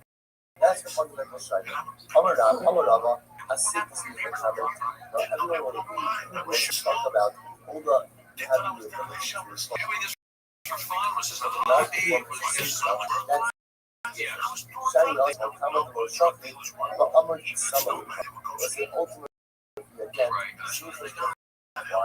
because the application of sleep level says outside. Animals actually check. Amos and Abia say, Amos Abia say, so one point I invited you to say, it's when I was like, the only time I violate what I say, of natural conversation I was saying, right? After the older story, and every one of these, the after speaking of my mother, every one of these that's one. That the cutoff, the latest possible cutoff, or the Estonian ability or Estonian mode of a particular product is way, is stupid. Everyone agrees that the carbon can't be close to anything that is was it is not everyone will agree that the OLA did not account for its own non-performance of sleep. Right? And that's probably why. Because when you violate, let's say, not having very sleep, only after sleep, after sleep, everyone agrees that the coverage is no longer trespassing. That was not already included in his previous note. Listen to myself.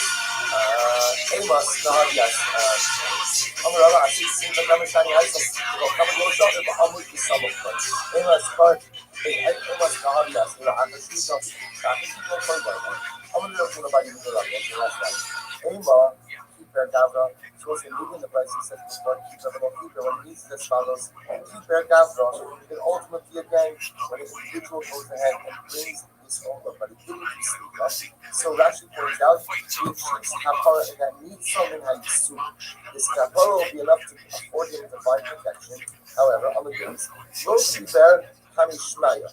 There was an ultimately again Rashi says that they look happy Kamishmaya, not Kasrach with Ono, the low oven with Swamin Abu. The same at the end of the day, he has not fulfilled the obligation vis-a-vis Kamishmaya. And the answer of Kamishmaya, he has not performed the mitzvah min Abu. And therefore has to go ahead, and therefore, everything is what's like, remember again, what we were talking about, so Rice said, halacha makes a person into carbon and doesn't perform. So he said, what's the status? He's very below keeper. So the question was, has it told me not to? So possibility number one is, so ultimately again, he hasn't told me, but we're not happy with it. We're not happy with it. You know, nice at the end of the day, even though again, the covenant is touching about Sufa, because if you didn't achieve Kapara, you know what? You did achieve Kapara. Okay, we were unhappy with it. Possibility to my analysis, that's the name of the Sinabari. So said, no, maybe spending was on one hand, I told me that I have achieved some level of personal atonement, and that again, I'm safe from any kind of additional suffering for my sin. Upon Shmaya, I have not really done a good job. Sometimes I'm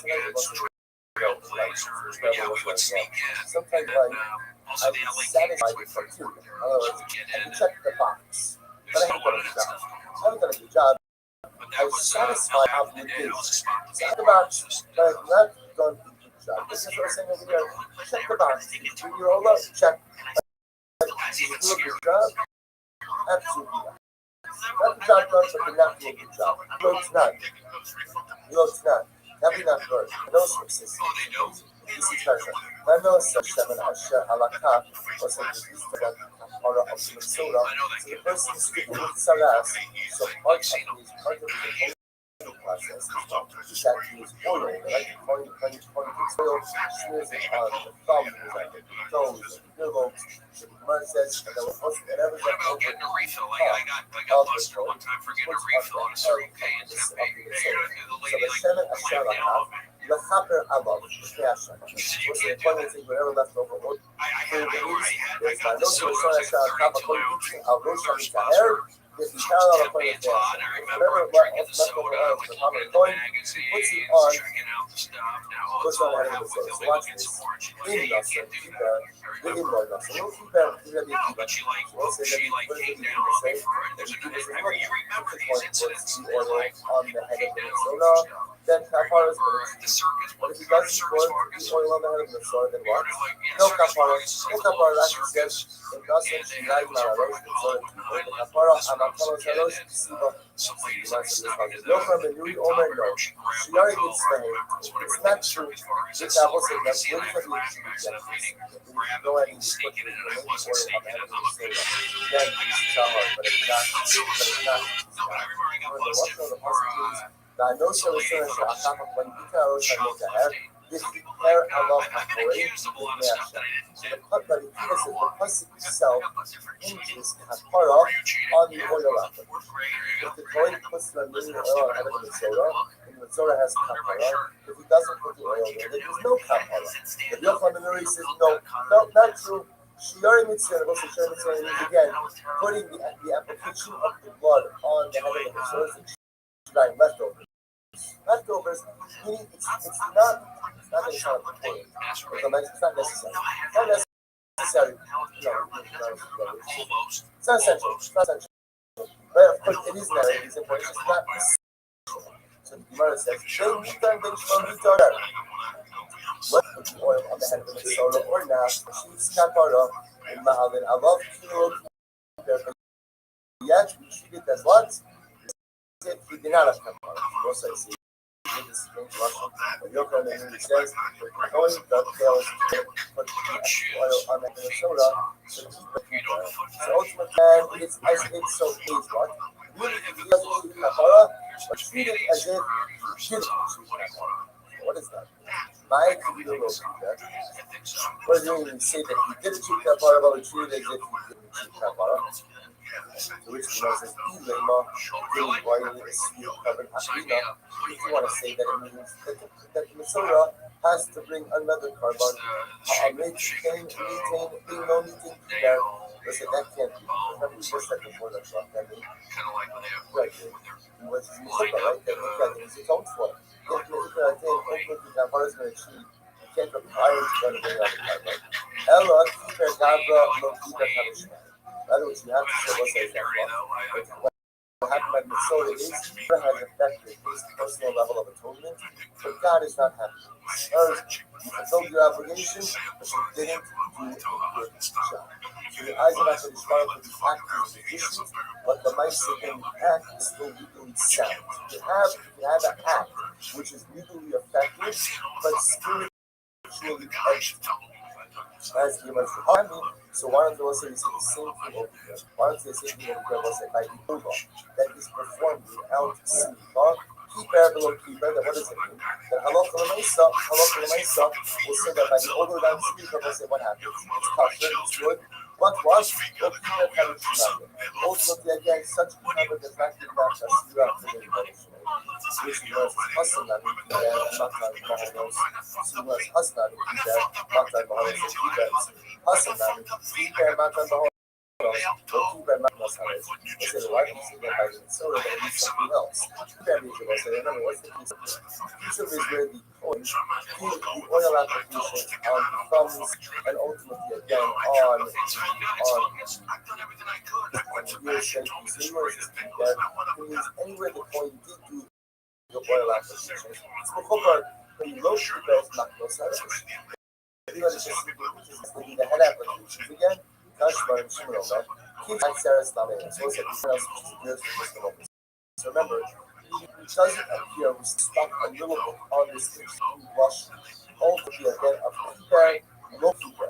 But ultimately, again, what does it mean? What does it mean that this kapara is not kapara?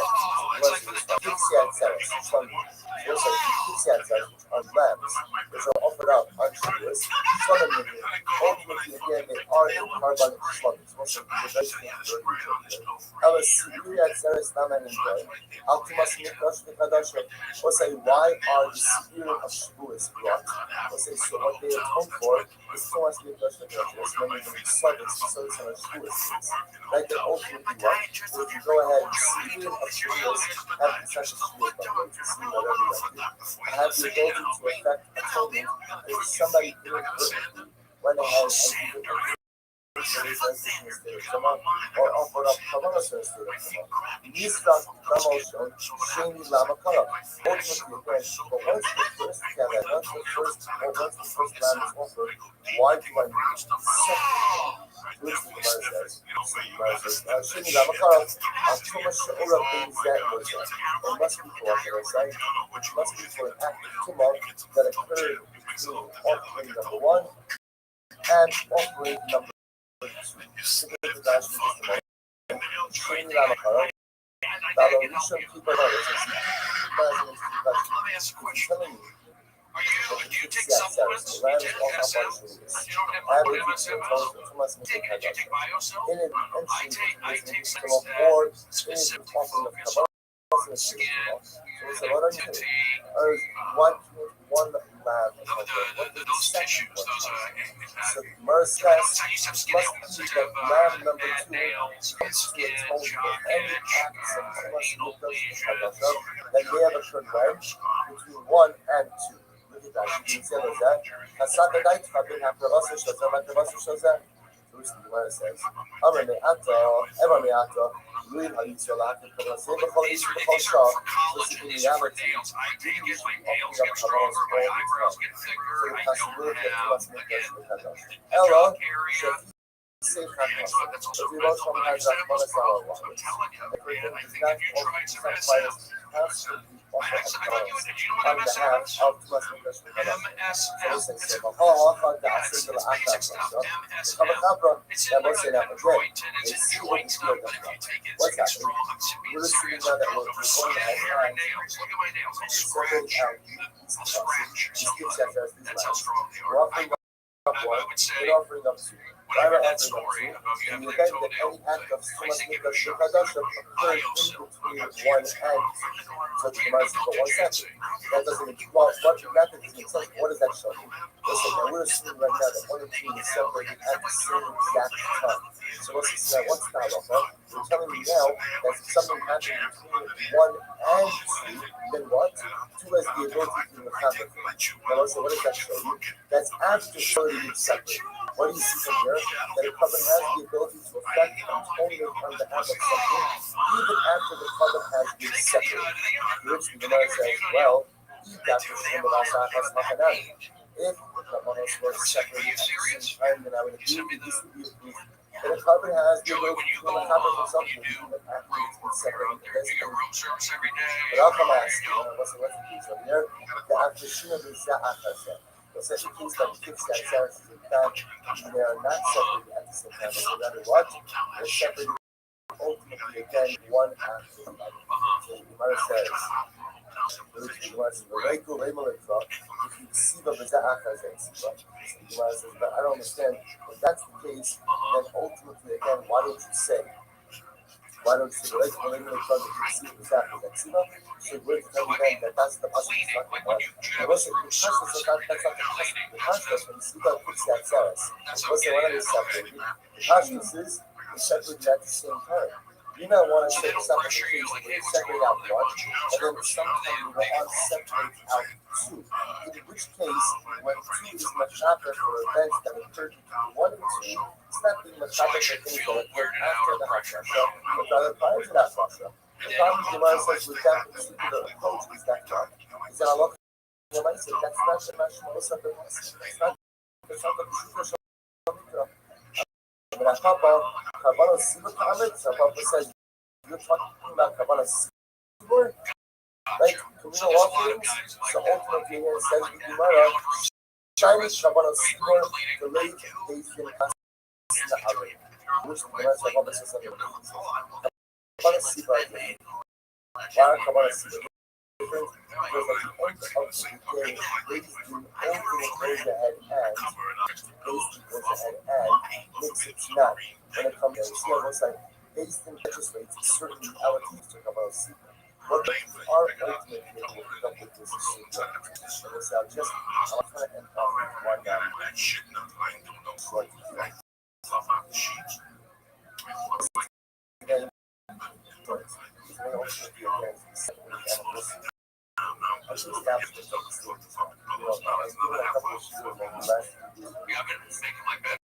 has always been doing the same way, which is that this Here's the thing. serves as a When you're a form of comedian or sense. you're a go-getter or you're living day to day, it's like you feel different. One day you feel this way, the other day you feel like some days I'm inspired to do this, some days I'm not, some days I like here, some days I'm not. It's hard to stay consistent.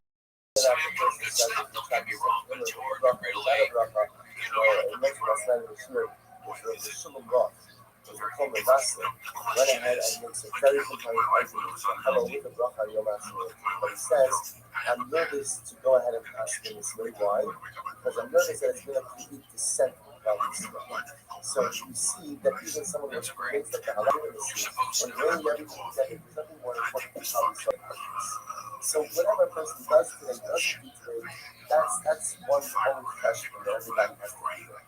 But no matter, and the same way, that no matter whether we see the establishment of the state of Israel as a part of the Messianic process, not of the Messianic process, that's also back to a certain degree a detail.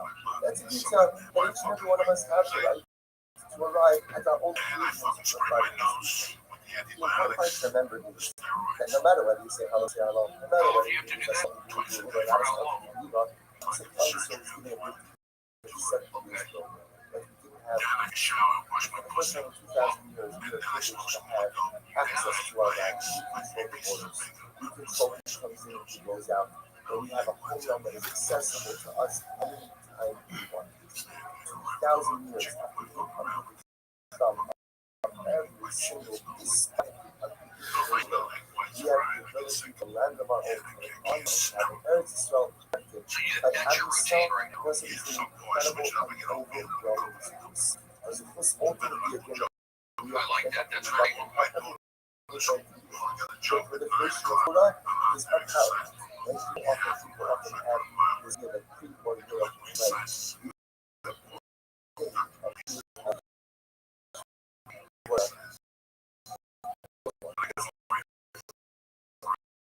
is pervasive. It's true. Incredible observance as well, but we live in a different time. The proliferation of centers of specifically human areas is historically unprecedented. We have to give shout out to Charles for this incredible people. Nothing has an incredible insight. It's not only last word, but nothing says something dramatic. About somebody, he says, when the Rabbi came back from delivering the disastrous report about Eretz Israel, so they say, can't go into the land, Eretz Israel, which assumes, and nothing says, Eretz Israel is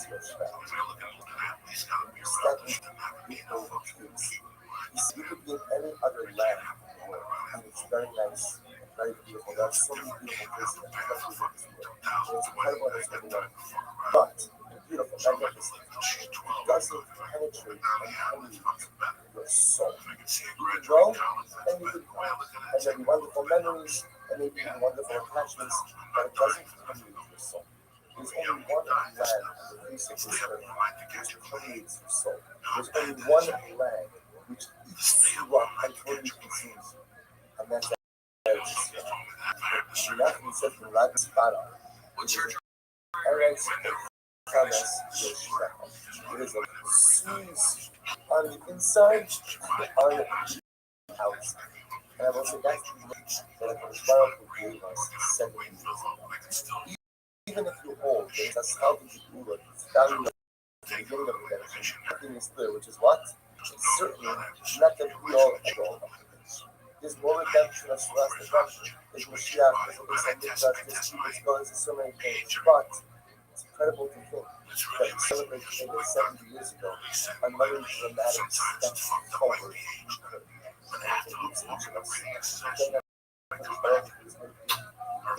Each of us to figure out how we can strengthen our connection because it's so important. Even if we don't have limited times to live there, and even if we don't go necessarily, regularly, the person always has to strengthen their ties to Eretz Israel. However, you do that, whether a person supports causes in Eretz Israel, whether a person has kavanah, whether However,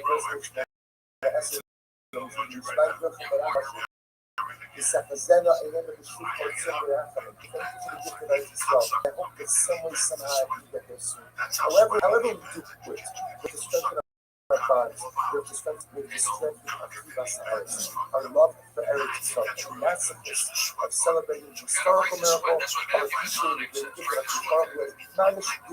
because delivered to our with incredible Messiah, to see not just the Aschalta to do love, to see blameless, so not about being an Aschalta, not about being in the beginning, not about being in the beginning stages. You need to get to the end, you need to cross the finish line, to celebrate the truth of love. So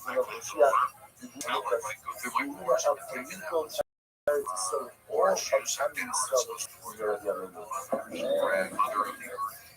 apple cider vinegar. They say it's good for just detoxing, everything. So I take that. I do need to drink more water. We were talking earlier about how important baseball is. Like, it would have changed if you couldn't pitch. Like you do that a lot.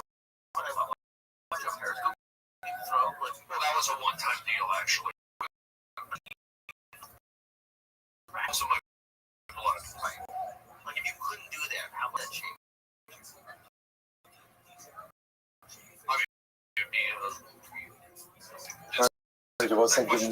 Good morning.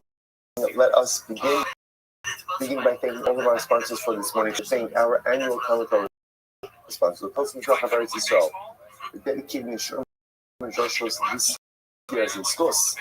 We started the most restaurant and the first sponsors for the month of Habalim Rothschild Ben Goldman Aliyah for the showings of his parents, raising Bas Zali Racha, and the hopes of the Philos all our entire community answered in Yez Hashem over these young men. Shmoni Yinvis the Ibn Mishmas Tabit's father of the Arifon Scott IH Ben Racha. As we open American Barcom Torah, Tashbach will bring home all hostages that will be sold to be successful with all Maaseh Yedeim. Rabbi should be Zok and Yez Hashem, Nisim and the flowers for all the flowers. Also, today's daf is because this is Volachim, is after Gimel. What a great success for Hashem. Continue along in the journey in this beautiful Masech. We are picking up on Bays 2b, and we left off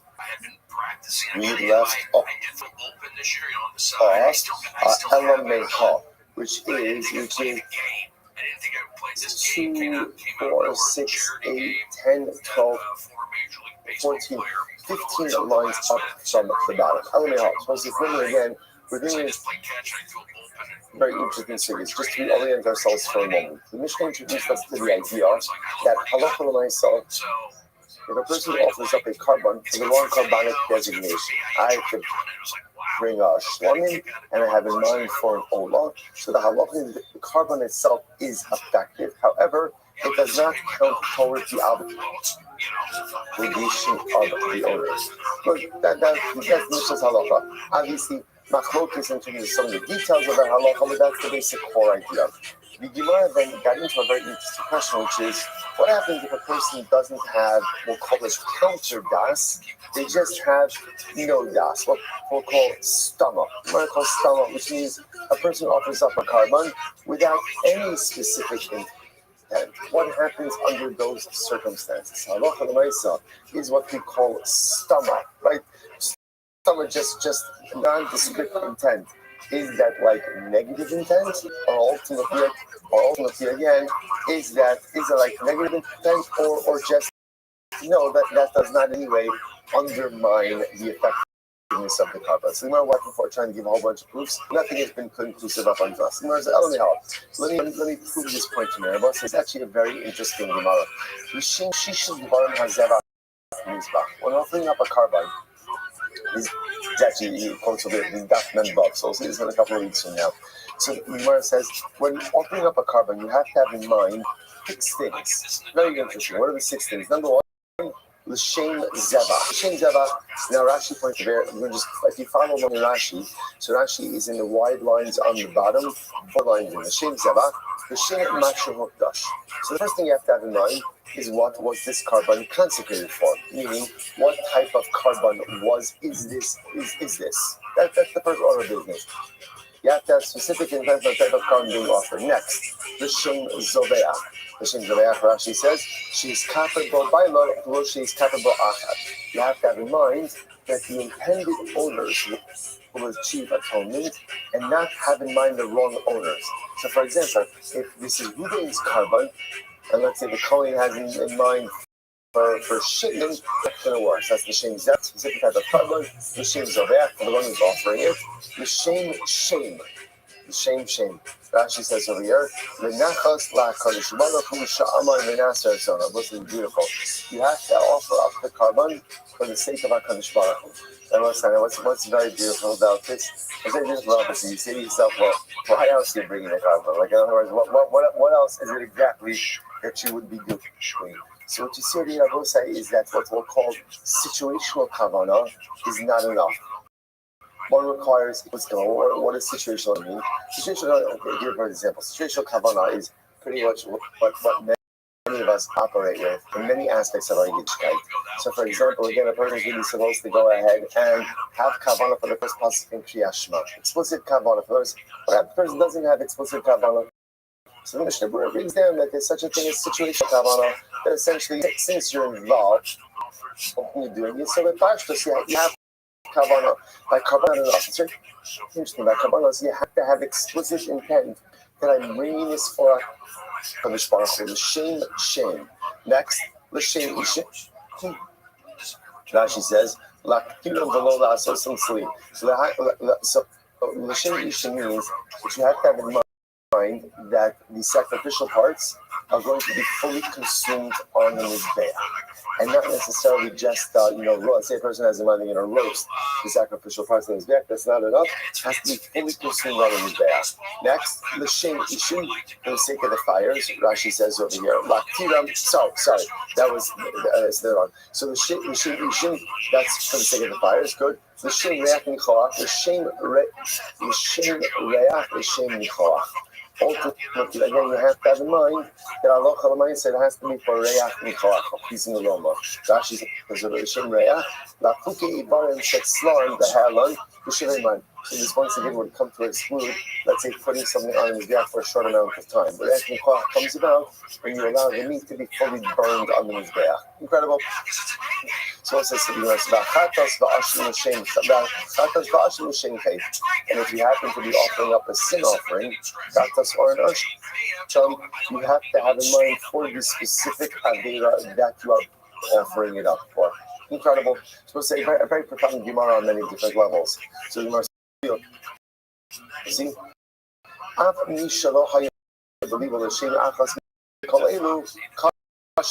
that was very interesting. And this is a lot of intention to have for Kabbalah, right? 6 things. Even someone who do not have explicit intent for one of these things, ultimately kosher. Kosher, why? Shetnai based in, because it's a stipulation of based in. What does that mean? Take a quick look at Rashi. The shmo elastam. So in other words, let's say I had stam kavanah in one of these areas, meaning I did not have I was lacking one of the areas of specific intent, and all I did was go ahead and just have nondescript stam kavanah. I'm still yotze. Why? It actually says shetnei bezinu sheyishchitu stam v'lo yaskiru b'shlutim l'shmo. We'll say this is fascinating because essentially the Tanai Bezdin essentially says is situational kavanah is enough. As long as externally it's clear what it is that you're doing, even if you lack the specific intent, you are still going to be yotze. And I will say, what's the logic of that? Aslu Bezdin v'lo l'shmo. So this is absolutely fascinating. Bezdin actually legislated that when offering a carbon, you should not explicitly state the reason you are offering a carbon. In other words, when offering a carbon, you should not say, create carbon ola. Do that. Why? What are we concerned about? If we mandate too much specificity, we run the risk of what? Someone saying the wrong thing. But if we just understand that there's situational kavana, then that is going to be enough. These are like stomach hustle. If you assume the nondescript intent is going to go ahead and invalidate a carbon, Thomas Puzzle, Kabesin Masni also the middle day. Kabesin institutes something that inherently invalidates a carbon. In other words, you know what's happening over here? If you say that non-specific intent by definition invalidates a carbon, then how could Bezdin essentially want? How could they mandate non-specific? Is exactly what they're doing over here. Rather, what do you see from here? What do you see from here is that halacha myself stomach does not invalidate the carbon. Shabbos said this in Gemara because look what Gemara did. 6 different things you really have to have in mind when you offer up a carbon. And then afterwards, the Gemara said, by the way, if you're missing any of it, don't worry about it because it's a Tanai Bezdin. Essentially, Bezdin said, as long as the situation looks right, you're good to go. Why wouldn't they mandate that when you bring a carbon explicit about the carbon that you're bringing, you say be careful what you mandate, because if you mandate that a person has to say something, which then means you open them saying the wrong thing. And if they say the wrong thing, they remind the carbon. But yet, we see saying nothing doesn't. What does that show you? The non-specific intent, when it comes to carbonos, does not undermine the effectiveness of the carbon. Or in other words, the using of the Gemara, stomach kosher, which of us say is fantastic. So therefore, it turns out that now we have 2 halachas. Halacha number 1 is if you go ahead and you offer it by carbon for the wrong designation. I'm supposed to be, Allah, I have in mind for carbon. So halacha number 1, what is the carbon is kosher, but does not count towards my obligation. If I have to bring a carbon, I bring carbon with no specific intent. But in that case, what's the halacha? Not only is the carbon kosher, but what? It does count towards my obligation. Stomach is kosher. Incredible. Let's right there. Now the Gabi get the stomach possibly again on the top of this stomach. The Gemara was contrasting the halachos with get. That by get, let's say non-specific and does not work. So you want to say, by the way, where do you know that from? Right, where do you get that from? So the Gemara says, even on my house, perhaps you'll see from here. This nan, how you over b'shok, b'sham sofer makrin, ish ploni, makom ploni. Imagine the following situation: and you know, Reuben's walking through the marketplace, and he hears scribes pronouncing it. Reuben from Baltimore is divorcing his wife more, and Reuben says, "This is my gosh, a sign to my car. He's really on the fence." I was on the fence about what to do, but look at this. It's so clear that this is what the Rebbe Shalom wants. Says, again, my wife's name, same thing, hustle guy. Ultimately, again, it doesn't say Gemara says, maybe that's the case of Star. Gemara says, no. Don't bring a right from that case. Why that case is different. What up? Say, no, Papa is so masculine. It's not asking on, if the Russian pieces cloud. That case is different. Remember how the Gemara qualifies that case. That was a case of scribal students. I don't know if that's a word, but right, scribal students who again were practicing. So when you're practicing, let's remember again, if there's one thing everyone agrees about a get, is that a get has to be written for the sake of krisos, for the sake of affecting divorce.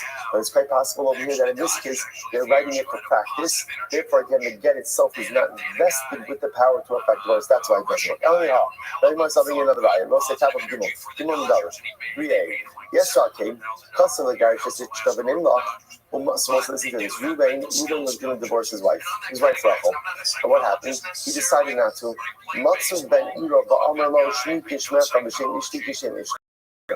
So what happened? Reuben has a friend, and that Reuben's wife is also named Rachel. So Reuben number 2 says Reuben number 1, it's shame to let a good debt go to waste. So therefore, then, why don't I use it for my wife? I'll use it for my wife. Gemara says, what's the halacha? Ultimately, again, you can't use it. So the Gemara wants to say, what do you see from here? Because non-specific intent for a get doesn't work. Which Gemara says, no, it's not a raya. Dilma, shining hasam, the interplay of the shin dahu. Now you can't bring a raya here. Why? Because in this case, that get was specific for Ruvain 1 and Rachel 1. Once a get is designated for a particular couple, the intik, it is removed from use for any other couple. Rashi said the second Rashi is going to attack the intik. Dark color noshim, the hanoshim, the shin girushin shazak. So again, this is like the reverse. So once a get is written specifically for a couple, by definition, again, it is precluded for use by anyone else. Fine, next. Just remember again, we're just trying to find the case of where the Gemara said that stama by beaten doesn't work. All the Gemara is saying is, tell me where you get that from. Yes, more than this. Let's listen to this. Reuben has 2 wives, and both of them are named Rachel. Such a bad idea on the levels, right? The Gemara, he has 2 wives, same name. So let's say again he was ready to divorce Rachel number 1, right? And then he changes his mind. He's like, you know what? No, divorce Rachel number 2. So he can't do that. Well, let me come up with this information. He already, Rachel number 1. And now he decides, you know what? I want to go ahead and divorce Rachel number 2. Now, both say now again, this case, same husband, right? Both wives are named Rachel. All the other information is the same. What's Talacha? You can't do that. So it's like, so once again, that seems to say non-specific intent by getting doesn't work. To which the Gemara says, no, it's not a fair case. I'll tell you why. Shiny Hassan, the interclaim the Shin Girushin Dahi. Again, same idea as before. Once the get was written for Rachel number 1, by definition, what occurs? It is removed from use for Rachel number 2. So this is not a case of just specific. This is the mechanics of a get. Once a get is written for someone, by definition, it cannot be used for anyone else. Rather from here, interesting case. So listen to this. Goes over to the sofa. And what does it do? Again, same case. Reuben has 2 wives named Rachel. And Reuben says, listen, to the sofa. He says, listen, I'm divorcing someone, right? Someone's getting divorced, right? So I'm divorcing someone. So I don't know yet which Rachel I am divorcing. So just do me a favor. Just Reuben, Rachel, put in all the important information. I'll see how I'm feeling later. I'll see what's happening later on, and I'll decide which Rachel I'm going to divorce. So the Gemara says, ultimately, it doesn't work. It doesn't work. Now, before we go on, it sounds like why doesn't it work? Because again, you have non-specific intent. So this would seem to indicate that non-specific intent by getting doesn't work. To which, once again, the Gemara says, no, maybe there's a different reason. Don't shiny awesome, get angry. So both say, the issue over there is that case you're going to rely on retroactive clarification, right? So at the end of the day, what that can require is then that when he gives Rachel a get, so the Rachel who he gives the get retroactively becomes clarified that that's Rachel for whom the get was raised. Okay, so that presupposes you rely on Brera, but if you don't rely on Brera, it's not going to work. Here we go. Akosei Tofsei Gin, what's this? Remember, your best friend getting raised. So there's a toe face and the toe rack, right? So remember again, the toe face is kind of like the boilerplate you get. It's just the pro forma part of the get that's the same in every single document. Then there's the Torah. The Torah is the couple specific information as well as the line you are permitted to every man. Like, so the Gemara says, I posted Tofsei Gin. So actually, makom ma'ish u'makom ma'isha makom ma'edim u'makom ma'zman. So let's say, let's say Sofer decides, you know what, I want to get a head start on getting takes a little bit of time. So I want to go ahead and just kind of write, I want to print as many as I can. The Gemara says, no problem. So you could write the boilerplate stuff, that's not a problem, but you must leave out, you must leave out the name of the man, the name of the woman, obviously the space for where the agent are going to sign, and the date. It's also it's like we go Shmuel. Also, you have to leave out. So we'll say, what do you see from this? What do you see from this?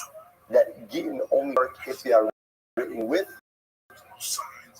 specific intent.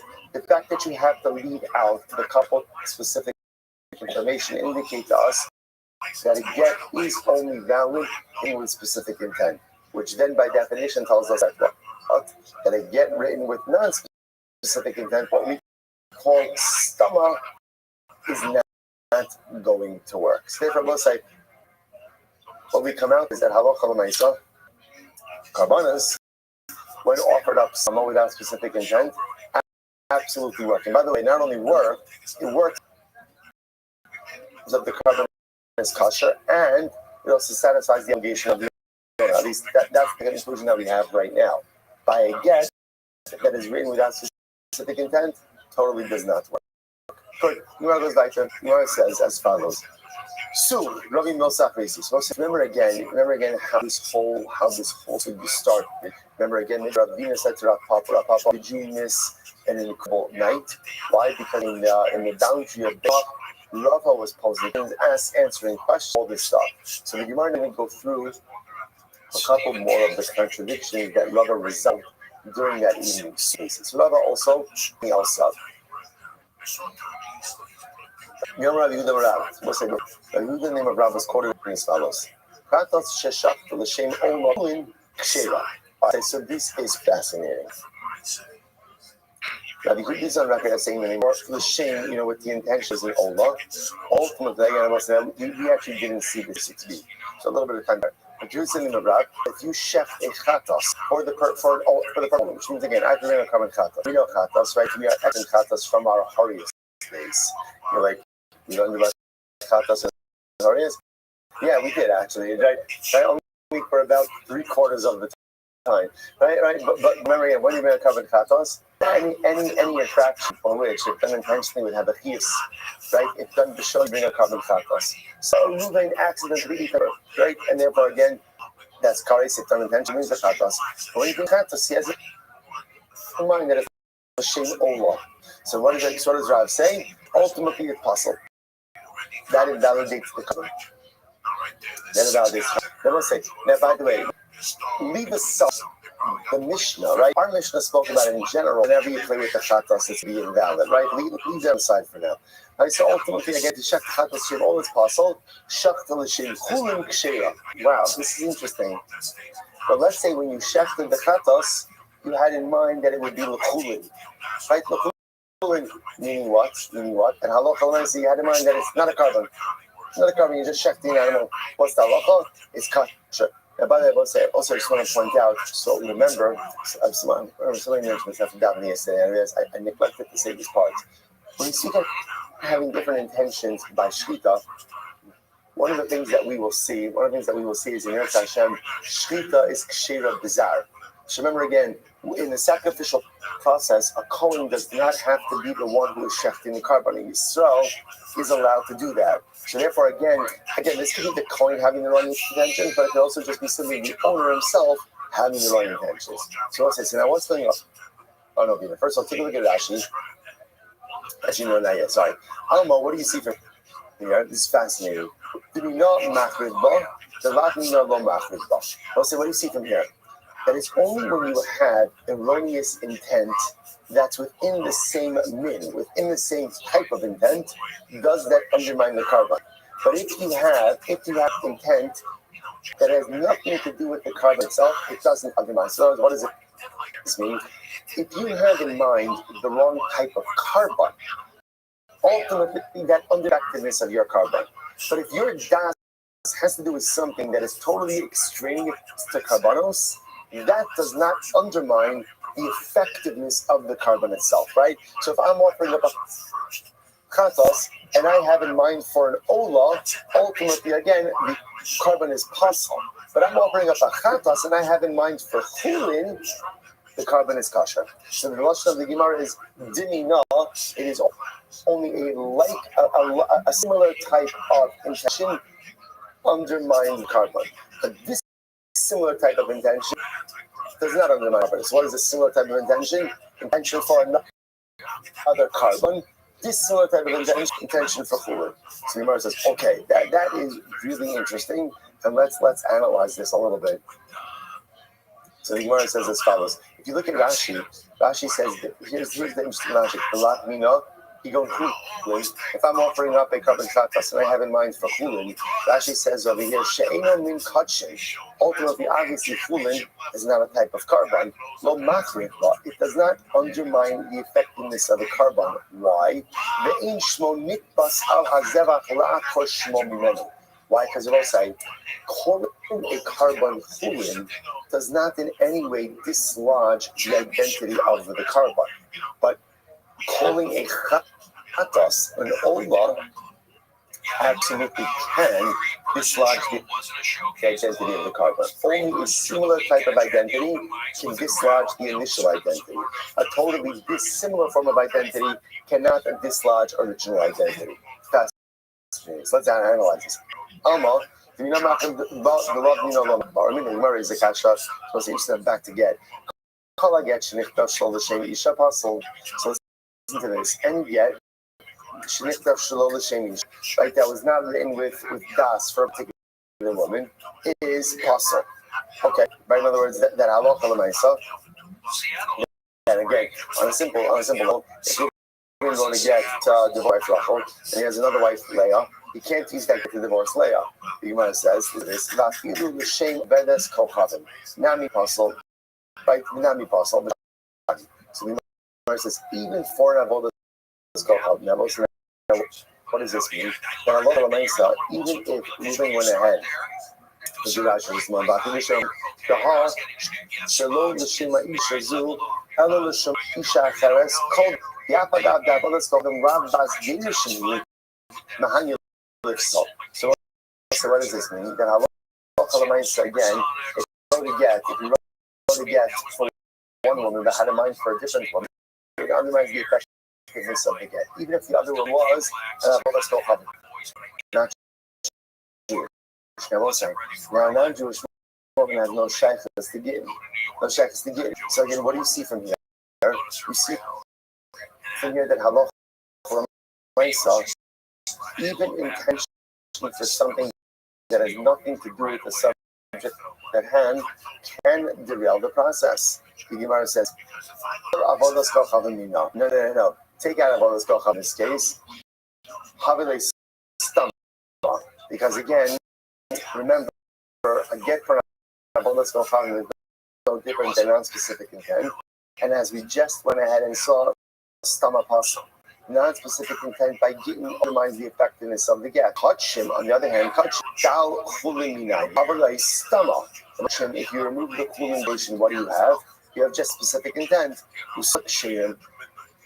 And ultimately, again, smart is always kosher. So it's very interesting. So you just the following. The reason, again, why carbon, I have to bring a chatas, and I have in mind for chulin. But I don't know. Before I start on this Gemara, I would have thought that's incredibly severe, and I would have thought that, of course, that undermines the entire. Kamashmal and Rav says it doesn't. What's the logic behind it? The logic behind it is repurposing a carbon as chulin, and ultimately, again, is meaningless. Why is it meaningless? Because it can't be done. Again, you can't go ahead without identity for a non-identity. Therefore, again, bringing it up with Shem Chulin or Shem Chulin is no worse than non-specific intent. And what do we just show? The non-specific intent by carbonos doesn't invalidate the carbon. However, again, if you think about it using that logic, katas, and I'm now offering up for an ola, okay, that's different. Why? Because again, these are similar identities, similar in that they're both carbonic identities, and that can undermine the effectiveness of the carbon. Incredible. Rabbi Milsafrisi, bring up another kasha. Memorad we don't have katas sheshakta l'shem ola psula shakta l'shem chulin kshira. Did Rav really say this? That if I have a katas and I shechted it for the purpose of an ola, ultimately the carbon is ineffective. But it's possible. But if I shechted the shem chulin is kasher, Alma, what do you see? We're the same principle. the mina machrid ba, the lo mina lo machrid ba. Rabbi say, what do you see from here? That it is only ultimately, again, what we'll call a similar intention that undermines the carbon. The min has to be the same type of intention, meaning substituting one carbonic identity for another. That's what undermines. The lo mina, but substituting an identity that has nothing to do with carbonos ultimately does not undermine the carbon. Whereas Ivat, we learned, so we'll say, Kigir this. Now, Tuma, Hara. And we'll say, by the way, just understand the incredible privilege we have right now. Right? You have Karbanos, Tuma, and Tara, literally again on the same page. Two topics, usually when we see them, what's our innate reaction? Our innate reaction, when is this over? Right? When is this over? So we'll say this is a golden opportunity to redeem ourselves and to redeem our learning by throwing ourselves fully into this right now. We can affect such a dramatic turnaround in the way we often view two pretty difficult topics. Carbon we've got. Get ready for Tumantara. Here we go. Tocho, below Tocho. So this is really fascinating. We'll say, what's halacha by klichares? Halacha by klichares, earthenware vessel. I have no idea. Okay, good. So I'd be out of a job, right? So the Gemara says, look this. So the Gemara says, what's halacha with klichares? Klichares, it becomes coming from the inside. Mitocho. In other words, if you put a sheret, as you slap a sheret on the outside of an earthenware vessel, the earthenware vessel does not become coming. If you dangle a sheret in the airspace of the earthenware vessel, even if it doesn't touch anything, the earthenware vessel becomes tummy.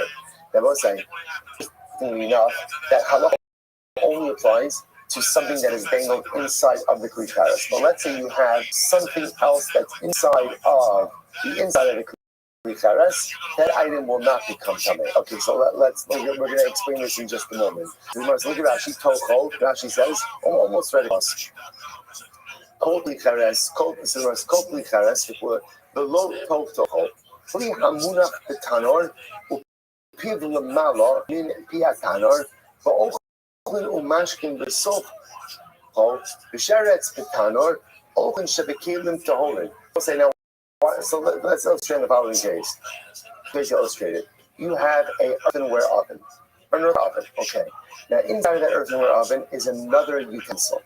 The opening of the utensil extends out of it because remember, on one side, their ovens. They're open like from the side, like we have it. The ovens had openings on the top. So imagine you have an earthenware oven or earthenware utensil. There's another utensil sitting inside of that oven. The opening of that secondary utensil extends inside of the oven.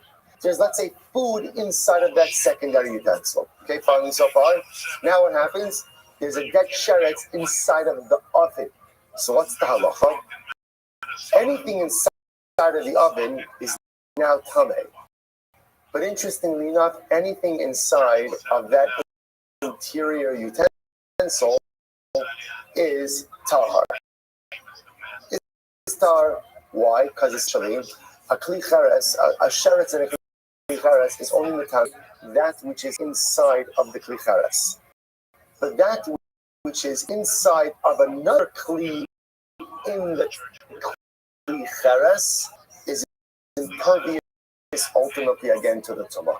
That's what we call tocho for the klichares. But if the food inside of another utensil inside of the klichares, ultimately again the items in the secondary utensil do not become tamei. I will say, remember the caveat on this is it has to be the opening of the second utensil extends outside of the oven, right? Because if of the secondary utensils is open inside the oven, everything will be clean. Okay, but then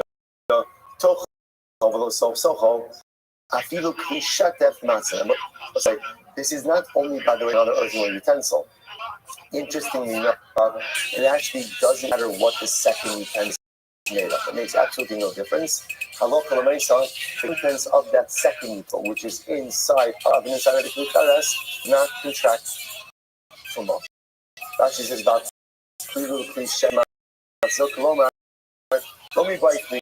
Klikaras Hamunach Tanor, the Matzah ala Ochun Shebesom, the heart, Toch, Ki, Ukli Gufei, Lekomer in the town, the Ager, Yitma Ochun Shalom, Klikaras ala Afilu Kli.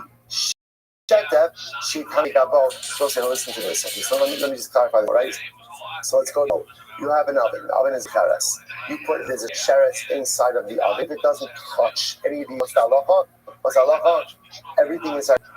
Toch says that halacha. If you have another inside of the oven and there's food ultimately inside of that secondary clean, food inside of the second clean does not come tummy because of the sherets in the oven.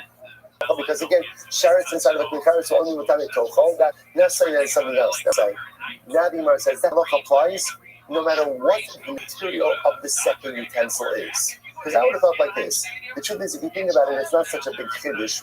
Why? Because halacha l'maisa, the food inside of the secondary klikaris only becomes tummy from the interior. So as long as the opening of the second utensil extends out of the oven, you're good to go. Right? Klikaris can't become tummy out of the exterior. What if it's a metal utensil or some other material like tuma, even just through exterior contact? Even then, the halacha is that anything inside of that secondary utensil does not contract tuma. Incredible. So the Gemara says as follows: Shetef literally means something that's washed. Okay, it's matzah. The Gemara says, listen to this. V'shani asu kulachim kimechitze eltana. And ultimately, again, we listen to this. That by touching is like a mechitza by an oven. Okay, what does that mean? So now mechitza it's eltana lamahanyila klal achulin it's kachim lamahanyila klal. So listen to this. Just like a mechitza inside of an oven. Now, what is that? So imagine the same case. You have a timer. You have an oven. Inside of the oven, you have a sherets. Before you put the sherets there, what do? You put a mechitza in the oven. Mechitza in the oven. It's a full house. You put it in the oven. Complete mixed down. So nice again. So you go ahead. It's in the oven. So let's say, so it's interesting. You're on one side of the mechitza, and let's say there's another food item on the other side of the mechitza. The mechitza does not help at all. Doesn't help at all. Anything inside of the oven ultimately again becomes tamis. The Gemara says, just like a mechitza in an oven doesn't help, so too calling a carbon fulin doesn't do anything to the carbon either. That's the Gemara is comparing it to. So the Gemara says, this not because we learned so if you have an oven, and let's say you put a mechitza in the oven, either boards or curtains, the name says sherets b'makom echad, and the sherets is on one side of the mechitza, and then let's say again there's food or other items on the other side of the mechitza. What's the halacha? Hakol tamei. Ultimately, again, everything is tamei. In other words, the mechitza does not do anything. So the Gemara says, kaveres sheep b'chusa. Sheep b'chusa. So let's say kaveres literally means kind of like a beehive.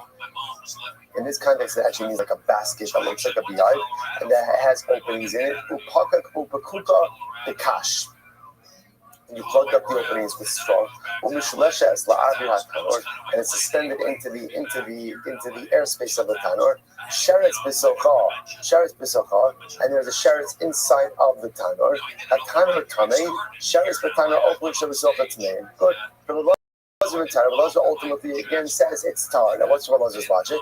So the Gemara says, what's Rabbi logic? Rabbi says, I'm Rabbi Kavachomer. In Hitzel, but Mesachomer, Rabbi says, of course, a mechitza in an oven is going to work. Why would a mechitza in an oven work? So let's use those Kavachomer.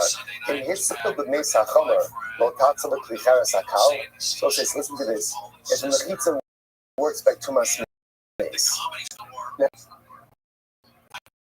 Now, where does the mechitza work by? If you have a person in their house, right, and you have a partition in front of that mace, ultimately, again, that prevents the tumor from spreading.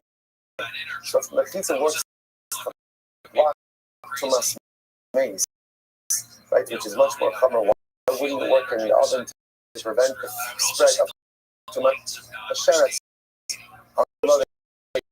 Said to him low. That's not a good Homer, right?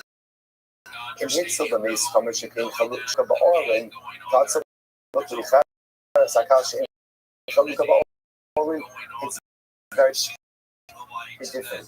Everything has to do with where it makes sense to have them. People put partitions in homes. Right? They put partitions in homes. So mechitza belongs in a home. Because a mechitza belongs in a home, therefore it works. A mechitza in the oven doesn't belong there.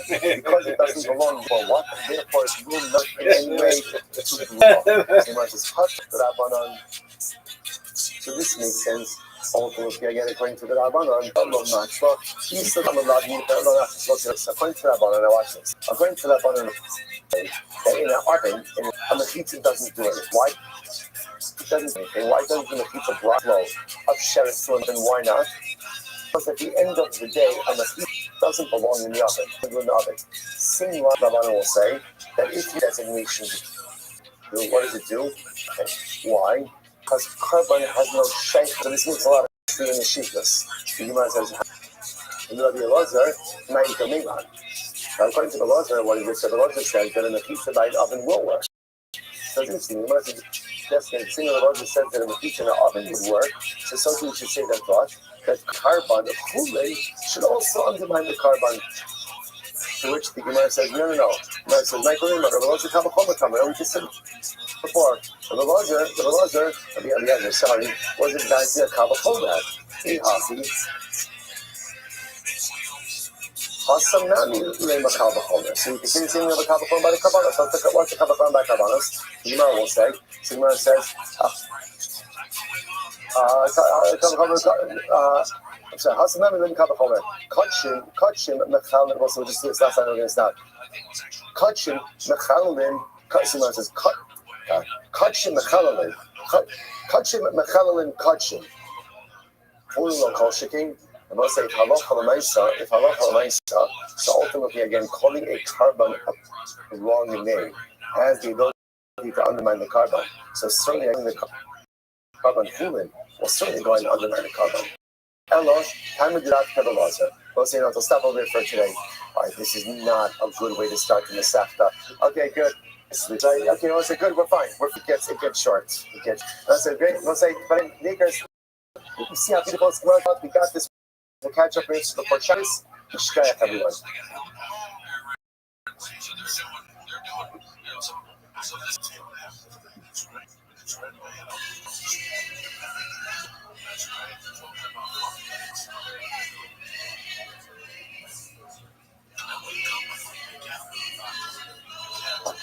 Thank you.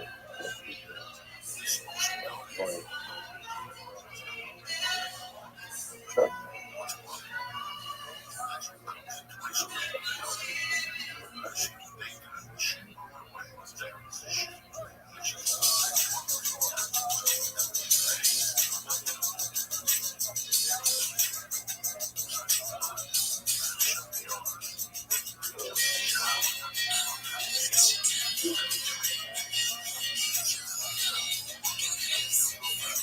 All right, we'll say good morning.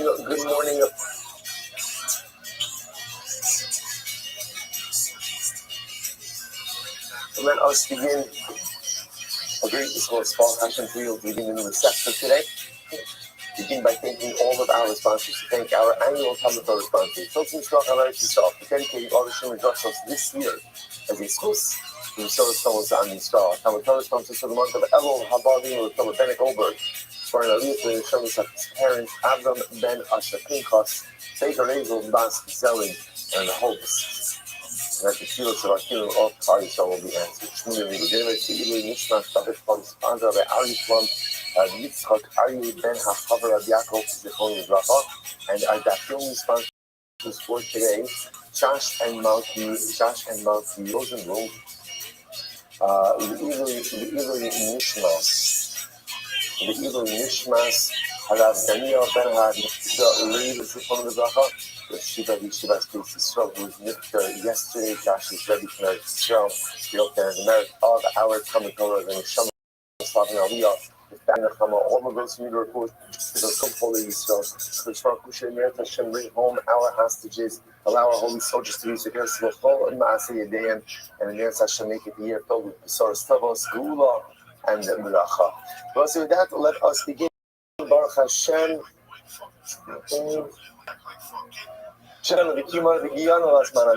What a schos. So welcome back to Sani Esterson. Baruch haba. Baruch haba. Thank you for everything that you've done. So in Eretz Yisrael, incredible. We'll say what schos is Baruch Hashem to be able to begin with walking together. Oh my gosh, I could barely sleep last night thinking about Kachim Baruch Hashem. And again, how understand it's big stuff. Understand that in Eretz Hashem, when Mashiach comes, we have to know what we're doing. We have to have an idea. For 2,000 years, this has been so esoteric. And for 2,000 years, ultimately, again, this has kind of been something of the past, some distant future. But we believe with all our heart that in Eretz Hashem, this year is going to be the year of Geula. And to be able to go to Samit Kashmir so with our families and know what's going on and know what's happening and know what we're obligated to do and how we have to do it. Mamish, the greatest schos one could possibly imagine. So with that, Rabbi say, let's get ready. Just learn that to me, but let's get ready to prepare for Geula. Let's get ready to prepare for the Beis HaMikdash. And Eretz Hashem, let's get ready to lose ourselves in the sea of Kiddusha in Eretz Hashem over the coming months and the Eretz Hashem years. So let's go. So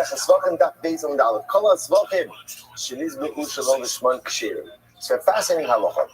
Any carbon that you offer up shalom l'shma. Now, what does it mean shalom l'shma? Take a look at Rashi. So it's also the nice part is we're a little bit back to regular sized pages. A little bit back to regular sized pages. So Eretz Hashem, those Harius pages were quite intense. So Hashem. So let's look at Rashi.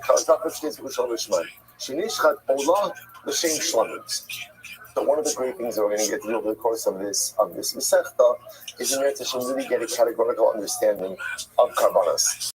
So for example, let's say a person has an olah.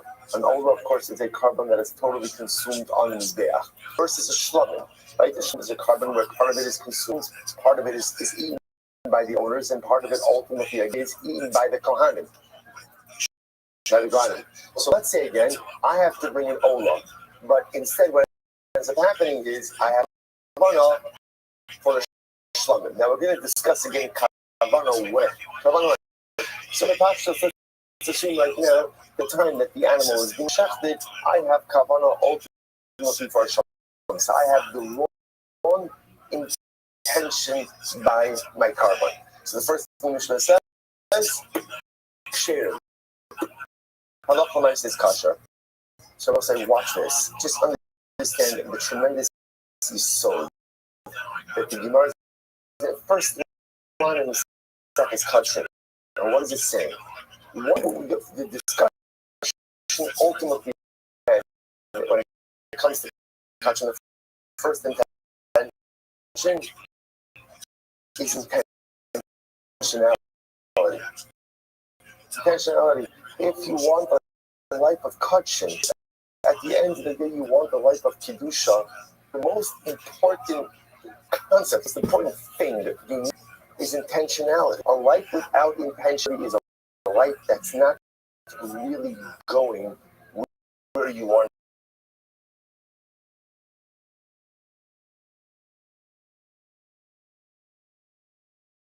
to go. According to this America, I just actually quoted from the Tanya Shir. I think the Tanya Shir. Piaget that brings down in Chavas HaTalmidim, that ultimately it is so important for a person to have a schedule. Piaget says, do whatever you want. Do whatever you want. Right? Go ahead and spend time with your friends, relax, recreation, learn to. Then you live life with intentionality. You live life with direct. So the Gemara thing over here is the idea. If you want a carbon, if you want kirva, if you want closeness to HaKadosh, you want connection to the Rebbe Shalom, what do you need? You need intentionality. You have to have focus. What's the good news? But I didn't have any intentionality. It's okay. Good things could still come without intentionality, but great things only come with intentionality. If you want the true carbon, at the end of the day, you need intentionality. Okay, but you didn't have it, your carbon could still be kosher. What's the caveat? The caveat is very interesting that the carbon will not count towards the obligation of the owner. For example, I was saying, let's obligate it again, without any real depth to an illustration. So let's just case, I'm obligated to law. That's my obligation. So I'm going to that if I have in mind when I have to for a shlamim, I'm still yotzei. So what does it mean I'm still yotzei? What does it mean? Kasher means carbon is a legitimate carbon, but what? It doesn't satisfy my obligation. So in other words, the carbon itself is not invalidated, but if I was bringing it to satisfy a particular obligation, that does not work. So that's the idea. So carbon is fit, legitimately fit, but at the end of the day, it does not satisfy obligation. Next. So it's discussing. Now there are exceptions to this rule. So in general, the Mishnah tells you offer up a carbon wrong intention, right? For the shalom, the carbon is kosher, but in obligation, there are two exceptions rule where if you offer up a carbon wrong intention, the carbon is valid. What are those two exceptions? Pesach, carbon Pesach, and chatos. Rashi says over here, Pesach, vachatos, just a short line, shin sulin legamre. If you offer up a carbon Pesach, not lishma. If you go ahead and you offer up a chatos, not lishma, the karbanos are entirely invalid. Not only do they not count for the owner's obligation, but ultimately, again, they are not kosher as well. Incredible. So Rabbi Elazar says, Afa Asham. Rabbi Elazar says it's not just Pesach and chatos, but we also included Asham. Rabbi said, again, one of the exciting things that we're going to get to do in Kachin is really define our carbonic categories. So remember, chatas and an asham are both sin offerings. They're both sin offerings. Obviously, they atone for different things that we'll discuss. So the Raza says, just like a chatas, ultimately, again, if offered up shalom l'shma is possible, the covenant itself is possible, so too, again, the same applies with an asham. Ha-pesach bizmano, va-chatas va-asham b'chol zman. It's not very interesting. When do we say ultimately again that a Pesach and a Chatos are invalid? When is that? So Pesach dafka bismano. Bismano means again for Karm Pesach, Erev Pesach, and a Chatos and an Asham at all times. So we'll say this is very important. A Chatos ultimately again is only going to be Karm Pesach is only going to be invalid if you have wrong intention at the time that a Karban Pesach would normally be offered. I want to say, what the Gemara is operating over here is a very important episode. A carbon Pesach, at its core, is what? It's a shlomim. So, which is why it's only an Erev a Pesach. The rest of the year we just call the shlomim. So, the Gemara is just saying here that when do we say that a carbon Pesach that is offered up, shalom b'shah, is going to be possible? Only when it's offered up, mano, i.e., Erev Pesach, a chatos, and a sham that are offered up without time. Are going to be possible all year round, all the time. Good. So the Gemara goes like, Rabbi Eliezer, Machatos ba'achit, ba'asham ba'achit. So Rabbi Eliezer says, Rabbi Eliezer is explaining why he includes asham in the category of chatos and pesach. He says, I'll tell you why. A chatos comes because of a sin. Ba'asham ba'achit, and asham also comes for a chait. Machatos plus shalom lishma.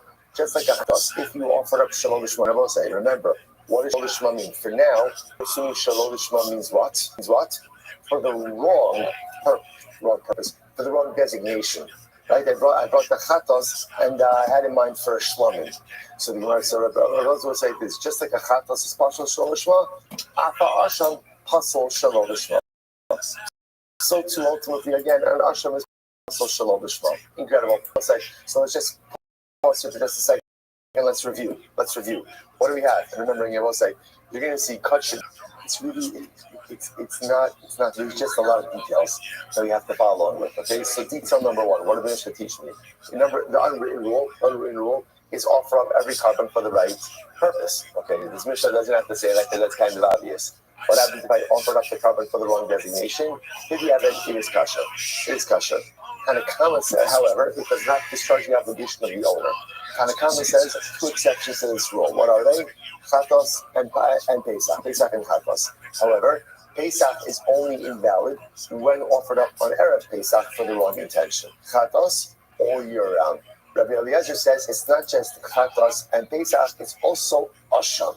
Now the Mishnah says, Rabbi Eliezer, why are you including Asham? It's simple. If it's whatever is going to work for a chatos, or whatever is going to be true for a chatos, should also be true for an asham. Why? Because just like chatos is a sin offering, asham is a sin offering, and therefore, again, if halacha l'maisa, chatos is going to be invalid when offered up shalom lishma, so too an asham should be invalid if offered up lo lishma. Beautiful. That's the Mishnah. No, that's the first Mishnah. Rabbi Yossi ben Koni says, Hanishchaton l'shem Pesach l'shem chatos psulim. Yossi ben Koni says that those items, those karbanos that are offered up l'shem Pesach and l'shem chatos are going to be past. I'm saying that. What exactly that means? Look at that for just a moment. Hanishchaton l'shem Pesach kol shar zvachim. Shenizbuchu biyudalad b'nisim l'shem Pesach, or shenizbuchu l'shem chatos b'chol zman psulim. So we'll say essentially, Rabbi Yossi ben Koni is saying is like this: the same way that a Pesach or a Chatas, if offered up for the wrong designation, are invalid. So the reverse is true also. If on Erev Pesach you offer up another carbon, the Shem carbon Pesach, or during the rest of the year you offer up another carbon, the Shem Chatas, that erroneous designation will invalidate those karbanos as well. So we'll say, just understand what just happened over here. According to Tanakama and Rabbi Eliezer, in general,